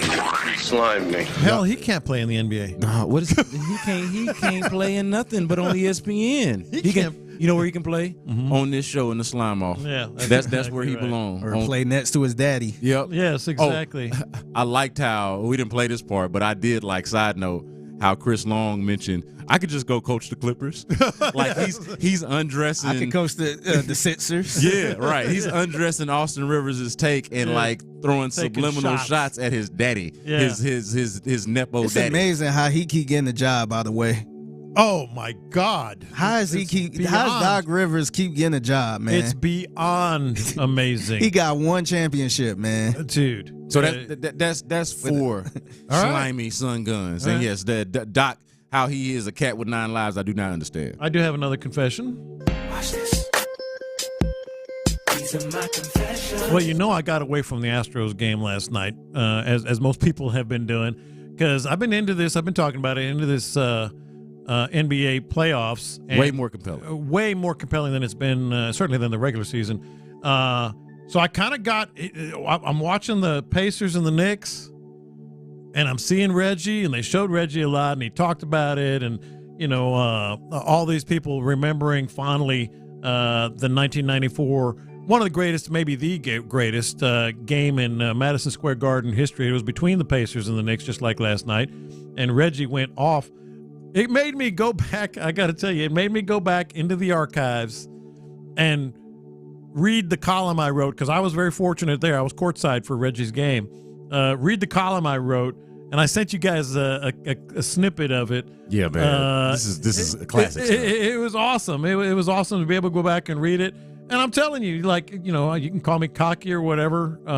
I read it and I went like, that's not bad. That's not bad, because the story behind the reason I said it's not bad, the story behind that column is, keep in mind, the Knicks were blowing them out. Yeah. I'm familiar with the history, at least. I had my column written. New York Knicks, they'll be coming to Houston, because they were going to face the Rockets, So I had a whole column written, and then Reggie starts, whoop, whoop, buckets, whoop, buckets, whoop, and I'm like, oh hell! So I had to rewrite that whole column in probably about 20 or 30 minutes. So I wrote that in like 20 or 30 minutes, and I'm like, that's not bad considering the backstory there with all that. There's nothing like, and obviously you know this even better than I do, Lopez, nothing like writing something under pressure, under a deadline like that. Yep. And coming away from it at the end of it, super proud of what you did. Because I don't even remember, like, it's a blur. It becomes a blur. You're just like type. You're trying to get some sort of semblance of thoughts together.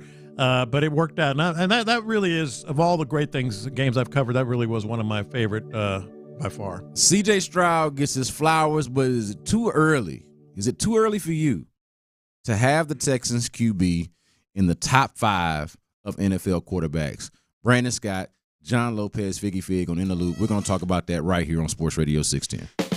JJ.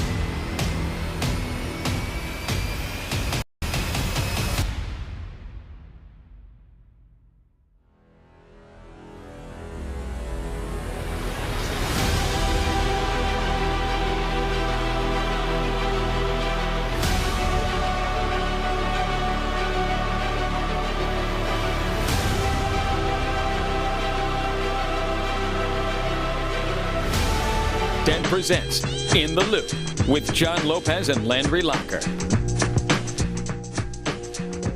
C.J. Stroud been getting a lot of love this offseason, and I think it's well-deserved. NFL Offensive Rookie of the Year.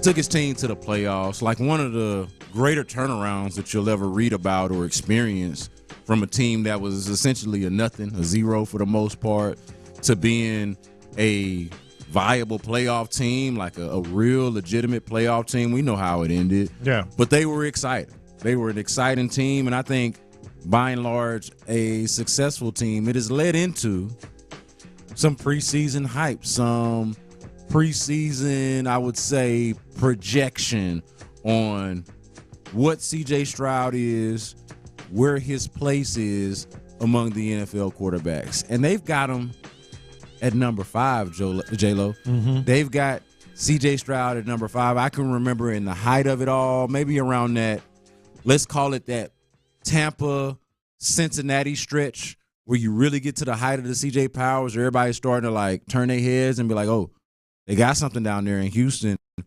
That's around the time when I was putting them in that top 7 or 8 range. I thought that was a legit and fair place to put them. Well, after the season's over with, CBS Sports takes it a step further. And we talked about this earlier in the show, but Cody Benjamin over at CBS Sports has CJ Stroud as the 5th ranked quarterback in his quarterback rankings. And I'm just curious from the audience, 713-572-4610 is the way to get in. You can call, text. That is the line. You can also check us out on YouTube and Twitch at Sports Radio 610. What do you think about CJ Stroud as a top 5 quarterback? Are you willing to go based off of one season? Yes. And the one season that you saw? Not even going to let you finish. You're willing to put CJ Stroud in the top 5 of the NFL quarterbacks already? And I don't see – I mean, look, you can easily say, okay, he's not top 5, maybe 7 or 8. But okay, so okay, you think he's 7 or 8? I think he's 5. It's not much of a difference. You know, I think it's just like because top 5 has this aura, 5 best quarterbacks or whatever. People tend to hesitate to put a second-year quarterback there. What if you think the second-year quarterback is there?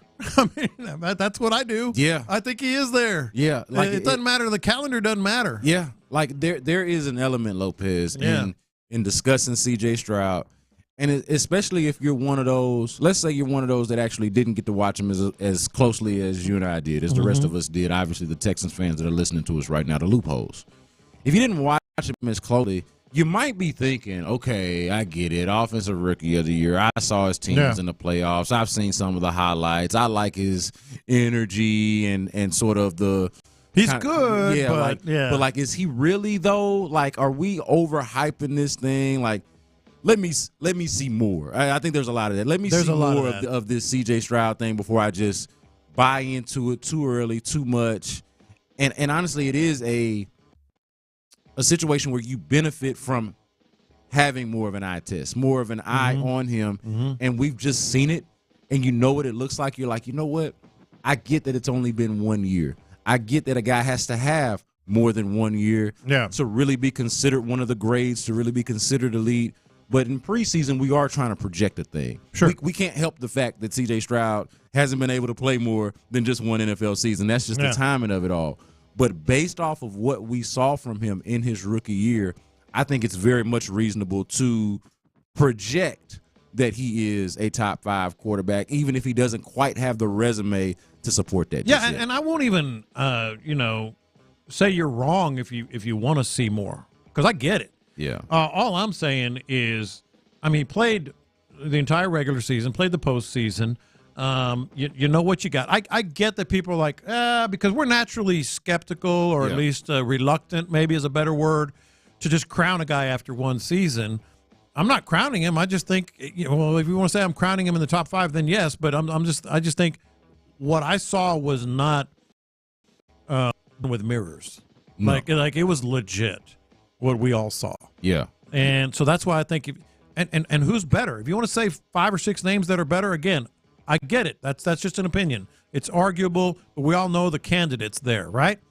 I happen to think he's probably top 5. I would say number 5 if I did my own list, but probably top 5. Yeah, I think that the reluctance does come from the timing of it all. But again, man, there's this quality to it, man. And I think also it's less about like the top 5, whether he's in it or not. To me, it's less about him and about, okay, who are your 5?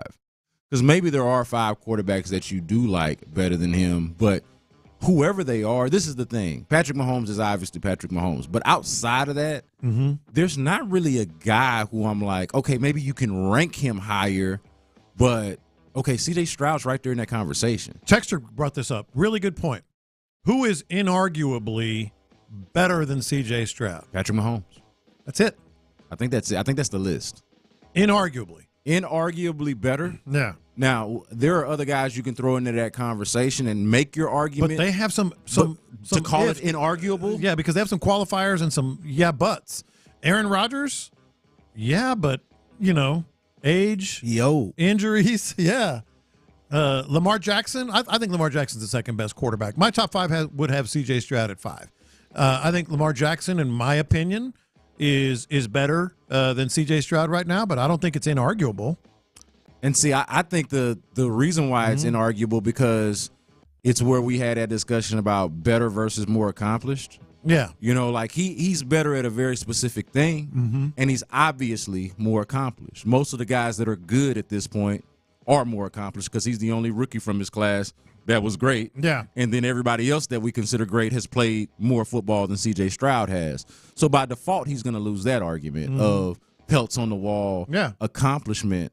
But I think if somebody wanted to make the argument, and somebody was actually on the text line earlier in the show saying, hey, B. Scott, C.J. Stroud's already better than Lamar Jackson. I'm reluctant to do that, and I'm not ready to do that because I think Lamar Jackson is too. He's proven way too much as a player, as an individual player, to just catapult a rookie over him. Like, he's done too much for me to do that with, but at the same time, I understand what people are saying. I understand what the projection is. I can hear those arguments. Whether you're on the C.J. Stroud side or Lamar Jackson or whomever, I can hear all those. The only thing that's inarguable is Patrick Mahomes is better. That's it.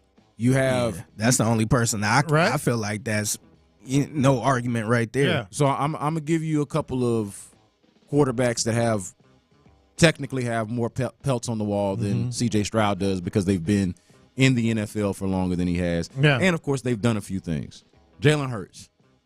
No, man. I mean, been to a Super Bowl, obviously. Yeah. Got paid. I don't think he's better. I don't think he's better. I don't think he's better. Yeah. I don't think it's particularly close. Yeah. And I'm a Jalen Hurts, somebody who he has won over. I wasn't a believer. I was rooting for him because he's from the crib. He's from Channelview. But I didn't necessarily believe early on. Somebody that I've obviously come around on, but I don't think this one is particularly close. So no Jalen Hurts. I agree. No. Dak Prescott. Hell no. Hell no. Apparently there's a Titans podcast out there that I don't listen to and have never heard of that is saying that C.J. Stroud is basically Dak Prescott. I seen that. I'll say this, man. I'm glad that I have no idea who this is and that this is not. I think that's the podcast Landry did a collab with one time. That's our guy Morocco T. Listen. Oh, okay. I think he's on that podcast. So it kind of makes sense. Shout out to Landry for being in the trenches and in the sticks with these weird ass team friendly fan podcasts. But bruh. I usually don't engage in stuff like that, but I did this time because I'm like, this is because he was he was comparing Dak Prescott rookie year to CJ's. I'm like, that looked like a damn good rookie year to me. Yeah. I'm putting them folks in timeout.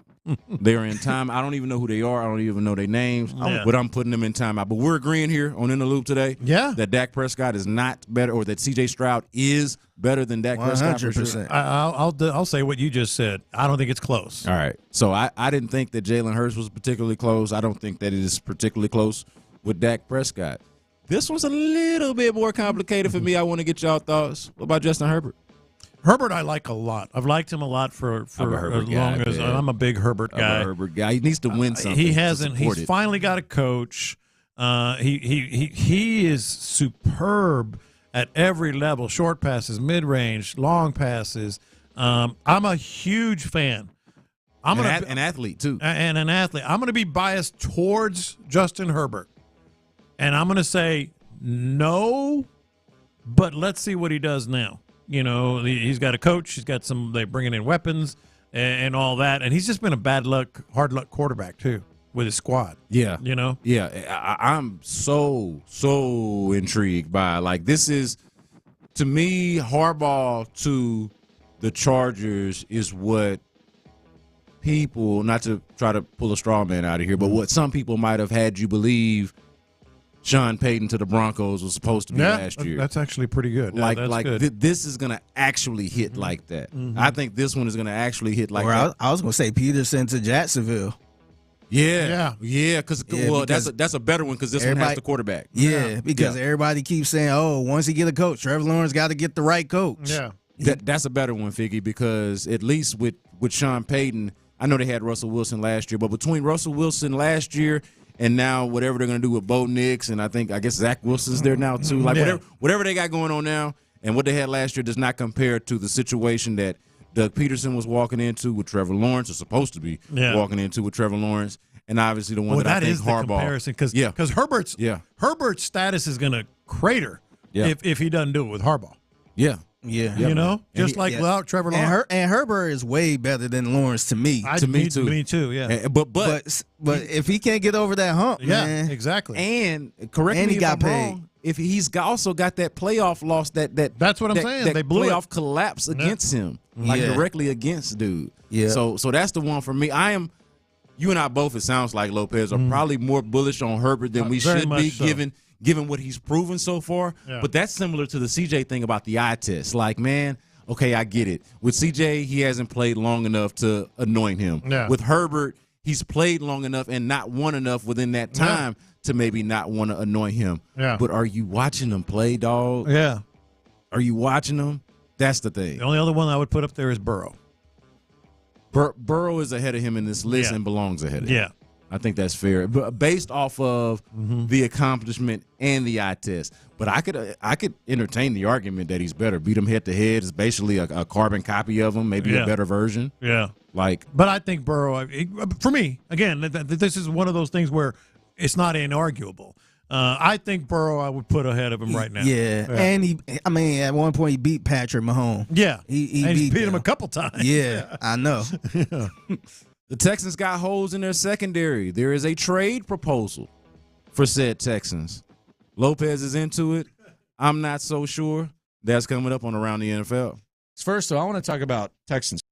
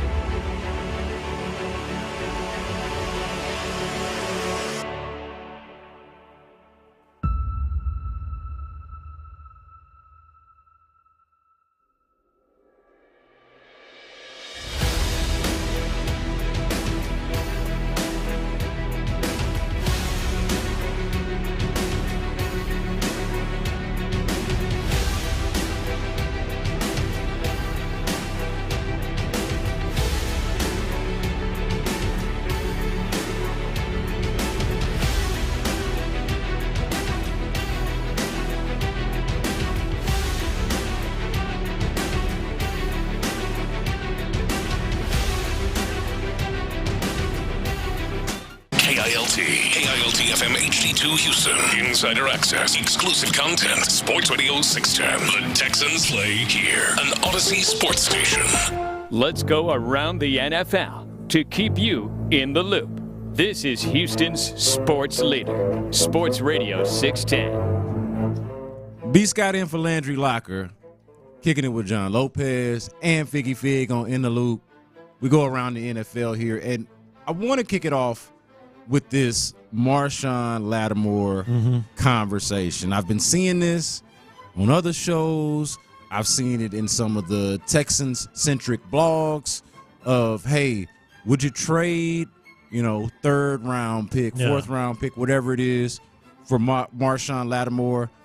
I'm going to be honest, man.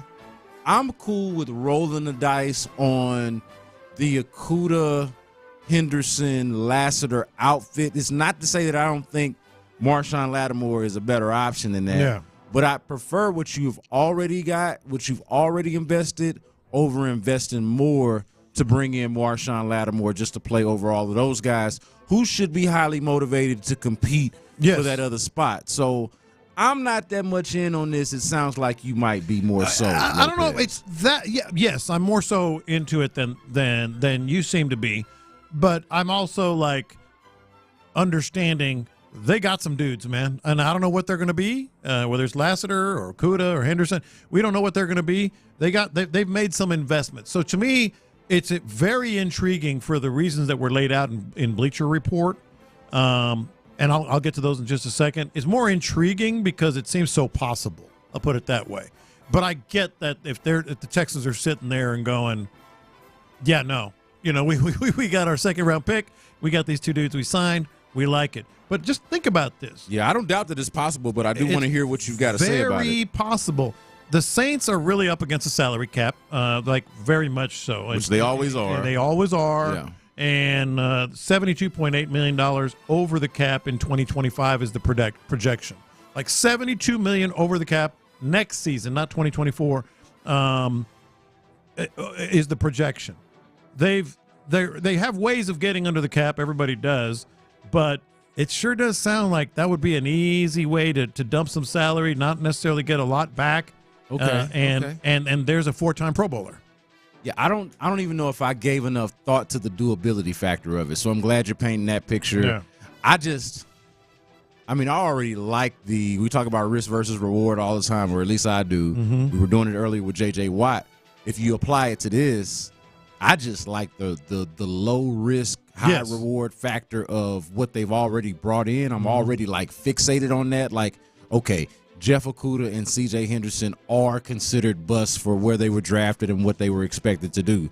But also, there's some talent there. It's not like you're expecting them to come in here and be what they were expecting them to be when they got drafted, those other teams. Yeah. And so if they can live up even to a fraction of that potential, that sounds like quite a bit of reward. I like the idea of it. And then you just drafted a corner in the second round. I'm just like, yo, this is a lot. Yeah, I mean, we're signing the castaways. We're using our first pick in the draft to get one, and then we're going to trade another pick to go get another one that, by the way, is probably going to play over all of those guys. Yeah. It's a lot. No, it is a lot, and feels like a lot. That's why I understand like reluctance from the Texans part. But I mean, they've been in the market of finding the answer opposite Derek Stingley. And also, if you're saying Lassiter should be the starting nickel and can step right in, I mean, you want Okudah, Henderson, or Lattimore on the other side then? It's not a question. I mean, come on. It's not a question. And keep in mind, here's the other thing. Saints drafted Kool-Aid right ahead. Yeah, so they are already ready to move on, replace the guy. Yeah, it's just intriguing possibility. I had not thought about that one either. That's a good point. They drafted Kool-Aid and moved up. Didn't both the Eagles and the Saints moved up to get Cooper DeJean and Kool-Aid McKinstry respectively, right? That did happen. Yeah. Interesting. Let me ask you this. We did the exercise earlier of starter. Is it depth or starter? Okay. Yeah. And we decided in different kind of ways that we think that Lassiter has the best chance to be, or at least specific to him, it's starter. How do you feel? Okay, let's say that this doesn't happen. This Marshawn Lattimore thing doesn't happen, and it is Lassiter as your nickel defender. Yeah. And let's just say Jeff Okudah wins the job against C.J. Henderson. Okay. And you go into it healthy. Now you're an injury away from maybe Jeff Okudah or Lassiter's your best outside corner. Right. Which is scary, I understand. But how do you feel about a cornerback group? And you can even throw how do you feel about the secondary if you want, but specifically the cornerbacks, Derek Stingley on one side, Jeff Okudah on the other, and a rookie who you've never seen play in the NFL as your starting nickel defender. Are you confident, or are you kind of like skeptical about that? I mean, right now I am very cautiously optimistic. More so with Lassiter at nickel than Okudah at the opposite corner. See, that's the thing. That's another thing that. And again, I understand it's very unlikely that they're going to make that move for Lattimore, but like there is some severe questions about these guys, Henderson and Okudah. Well, they've been in the business of winning now, being in win now mode. This would tie in with that if they want to win now.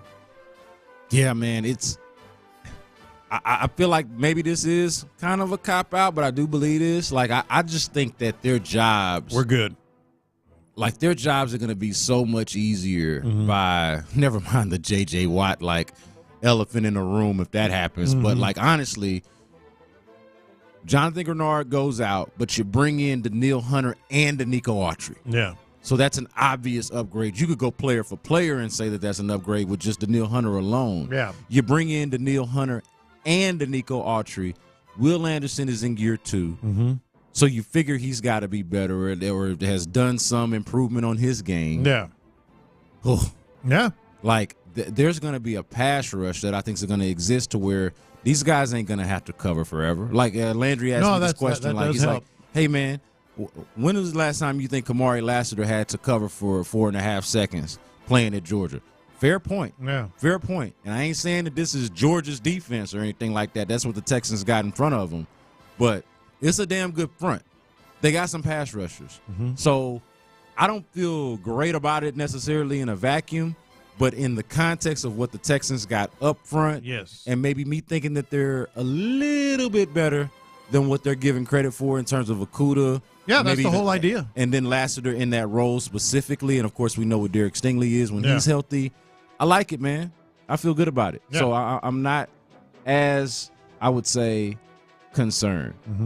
All right, so Kay Adams, not at the NFL Network anymore, kind of doing her own thing, sort of like a football influencer now, right? Yeah. She's got her podcast or, show or whatever. Yeah, the internet's literally going nuts. We'll blame Greenway Plaza as tenants of Greenway Plaza. But basically all she's saying is, looking at what all they've done, and she's saying that Nick Caserio deserves some flowers. Let's bring it back to this conversation that we were having earlier in the week, Lopez. We were talking, and it might have even been yesterday. Like, what if? Could he leave for New England? Oh, that was yesterday. Yeah. Dude, as Kay Adams so eloquently articulated, I want to get on the other side of this. If you think that Nick Caserio could walk away from this picture that he has helped paint, that Kay Adams actually illustrates right here. Of seasons. It's incredible in such a short period of time. I just want to give H-Town some love here. What has happened under the tenure of Nick Caserio, who I think deserves the credit here. He inherited a hapless, hopeless situation in 2021. This roster was decimated. The Deshaun allegations began 2 months after he got there and took the job. Like, that's what he got on his plate. And he didn't even have a first or second round pick in the first draft. This was brutal for Caserio. We know the D'Amico hire and Stroud pick were the biggest part of the turnaround, but I want to dig into the Watson trade here just for a second to start the show, because out of this draft, we finally have a full picture of the absolute heist that Caserio pulled on the Cleveland Browns. He ditched Watson for what has turned into a 12-player haul, including Defensive Rookie of the Year Will Anderson, budding star wide receiver Tank Dell, and he capped it off by parlaying some of those picks from Cleveland into the package that reels in the big fish. Hey, it seems like she's got a decent finger on the pulse, a good feel for it. Like, I've got no notes. Not wrong. It feels like she's got it. I mean, so let me ask you this, though, Lopez. So after you hear that, and obviously she didn't say anything that we didn't know, but nice to hear a national perspective on it. Why would you leave that? No, that's why I thought it was a question. That's why I framed it. Don't kill the messenger kind of thing. It's just a question. If you weren't listening yesterday, basically, 20 years in New England, friends, family, relationships, trust of the owner, familiarity with everything and how they do things. Wife is from there. Met his wife there. I wouldn't want to leave the Texans, but home is home. Home is home, and 20 years is 20 years of being happy there. We can only presume he was there for 20 years. I mean, and so like my question was, they if you didn't know, they have announced that they're actually going to interview for the general manager position. They don't have an actual named general manager in New England. And so my question is, and obviously Belichick is gone. If they called, would he want to interview? It's just, like, truly, I don't know the answer. I don't have like, oh, yes, he would, or no, he wouldn't. I'm just saying it is a temptation that is pretty incredible. But on the other hand, he's got a great thing going on here, it seems like. But again, it's he and D'Amico, and it's not all his stamp. Like, even I think we all agree that it was at minimum a combo, a 1-2 punch, but maybe even just a D'Amico call on the trade that got them Will Anderson. You know what I mean? So it's just a question. Like, I don't know. You and I talked yesterday about the D'Amico Nick Caserio collaboration, if you will, and what if Nick Caserio would like to have more of an alpha type role in that space? Like, what if that's the case? So that's a little bit of a devil's advocate argument for me in terms of, like, why would you want to leave this? The other one that I don't think I thought about enough yesterday when we talked about this, and it came to my mind listening to Kay Adams talk, is, hey, the argument for staying might be the same argument for leaving. How's that? I've done my part. I got you through the mud, traded Deshaun Watson. We found you, whether it was me and D'Amico was on, whoever you want to credit. Under my watch as general manager, y'all got the head coach that you needed. We're out of the darkness. You're out of the darkness. Yeah, that's what I said yesterday. I feel like if Nick feels comfortable leaving because they're in a good place, he set the franchise up to win for the next 10 years and all this other stuff. Yeah. Hey, I'm good. There's no hard feelings. I'm not leaving y'all messed up with no draft picks and all that stuff like Bill O'Brien. Yeah, and see the difference, this is why I'm glad we're discussing this, because the difference between, hey, why would you leave this, and hey, why would you go, but like, which side of the ledger are you on in terms of how you view your legacy and how you move forward? Is that interpersonal stuff that y'all are talking about, like what does the wife say, like you and Figgy are talking about, how deep is the emotional connection to being in that place versus maybe the lack thereof of being in this place. I which think is it's not necessarily a knock on this place. It just ain't home. I think Like, he loves it. It could be that. I think he loves it, or at least he's very, very happy here. But it's hard to, it's still not all his. You got to give him a ton of credit. I mean, Nick Caserio had one of the greatest NFL off seasons a general manager could have. But there is still the D'Amico factor. Not that he's like in a rivalry. It's just like you want to make it your own. You want to put your stamp on things, and everybody knows that your stamp on things. And I really hadn't thought too much, other than when Figgy said it yesterday, about like, hey, my work here is done. I got you guys through the muck, and it's not the dark times and all that. I gotta go take care of my baby. My baby is New England. Earlier in the week, we went through the draft classes, right? We got the rookie mini camp coming up in less than 24 hours. That's tomorrow. We'll hear from D'Amico Ryans, Kamari Lassiter, Blake Fisher.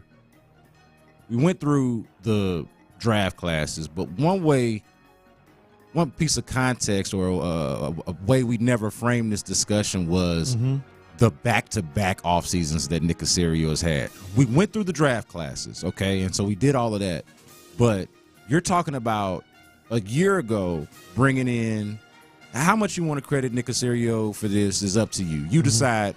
But under his watch, as the general manager of the team, they hired D'Amico Ryans. They draft C.J. Stroud, Will Anderson Jr., Tank Dell, and do obviously the rest is history of what last year was. Yeah. And then this offseason that you just referenced, okay, the first one that you've ever seen where they acquire a 1,000-yard rusher, 1,000-yard receiver, and a double-digit sack guy. Actually, two double-digit sack guys in one offseason, and that's before we get into this sideshow discussion about J.J. Watt. Like all of that just happened in the last two off seasons. I think he wants to see it through. I think he's very happy here. I think that he may even laugh at the notion of going back to New England. But that's why I just made it a question. Do you think he would consider it? Do you think he would take that interview? The other thing is, you mentioned D'Amico Ryans as the head coach. You can connect the dots and say he wanted Gerard Mayo. Yeah. Where is Gerard Mayo? New England. He's at New England. It happened. Yeah. It did happen. Yeah. Let me ask you this. As we understand that college players now going into the NFL, NIL is a thing. We're in the NIL era. Yeah. So a lot of these guys enter the NFL with some change already. They're not poor, broke college kids anymore entering the NFL. We understand that. But is this a good way to use your first contract? Setting a bet with your college teammate. I saw this. $10,000 over who's going to be the offensive rookie. Who's going to be this year's C.J. Stroud, meaning this year's NFL Offensive Rookie of the Year. Jaden Daniels and Malik Neighbors, teammates at LSU, have set a $10,000 bet on which one of them is going to be the Rookie of the Year. Do you think that's a smart use of your $10,000? It's not the smartest. It's funny, but I don't think it's stupid. I like it, and I do like it. That's why I'm saying it like that. Like keep in mind. I think they've made enough money already, and they're going to make NFL money. I like it. It might not be the smartest, but I like it. My broke ass is thinking about what 10,000, what 10 losing grand, like 10 grand. Yeah, me losing 10 grand, it means a lot. It means that I'm going to be calling my dad for $40 every other week. You know, like if I lose 10 grand, sure use some milk. It's going to change my life if I lose 10 grand. These guys lose 10 grand, and it is basically a shoulder shrug. All right, that is around the NFL. Coming up on Internet Going Nuts, you got a division rival that says he had to check C.J. Stroud on Radio Row. We will talk about that coming up next on In the Loop.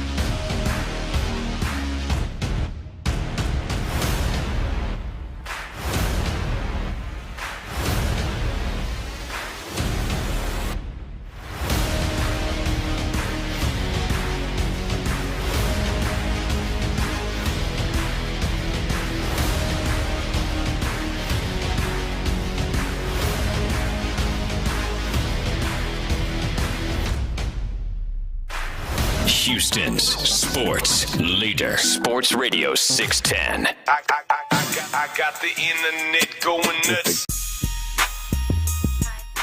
Zaire Franklin, linebacker for the Indianapolis Colts, really, really personable on podcasts. Love to hear him tell stories and really just talk about the league, talk about some, encounters or exchanges that he has with different players. He told him and I think it was DJ Speed from his teammate from the Colts. We're talking back, after that season finale against CJ and the Texans, and about how much smack they would talk back and forth, and a look that Devin Singletary just gave him one time after they made it was that play to Nico Collins that seemed like it shouldn't have been made, going out of bounds, and just trying to really understand, like, is this dude like it's an alien? Is he is he different? Well, Zaire Franklin says, and we were there for Radio Row, the Super Bowl, pre-Super Bowl experience out there in Las Vegas a couple of months ago. So was C.J. Stroud. So was Zaire Franklin, linebacker for the Indianapolis Colts.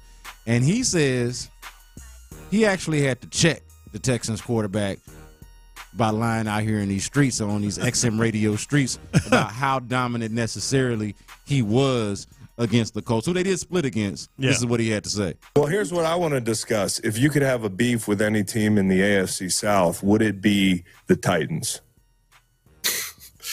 No, because I already smacked them a couple of times. It really be Houston. I'm not going to lie to you. I love CJ, man. I support all our young brothers at quarterback, but CJ, he didn't say a lot of wild stuff to me, and our run-ins, at the Super Bowl, at All-Star. What did he say? Many times, and he feeling himself. But look, he in Tokyo, so congrats.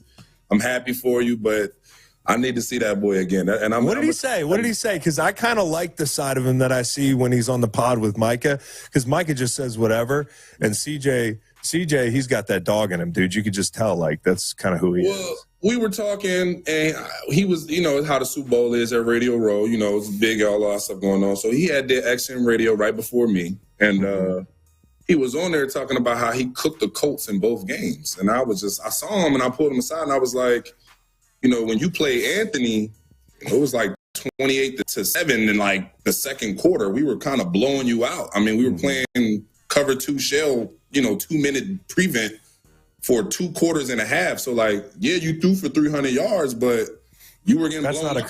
That's not a cooking. Yeah, and he was like, bro, I didn't cook you. And I'm like, look, if that's what you consider a cooking with the loss, I mean, congratulations. And, then I have to remind him as well that he's never beaten Anthony. So, I'm here for it. It's good. I'm a big C.J. Stroud fan. Hell yeah. Love the energy that he's bringing and the potential that the Texans have now as long as he is their quarterback. I'm here for it. That's great stuff. But I'm also here for his opponents trying to humble him. We will hear this again. I am. At least a couple times. Yes. When they face the Colts. As we should. And how about the merits of what he's talking about? C.J. Stroud feeling like he cooked the Colts. When I vividly remember just being dejected when it was 14-0 like that. Yeah. All right. And Anthony Richardson was still in the game at that point. I think he actually hit his that head. End zone. Yeah. He hit his head on the second touchdown that he scored. Yeah. And then to Zaire Franklin's point, after that, it's, prevent shell, like we're not even really trying for 2 quarters and a half. Like, but it's awesome. And it's also awesome that CJ has that cockiness, that he's not afraid to talk to Franklin and say this or that. Did that kind of worry you a little bit? The cockiness? Yeah, because that's what I'm getting at. I'm glad you asked me plainly. I mean, the Colts did. The Colts did beat their ass. Lack of a better word. Yeah, they beat their ass. If CJ, I wouldn't be looking at this game like, oh yeah, I cooked during this game, because they lost. Yeah, it wasn't a close game at all. Yeah, and when he was cooking, to Franklin's point, trash, basically. We were letting you garbage time. We were doing this, garbage time essentially. Yeah, you would think he would talk about the last Colts game. Yeah, where you could argue and say he was cooking in that game. Now I do think he was better in that game than he was probably given credit for, because they were down as much as they were so early. Like, I thought before the game was completely out of reach. Yeah, like they responded to 14-0 pretty well, and CJ was good on that drive. He did cook at times in that game. He did, but it's just difficult. Context. Yeah. At the end of the day, as they like to say. That's like saying Davis Mills was cooking in the blowout loss against the Eagles on Thursday. It's just like, all right, man. It's like, he might have had some I don't moments. mind it, though. I just like the fact that it's happening. Yeah. You know? I like it because he is that good. I think he could back it up. Yeah, and I go back to, man, you're sitting next to one on the killer comment with Micah. I like the way he is. But see, I still feel like there's a honeymoon phase with CJ right now to where, obviously they keep winning. It's gonna continue. But I do wonder at what point does irrational confidence start to wear on others. I love it. And I think we all love it right now. Yeah. But you got to keep winning, man. Got to win. You got to keep winning. I got the internet going nuts. I saw Chip Kelly trending this morning. I'm like, oh, Lord, what did this bozo do now? Well, it was pretty harsh. Let's listen first. Bro, you really released me off of allegations, bro. And, that was a coward-ass move. You didn't send me to Buffalo because you thought it was the best move for your team. You sent me there to die. I never really able to get the benefit of the doubt that I deserved, bro. And it was, all off of Chip Kelly. I never met a coach that was uncomfortable with dealing with black players. Uh-oh. Do you remember that time he made Michael Vick cry? And I remember he's saying, bro, I cried more with dealing with Chip Kelly and the Eagles, bro, than I did in prison. Jay Peters, what's the first thing that comes to your mind when you hear Chip Kelly? Bullshit ass guy, man. Yikes. Oh, my God. I didn't know he was that well hated. He's hated. He is hated. A little bit of breaking news. I don't know if it's sounder worthy. I don't think it's sounder worthy. Is it? Go ahead. Yeah, I don't think it's sounder worthy, but it does look like the Texans haven't made a trade. We talked about could they make a trade. It just wasn't for this position, and it certainly wasn't for this player per se. But per Tom Pelissero, it was Rossini. She's been was it killing. Rossini? Yeah, I guess I saw it. Yeah, I saw it from Pelissero first. Yeah, she's been killing it. All right, man. Diana Rossini, who we know is plugged in. Shout out to Diana Rossini. Got to hang out with her a little bit on Radio Roar during that Las Vegas experience. But anyway, the Rams are sending wide receiver Ben Skoranek to the Texans in a trade. So the Texans have traded for a wide receiver. I don't know if we have all the exact details of this trade, but the Texans are adding a wide receiver to the room. I know we talked earlier in the week about, Tyler Boyd going to the Titans. Yeah. And like, hey, is this the kind of depth that the Texans could have used or that they could have considered? They're going the Skoranek route instead of anything else. Yeah, obviously this is not going to be huge compensation, even big.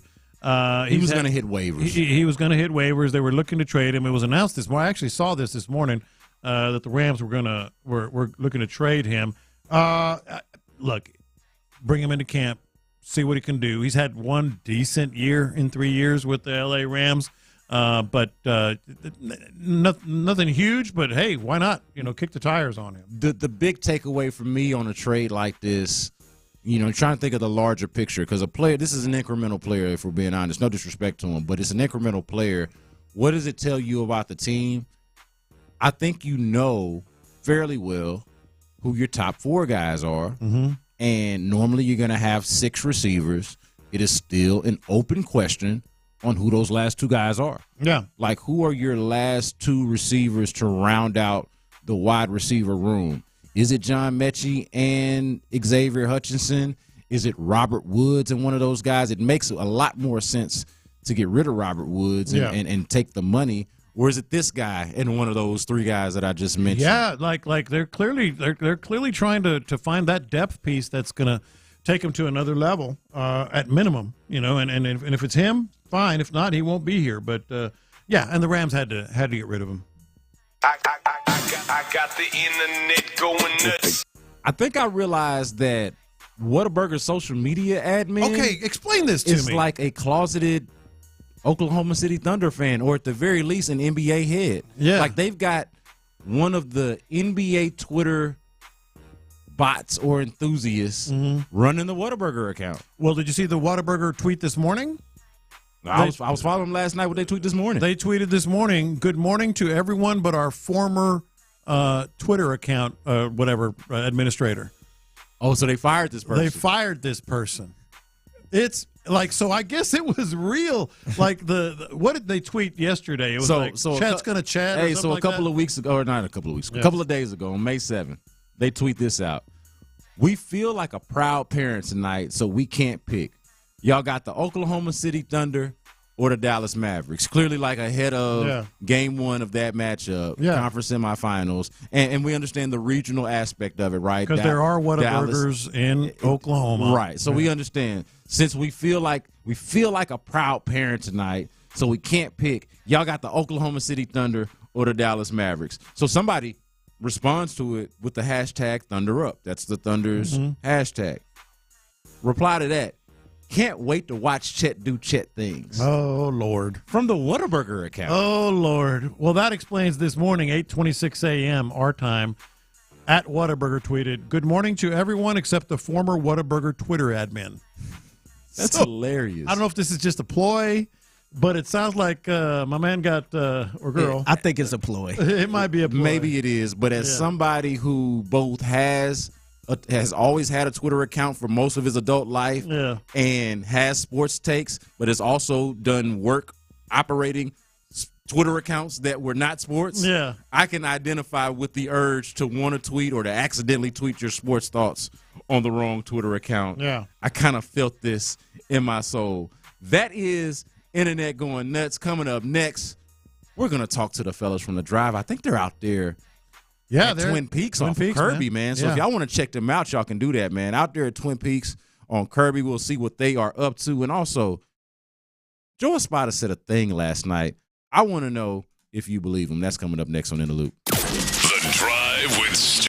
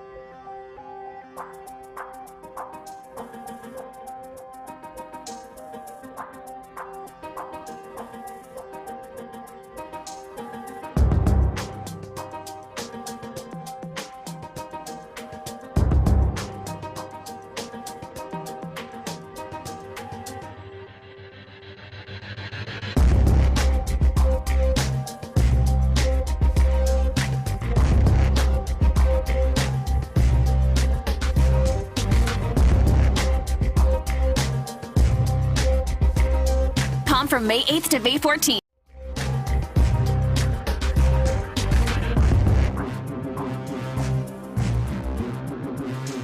Card. This is the national.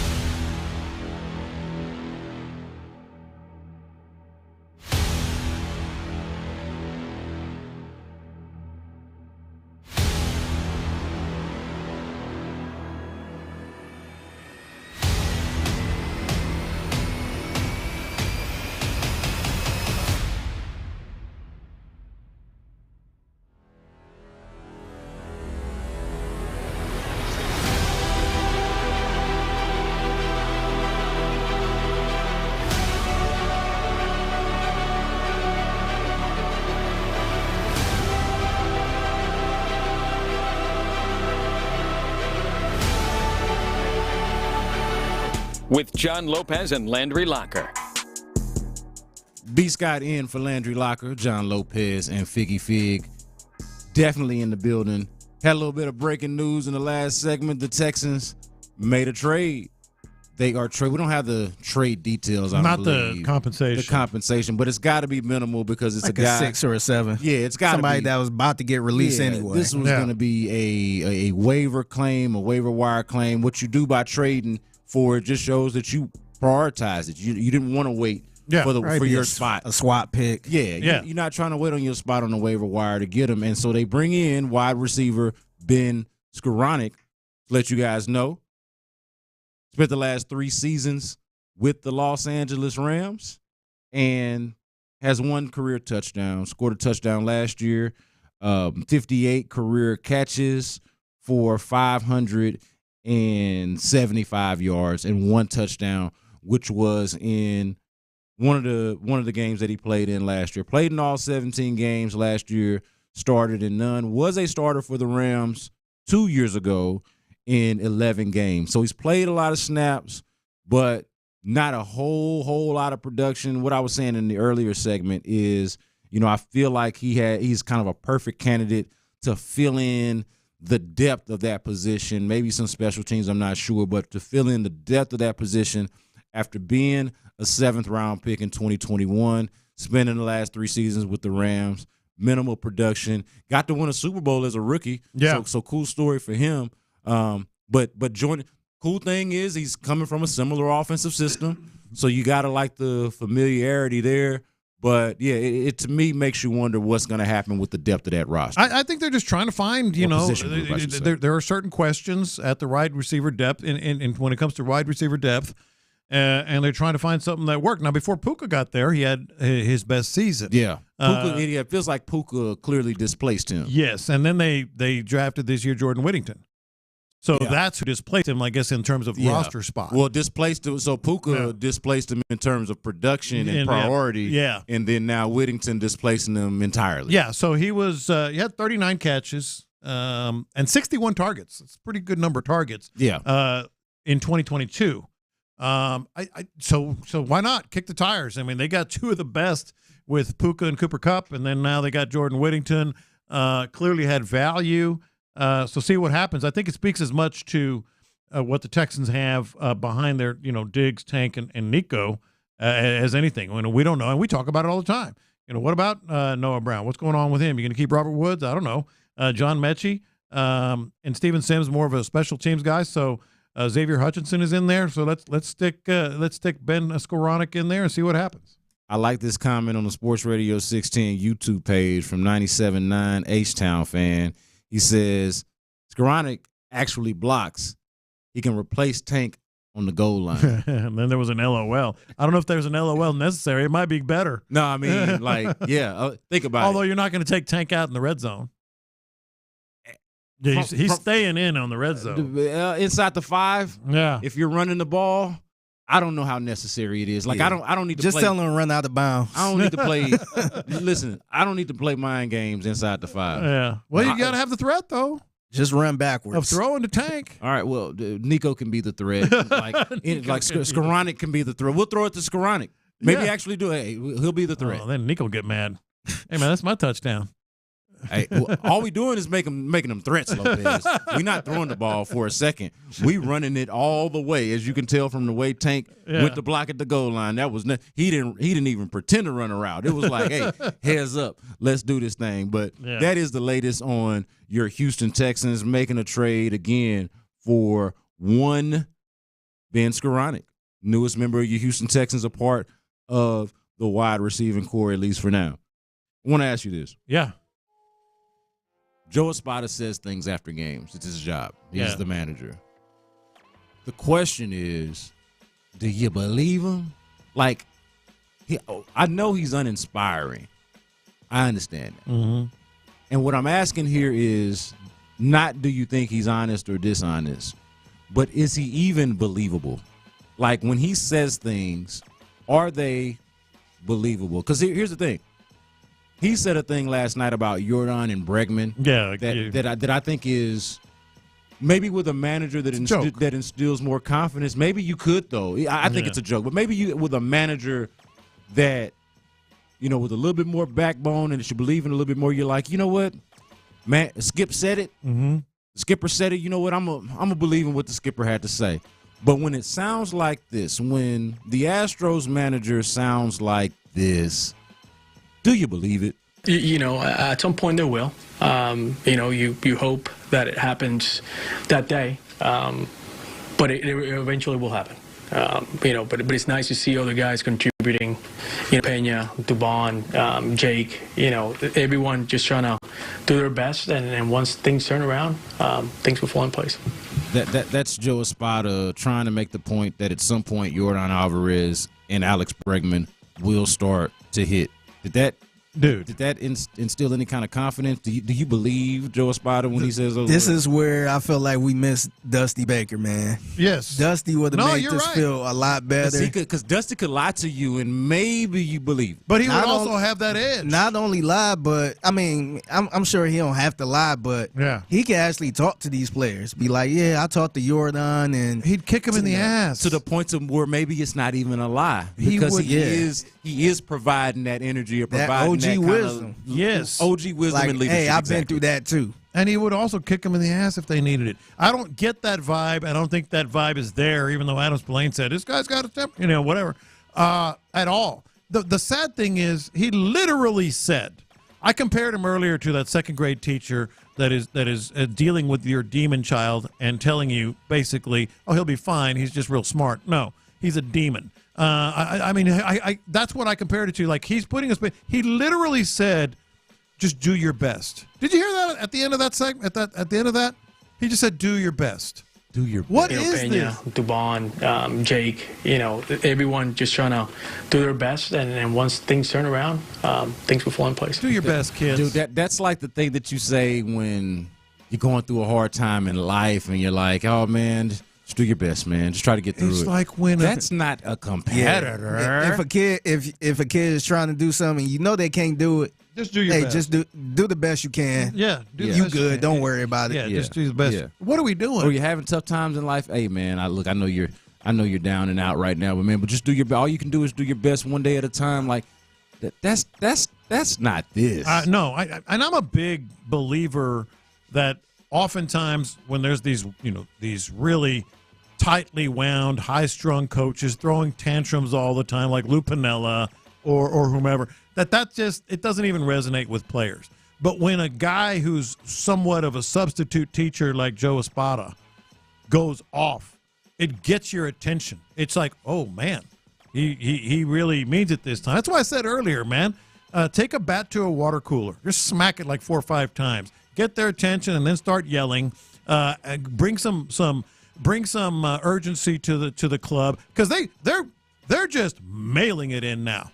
They're just mailing it in. I mean, I feel like this thing is off the rails, and they're like, okay, well, Joe's not going to get mad. Yeah, so you would prefer, as opposed to what we just heard from Joe and what we've heard from him, honestly, minimally throughout the show. Like we've had it in here. And I know you had a lot more and wanted to talk a lot more about him, but I had to protect my peace today, Lopez. I had to protect my mental health. But I think you want or prefer Joe Espada sound closer to this than that, closer to this when it's time to get angry. What's my opinion of Kingler's performance? What the you think is my opinion of it? I think it was put that in. I don't opinion of his performance. He beat us with 3 home runs. What the you mean? What is my opinion of his performance? If you mean. How can you ask me a question like that? Yeah. What is my opinion of his performance? He hit 3 home runs. I'm off to lose the game, and you ask me my opinion of his performance. I mean, that's a tough question to ask me, isn't it? Do something, man. Like, it's off the rails, but at least act like you care. If you mean about his performance. What you talking about? 3 home runs off of us. By the way, Yankees hit 3 home runs off of you. It wasn't the same guy. Oh, early, it wasn't the same guy. Oh, all they do, I mean, it was 3 badasses, but it wasn't the same they do. guy. I was going to say they do more than that. But they, I mean, they hit home runs off you. Yes. Like, it don't matter if it's Anthony Volpe, Alex They got Verdugo the other day against Verlander. Yep. Doesn't matter if it's Soto, Aaron Judge, Giancarlo Stanton. Giancarlo got you. Everybody's out here getting it against you, man. Yeah. And then, so that's the sort of what we get. Just do your best. Just do your best, guys. Do your best. Here's a fruit roll-up and a juice box. Put your best foot forward. Come on, man. Alex, what do you want? You want grape? You want strawberry? Fruit roll-up? Which one is your favorite? Both? Where's you the did urgency? a good job, buddy. You did a good job. Let me pat you on the head. Now go tell your mom you love her. Come on, man. Let me ask you this. How much do you think, because at this point it feels like more of a pride type of thing. Your pride comes before the fall. That's biblical. Mm-hmm. But that's where it feels like. It just looks like you're about to fall. No, it's off the rails. But like, how much of at least showing a little bit more pride could help it feel better? Like, how much do you think it matters? I think it's making him look awful. He looks soft. Like I said, I compared him to a substitute teacher or the second grade teacher, dealing with the demon child. That's what he looks like. Just like a soft, apologetic, meandering, meek, mild-mannered, I just want to get through the day kind of guy. Nah, man. What did Dusty say? Get on the mound, you little... Get on the mound, you little effer. Yeah. We need a little more of that. That's a great example. Yeah. What is it gonna take for, like, if the Astros find themselves in a scrap at some point, and they did over the few years that Dusty was here, haven't so much this year, but if they find themselves in a scrap, could you imagine come on. Joe Spot that? Like, that is not the guy that I want going in the bar with me for the bar fight. Yeah. Or if the hits the fan, I'm not sure that's who I want with me in the foxhole. Not saying he can't scrap, but he ain't showing it outwardly. No. He don't have the energy. He don't have foxhole energy. No. You know what I mean? This squad just has lost every bit of its edge. You can absolutely credit Dusty for some of that, but it's also the squad and the new guy you put in there. Like if he had more, I guess, command or respect of them, if they had more command or respect with him, then maybe they would have a little more edge and a little more urgency. Let's talk to the guys from the Drive. A lot of respect for them, and they always operate with a sense of urgency. Ron, Clint, set the scene for me out there at Twin Peaks off of Kirby. How you living, fellas? I see the 29-degree beers is set and ready to roll right now as I look up, and we're right here at 59 in Kirby, having a good time. It's going to be a good time as it always is here, and got a little day baseball, and for me, I can take a deep breath and just watch the games freely. Threw in the towel yesterday. Mm-hmm. I've joined you two. I said if they can't pull it out tomorrow, they 12 games under, I'm out. That was it for me. Yeah. And I went ahead and threw in the towel yesterday at Kirby Ice House, and it's over for me. Now I can just freely watch this team and see what the hell they're going to do now. Yeah. And it is, I'm leaning to where you guys are. It is over. Yeah. And because not only are you 12 games under, but where's it going to come from? Even if you did try to make a run, Yeah, they don't want to. Yeah. I mean, I love the energy that y'all have had with this, like trying to hold them accountable and just trying to light a fire. Honestly, I'm gonna try to come out there before the show is over with, but I hope the energy is at least like, not dead. Like the Astros, to me, they're reaching a real dangerous place of, hey, the buzz is gone. You're becoming a little bit optional. You don't want to become that at a time when the football team is starting to ascend. Even the basketball team is starting to ascend, and you're a bottom feeder. Yeah. Like, I don't think that you can afford that. I hope the energy is picked up over there. Let me give you a little energy here, B. Scott. I'm just not there yet, right? I mean, look, you're clearly not on the same level as the Yankees. That's clear if you look at losing 6 straight, or if you just look at how the games have unfolded. You're not on that level. You're going to be a dark horse. You're going to be an underdog. You're going to have to come from not only to get into playoffs, but if you win it, you're going to have to beat some teams that are just flat ass better than you. Which happens every year in the playoffs in baseball. So I right now, for me, I mean, I can't this team beat the brakes off of Verlander, and they beat the brakes off of Arrighetti. I can't let one of the best teams in baseball beating up a veteran that's your ace and a rookie that is still trying to figure out who the hell he is at this level. I can't let that run me off, boys. There's still plenty of games against. Well, look, there's still plenty of games against subpar baseball teams. There's still plenty of room for these guys to start doing things in a winning way. Who would have thought that doing things in a winning way, that phrase would be passed from the Texans to the Astros so quickly? Yeah. But here we are. So, but I can't. I mean, these two games.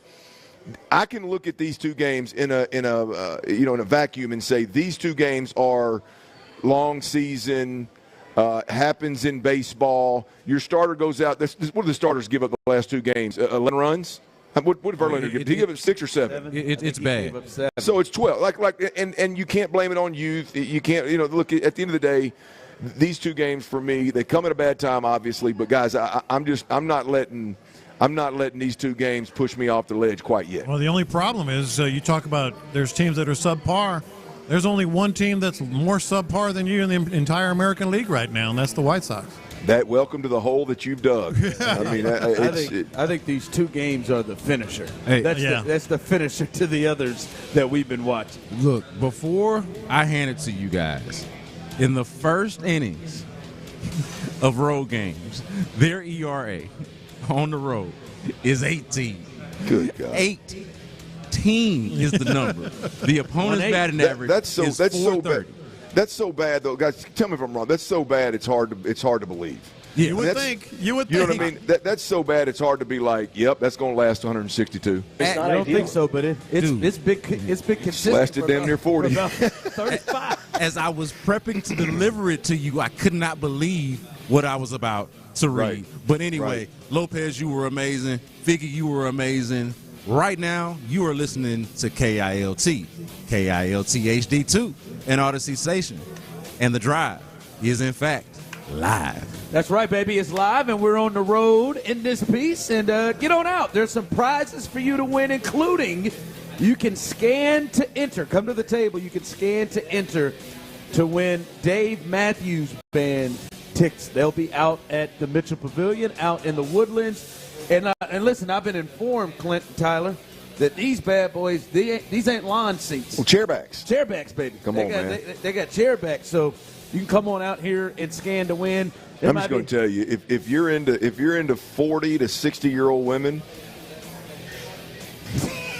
Can I register for this? Yes. In sundresses? Yes, in sundresses, and you've got chairbacks, and it's in May, not in August, or in like late July, early August. No, I mean Dave Matthews, yeah, man.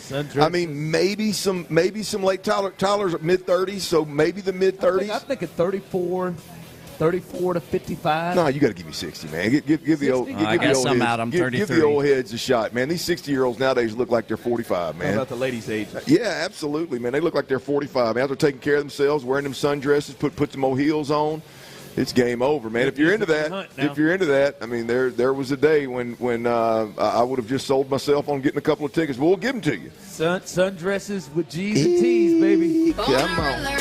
With Dave Matthews whispering at them? Good Lord. You just go to the concession stand and get the drinks. Let Dave Matthews do the talking. There you go. Hey, I know because I bought my bride before she was my bride. I went out there. I said, baby, let me get you a glass of wine. That's right. They said, sir, we don't sell by the glass. I had to buy a whole damn bottle. I said, good Lord. I'm glad this is the one I'm going to marry. There you go. But also, because a couple mystery tickets. Yeah, I was going to say, there's something else you can scan to get in here to win, too. But you got to be in the building.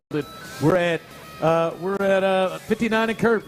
The Twin Peaks 59 and Kirby. You can come on down and enjoy yourself and hang this thing on out. That's it, man. And look, the beer, 27.9 degrees right now. Down. Just went down. On that wall, what do you got back there? 29.6 back on this wall. It's cold, y'all. You might get some little icy on top of your cold beer. And it's a day out there to have a cold beer. Hell, it's a day in here. I feel like I need one, man. There ain't no doubt about it. But you got the Twin Peaks gals look fabulous as usual.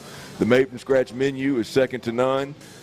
We got baseball popping off, and look here, top shelf bourbons, top shelf tequilas, all the way down to that 29-degree man-sized draft and everything in between. Yep. And like Ron just said, hell, we got a little mystery giveaway. Come on through, come see us, come hang out. Just under 2 hours, you can come watch the game here to see if the Astros can avoid getting 7-0'd by the New York Yankees this year. Before we get to some things, I just want to say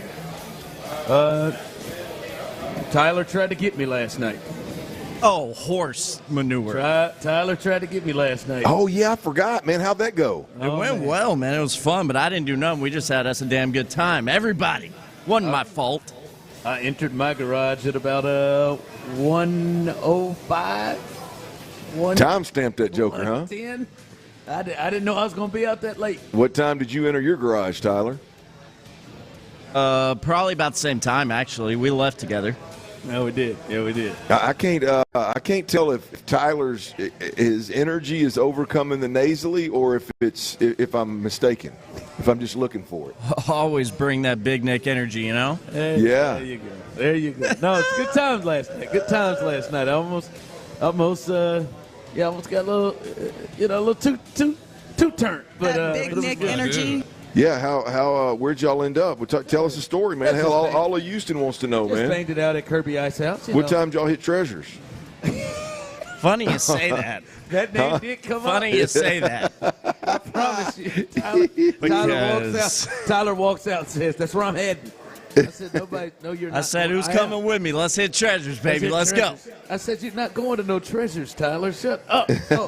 One of you losers would have joined me. I would have. And he's dead serious. Oh, I'm serious. Let's go. Who all was with you guys? Let's go. Figgy stopped by. A couple of friends and hung out a little bit. It's good times. The debates got a little heated at one point. It was fun.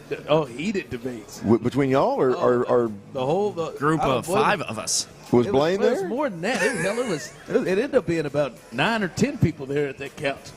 And there was one lady out here one chick was trying to facilitate or moderate this thing. She's just jumping in and out with things. Well, I mean, look, I would imagine that was necessary. Yeah, it's probably needed. We had some. We had some from Dak Prescott to James Harden to J.J. Watt. I mean, we had. Not anticipate the debates to get that heated. I'm going to guess the lady listeners want to see J.J. Watt back in uniform. I'm going to guess on that one. It was passionate, man, but it was fun. It was good times out. Real quick, how much did y'all lose last night? I didn't lose. They didn't get me. They ain't getting me. Oh, they're not getting you 2 times in a row? Nope. They ain't getting me again. What about you, Tyler? They get you? More than Wednesday, man. Are you kidding or more than Tuesday night, I'm sorry. Oh, Are you my kidding God. me? We're No, tough on our folks. I'm in the hole pretty hard right now. I knew you went hard on your ketchup or what? What are we doing here? You went hard on Jordan last night. I know. I did. Yeah, man. I lost 650 Tuesday night. Last night, I believe, I ended up losing about. That was an elite stash. About 800. Oh my God, Tyler! Fill that one in my plums. I'll tell you that. I mean, I drunk you for about 100. I'm trying to figure out. How this Astros situation can get any worse. Tyler just told me. Oh, you're telling me. That's how it is. Pockets are hurting, boys. I'm going to tell you, brother. There's one guy that you might as well just sink your bets into.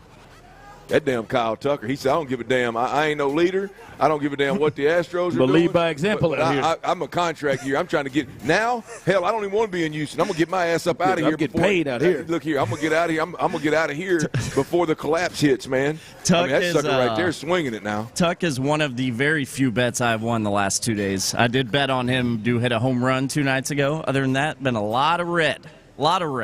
Dang, $800. Yeah, I'm in the whole 1200 right now. Oh my God. Yeah. Bookie might be hitting me up. You gotta stop. You gotta take a day off, right? Oh, I ain't betting on anything today. No, you got to double up catch-up. This is the day, stop, man. They're not going to lose 7-7 to the Yankees. It's not going to happen.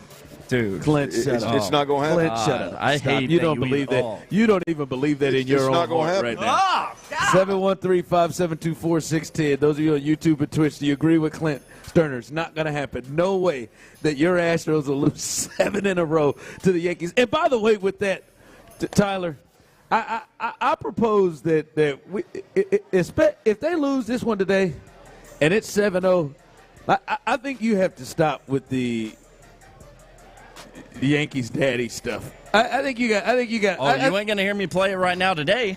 Okay, I think it because I know you played it a little bit before the series, and I know you. And now listen, and the Astros have owned them in the postseason, been of a big boogeyman to them. But, man, if they 7-0 skunk them, like, that has to stop. Like, that has Who's to your stop. daddy now? Yeah. Should I say the Astros? You can't roll with that one no more. Nope. Hell no. Tyler, you got to. I mean, this is the day you come back, Chief. Now stop it. You got O'Neal on the bump. I mean, he's been nails all year long, no pun intended. Ooh, I like it. I mean, Kyle Tucker's hotter than a firecracker. If I'm being honest, Dubon is hotter than a firecracker. Tyler, don't do this. Do not allow him to talk you into this. well, You've made a decision. It's a good one. The thing is, guys, like, I don't really want to, like, pay out that $1,200 right now. I mean, I could. We all know I got maroon money sitting around, but I could. I just don't want to yet. And my account is currently at its limit, so I can't bet until I pay some of this debt. You better call him. You better text him. You better Venmo his ass or something. I think I'm going to kick up today, Hey, man. You ain't no quitter. No, and I stick by scared money don't make money. I stick by that damn phrase. But right now, I think I'll just chill out a little. You're one little three parlay. You can't parlay props. No, he can't. You're one little $100 parlay away from being even, Chief. Yeah. I like the optimism out of you, but I'm going to chill. That is true, but I don't think that should be. I'm going to let my fandom carry me today. And I want you to stop saying double up ketchup. He's already that. I want you to stop saying that. No, he's already that. I mean, he earned that one already. So should I just hit up my bookie and ask if I can risk the $1,200 I owe on this game today? Somebody on the text line said, Tyler, won't you hit up Otani? Yeah, hit up Otani's guy. See if he can hold you. Or his interpreter. Who's your Otani here? Pete Rose ain't he ain't here. Pete Rose don't like how Otani's being handled, is he? Hell no. Pete Rose don't like it. Boy. Y'all better put my ass in the Hall of Fame right now. Y'all better reinstate me. I better be able to manage. I need to be able to. Hey, Pete Rose has said, man, y'all done made me reside in Las Vegas over the last 20 years trying to make a little bit of money because y'all won't let me in that Hall of Fame, man. Tall Asian guy. Text line coming in nice. Tyler, don't listen to Clint. He's that little guy with the pitchfork sitting on your left shoulder. Just do it. Just do it. Man, this is how you get back. I'm gonna tell you. Here's the. Just do it. Here's the get back right here. Here it is. This is the day. Ain't no way they're losing 7 straight. I'm going. To the Yankees. Look, I'm just here to tell you. I'm going Astros win. I'm going Tucker bomb. Okay. And 3 in a row? Yep, 3 in a row. Hey, he's playing. Hey, he's big, man. This got to be Jordan due, right? How much is Jordan? How much is Jordan personally cost you? You got to ride the wave. You cannot play this. He's due. It's got to be Tucker home run, and what's O'Neal's strikeout total? Can't be too high. He ain't no damn artist, is he? It's probably at 4.5, I bet. Tyler, but listen, stop. I don't know I'm a participant. No, I don't get her on it. That would be my parlay right there. And I bet you it'd pay $700-800. Don't look at it. Don't look at it, Tyler. Because you start looking at it, you wrong. 4.5 strikeouts. You start to believe. Stop. He can't. Nails over. No, don't you say this. Tucker bomb, Tyler. Astros win. No, you will last more than 11 minutes for him to get you. I don't know, man. I'm kind of liking some of this. I'm looking at. Look at him. I kind of like some of these lines I'm looking at. Telling you, man, parlay 3 of them, but you can't do it with your bookie. 3.5 runs for the Stros. All right, I got to pay this debt off real quick. Yeah, get it paid off, man. Oh, my God. Tyler. Scared money don't make money. I'm back in it. Clint, thanks for talking some sense into me. Let's ride, No baby. problem, bud. No, I'm not. I don't like this. I'm not asking you to be scared. I'm asking Ron tried to get you just hold up. Ron tried to keep you out all night and get you in the doghouse last night. I'm just trying to get this bank account back right. Damn Chief. That's shame. all I'm doing. You can kiss all my ass stuff. I mean, now you didn't just. Why don't you down on winning? I can't parlay through Tyler. I got to get my. I got another contact here. By the way, look. Real talk though. We're getting close to. We're getting close to somebody need to lose their job over this. Over what is happening thus far this year with the Astros. I mean, we're getting close to reaching that space of. All right, this is so bad.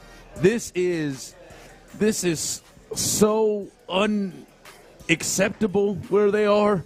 12 games under, 12 wins right now. Only the White Sox with a worse record. Stop being a dumpster fire. Like it feels like this needs to be more than. Oh man, hell man. Hey, it was a rough year.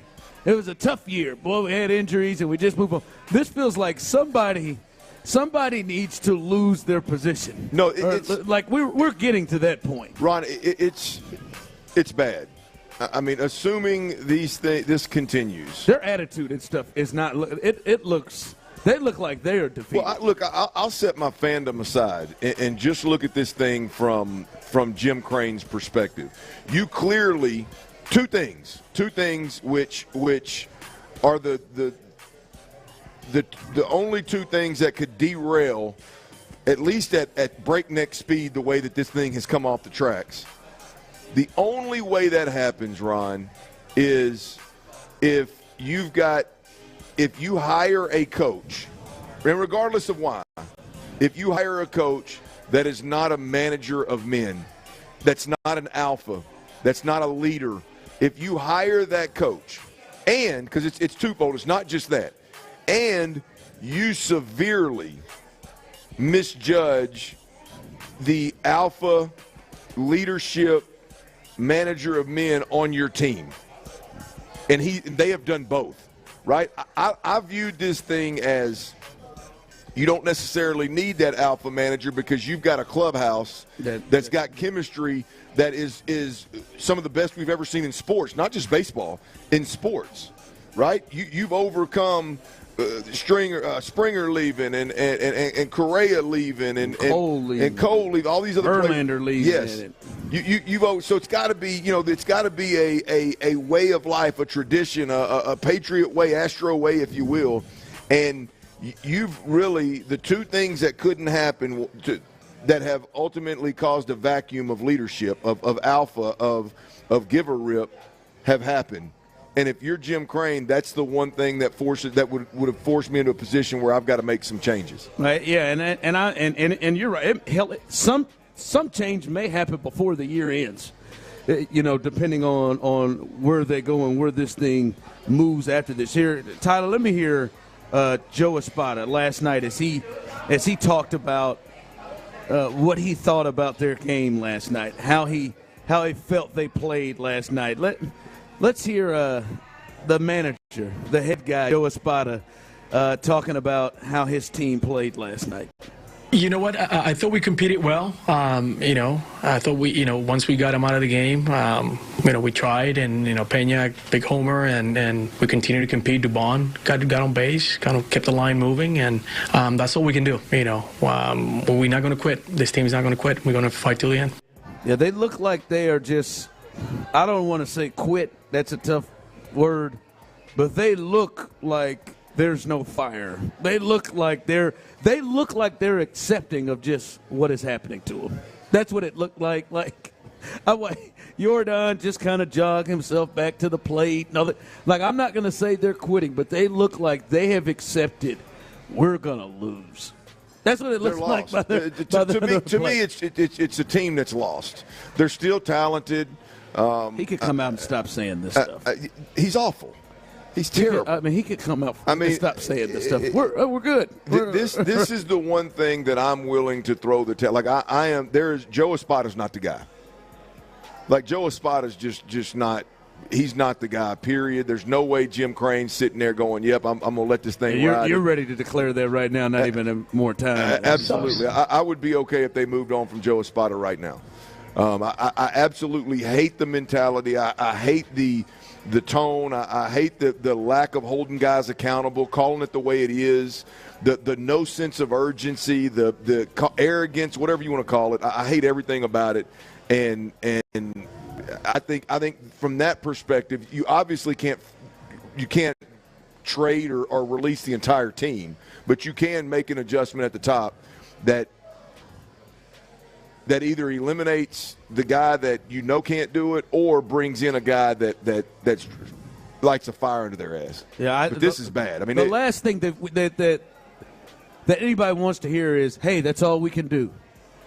We competed great. Like it's all we can do." Beyond just the messaging behind what he's saying. I just don't want my manager. I don't want my head coach. I don't want my position. I don't want anybody with coach or manager in their title to to be okay and to have that tone when you're in the middle of what's going on with the Astros. Like, this isn't like, hey, man, we've just got our ass kicked for 3 or 4 years and we're trying to build here, so we're going to – like D'Amico, like last year – now the season went great, but last year, if D'Amico would have been like a little bit more accepting of some of the failures had they not – had they lost against the Colts at the end of the season and didn't get in, okay, you're building something. Like the expectations need to line up with reality. They need to, you know what I mean? You're supposed to be better than the A's. You went to 7 straight ALCS. You just gave a guy $95 million to be a closer and kept the best closer in the game in the postseason in Ryan Presley. I mean, this is just unacceptable. What's going on, and he's acting like they're either trying to build something or he's sitting up in the mezzanine seats. Are mezzanine seats now club seats? It's like he's sitting up there in the mezzanine seats with my grandfather at a Texas high school game just hanging out. Like it's wild to hear the tone of this guy's voice every day. Yeah, it's not getting better. But we'll see if they can get a win today. They got a little day baseball coming up in less than 2 hours. You can watch that here with us right here at Twin Peaks off 59 and Kirby. Coming up. Lomitas. Yeah, come on out. Come on out and hang out with us. Coming up. There's one particular J.J. Watt scenario that I absolutely despise. Just despise. Obviously, you know how I feel about it, but I absolutely despise this idea. We'll discuss that coming up next. But before that, guys, soda weight loss. It has changed lives, not just mine. 122 pounds in the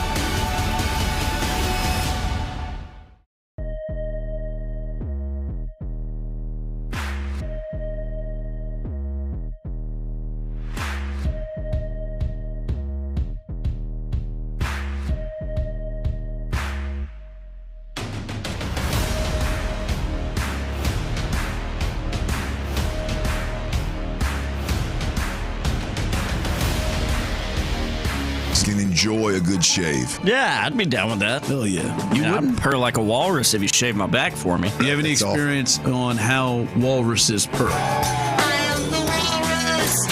And whatever that is. Find it all on the free Odyssey app. Live from Twin Peaks at Kirby and 59, here's The Drive with Stoerner and Hughley. All right, get on down as a little day baseball coming up at 4 o'clock. We'll see if the Astros can avoid this. Clint's on it now. Clint said there is no way, no possible way at all that the Astros could lose to the Yankees 7 games in a row, which they're trying to avoid today. You can come check it out with us up here and have a good time. Get you a cold beer, get you some good food. They've got a lot of things. The wings are great. The lobster roll is fantastic. Of course, that cold beer is what you want. And if you are in the building, my guy Connor's got you set up, has set it up to help you out here. Our promo team will help you out. You got a chance to win some Dave Matthews Band tickets. They're going to be up in the Woodlands Mitchell Pavilion. All you got to do is scan with your chance to win. And a couple of little mystery prizes you can scan for right up here at the desk where we're doing the show from, so you can scan and have a chance to win those as well. So come hang out with us here and come here and get yourself a chance to win some prizes as we can hook you up here on the Drive on Sports Radio 610. Tyler, I'm in. Oh, God. I'm in. I'll be right there with you soon, bro. Here's what I need, just Bob. One day. I just submitted a little payment to my book. I'm just waiting for that to clear on my for account. It to clear. Back and in then, business. We're back on it, baby. That's what I'm talking about. Hold on, just get to the Tigers. Get to Detroit. Here's just take what I a got. day. Just take a Yiner Diaz. Hey, right man, now. you're wet. Hey, wet blanket. Just take a wet take blanket. A day. I'm just trying. Man. I mean, I thought you were supposed to leave your wet blanket at home today. I'm just saying, man. It's $1,400. Here's the deal: Ronel Blanco over strikeouts. It's 1,200. I like Astros over run total. You said 8 and you said 650. Kyle Tucker bomb. I was up like 200 or 300 before that. The Kyle Tucker homer. That's the issue because I like that. I'd almost think about giving you $12 to put me in on it. But too late. I was tapped out. I was tapped out at a $38 bet, and it's going to pay about $4.95 or something like that. The Tucker one is the one. I can see those other two happening. Tyler, you bet 100 on it, and if it hits, you're even. Which one? On all of them. Parlay. Well, you can't. I forgot. Yeah, man. Well, figure it out, man. You always tell yourself that after you've forgotten. What? With Tyler and the parlay. I keep forgetting. You do it every time to yourself. Keep forgetting we don't even that get a chance to give it to you. I mean, it's not my fault his guy don't want to give him the best chance to win. I just how about Detroit, man? How about Detroit? Detroit what? I'm just saying, just take the I'm day off. at this point. And now it's not. You could have paid it off and be ready to do Detroit tomorrow. Law of averages, man. I'll tell you what I'm going to do. I'm going to sit back, let you knock his segment out, get me a cold beer, man. Get ready for my bets to hit. What do you think? Hey, I hope you all win. I do. I just think we just need to take a little. I just think Tyler needs to take a little break. That's all I'm saying. You lose 800. You weren't saying that last night when you had him out in the streets all damn night. I didn't know he had 800 on it. I would have gone in a different. I would have cared a little bit more. Another one yesterday was pretty early or over early for him. All right. The J.J. Watt silliness has been a real conversation piece. Can I just say I have heard this from many people who have looked at the J.J. Watt thing and said, all right, hey, man, you can see it. Hey, the Texans are playing well, and then J.J. kind of comes in maybe mid-season, comes in, half the season, 8-9 weeks into the season, he gets himself ready, he comes in, and that's when he becomes a part of the team for the stretch run and into the playoffs to try to win a Super Bowl. That's the best thing. That you don't have to pay him a full salary. You can pay him kind of pro rate for half the season. And I can understand in theory how that makes sense and how it works. I can understand it. Hey man, he kind of keeps his body as healthy as possible. You have him for those important times. But Clint, I just hate that so much. Because in my mind, one, I've already talked about the building that this team has done to get to this point. But the thought of, hey, man, we got this cat over here, man. He's sitting over here on the side, man, just monitoring us to see if we're playing pretty well, if we're 7-2, or if we're 8-1 or something like that, and then he gonna come in and take somebody's playing time, somebody's gig that helped them get to a point where he's like, I want to come back and play. Because if the Texans are 4-4 after 8 or something, I don't know if he's gonna come from CBS and jump on the team to play on the team that he don't know if they're gonna go to the playoffs. To me, if he's gonna do it, it's gotta start from the top. Because I think that other way, that route, everything going well, you're playing well, you're right in it, and then we're going to add this guy who's just been sitting off the side waiting to join the team just to make sure you guys were playing well enough, and then he'll jump on the team. That scenario to me, I think that's a dangerous scenario right there. Yeah, look, I don't know what scenario JJ's interested in and not interested in, or the Texans is or aren't interested in it. Bottom line is this, and I've said this a couple different times. I hate that. And not because JJ's a front runner and waiting for a team that could potentially make his dreams come true, and then he's going to jump on board.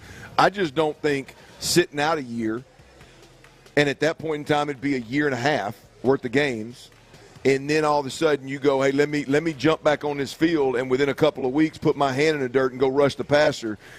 On the way, I'm going to tell everybody how good I was in Arizona the last year. I was top 10 in sacks and top 10 in tackles for loss. And then you go out there fresh off the streets, off whatever your training is, and think you can help his football team. I hate that. I don't even like the thought of it. I don't think it's a good idea. Even if they did need a body, they did need a defensive end, I think it would be – I think that being the plan is silly. We're going to have J.J. Watt on standby. If we need him. He's going to work at CBS. Yeah. And if we're, several games over 500 in first place at the midway point, he's going to come in. Because if let's say scenario, the Texans are 7-1, and they are one of the best teams in the AFC, and they're running away with the division. To get to 7-1, man, you've got to have a group of guys that have been playing there, and now we're just going to bring this cat in to kind of stop what you're doing. I think you bring him in from the jump. Like I said yesterday, you bring him in from the jump. He goes through training camp. He proves to you day in, day out for a month plus, preseason games, things of that nature, that, hey, he's been removed from the game for a year, but he's still got a little juice. He still is even remotely close to the guy that we last saw play in Arizona. Okay, now let's take this thing serious and get you in a rotation and be one of the guys and make it work. And all the attraction that's going to come with J.J. Watt. It's part of it. I think this team could handle that. I think they could put a plan in place to temper the expectations and all the media and everything like that. And if they were to do it, though, I think it's more likely or better for them to handle it right off the jump. Yeah, right off the jump. But not if we're 7-1 or 6-2, and now he just crashes in the middle of it. But Ron, that's not smart on anybody's part. Yeah. I mean, it'd be silly for DeMeco Ryans to start a season and be kicking ass, and all of a sudden, hey, by the way, guys, I'm gonna throw JJ in the mix. Because that feels different than just trading for somebody. Well, it's just it is a leap of faith, and if you're taking that leap of faith and you're taking it in a situation where you need an edge rusher, or you're taking it and he's fresh off the streets. That's silly. Yeah. I mean, there's got to be some level of preparation with the organization, just like everybody else goes through. At some point in time, he's got to be involved in working out at the facility. At some point in time, he's got to be involved in training camp and involved in preparing for preseason games. And at some point in time, in the rotation, not just light bulb moment, hey, JJ, you want to come join us midway through the season, or you want to come join us because somebody got hurt? Like that. That's not, to me, that's not a good idea for either party, in my opinion. Yeah. All right, as we're here live at Twin Peaks 59 in Kirby, come on out. Your chance to win tickets. Dave Matthew Band tickets, other tickets here. All you got to do is come in, scan, and you'll have that chance. Let's go to our guy, Tony Gwynn Jr. Let's talk to him, our MLB insider, and get his thoughts on where the Astros are and how close are we getting to as Clint said yesterday, we may just have to just shut the whole thing down. Just start all the way over. We'll discuss that coming up next. All right, Lewis Floor and Ability Tree experts, they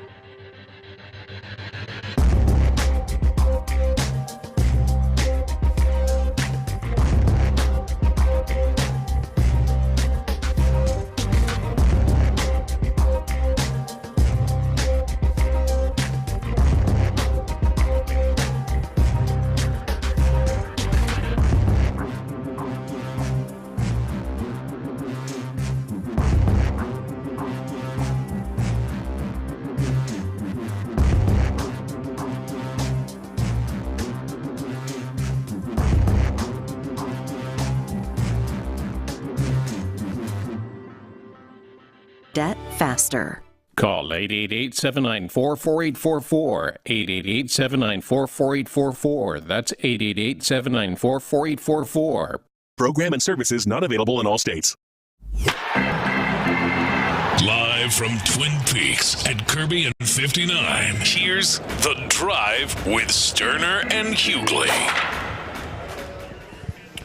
All right, welcome back as we are live here from Distraction Central right here, baby. One of the toughest spots to do a radio show is at the great Twin Peaks right here. We're on 59 and Kirby. Come out and have a good time and enjoy yourself with us and have some good cold drinks, have some good food, and you can come hang out with us. Little day baseball as the Astros look to try not to get embarrassed by losing 7 straight to the New York Yankees. They'll play here coming up at 4 o'clock. But right now we are joined by our Odyssey Sports Radio 610 MLB insider Tony Gwynn Jr. Insider calls are presented by Grainger with supplies and solutions for every industry. Grainger has the right product for you. Click Grainger.com or just stop by. All right, Tony. I know you get out here and do these afternoon drives. You ever had to slide into one of these distraction chambers where you had to do the show live? Distraction chamber is the perfect description for it, for sure. Yes, I have, and it's not easy, brother. It's not easy. I tell you, man, just get lost in a point. I lost a take one time. I just sit there for 30 seconds. I need to go ahead and come clean that up. Come pick that up. All right, Tony, there's a lot to get to. I threw in the towel on the season yesterday. I saw that. That was my breaking point. It's over. I threw in the towel. Clint somehow, by the way, yesterday, if anybody, Clint snapped. He lost it to start the show.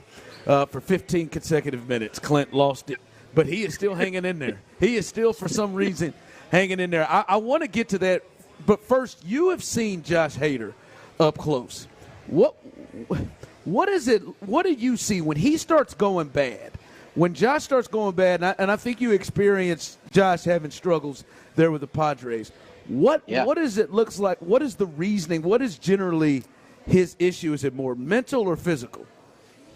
Well, when it was here in San Diego, it was physical. I think his arm slot changed on him a little bit, and it took away his deception, and it took away his ability to command. It took him.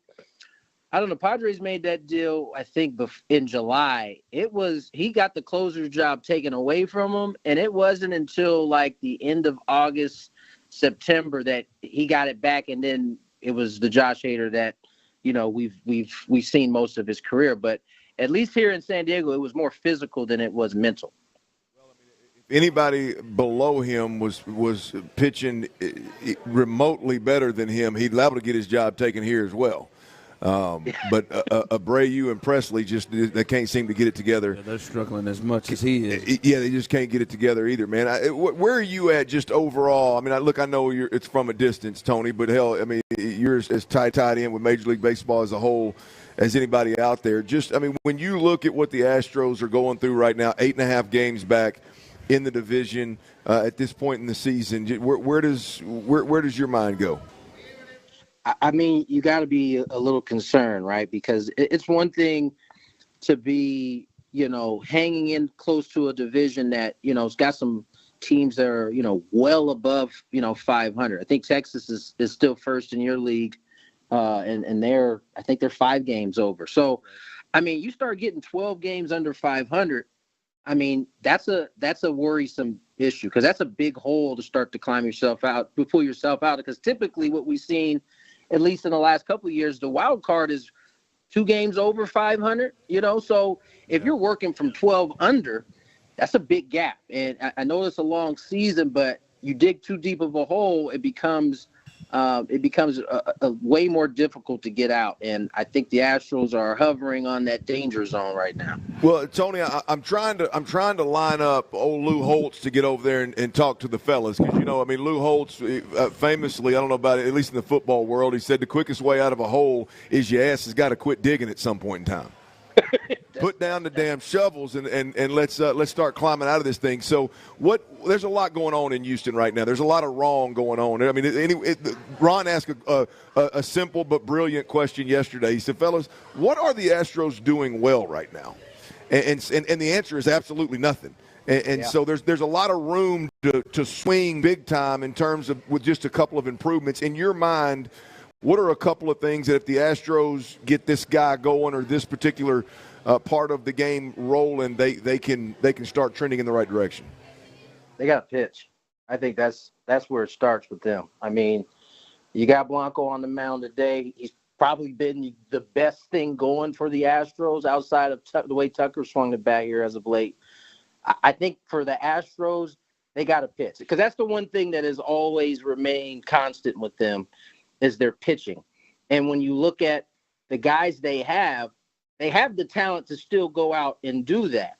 They just haven't pitched well. Now, offense, as we've seen over the last couple of years, it comes and goes, right? You're getting moments where that offense is it can't be stopped, and then all of a sudden, you see offenses that can't hit like they forgot how to hit. So I think for the Astros, out of all the things that are going bad, the one thing that has to get right in order for them to turn it around is going to have to be pitching. And that's not just in the bullpen. That's also on the starting side.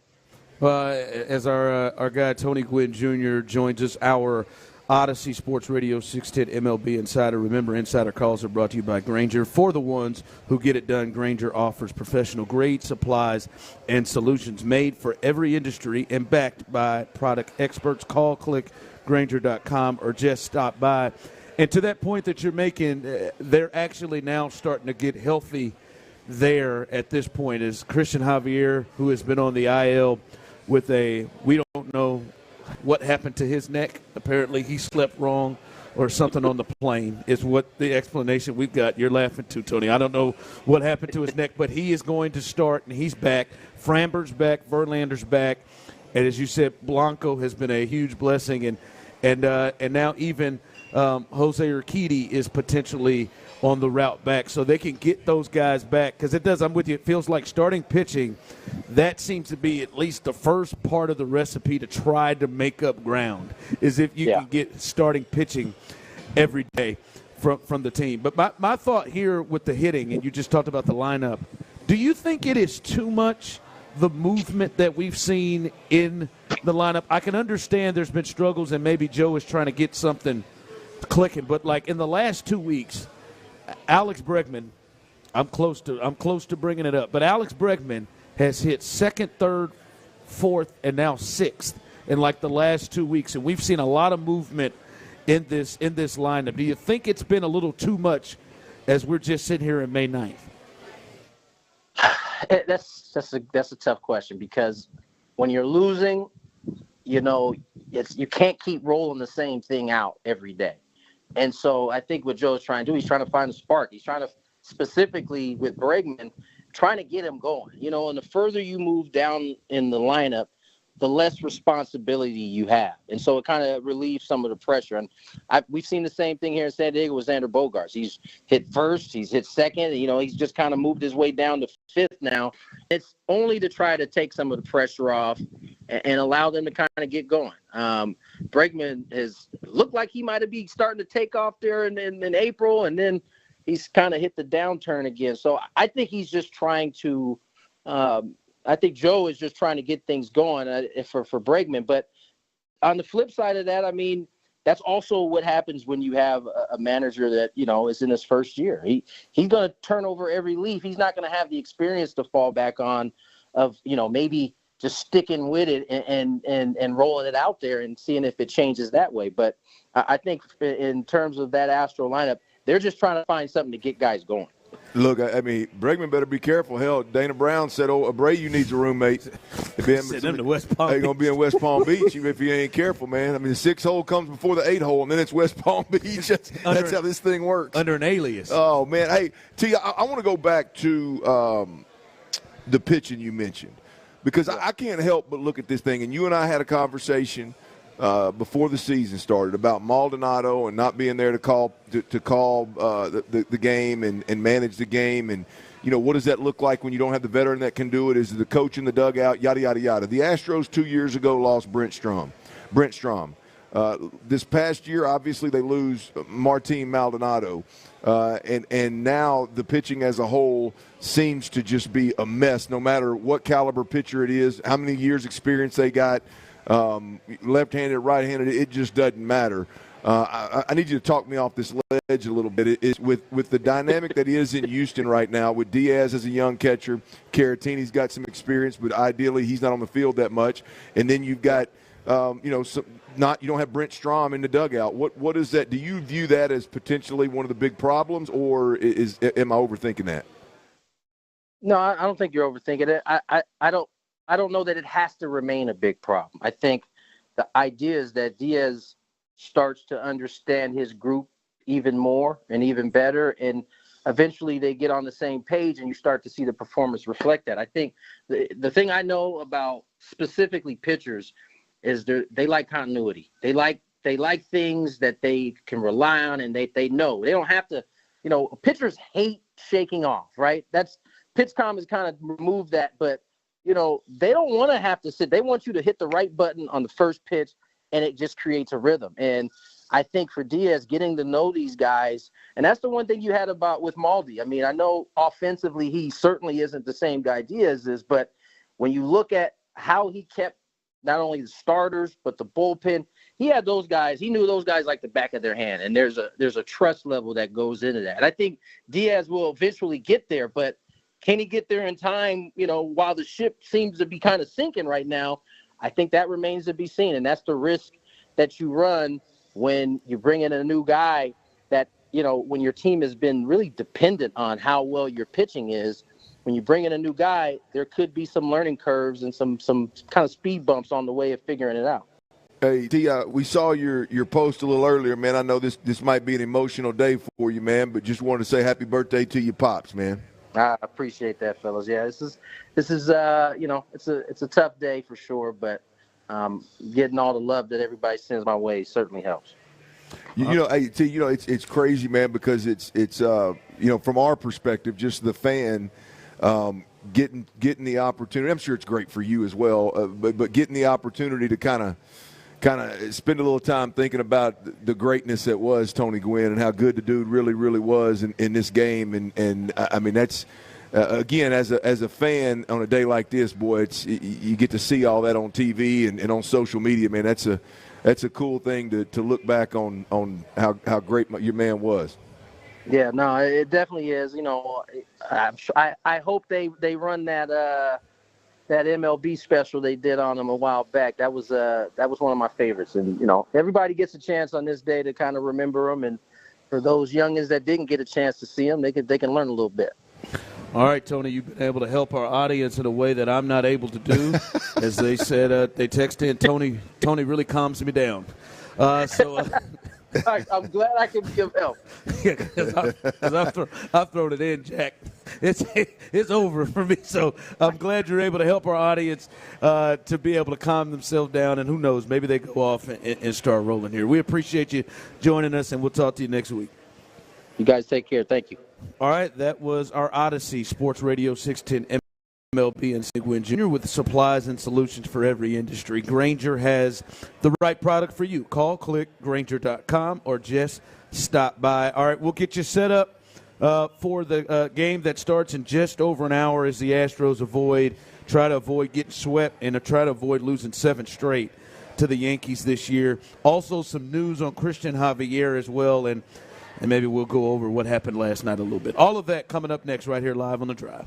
Payne and Pendergast. Okay, as a spot of the right type of manager for this group, they've watched a lot of leadership go out the door.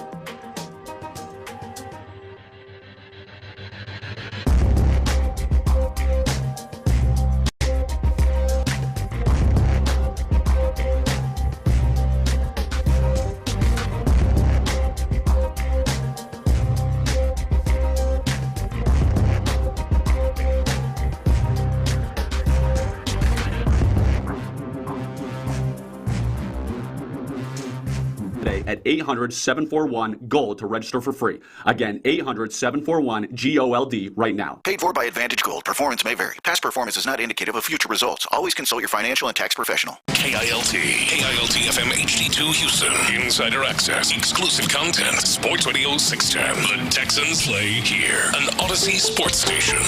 Oh, it's 3 o'clock. Sports Radio 610 presents The Drive with Stoerner and Hughley. With the biggest stories of the day, it's the Big 3 at 3. Number 1. Sky to center field. Aaron Judge comes in a few steps. And the Yankees have won all 6 games against the Astros this year. Tonight winning 9-4, the final score. Yeah, that is Todd Callis, who I believe him and Jeff Blum should be allowed to start drinking in the booth. I think that 6th inning. Somebody should bring him a shot in the 6th inning. Yeah, I was thinking right off the top, but you're right. That's better. 6th inning. I don't think anybody would argue right off the top. 713-572-4610. Those of you on YouTube and Twitch, is very important. What bottle do you think Todd Callis is taking? What bottle do you think Jeff Blum is taking? What do you think those two, if they're like, we're drinking 6th inning, they got a bottle. What is the bottle that they're getting? 713-572-4610. I mean, Jeff feels like a solid whiskey. Maybe a Woodford's Reserve. He feels like little Eagle Rare. Like, I don't take him as a Crown guy, but I feel like he'd be feeling that. Todd feels like Hendrick's gin. That's what mojitos. Todd, give me a little of that cucumber gin, baby. I just give it on the rocks. Let me just get a little bit of that. No, man, it's a struggle, man. Those guys are out here every day, and it went like we've seen a lot. Kyle Tucker for the second straight day gives them a 1-0 lead, gives a pitcher a lead, and then right off the bat, a 3-run homer follows for the Yankees. And Spencer Arrighetti gave it up this time, and it continued to get worse. It was 9-4 in this. Bregman in his first game moving down to the 6th spot was 0 for 4. Alvarez continues to struggle. His average has dipped into the 230s now. Right now with his 0 for 4 last night. And Spencer Arrighetti 0-4 with an ERA approaching 9 right now. The struggles continue, Clint. 0-6 thus far against the Yankees, and it's the same thing every single day. It's same thing every single day, it seems like, with this team. Look, I think the one thing that's blatantly obvious right now is that you're just not in the same ballpark. You're not in the same league as the Yankees and a handful of the other top teams in Major League Baseball. You just hadn't butted up against them yet head-to-head. Yeah. And we'll see what that ends up looking like as the season unfolds. But I think it's safe to say, look, it's hard to really lean into Spencer Arrighetti in the outing last night. He got ran off the bump, no question about it. But the night before that, one of the best pitchers Major League Baseball's ever seen got ran off the bump. And so it's hard for me to take these 2 games and lean into them as hard as I would like to. To me, if you're starting pitching, if Verlander gets shelled, you ain't going to win too many ball games. Spencer Arrighetti goes out there and gets shelled, you should probably expect it. It's Spencer Arrighetti. You're about 9 starters deep in the organization once you get to Spencer. I hate to watch it, But when it's Arrighetti and Dubin are the ones getting ran, it's like, man, I just when it's one of the best teams in baseball, I have a hard time leaning into that one. Now tonight you got to avoid the sweep.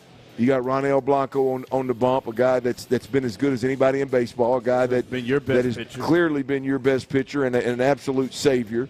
And I saw the lineup that's put out there. It's as good a lineup as the Astros can roll out there. Yeah. You can argue about some of the placement. I think Dubon is batting ninth.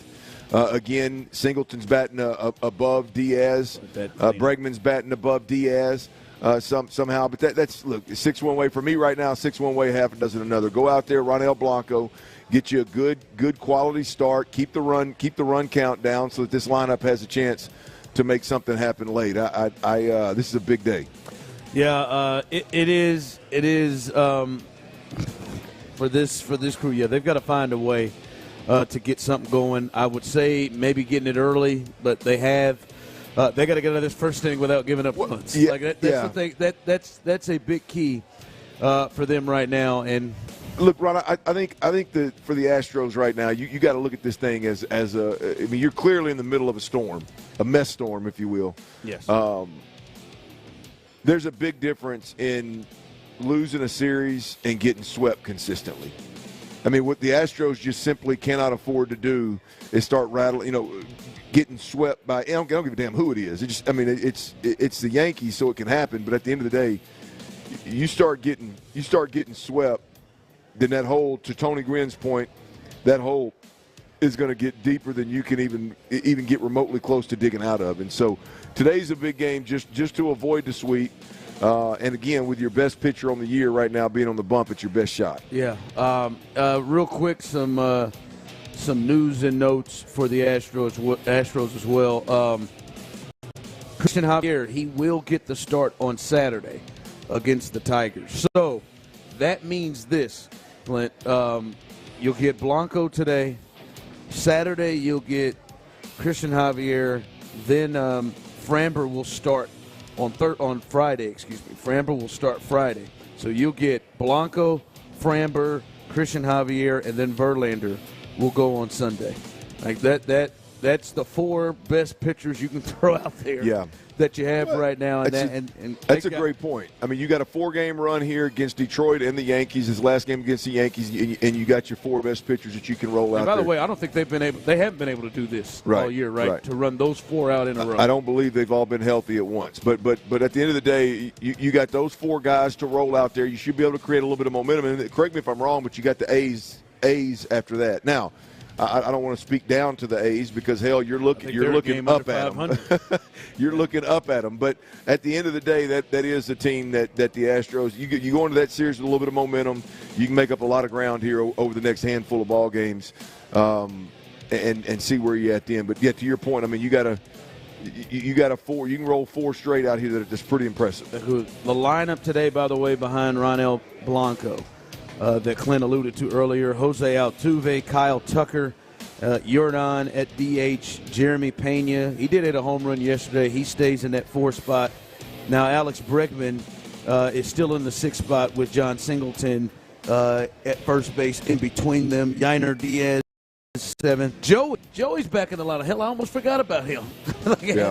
Hadn't been getting any run. Dubon in center, and then Blanco obviously on the mound. So that is the lineup today. The only real change in there is Jake Myers being out of that lineup. So we'll see if they can get this done, if they can break this streak right now at least. Because 0-7, I mean, listen, going 1-6 against the Yankees ain't great, but 0-7, boy, that is. Ooh. That's a rough 0-7, 2 sweeps to start in the first 40 games of the season. That's wow. A rough one. Big 3 at 3, number 2. All right. By the way, as we're live here at Twin Peaks, right off 59 and Kirby, you got a chance to win a couple of prizes. One, if you're in the building or you're on your way, I've seen many people do it. You can come in here and enter to win. Scan to enter to win Dave Matthews Band tickets, as well as we have other little mystery tickets you can scan to enter to win as well. So come on out as we're live here, 59 and Kirby, Twin Peaks. And you got a chance to win something to hang out with the Drive. By the way, the playoffs last night. Thank God nobody took the over. If you did on Jalen Brunson. Hell, he got hurt midway through the game and ended up with 29, not 37 and a half. So he was well on his way. He was on his way before he got injured. But they still are able to win even with him being out. They win 130-121 and a comeback as the Pacers were leading at the half. They lead the series 2-0. The interesting thing about this series to me, though, Clint, is the Pacers. Rick Carlisle's looking real wild today. Rick already came to the podium yesterday and blamed small market teams not getting a fair shake over larger market teams, which was interesting. And then the Pacers have filed a complaint to the NBA, Clint, and they've sent 78 calls that they feel like were missed. 78 calls. Yeah. They feel like were missed from the first two games of the series. Yeah, you hit it. That's from 2 games. 78 calls in 2 games. I mean, look, here's the deal. That should come with a statement because to me this is the story, right? Other than the Knicks up 2-0, right? I mean, at the end of the day, this is the story. And if I'm a member of the Pacers organization from the top to the bottom, this has got to be issued with a statement. Like, look, we're not complaining about the officials being why you're giving 130 points, bro. This ain't about no calls, right? I mean, there's like, we're not complaining about the officials as it pertains to being down 2-0 in this series.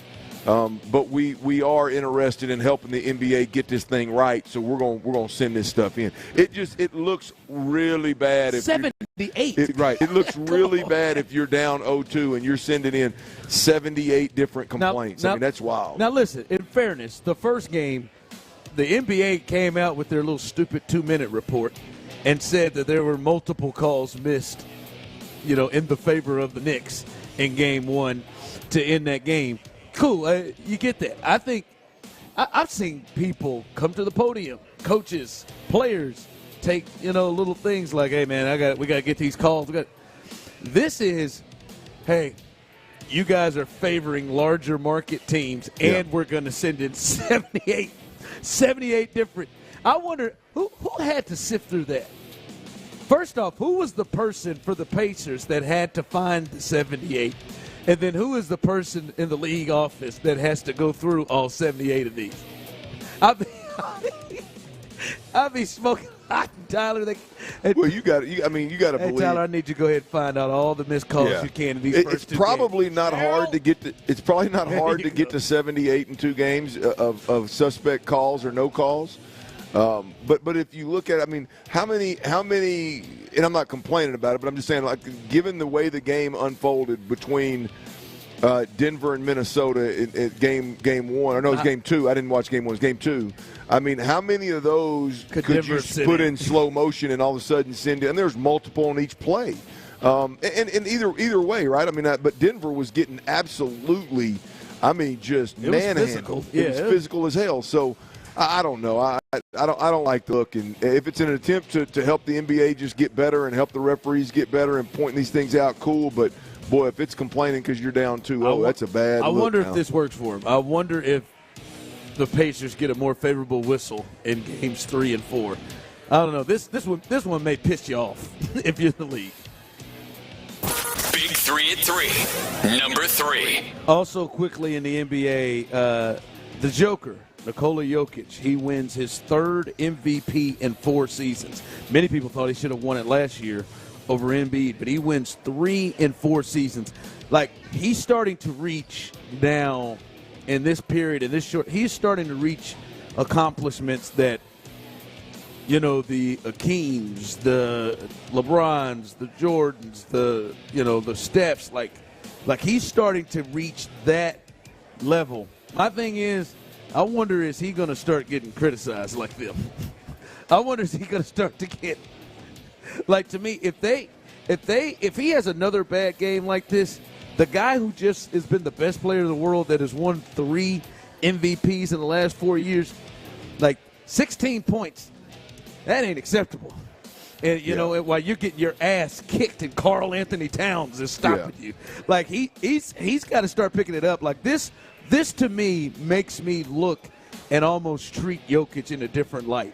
Not to say that I had probably been doing that anyway, but this at this point makes me look to treat him in a different space because you're in Jordan, Ron, you're in that area. You're in the Tim Duncan area. You start winning championships and putting up MVPs and things of that nature. And I mean, look, a lot of what he does is statistically driven because of his, in terms of the credit that he gets, because the game is unorthodox and would be viewed as boring in today's basketball, really in any basketball, in terms of a big man that just plays the way he does. And so a lot of that is he just nonchalantly gets triple doubles and nonchalantly goes 20-20. And so that's a big reason why I think he gets the love that he does get. It is interesting because I think it's twofold here. Like I think like there's a lot of former players in the media, obviously in all sports, but you got Gilbert Arenas trying to get Europeans out of the game, and you got Kendrick Perkins over there talking about how the voting's unfair and all this. So I think he will get criticized. I think he will ultimately. It'll get there. But it is very interesting to just not hear as much of a storm. It's like other when it's LeBron or when any he's in a different level, but even like Steph and KD. But when those guys, when those guys, I wake up in the morning, it's like a tidal wave of KD slander hits me in the face. Yes, KD can't do this. KD can't do that. And with Jokic, it just doesn't seem to be. Not yet. But he's got 3 MVPs. What the hell are you waiting on? Now maybe Murray is kind of blocking that a little bit with his shenanigans. Yeah. But still, like 16 and 8, they just kicked you. Those dudes kicked your ass without Rudy. Well, and he's not showing up. That's the thing is the numbers aren't the same. Like I do believe it will be a tidal wave and hit me square in the face if they lose the series. Last 4 years, 3 MVPs, Finals MVP, and a championship for Nikola Jokic. Well, to your point though, but you do that and then show a series like this. Yeah. You said with the guy that's supposed to be guarding you in the hospital with his baby you arriving. Can't handle Nas Reed. That's a bad look, man. All right, coming up, I'm gonna help Dana Brown out. Dana might not be focusing on some things that I think he should be. I'll help him out. We'll discuss that coming up next. Ron's going to help out Dana Brown. I'm going to help you out a little bit. If you're out there and you're dealing with chronic joint pain, old buddy just walked by here, look.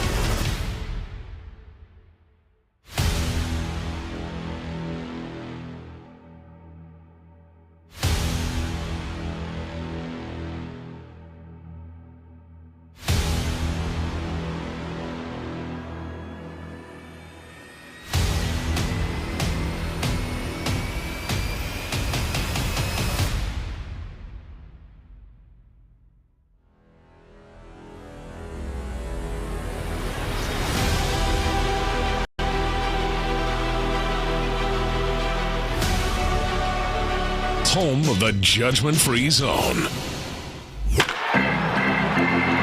Live from Twin Peaks at Kirby and 59, here's The Drive with Stoerner and Hughley. Around the seventh inning. This ball is driven. deep to right field. And just like last night, Astros in front 1-0 thanks to King Tuck. Number 11 on the season for Tucker.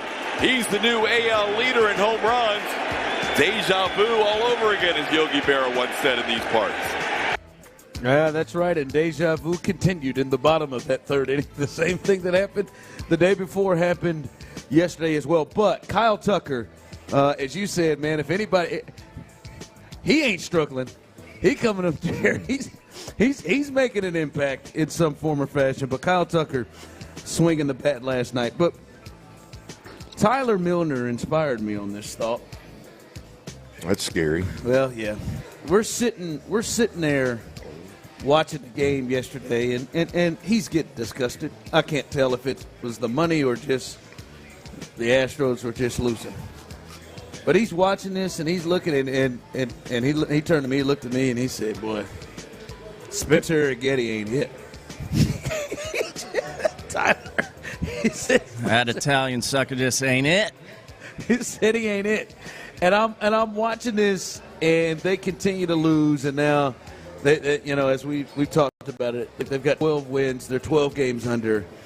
And I know Dana Brown doesn't want to start thinking about this because he can't concede. I don't either, for the record. I hate to I know you hit you with that at 329. No, I know you don't. But I've thrown in this towel, and I think that the tough decision at the very least needs to be discussed. Hold on, so. Like, it's Ron, Larry. As Tyler is saying, Spencer Getty, who is their number one pitching prospect by far in there, and now we're looking at Hunter Brown, and I think at the very least you got to potentially look at him differently than maybe you thought was this going to be a guy for the next 3 to 5 years that's a lock in the rotation. Like, we know their farm system is struggling, but it's even more of a struggle, man. They have got to do something to build that back up. And to me, there are a lot of easy moves. Like we talk about, move on from Bregman and move on. Like, that's easy. The way this thing is going right now, I think the conversation at least has to be looked at with the Kyle Tucker. And to me, he is the guy that will bring the most back, especially at this time, because he's not just a rental. There's another year for him out after this year on a cheap contract for his production. And teams would give up big, potentially big amounts of resources to get him. I think that's the conversation piece right now because, one, Clint, I'm looking at deals. They're not going to re-sign him for what he wants and how many years he's going to want. And they've shown how they do business. They're not going to re-sign him for 7, 8, 9, 10 years like we've seen other guys around his age and his production get. I think that's got to be at least a serious conversation. He is the best tool you have to rebuild your farm system and bring in young guys. You need to have that conversation with Tyler privately. I ain't there yet. If you want to talk about running off a spot, I'm convinced he ain't the guy. Yeah, those are easy ones. That's it. Yeah, like you said, there's some easy ones out there. I'm at a point where we can have those conversations. I'm not at a point right now with the Astros where we're going to talk about Kyle Tucker. But do you think the Astros, like, honest to God, Tyler, you could jump in on this too. You think the Astros are going to re-sign Kyle Tucker? You think he is going to be a long-term player for the Astros after next year? Look, I think I don't know. I don't know the answer to that question. I mean, obviously, history tells us that Crane's not going to do it. But if anybody has a shot right now, it ain't Fromber. It's none of the other young guys. They've already re-upped Jordan. He would be the only other one. They're giving Hader this 5-year, $95 million look, I mean, deal. if anybody has potential of Crane, maybe sticking his neck out a little bit more than he has. Then I think Kyle Tucker has got a real shot, and he looks like he's going to build a case this year, regardless of what the team does and what that win-loss record looks like. He damn sure looks like he's going to build a nice, strong case for Crane to consider it. Yeah, he looks like he's building a strong case for that price tag to go up even more right now, leading the league in homers. Someone texted in, where was Kyle Tucker during the playoffs? I don't know that. You should pay someone who disappears in the playoffs. You can get a haul for him. I mean, Altuve had the yips one year in the playoffs. Let's just get rid of him. I'm not thinking of that from that aspect. I'm just saying, like, they've got one player in baseball's top 100 in their farm system, and he's 90. Yeah, but I mean that problem existed 30 games ago, and it wasn't a conversation. Like, yeah, but 30 games ago, you would go down. Yeah, but I mean 30 games ago, like to me, it's like I know we're in a bad spot with the Astros, but you can't tell me that Dana Brown and Jim Crane have swung in 30 days to a point where they just paid a guy $95 for 2 years. And the thought was this window's wide open. Let's go win a World Series. And 30 games into this thing, as bad as it's been now, 30 days in, you're like, hell with it. Let's have a fire sale. Like I don't think they're there yet. Yeah, I can't get there. They yet. may not be there yet. I may be holding on too damn long, but I just they need to be at least exploring it, or at least looking at it as a conversation piece. Hey, you know how good these wings are? Are they? Huh? Are they that good? I don't want to talk about it, Ron. I don't want to talk about Kyle Tucker not being an Astro right now. Here's the deal. Smoked and grilled. Smoked and grilled. Smoked and grilled is the way to go. Just about doing it. Get that spicy Cajun rub. So many good meats. Yep. That spicy Cajun rub. And then just the ranch on the side. It's simple. It's clean. It's not. Don't get them to toss it in anything, right? I know you like tossing things, Ron, but you don't get them to toss it in anything. That way it's good dry rub, and that way it's not messy. And then you just get a little dab of ranch on there, and you go to work. Go to work. Easy to eat. Clean and easy. Clean and easy. You don't get it all over your hands. You don't get it all over your face. Now I'm way to go. I don't think it would be clean and easy if you moved on from Kyle Tucker. That would be hard, and I'm with you on that. But they're gonna have to look. They're gonna have to look at this thing because what they're gonna do is, hey man, we're gonna have Kyle Tucker because next year when it is easier to trade him, you ain't gonna get as much. Sitting there, I'm looking. Nah, 7 straight ALCSs, man. We'll be all right. Yeah. No chance they re-sign Tucker. He's going to get 8 to 10 years, $300 million. So, but here, that reasoning is like, and you may be right, but that reasoning to me is like, it don't matter what the team's doing. It doesn't matter that you're in a rough spot. Like if you're not going to re-sign him, it doesn't matter. Hell, we're done with the dude. We're going to move him at the trade deadline, regardless of what the World Series window is, or you know what I mean. But I'm thinking, and obviously not right now. Not that this should be even pushed higher, but if you're not going to make the run for a championship, and you're not going to re-sign him, and you're just holding on for the next 2 years, and you're struggling to have guys come behind it, he's your biggest piece that can potentially bring something back. He's the biggest piece, and right now not being a rental would potentially regardless of what your intentions are, would you consider moving one of those big three at the back end? Oh, yes. And I think Abreu would probably be the one that teams would actually. Really? Yeah, because he's cheap. Yeah, but you think a team that's in the running would push for one of the guys that's. Especially how all of them are stinking right now, but he's cheap. Like that 5-year, $95 million, nobody wants to pay a reliever that at this point. All right, coming up, I can't wait to hear it. I heard I missed one of his best all-time last week. Tyler's Turd List. It's Thursday, Tyler's Turd List, so stay tuned for that. I got the feeling I know somebody's going to be on that bad boy. That's coming up next right here live on The Drive. All right, look here, RV.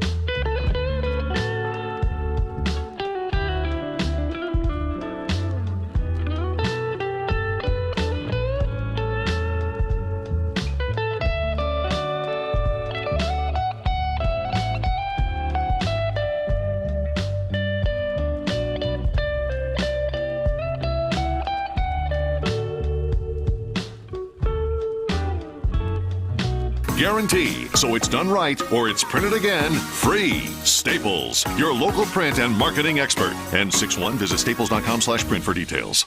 You want a beautiful putting green or other great turf for your kids and pets? TexansTurf.com. Live from Twin Peaks at Kirby and 59, here's The Drive with Stoerner and Hughley. All right, we are live, and you can come and watch a little day baseball game as they're getting started here in about 20 minutes or so, 20-plus minutes from Yankee Stadium. You can watch it here with us, hang out, as we are live here at Twin Peaks. Come on, dog. 59 and Kirby. On. There it is. Come on, man. My man's over there. Never thought I'd be begging for just don't get sweeped. It's 40 games into the damn season. But here we are, boys. There you go. Let's have a cold beer and talk about it. Just drink it away. My man, my guys over here, they got two ice cold ones. Come on. That's the only way you can get through it, huh? There it is, man. 27.6 degrees. There it is, man. Come on out, hang out with us. Hey, and if you're in the building or you're on your way, got a chance to win tickets. Got a chance to scan to enter to win tickets to see Dave Matthews Band, as they'll be in the Woodlands at the Mitchell Pavilion. And these are seats, not in the not on the ground. These are seats, so you can come and enter to win those, as well as we've got some other mystery prizes right over here. All you got to do is scan to have a chance to win. It's right here at the table in front of us. So come hang out and enjoy yourself. We'll get to Tyler's turd list here in just a second, but this game starts here at, I believe, 4:05. Are you guys locked in on bets? I'm locked in, man. Tyler, I'm locked in, man. Oh, what'd you ride with, T? Let's talk about it, man. Let's all feel it together, man. You really did it? What'd you lock in? I put 3 wagers down on this game here between the Yankees and the Astros. I am on 250 for the Astros to score more than 3.5. I'm on Nel Blanco to get over 4.5 strikeouts. I got about $30 on that, just a little tiny wager. And then Yordan freaking Alvarez over 1.5 total bases. I'm 200 in for that. So let's ride. Hey, dig out of that hole. You can't get out of that hole unless you put a little money. Scared money never made no money, man. Sure words have never been spoken there, Dirty. I feel, Tyler, just so you know, I don't feel good great about this. You don't? What part of it do you not feel good about? You just keep going at it. You're just about you're worried about Tyler's history. You're factoring in Tyler's history. And the whole thing you just said about Yordan, and he's going at it again. Well, I mean, look, 1.5 bases, and that's got to be hits because walks don't count. They don't. Yeah, it really. So look, I don't think that's crazy. I don't think that's crazy at all. No, it's not crazy. I still believe he's the best hitter on the planet. Tyler, I got to clear something up. I couldn't pull Astros run total. I had to go game over. Can't pull it by themselves. What's the over? What's the game? 8.5. It's a big number. I like that, though. That ain't bad. It's a big number. With the Astros pitching, I think I'm all right.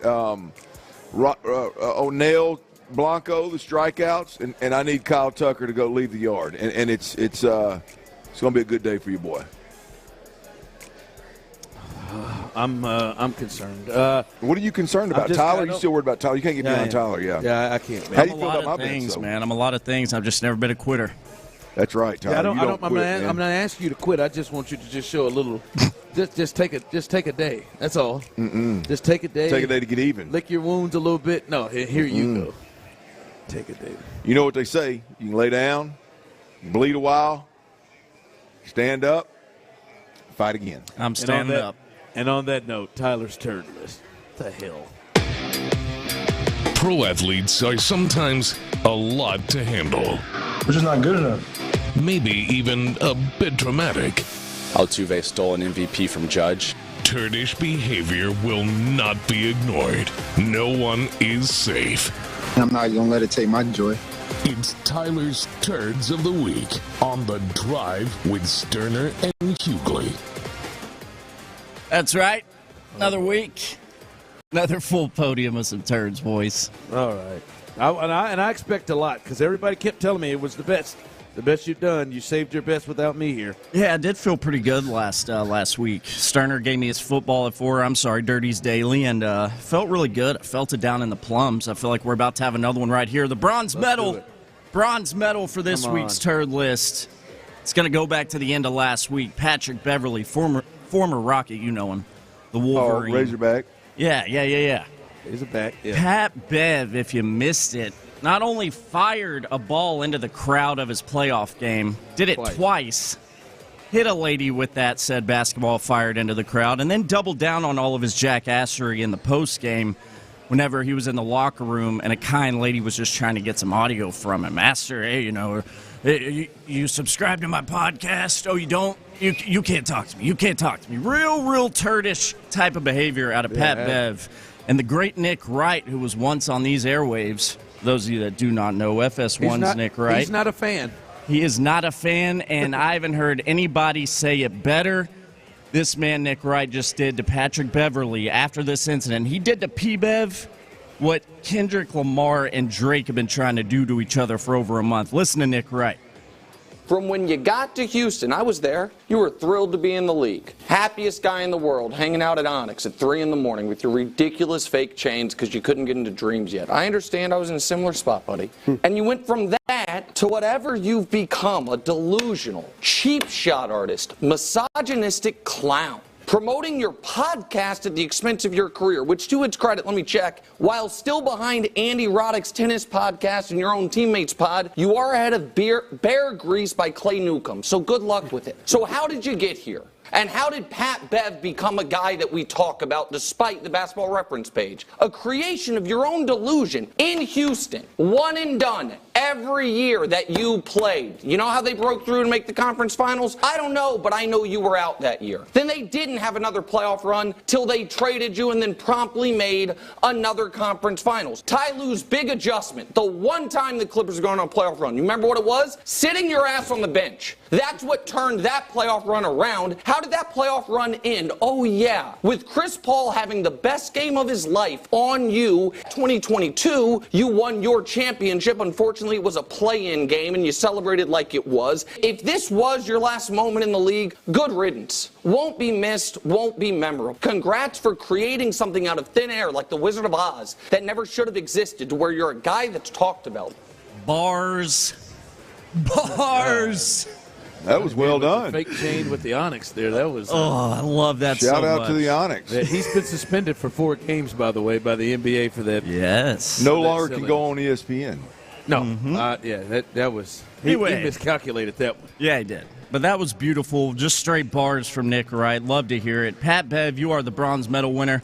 Silver medal for this week's turn list is going to go to all the freaking decision makers over at Minute Maid Park. I'm talking to you, manager Joe Espada. I'm talking to you, Dana Brown. I'm talking to you, freaking Jeff Bagwell.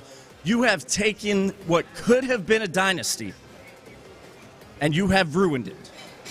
And for that, you're damn lucky you don't get this gold trophy this week, because I'm trying to hold on to the little minuscule amount of hope I have as an Astros fan right now. He's teetering, man. Giving you the silver, but y'all have ruined what could have been a dynasty. Espada, Dana Brown, freaking Jeff Bagwell, silver medal. Gold medal real quick, this week's turds. I'm not going to play the audio. We're up against it here, but we all heard Warren Moon last week whenever he was with Kay Adams. Unfortunately, he really leans into it. Doesn't he? Unfortunately, we all had to didn't hear it. I think we're not too close against it. Okay. T. Let me hear it, man. I'll let you hear it. Here's the great Warren Moon last week with Kay Adams. Titans wore these uniforms Why up do you think against. I have on this color today? Baby? Listen, I see you. We see you. Huh? They wore the unis against the Texans. Texas fans very pissed about this. Did they have a right to be upset? I think they have a right to be upset, but the Tennessee Titans own that uniform. They own the history of the Houston Oilers, so they had a chance to own it themselves, and they didn't want that ownership. They wanted to create their own identity, which makes sense. They're the Houston Texans coming in. Let's create our own identity. But now, because the Houston Oilers uniforms became so popular coming up, they wanted it back. You can't have it both. Oh, boy. Did they have a chance? Oh, boy. Did the Adams family ever give him a chance? Did they have a chance? I don't know. I'm asking. No, Warren Moon doesn't know what the hell he's talking about, man. I love you, Warren. You're a friend of the show. We've had you on here a few times. But you go ahead. I'd like to have him on again, by the way, before you ran. No, I'm sure. I was going to make an executive decision to say that he does not come on anymore. I don't like that he's playing both sides. Okay. And also, I don't want to take this from you real quick, but we didn't have Warren on several times. Mm-hmm. Warren ain't never sounded like that. K will make you do that. Yeah, I was going to say that sounded like a guy who was really good and comfortable. And I guarantee you that was a Zoom. Had some hopes. Had some hopes. I guarantee you he was looking deep in the eyes of Kay Adams. He said, "Ooh, why you think I wore that color, baby?" Yeah. The only good thing about that piece of audio, that video I just played for you, was getting to look at Kay Adams, because Warren Moon, bruh, love you. Know you did a lot for this city. And all your fans were in this city, in Houston. What are you doing? Yeah, I'm sorry. Like, I think we can find another person that's a quarterback that we can talk to. Well, I think I'm out. I think look, I he got caught up in Kay's eyes, man. Look, just let it go, man. He does. Like he talks differently. The most powerful thing in the world, man. Untied, undefeated. Be got 10 him. toes down, man. This a couple of times I've heard Warren try to play both sides of it. Yeah, I did not like that at all. But Warren, you earned it in full. I'll send you this golden poop trophy here in the next couple of days. Warren Moon's your winner. That's the Turds of the Week. He'll accept it and say, "I've always loved this gold turd that I could have for the great city of Houston. I think you all should get the jersey." You can't have it both ways. Send him that turd trophy. Hell, you can have it hand delivered. He's here, I'm sure. It probably is. What you got? Hey, man, your boy Dirty's in the middle of a controversy. Big controversy. NFL sack record. It's in question. And guess whose sack is in the middle of it? Your boy Dirty. Yeah, boy, Dirty. I want my sack back, Strahan. I'll explain next right here on Sports Radio 610. Coors Light, baby. I'm drinking me one right now as we speak.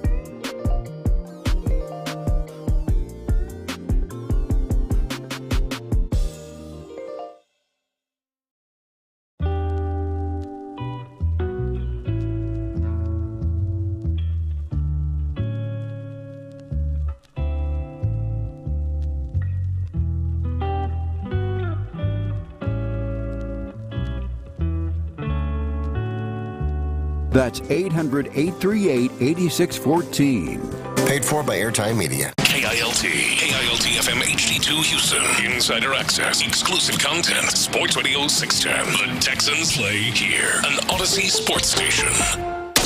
Sports Radio 610 presents The Drive with Stoerner and Hughley. Dive into the mind of former NFL quarterback Clint Stoerner. I like a good time. I like to have a party. I know you do. It's Dirty's Daily. Well, boys, you're in a little controversy. I'm in the middle of a controversy. You know, I mean, I always tell you guys, and I've told this story multiple times. Kind of my welcome to the NFL moment, if you will, was when I dropped back and against the New York Giants when I had that unbelievable first half, 11-12, 120-something yards, a touchdown. We're up 24-7, I believe it was, and then just completely messed the bed. Wheels came off in the second half, got benched, never saw the field again. Y'all know, it's the story of my career.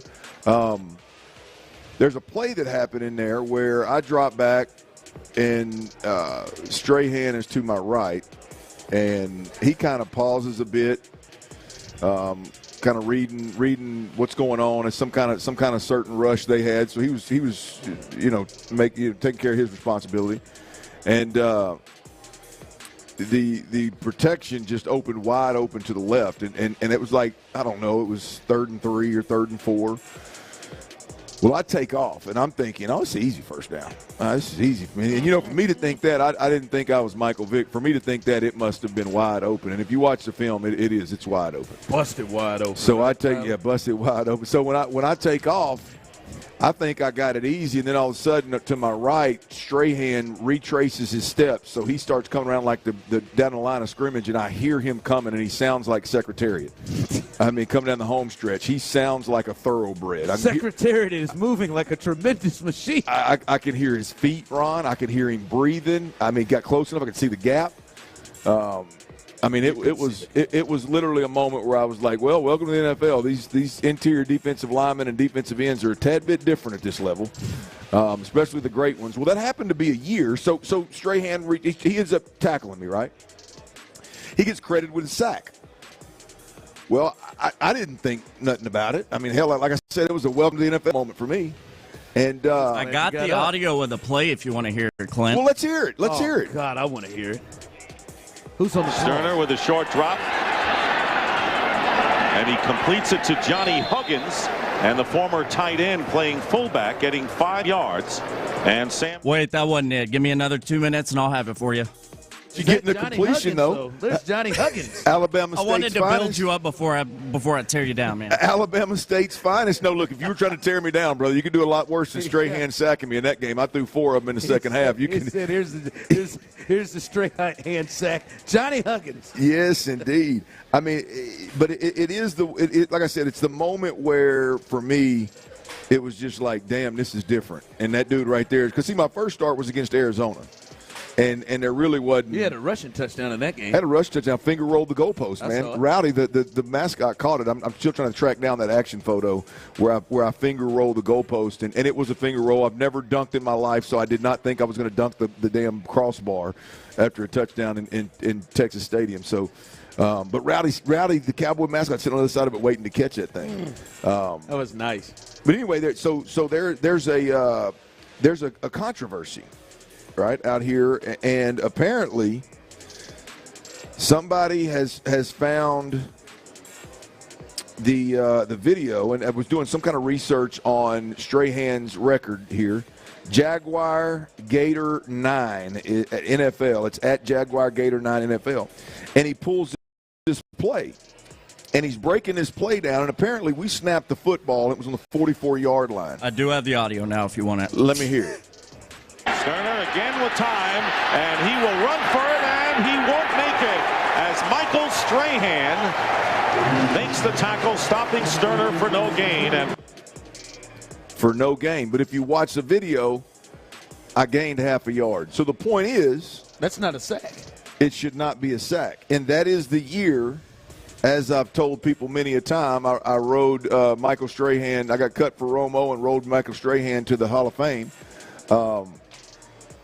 It wasn't a sack, and he got credited with a sack. So the controversy out there is right now is that the sack should be taken away from him.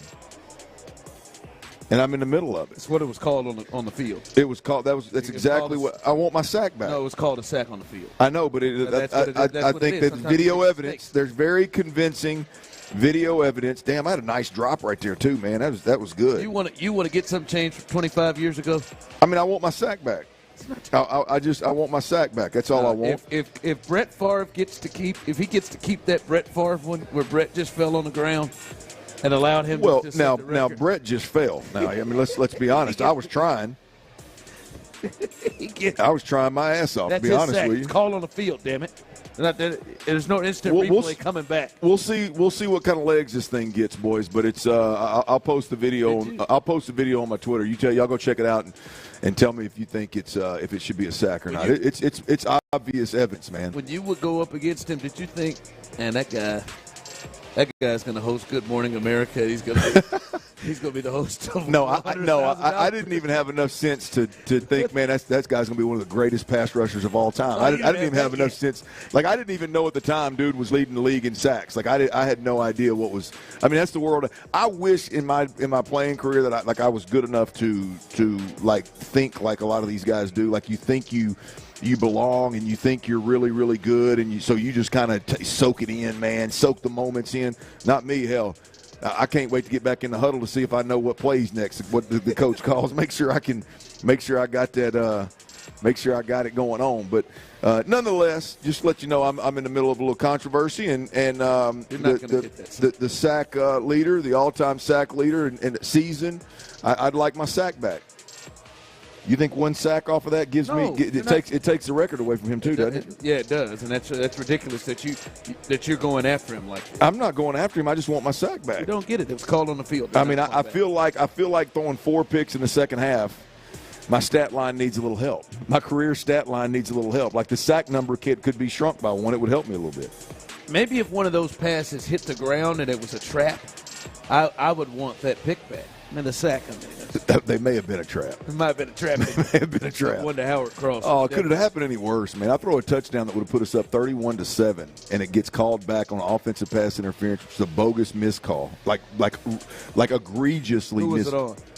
Jackie Harris. Well, won't they go back? No, actually, Rocket Ishmael was the one. Go back and change that. I think they should. That would change my whole life. I'd still be backing up somewhere. I'd still be a second or third string quarterback, maybe, man. Right, but more handing off in that second half, you think, than. Well, 31-7 instead of throwing a pick and it goes the other direction and they end up scoring and 21 to, what was it, 24? It had been 24-14. Yeah, it'd been a different ball game for you, boy. Said, get your sack back, Red. I want my damn sack back. That's the least. It's the least I want. I want you to leave your wet blanket at home, and I want my sack back. All right. How's that? You're not getting that sack back. It's called on the field, and I think you should live up to that. Well, I think as a friend, you should be in my corner, and you should want me to get it back. I'm about honesty. It's a real jackleg move, man. It's not. But anyway, we'll see how this thing unfolds. I mean, I don't know how. We know how it's going to unfold. I mean, it's getting pushed a little on social now. I got brought to my attention now. Let's see if it can make the mainstream. See if you see 05 out there, Strahan trying to undress me, yanking my damn jersey off. We'll see how it goes. On another note, did you guys see what's going on in the WNBA? Nope. There's a few things going. Thanks, Tyler. There's a few things going on. Which one? Tyler makes it clear he's not following the WNBA. Yeah, he's not. I don't know if you're talking about they don't have to fly, or they get to fly chartered flights again. How about that? Did you know that the WNBA was flying commercial? Mm-hmm. I mean, that's flying commercial in the Arena League.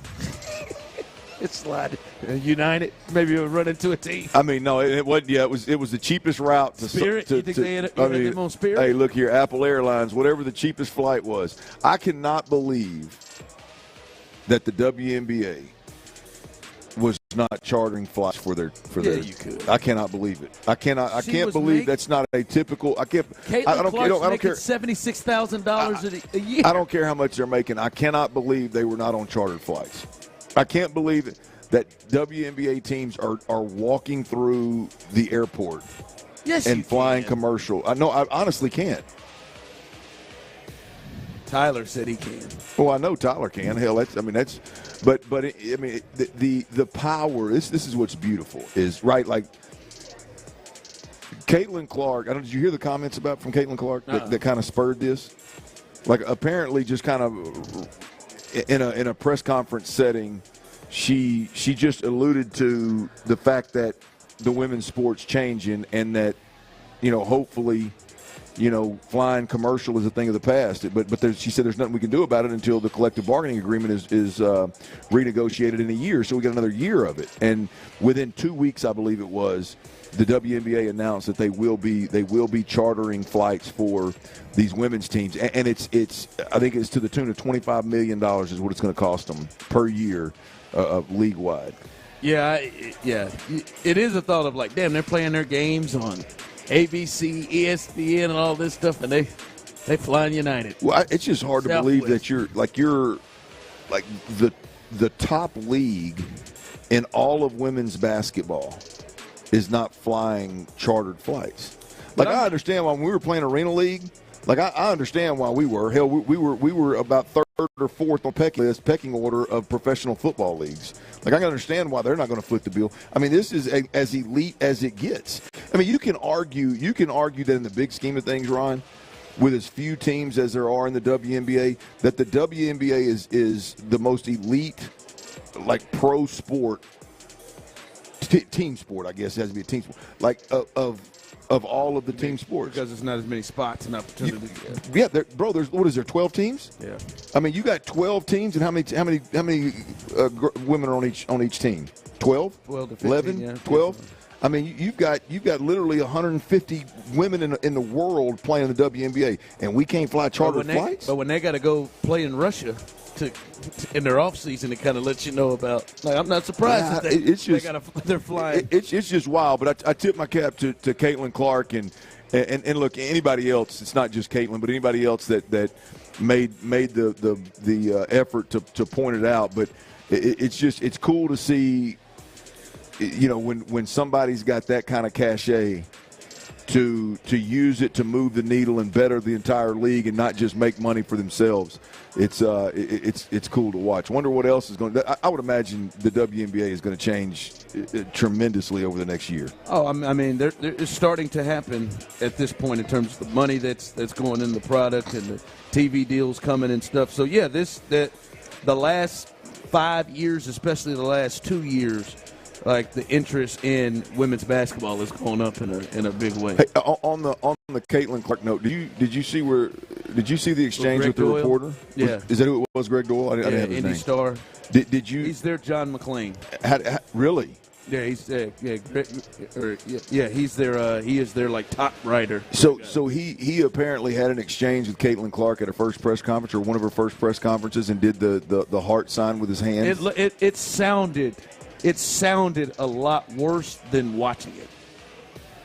Yeah, because when you heard it, you didn't have the context of the heart sign that he's doing. Because Caitlin and her family did that a lot. Right. He didn't have a. Well, now, look, I'll be the first to admit that it's a tad bit creepy, like the way he finished it. He said, "Do it with." She said, "I do it with my parents every game." He said something along the lines of, "Do it to me every press conference, and we'll be all right," or something like that. Now, it's awfully creepy, but I don't know. I mean, I think it's a little bit aggressive to suspend old buddy and not let him cover the team. Yeah, I mean, he came out and apologized immediately for it. I don't think his intentions were to be creepy. And like I said, I think it came off worse. Look at Big John hit a bomb out. It came off a lot worse hearing it than seeing it. So I don't know. By the way, checking in the Astros 3-run homer, Big John. I'm sure he did a bat flip out of this world. They take a 3-0 lead in the first. 3-0 lead in the first. Tyler, you need half a run. You need half run. But let's go, baby. I love it. Money. John. I mean, Big John. I didn't see it, man. What are we doing here? It's kind of hard to see it. I mean, there ain't no better place to watch them than right here. We got to get these Stros locked in, baby. Go. That's right. Here, Breckman's up at the plate. This is the time.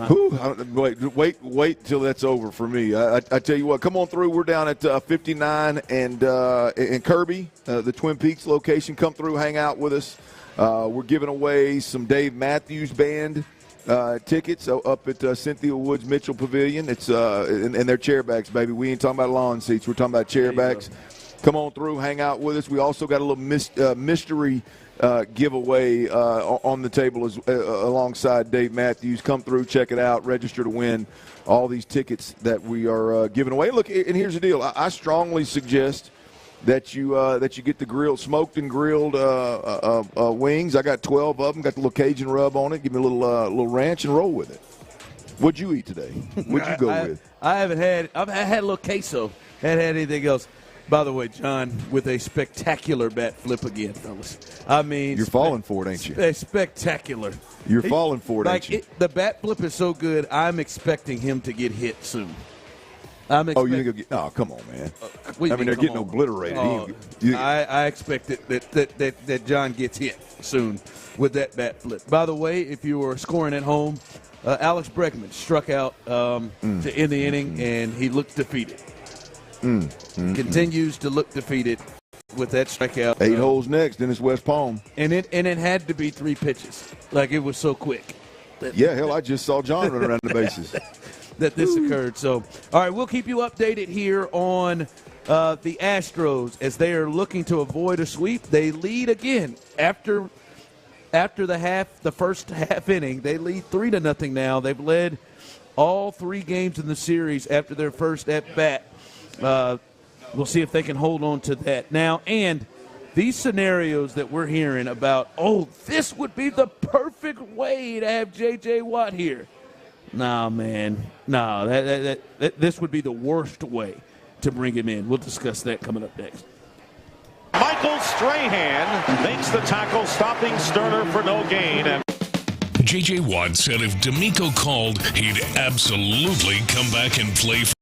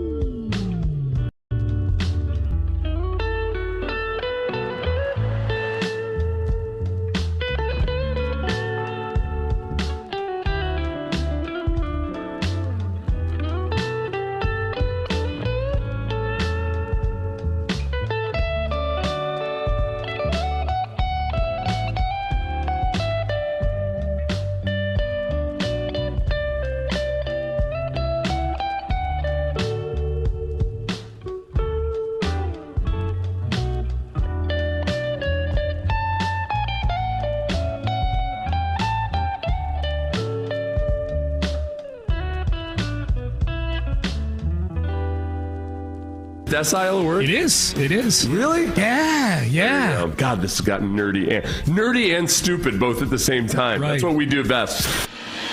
Just download the Odyssey app, search Sports Radio 610, and click on Payne and Pendergast. Whether you're in the car, at the office, or inside your man cave, we've got you covered 24/7 on the free Odyssey app. Live from Twin Peaks at Kirby and 59, here's The Drive with Stoerner and Hughley. Singleton drills one. This is an upper tank off the facade of the third deck.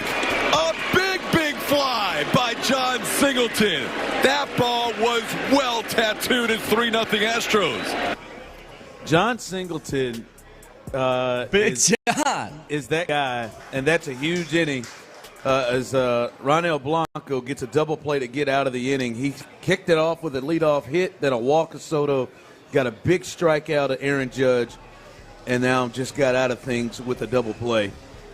But John Singleton gives the Astros a 3-0 lead, and they lead after one. We'll keep you updated here on that. But he seems like the kid that you see in Little League. You're like, well, if he gets a hold of it.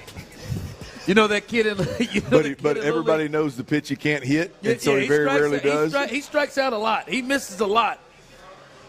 But it's like, boy, if he gets a hold of it, he is swinging so hard. If that kid gets a hold of it, he's going to hit it a long way. And John, boy, he does. That was a shot. Hey, look, I mean, the more comfortable he gets at first base, man. I mean, what is he now, T? Is he hitting, what's he hitting, 240? 240 with a handful of bombs, and from a power perspective, the only guy hitting with more power than him right now is Tucker. So I mean, shoot, he's giving you just as good a chance to move the needle as anybody. That's for damn sure at first base. No, right now that him at first base, shoot, man, that is production. They wasn't coming close to getting and. No, big for them. We'll see if they can hold on. Big John's hitting 250. It was 254 with an upper. What do you say? With an upper tank? Is that what TK called it? And TK lost his upper mind, tank man. off the third deck facade. Yeah. Is that what he said? Yeah, he went in there and got after that Hendricks gin a little quick and yes, let it ride out there. Why not? That one's been building up for a while. He dropped several. Can you play that again? That was TK really let that one go, Tyler. I need to hear that again. That was frisky from TK. I need to hear that one again. Your wish is my command, sir. I need to get that in my veins here. Singleton drills one. This is an upper tank off the facade of the third deck. A big fly by John Singleton. That ball was well tattooed at 3-0 Astros. Yeah, TK needed that. He needed that. Right now. Wait, Tyler, you do realize that Alvarez hit a home run before that. Oh, did Yordan hit one out? Yordan Alvarez hit a home run. How about that, Tyler? Yordan Alvarez hit a home run to go up 1-0. That was a 2. So your bases. That was a 2-run bomb. My fault. That was a 2-run bomb. Yordan, you got one. Let's go. How much is that? And I only need one more run for over 3.5. All right. Good for you. See there, T? Golly, man. Like you said, man, scare money don't make money. I'm back on that saddle. Diaz kicking it off with a double. Here we go. Oh, Lord. There it is. How about that got in there? How about that? So good for you. Good. I'm happy, Tyler. I just didn't want you to lose no more money. That's really where He doesn't plan on it.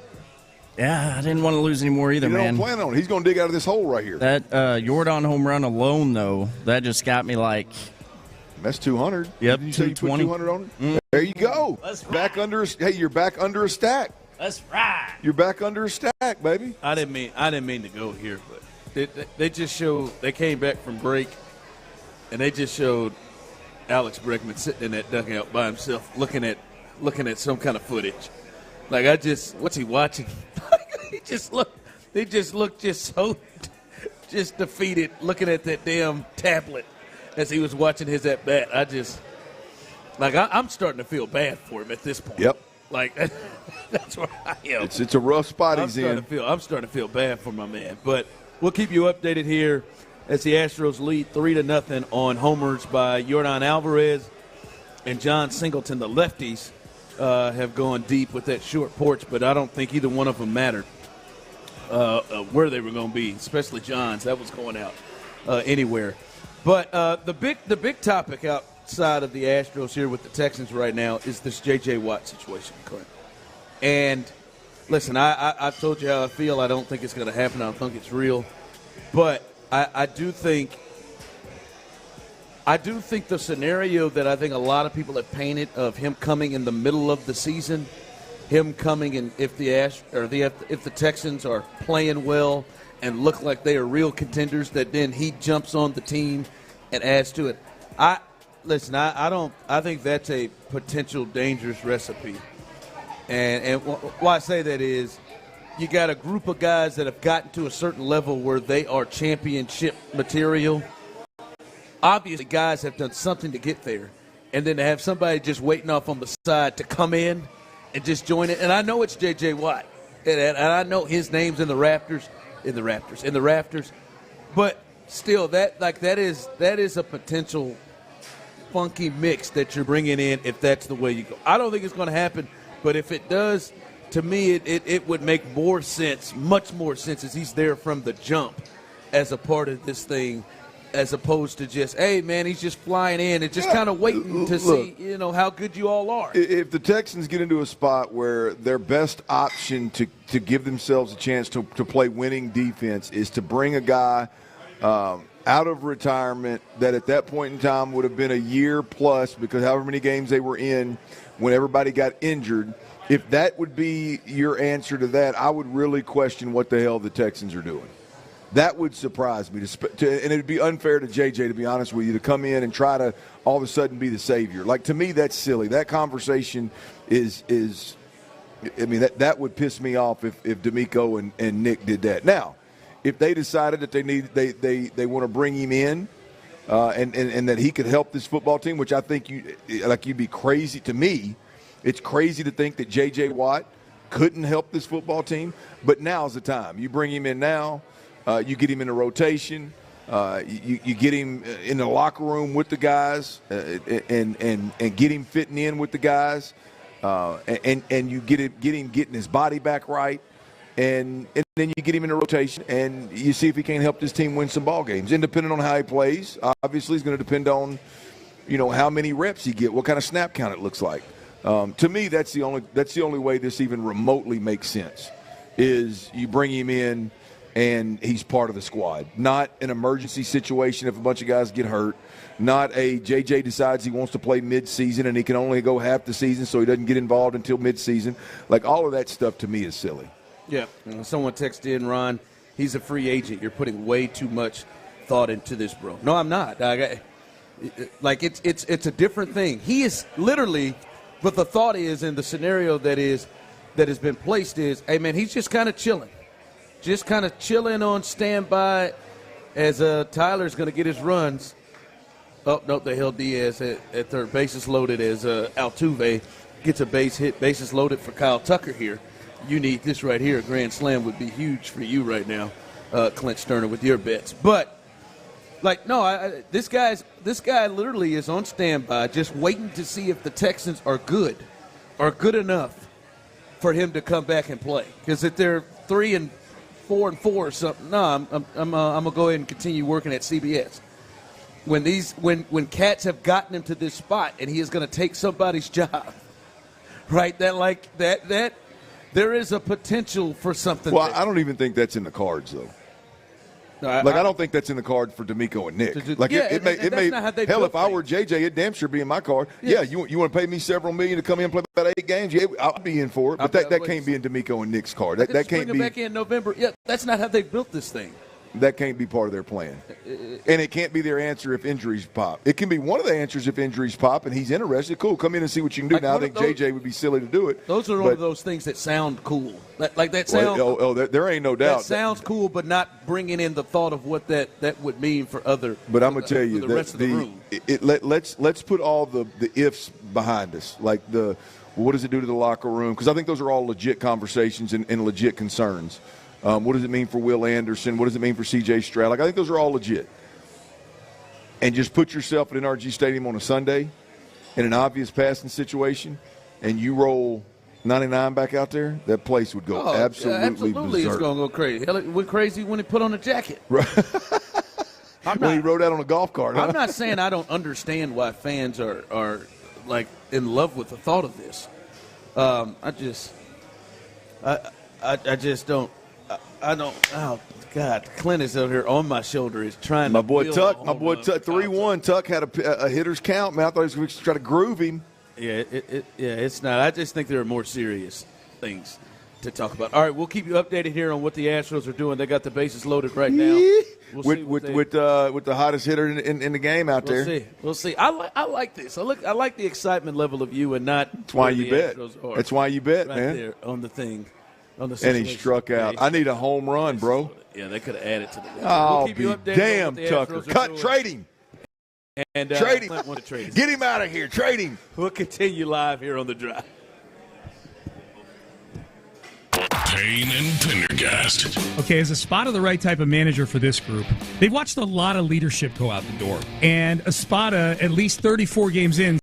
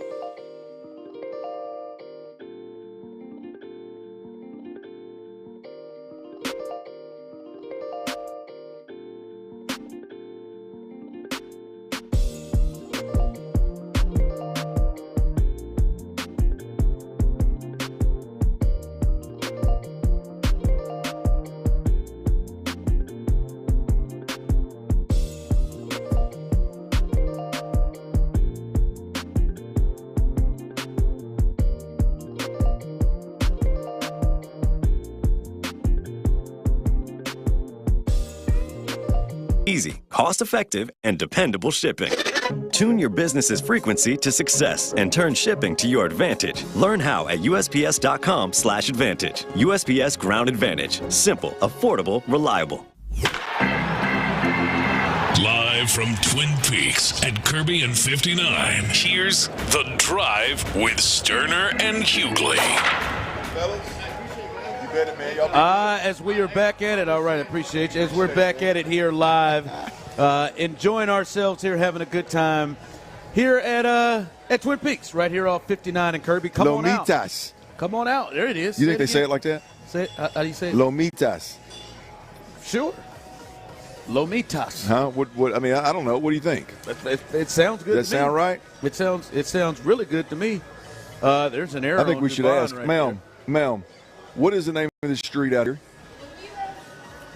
Lomitas. Lomitas. A little different. She went Lomitas. Lomitas, yeah.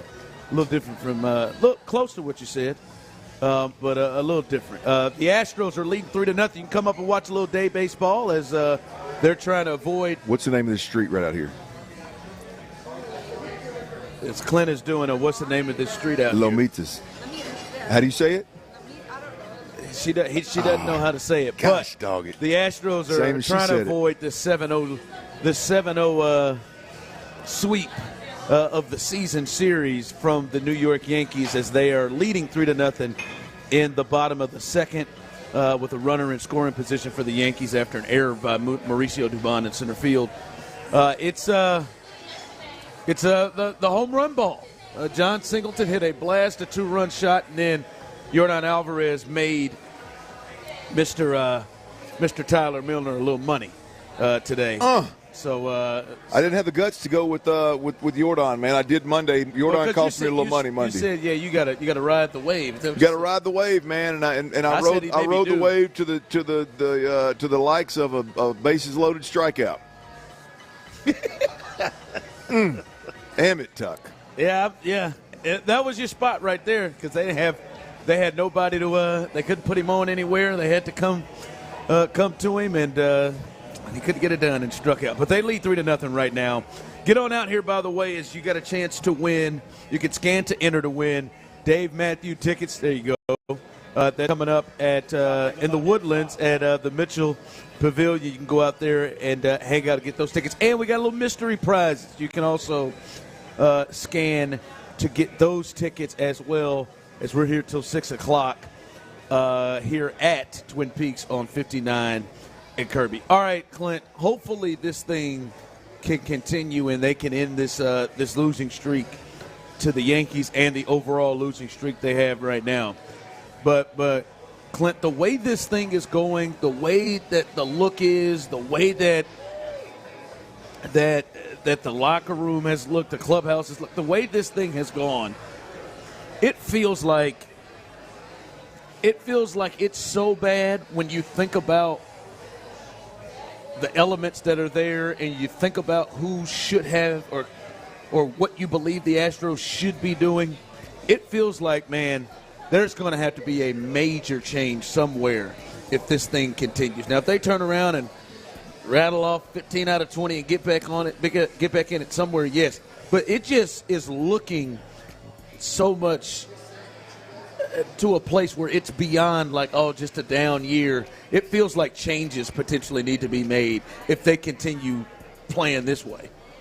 Look, I agree. I mean, if you continue to play this way, I mean, the changes needing to be made, I think, is putting it mildly. I don't think. And I mean major ones, not just like, oh. I don't think Joe Espada. I don't think Joe Espada is the guy.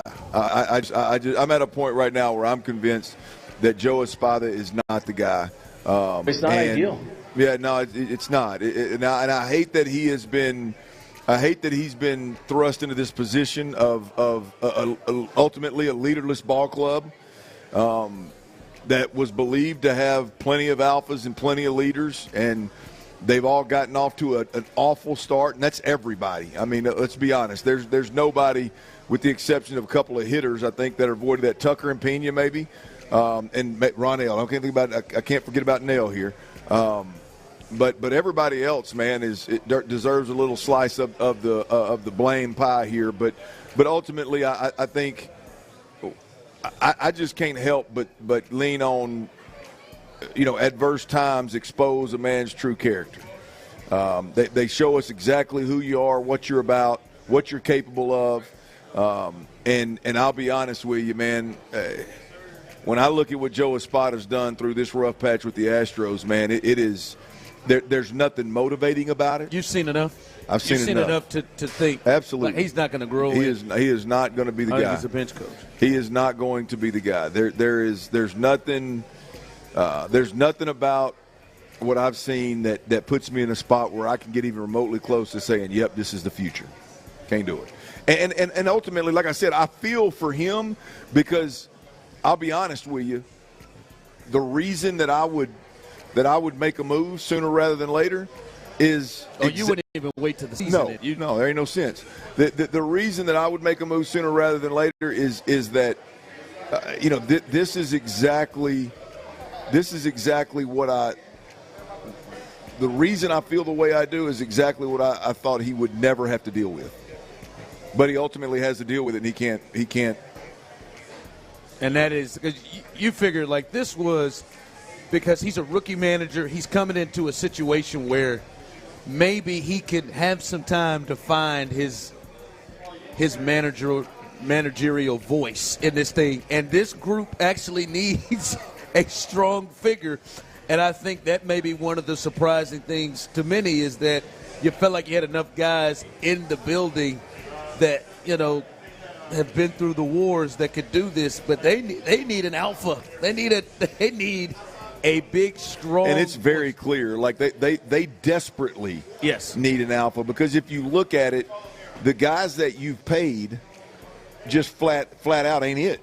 They're just not they're not capable of it. It's not that they only lead one certain way. No, they're just not capable of it. Yordan Alvarez is not going to move the needle from a leadership standpoint. He is not going to grab the clubhouse by the horns and tell guys to get it together. It's just not going to happen. Right? Altuve clearly is not going to do that. Yeah. I mean, if you do re-up Kyle Tucker, he ain't that guy. And it's just, I mean, with the exception of Verlander, and you got to question how much longer is he going to be around. There doesn't appear to be a guy that you would say, okay, I need you to lead more. I need you to do more. Like there doesn't even seem to be one of those. No, I'm with you. I mean, unless Pena's that guy. I mean, can Pena be that guy? He's a young dude. Diaz? He's been here Pena, enough. Diaz? Or those are two guys? But, I mean, Diaz is trying to figure out his spot. Like, I agree, but I'm just thinking about guys that are in a role that, like, it's like that are leadership type of roles. Yeah, you've got to manage. You've got to lead. I mean, at short and center, and catcher, you've got to lead to a certain degree. Like, whether you want to or not, you're forced into that position. You've got to be one of the better communicators on the team. And so you look at it and you just go, okay, well, maybe you can ask those young guys to do more and they'll step up and do more. Man, when you talk about them young dudes, it's an interesting deal because you got a bunch of veteran guys that you wonder, and we would see this with Jalen Petrie and Damian Pierce that rookie year of like, hey, is it our place to kind of overstep? Like, it may be like Payne has been here now for a couple of years. Like maybe it is to Pena or Yainer Diaz. Like, do I overstep?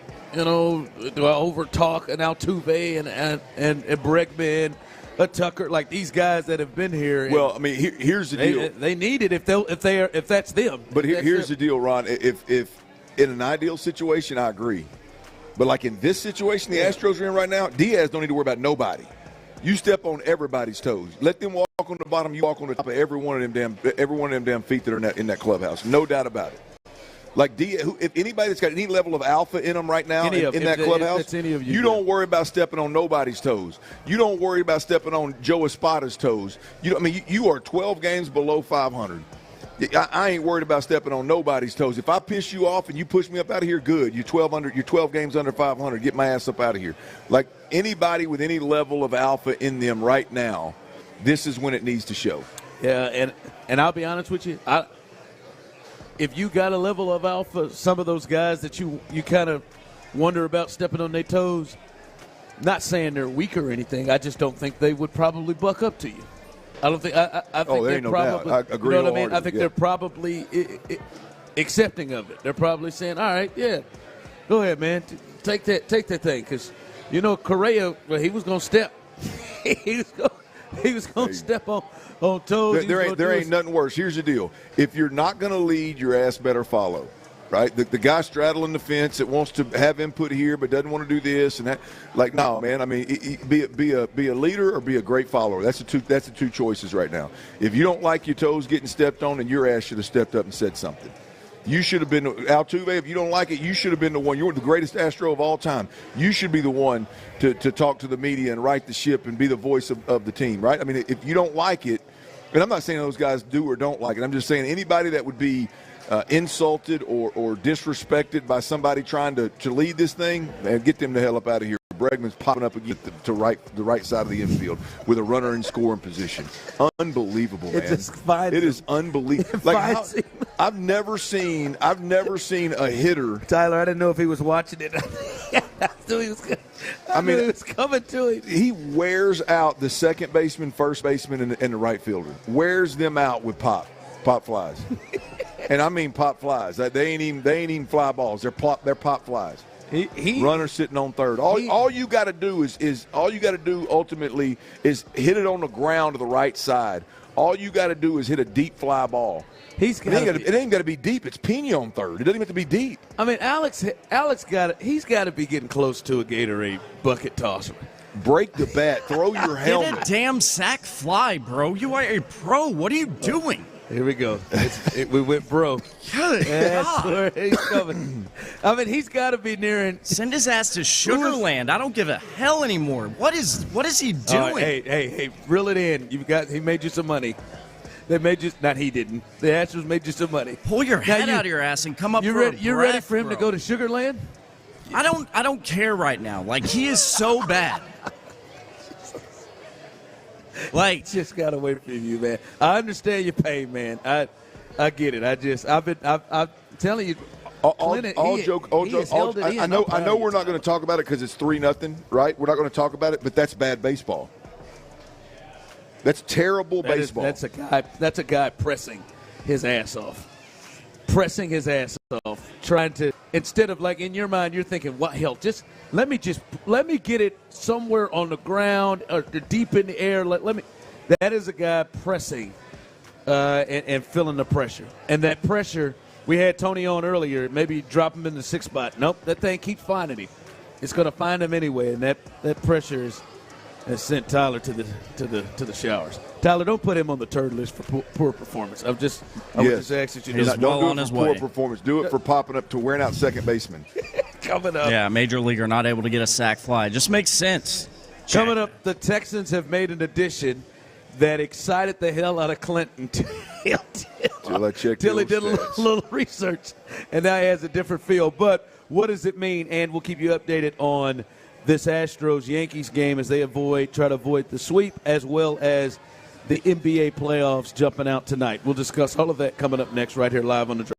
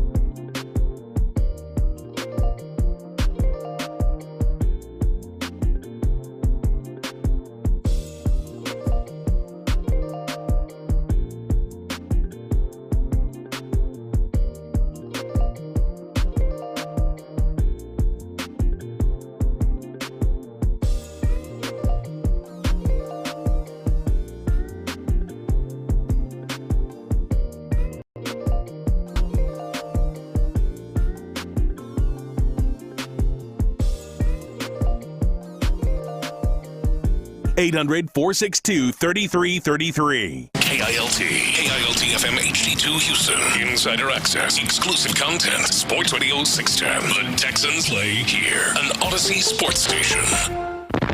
Sports Radio 610 presents The Drive with Stoerner and Hughley. It's the 5 o'clock fire. This ball hit to right field, sending Tucker back towards the corner, and he will watch it go.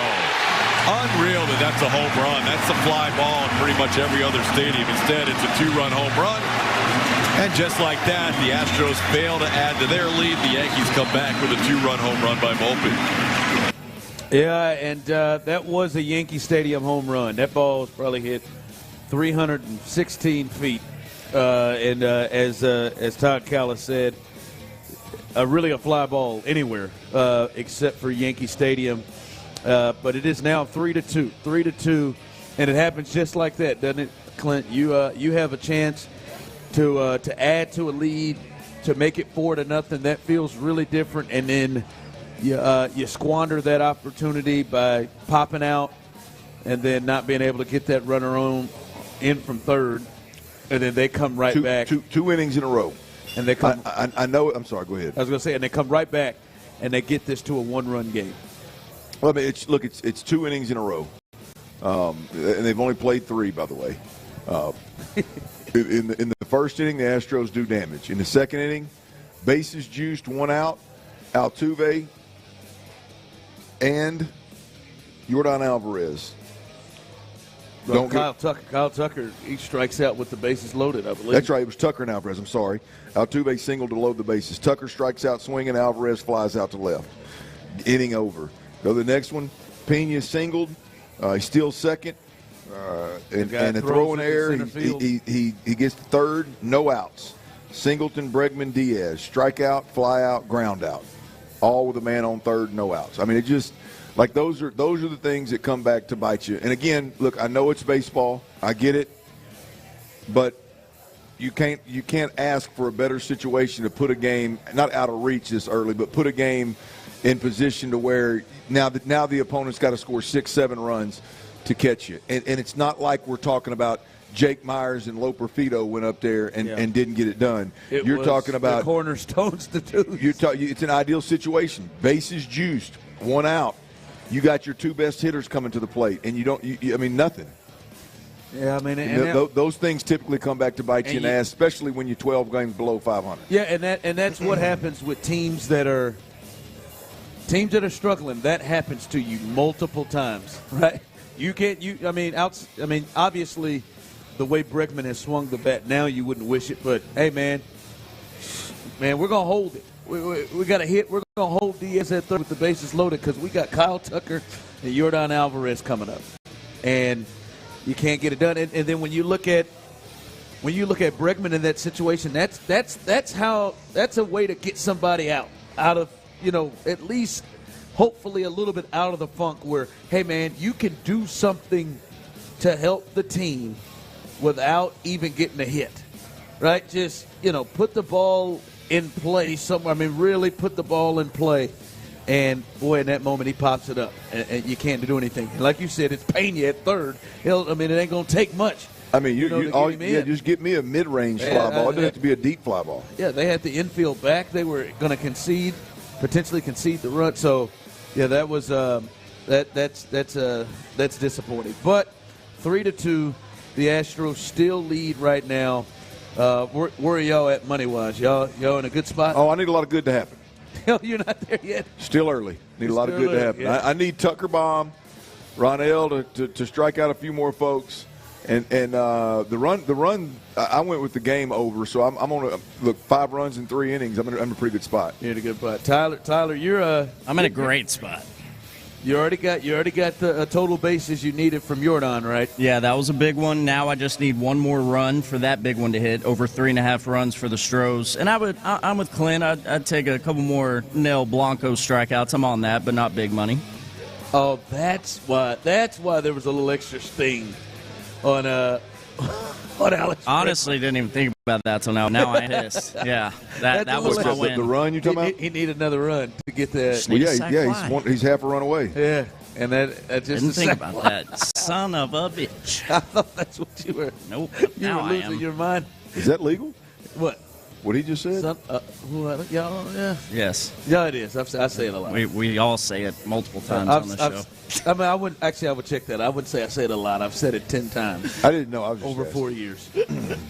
10 times over 4 years. I think that's great. I think 10 times over 4 years. I think it's fantastic. But we'll keep you updated on it as Ronell Blanco is trying to get this team the slide of 7 in a row. They've got to get this. They've got to get this. And plus, Clint said there's no way they will lose 7 straight to the New York Yankees. So that is the latest there. Little Day Baseball. Hey, come on up. Come on out, man.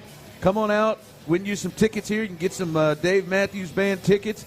Got some mystery tickets. My man right here in front of me, he is getting himself entered in this ticket giveaway. There you go. I got you. I got you. A little distraction, a little slight distraction. We'd have been there a minute there. I didn't really have a way to swing out of that. I was just going to stop. You like my boy Cap. When Cap used to drink, boy, he'd stutter a little bit, and he'd get hung up on a letter, boy. Them W's were hell on him, boy. I was just going to act like a Nintendo. Yeah, you got hung up for a minute, but I got you. Started over, But no, come on up. You can enter to win tickets to Dave Matthews Band coming up in the Woodlands, and as I said, our mystery tickets. So people are out here doing it. Still time, still space to come hang out and enjoy yourself and watch a little day baseball. Fresh. 5 o'clock fire.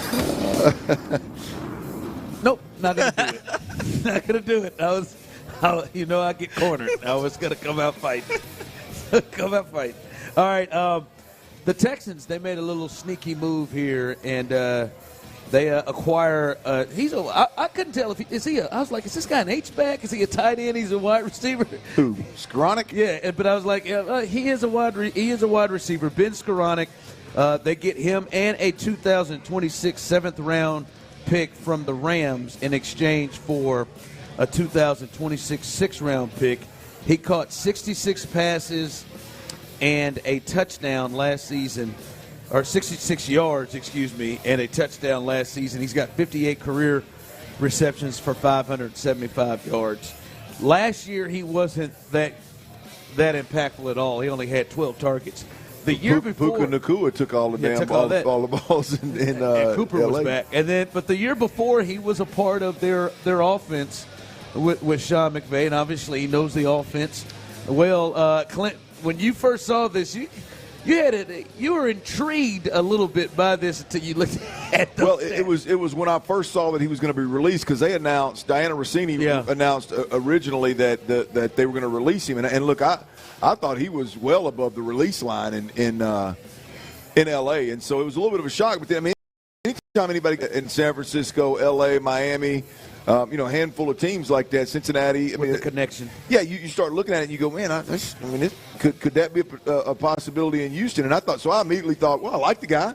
I don't know what his numbers are. I don't know what his stats are, but I know he's hit the highlight reel a couple of times over the last couple of years. So to make catches. 6'3", 225. I'm thinking, man, big-bodied wide receiver. That'd be nice. Play some special teams. And then I went and looked at that old career stat sheet in 3 years, man. It's few and far between. That 1 year? That 1 year, he must have hit the highlight reel a couple of times. He must have not done nothing else. He must have been one of them Noah Brown type deals. Just go for a buck plus in a game and then not be heard of for a few weeks. And so, but look, all joking aside, big-bodied receiver that'll be quality depth. Again, I do think that there is in terms of building this roster, the way that kickoffs and kickoff returns are going to be handled, I think, is going to change how the bottom third of your roster shapes up. I mean, you're going to have long, rangy tacklers that can move, that can cover ground, it's just a different animal. So all of your second string, third string guys at the tight end position, running back position, wide receiver, all your skilled positions, man, they're gonna have to be able to play special teams, which I think has always been the case, but I think they're just gonna have to look different. Used to you could throw any linebacker that wasn't afraid of contact, which if you're going to be a linebacker at that level, you clearly aren't afraid of contact. Yeah. And you can put them down there, and they typically run pretty good, and they can cover the 40, 50 yards necessary. They can punish somebody when they hit them, and they can close a hole. That kind of deal. They can keep a kickoff team from creating a crease, and that's all you really needed, or that was something that was valued. Now the way it's going to be is you're not going to get a running start. You're not going to get to just like literally run over folks because you're not going to be able to do it because you're going to be so close. I think it's going to look. I think that's the kickoff team and the kickoff return team. I think they're going to look significantly different in how they're built, Ron, than they have in the past. I think it's going to be a bigger difference than people think. Yeah, and he could be, with his size, could be more of a candidate, especially if you look at his numbers here in the past. But, Clint, boy, you just look at their the first thing I thought was, every time I see when they get a receiver, I think of John Mechie. And I think about, the guys down the line. And then, you look at his numbers, and I thought, well, maybe that's not as much of a threat to a John Mechie. But then I just look at it, Clint. I mean, they have so many receivers right now on this roster. The guys they got obviously the big three of Diggs, Nico, and Tank. But Robert Woods is still out here. Noah Brown is out here. John Mechie is out here. Xavier Hutchinson is out here. Steve Sims is out here. These are all yeah, they need to do. They're going to do some cleanup here. They need to do Bob a favor. You won't let him loose when teams. I am that is the one for me. I am really surprised that he is still on the team. This late and long through the process, I am really surprised that he is still on the team. That has caught me off guard. That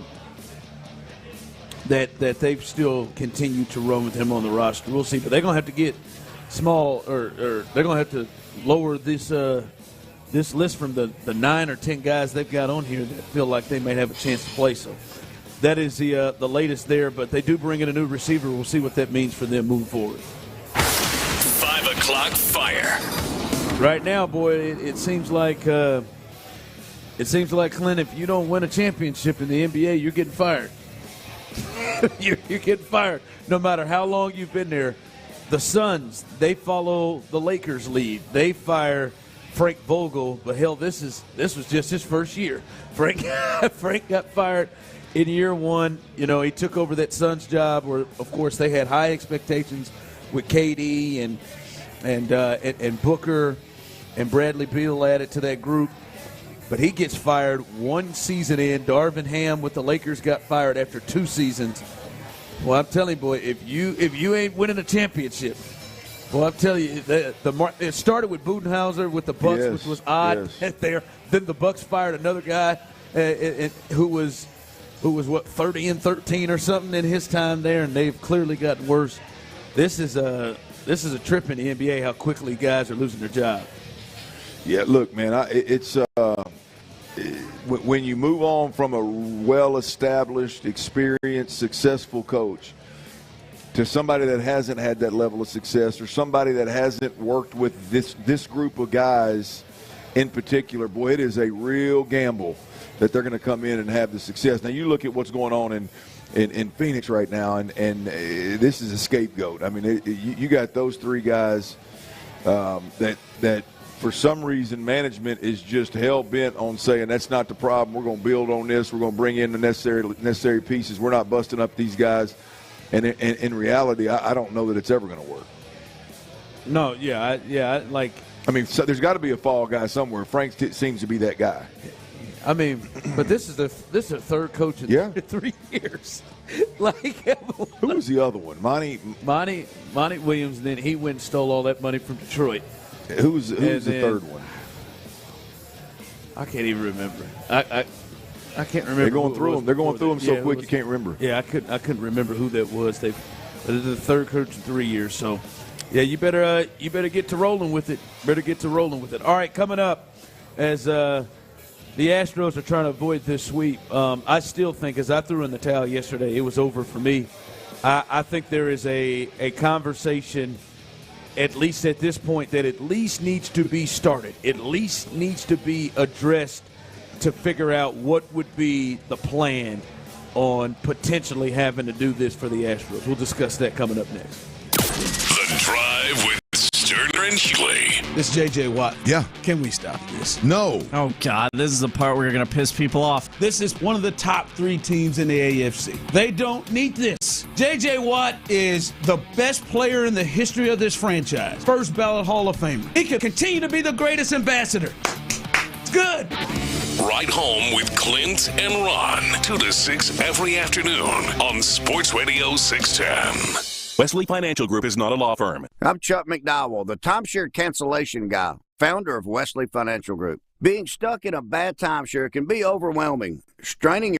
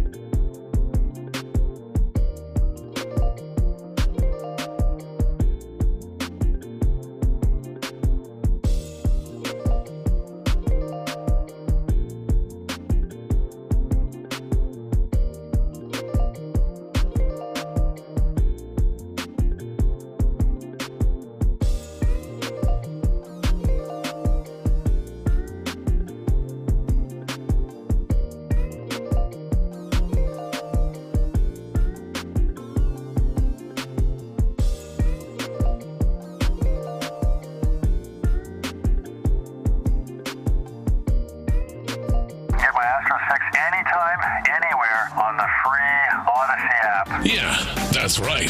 Download the Odyssey app now and don't miss a minute of the conversation. Houston's sports leader. Sports Radio 610. Live from Twin Peaks at Kirby and 59, here's The Drive with Stoerner and Hughley. Welcome back as we are live. We are live here, 59 and Kirby, Twin Peaks, and enjoying ourselves here, and we'll be here till 6 o'clock. And a little day baseball, little prize, potential winning opportunities. You can come and scan for Dave Matthew Band tickets. You can come and scan for a couple of mystery prizes here as well. And you can have some good food, good drinks as well, as the beer is 28 degrees right now, as it says. So come on out, have a good time here at Twin Peaks, 59 and Kirby, and enjoy yourself. Enjoy yourself as we continue to do a little day baseball and bring the number one drive time show here in the city to you. The Drive. And Clint, I like when you're in a good mood. I do. I mean, look, I'd say I'm a 60-40 guy. Yeah, and Tyler, I think, is a 70-30 guy. And I think that's fair. I like when Tyler's in a good mood. Tyler with more. Have Tucker hit a bomb right here, and we both get in a real good mood together. Both of you. Yeah, I know it. There it is. But then I look at Tyler and I see Tyler again has got some more new merchandise. It appears that is more new Texans merchandise, Tyler. Oh man, it doesn't appear. I mean that color blue's never been in a logo until this year. That shirt has not been available until the last 2 weeks. Yeah, brand new. Yeah, that's the second one this week. Landed on my doorstep yesterday. I was gonna say second one this week. You've come out with the new stuff. But I like it when you guys are in a good mood. But I did something, Ron. Were you fixing to get something real important? I did something yesterday that I don't know that I've ever done. Well, we know it wasn't running out of gas. You tried it? No. I mean, look, you act like you're above running out of gas or something, man. Damn. I think he is. No, he's not. I never have. So I guess I am. I hope it happens today. I hope you get stuck in traffic and you can't get off the. Y'all tried it. I got a gauge. No. I turned over my summer wardrobe. Like you exchanged. How does that mean? I've got a pair of shorts and a shirt that I really like from a company, and so instead of going another summer when it's hot out and kind of piecing together all these shorts and stuff that I've had for 3, 4, 5 years. Yeah. Some fit, some don't. They're not uncomfortable.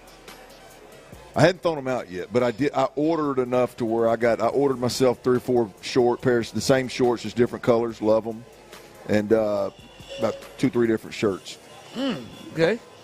So when it gets here, you have an opportunity where you might have to. What reminded me was it's here. It's here. Yeah, a big shout out. I paid $15 because I got some photos I got to take tomorrow. That sounds rich. I got some photos that I got to take tomorrow. So I paid $15 extra for shipping. Shipping would have been free if I just let it ride, but I needed it here this weekend because I got some family photos that I got to take, and I needed the shirt. I got you. Yeah. So I figured $15 it's a cheap price to pay to get the shirt that you. I was instructed by my wife that I can only wear certain colors in these pictures. Yellow? No. What are the colors? I mean, I guess I could have gone yellow. I guess I was more instructed that I can't wear dark stuff. I definitely can't wear dark. Yeah, I can't wear dark stuff. It's summer pictures. It's summer outdoor pictures. I can't wear dark. You can't wear black or blue. You're going to try to get the girls to be still? Oh, yeah. These photos? Oh, it's definitely. It's the first time we've done it with 2 babies. Oh, boy. You ready for this? Oh, yeah, we did it with 1. I'm excited. I like this kind of stuff. You like to see if you like to because you want to win. You're gonna win. I just enjoy it. Like it doesn't like it's worth the battle for me. Like to fight them kids for an hour. Is that what you mean? Yeah, to just get one photo where they're both smiling and looking at the camera. It's worth the battle, man. It's like I feel really accomplished when I can get them to smile together. My wife not so much. She gets really frustrated. What are you all looking like after you guys have gotten them together? My wife looks like she just ran a marathon. I on the other hand, I'm somewhat refreshed. Yeah. She gets a tad bit frustrated. I bet. Yeah, it's a frustrating thing. But listen, that's what I'm gonna say. I don't like to get you guys. I like you in a good mood, but I'm going to need Tucker to quit grounding out to second base. Well, speaking of him, sometimes I have to be honest with you. Kyle Tucker, who outside of today, when you put money on him, has had a really good series and a good start to the year. He is the league leader in the American League in home runs. Has swung the bat pretty well. And if this thing continues to ride the way it is, and Clint, like right now, it would be an amazing, like almost miracle if the Astros climb out of this 12 games under hole and start to make, important baseball when it comes to September. Like right now at this point, the way this team looks, the way they're playing, that would be a surprise at this point. And to this point, man, I'm looking at this. I think they at least have to be starting to have the conversations of, man, we need to get young guys. We need to build up our farm system. We need to build up our pitching staff. We need to get some young blood in because right now their best pitchers are Hunter Brown. Their best pitchers are Spitzer Arrighetti, like the young ones, the young pitchers. Those are the guys they have coming up, and they have struggled big time, and there's not a lot coming behind them. And I think Kyle Tucker, to me, is the absolute best piece, the best thing that they could. What is going on with you? We can't do this right now. We were told not to. We can't do what? What are you? You've stopped. Wait till you see this. You've reacted. This is throw your glasses bad. This is throw. Well, if it's throw my glasses bad, then we have to address it. Oh my God! More Little League BS, baby. That was a pop-up. What happened? Sorry, boss man. It's got to happen. This was a pop-up to the pitcher, and Pena gets picked off of first after the third baseman caught it. No, he didn't. Yes, he did. No, he did. That's what they're reviewing. Where is he? Literally, the third baseman ran in and called the pitcher out of the way inside the mound. I don't know why Pena was off of the base at all, and he catches. Watch this. Oh, he was on. Oh, he was trying to steal. He was. Oh, that's why. Okay. That's okay. I take it back. I take it back. Write me up.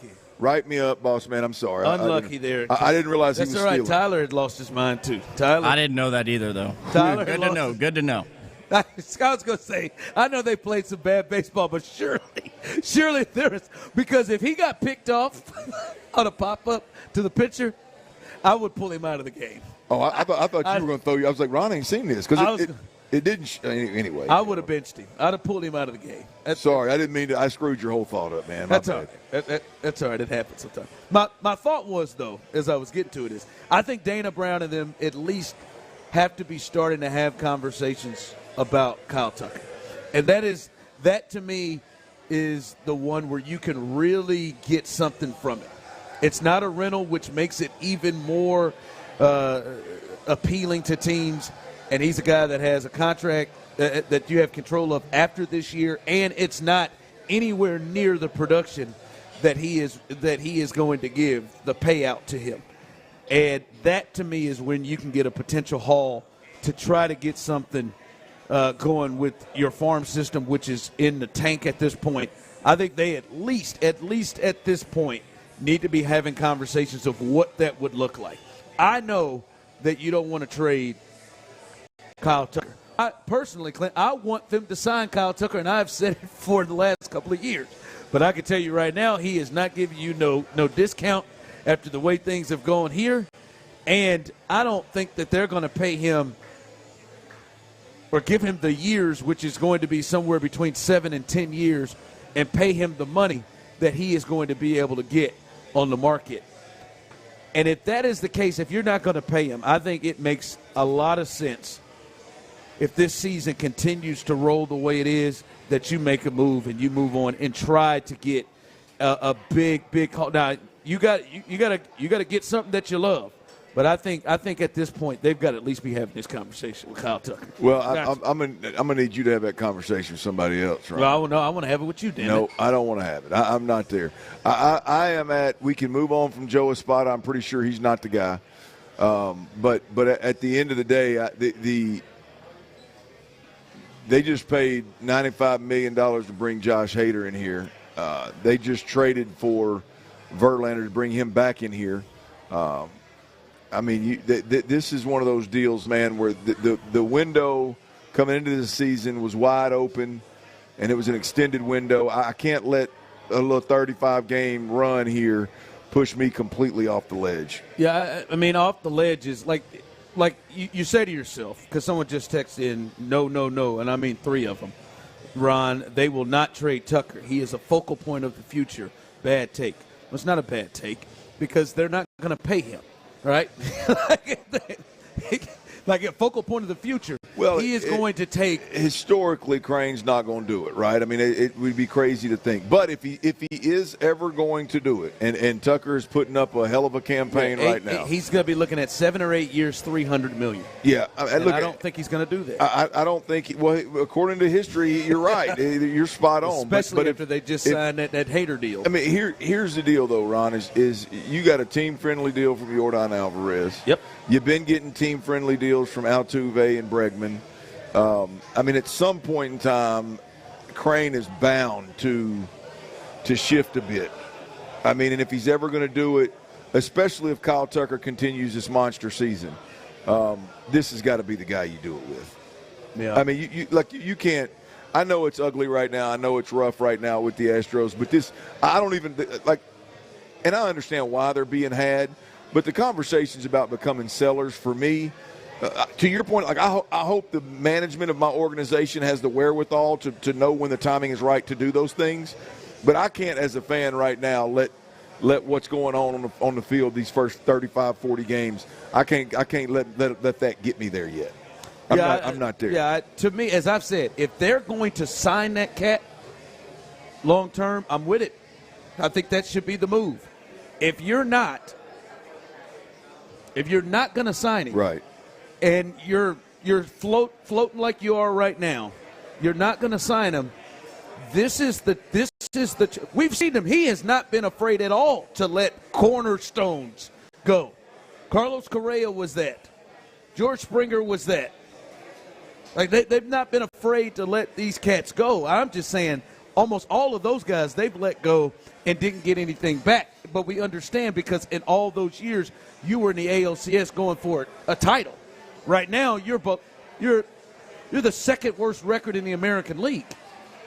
So I mean, I'm not saying it needs to happen right now, but Bregman, people keep texting and talking about Bregman. You ain't gonna get nothing for Bregman.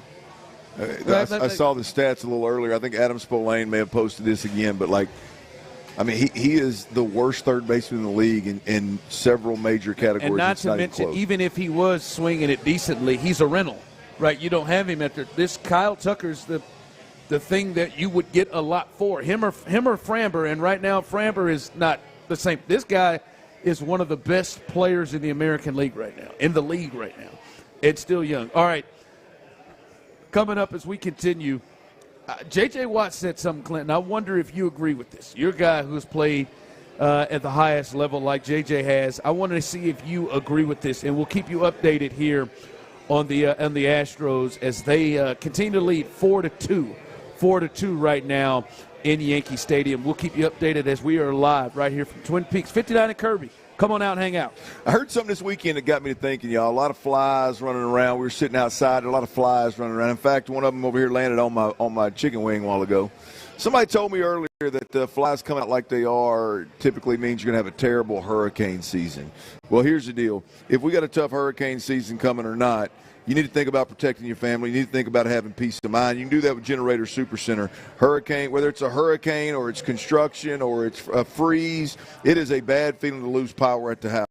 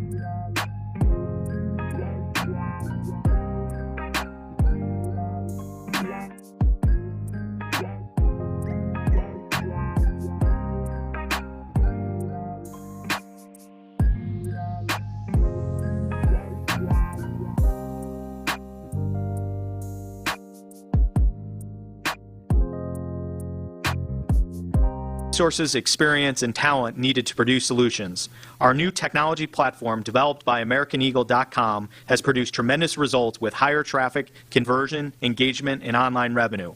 If you have any home repairs you need to take care of, check us out at RepairClinic.com. If you need a world-class website or technology project, then I would highly recommend AmericanEagle.com. Call AmericanEagle.com at 773-NETWORK. That's AmericanEagle.com, 773-NETWORK. Live from Twin Peaks, being 59. Here's The Drive with Stoerner and Hughley. Up the middle, that is going to be through to center field. Jordan being waved around. Here comes a throw by Judge. It will not be in time. RBI single for Jeremy Pena. He's been on base all 3 times and 6 of his 7 in the cleanup spot. And he cleans up for a 4-2 lead.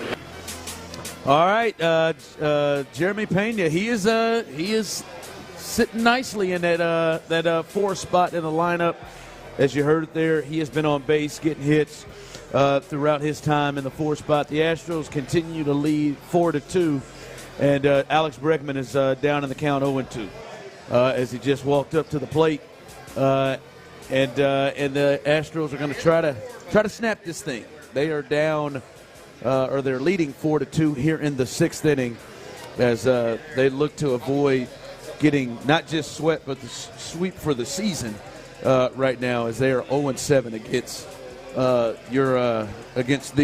New York Yankees. So people there texted in, Clint, about, as I said, the Kyle Tucker thing. Someone said, hey, man, fire sale. Get them all. Get rid of them all. Hader, Verlander. Get the hell out of here. Espada. Get the hell out of here. I'm not saying I'm not saying a firestorm, and not necessarily. Now I get what some people have texted in and said, "Are you sure you trust the front office to pick the right people?" By the way, hold on. Is that a base hit? That's a base hit for Alex Bregman. Is Breggy being ridiculous? Oh, my God. Good for him. Look, he just picked a little outside pitch and pushed it over. And it went the other way. That's pushed it over the second base. Look, he hit it between the two guys that he's been popping up to for the last month. Good job, buddy. Good job. Good job, man. He's probably so excited he don't know what to do with himself over there at first base. Look, I'm excited for him. Hell, it's got to be a great feeling. I bet he's over taking a deep breath, just like, damn, about time. And now he's going back to the Now he's getting pulled. Oh, be damn. Short stay, man. That's all right, though. He got out there. Short stay on the bases, Bob. Baby. He got out there. Look at him jogging off hard. He's smiling and stuff. Good for you. Look at AB smiling and stuff. Back to peacocking. Good for him. Good for him. But, no, I don't – listen, and I think, and we've seen it from the Astros, now guys in the past, they've lost big parts but found ways to continue to win games and to be – competitive, and more than competitive, but to be championship level. Now, I think it is fair to wonder if this group of executives and decision makers are going to be able to pick the right pieces to bring in, but I don't think you can operate that way. I think you have to operate in a way that makes the most sense. And for me, if you are not willing to give the 7-8 year deal for $250 to $300 million, and you know it, like I think you had to at least have that conversation. All right, as we said here, we're here. Quinn Peace, you still got about 15 minutes where you can come in and scan to enter to win prizes as much as prizes to the Dave Matthews concert. Dave Matthews Band will be at Mitchell Pavilion in the Woodlands, as well as some mystery prizes for you to win. You still got about 15 minutes to come here. What do you think the age limit is on Dave Matthews? What do you mean the age limit? Well, I mean, not just like at what age do you think folks don't know Dave Matthews? Shoot, and there may be 30. I mean, there may be some cats who just may not know him. Well, no, I mean, I understand that. Like I understand that, but I'm just talking about. Do you think there's? You think it's 30 to, would you say 55? Yeah. 35 to 55? You said 60, yeah. Tyler, is your brother and his crew underneath you, are they well aware of Dave Matthews Band? Yeah. Little brother knows quite a few Dave Matthews songs, but I think that may have been like an impact I had on him, you know? Of course you take the positive. I'm just saying, I mean you take Dave's the credit. Been around, like, I'm just asking out of ignorance. I don't know very well. Hey, you got Dave Matthews? You know who Dave Matthews Band is? You don't know who that is? And your age is 21, so maybe that's interesting. It. So we know it's above 21. It's above 21. Ask her if she knows the iPhone guy from Just Go With It, Adam Sandler's movie. No, Tyler, we're not. We're not going to ask random questions to the ladies. Random, he's in it. The iPhone guy from Just Go With It. He plays the inventor of the iPhone. Dave Matthews does. He's actually hilarious in that movie. That's right. That's a good call. Picks a coconut up with his bum. I thought you just wanted to prolong the conversation in the YouTube feed. No, that's not him. That's not him. No, I can tell you. I think it's 30. It's got to be low because my wife Tyler. You're talking that's mid 30s. It's got to be low 30s. See, that one surprised me. Vanessa's answer. I don't know if her name's Vanessa. That is not a Vanessa. But that surprises me. Like, listen, I don't know any Dave Matthews songs, except for that Ants is Marching, that little number. I think it's just Ants Marching. Okay, whatever. Maybe it's just a singular. Dave doesn't strike me as a guy Ants is marching. Ants are marching. I don't know what ants. I said bugs yesterday, but whatever that song is, that's only. But I've at least heard of it. Like I know a whole. I'll tell you, I got a whole bunch of people, friends and family, who don't have a Dave Matthews song. I see that. But they've heard of them, But I bet if I said to him, like, I don't have a Seal song, but I've heard of Seal. Oh, I got it. What is that? I don't like have the name of it. Kiss from a Rose? Yes, I've got that one. Like, I didn't have the name of it, but I could have sang that thing for you. I don't have one Slipknot song, but I've heard of it. I ain't got a Slipknot. But you've heard of Slipknot. I've heard of it. Yes, you've heard of Slipknot. I ain't got that genre in my mix, but I'll bet you this. I'm surprised she hadn't heard of Dave Matthews. I bet there's not a waitress in here that's got a Dave Matthews song. I don't think that's true. There's some.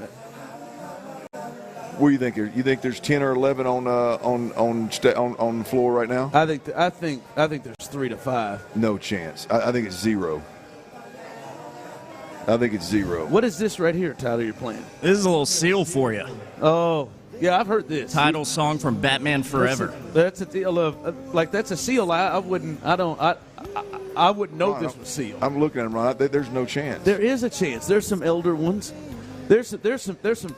Please don't call them that. There are some 30s in there. When I say elder, older, she's not.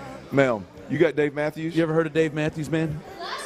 Come on now. What's your favorite song? She said, "I love it." What's your favorite song? See, you're lying. She said, "Answer Marching." She said it. She's on video right there. She was lying. She said, "Answer Marching." She said, "I love Dave Matthews." It's just Ants Marching. Ants are marching. No, it's Answer Marching. No, it's not. I think. Are you sure it's not? I'm positive. Hey, real quick, let me play this from J.J. Watt. Because J.J.'s been talking a whole lot and putting himself in conversations a lot. But he was talking about what he got really pissed off with about Austin Rivers, good. like you did. So good. He was talking about, trying he to somehow spun it into about itself. Yeah, he did. Yeah, he did. About playing different positions in football. This is what he had to say. I wonder if you agree with it. Somebody who's played at the highest level. This is J.J. Watt on the toughest positions to play. Anybody who says they could play corner, anybody who says an NBA player could play corner is wrong. Cornerback is besides quarterback that has to manage everything, cornerback is the hardest position to play in the NFL. That is such a difficult task. I don't think anybody's giving them an impression. That's something that you hear a lot. You agree with that in your time being around the game? That corner outside of quarterback? Quarterback is the most difficult position to play in all of sports because of the uniqueness of the physical skill set demanded, as well as the mental load or capacity or mental requirements of playing the game. Without a doubt, that's the most difficult one. But when you talk about all of sports, I'm not talking about just football. All of sports, the most demanding, the most difficult position to play in all of sports is tangibly, like physically, is cornerback in the NFL. And you said corner, like Deion. Corner, yes, like yes, Derek Stingley. Absolutely. When you think about it. You line up across from in the NFL, the most elite athletes in the game. As it pertains to running, cutting, changing direction, playing with twitch, the most elite athletes in the world at the wide receiver position. And a good 25 to 30% of the time your coach is going to go, all right, let's play man. Let's play man, and you just got him. You backpedal, and you got to cover one of the most elite athletes in the game, and you don't know where he's going to go. And somehow, Ron, these guys do it to the level of if a receiver can create 2 yards of separation, he's considered great. You know what I mean? He's considered like, man, on average, this dude's creating 2+ yards of separation. He is great. I mean, think about that. I'm backpedaling. You can go in, out, deep, short, go anywhere. Yeah. And on average, you're creating 2 yards of separation. You're considered great. You got to come up and hit in the run game. Absolutely. I mean, when you talk about the demand of what it takes to play the cornerback position, the key part here is you can do all the things a running back and a receiver and everybody else on the field can do. But the one difference is you've got to cover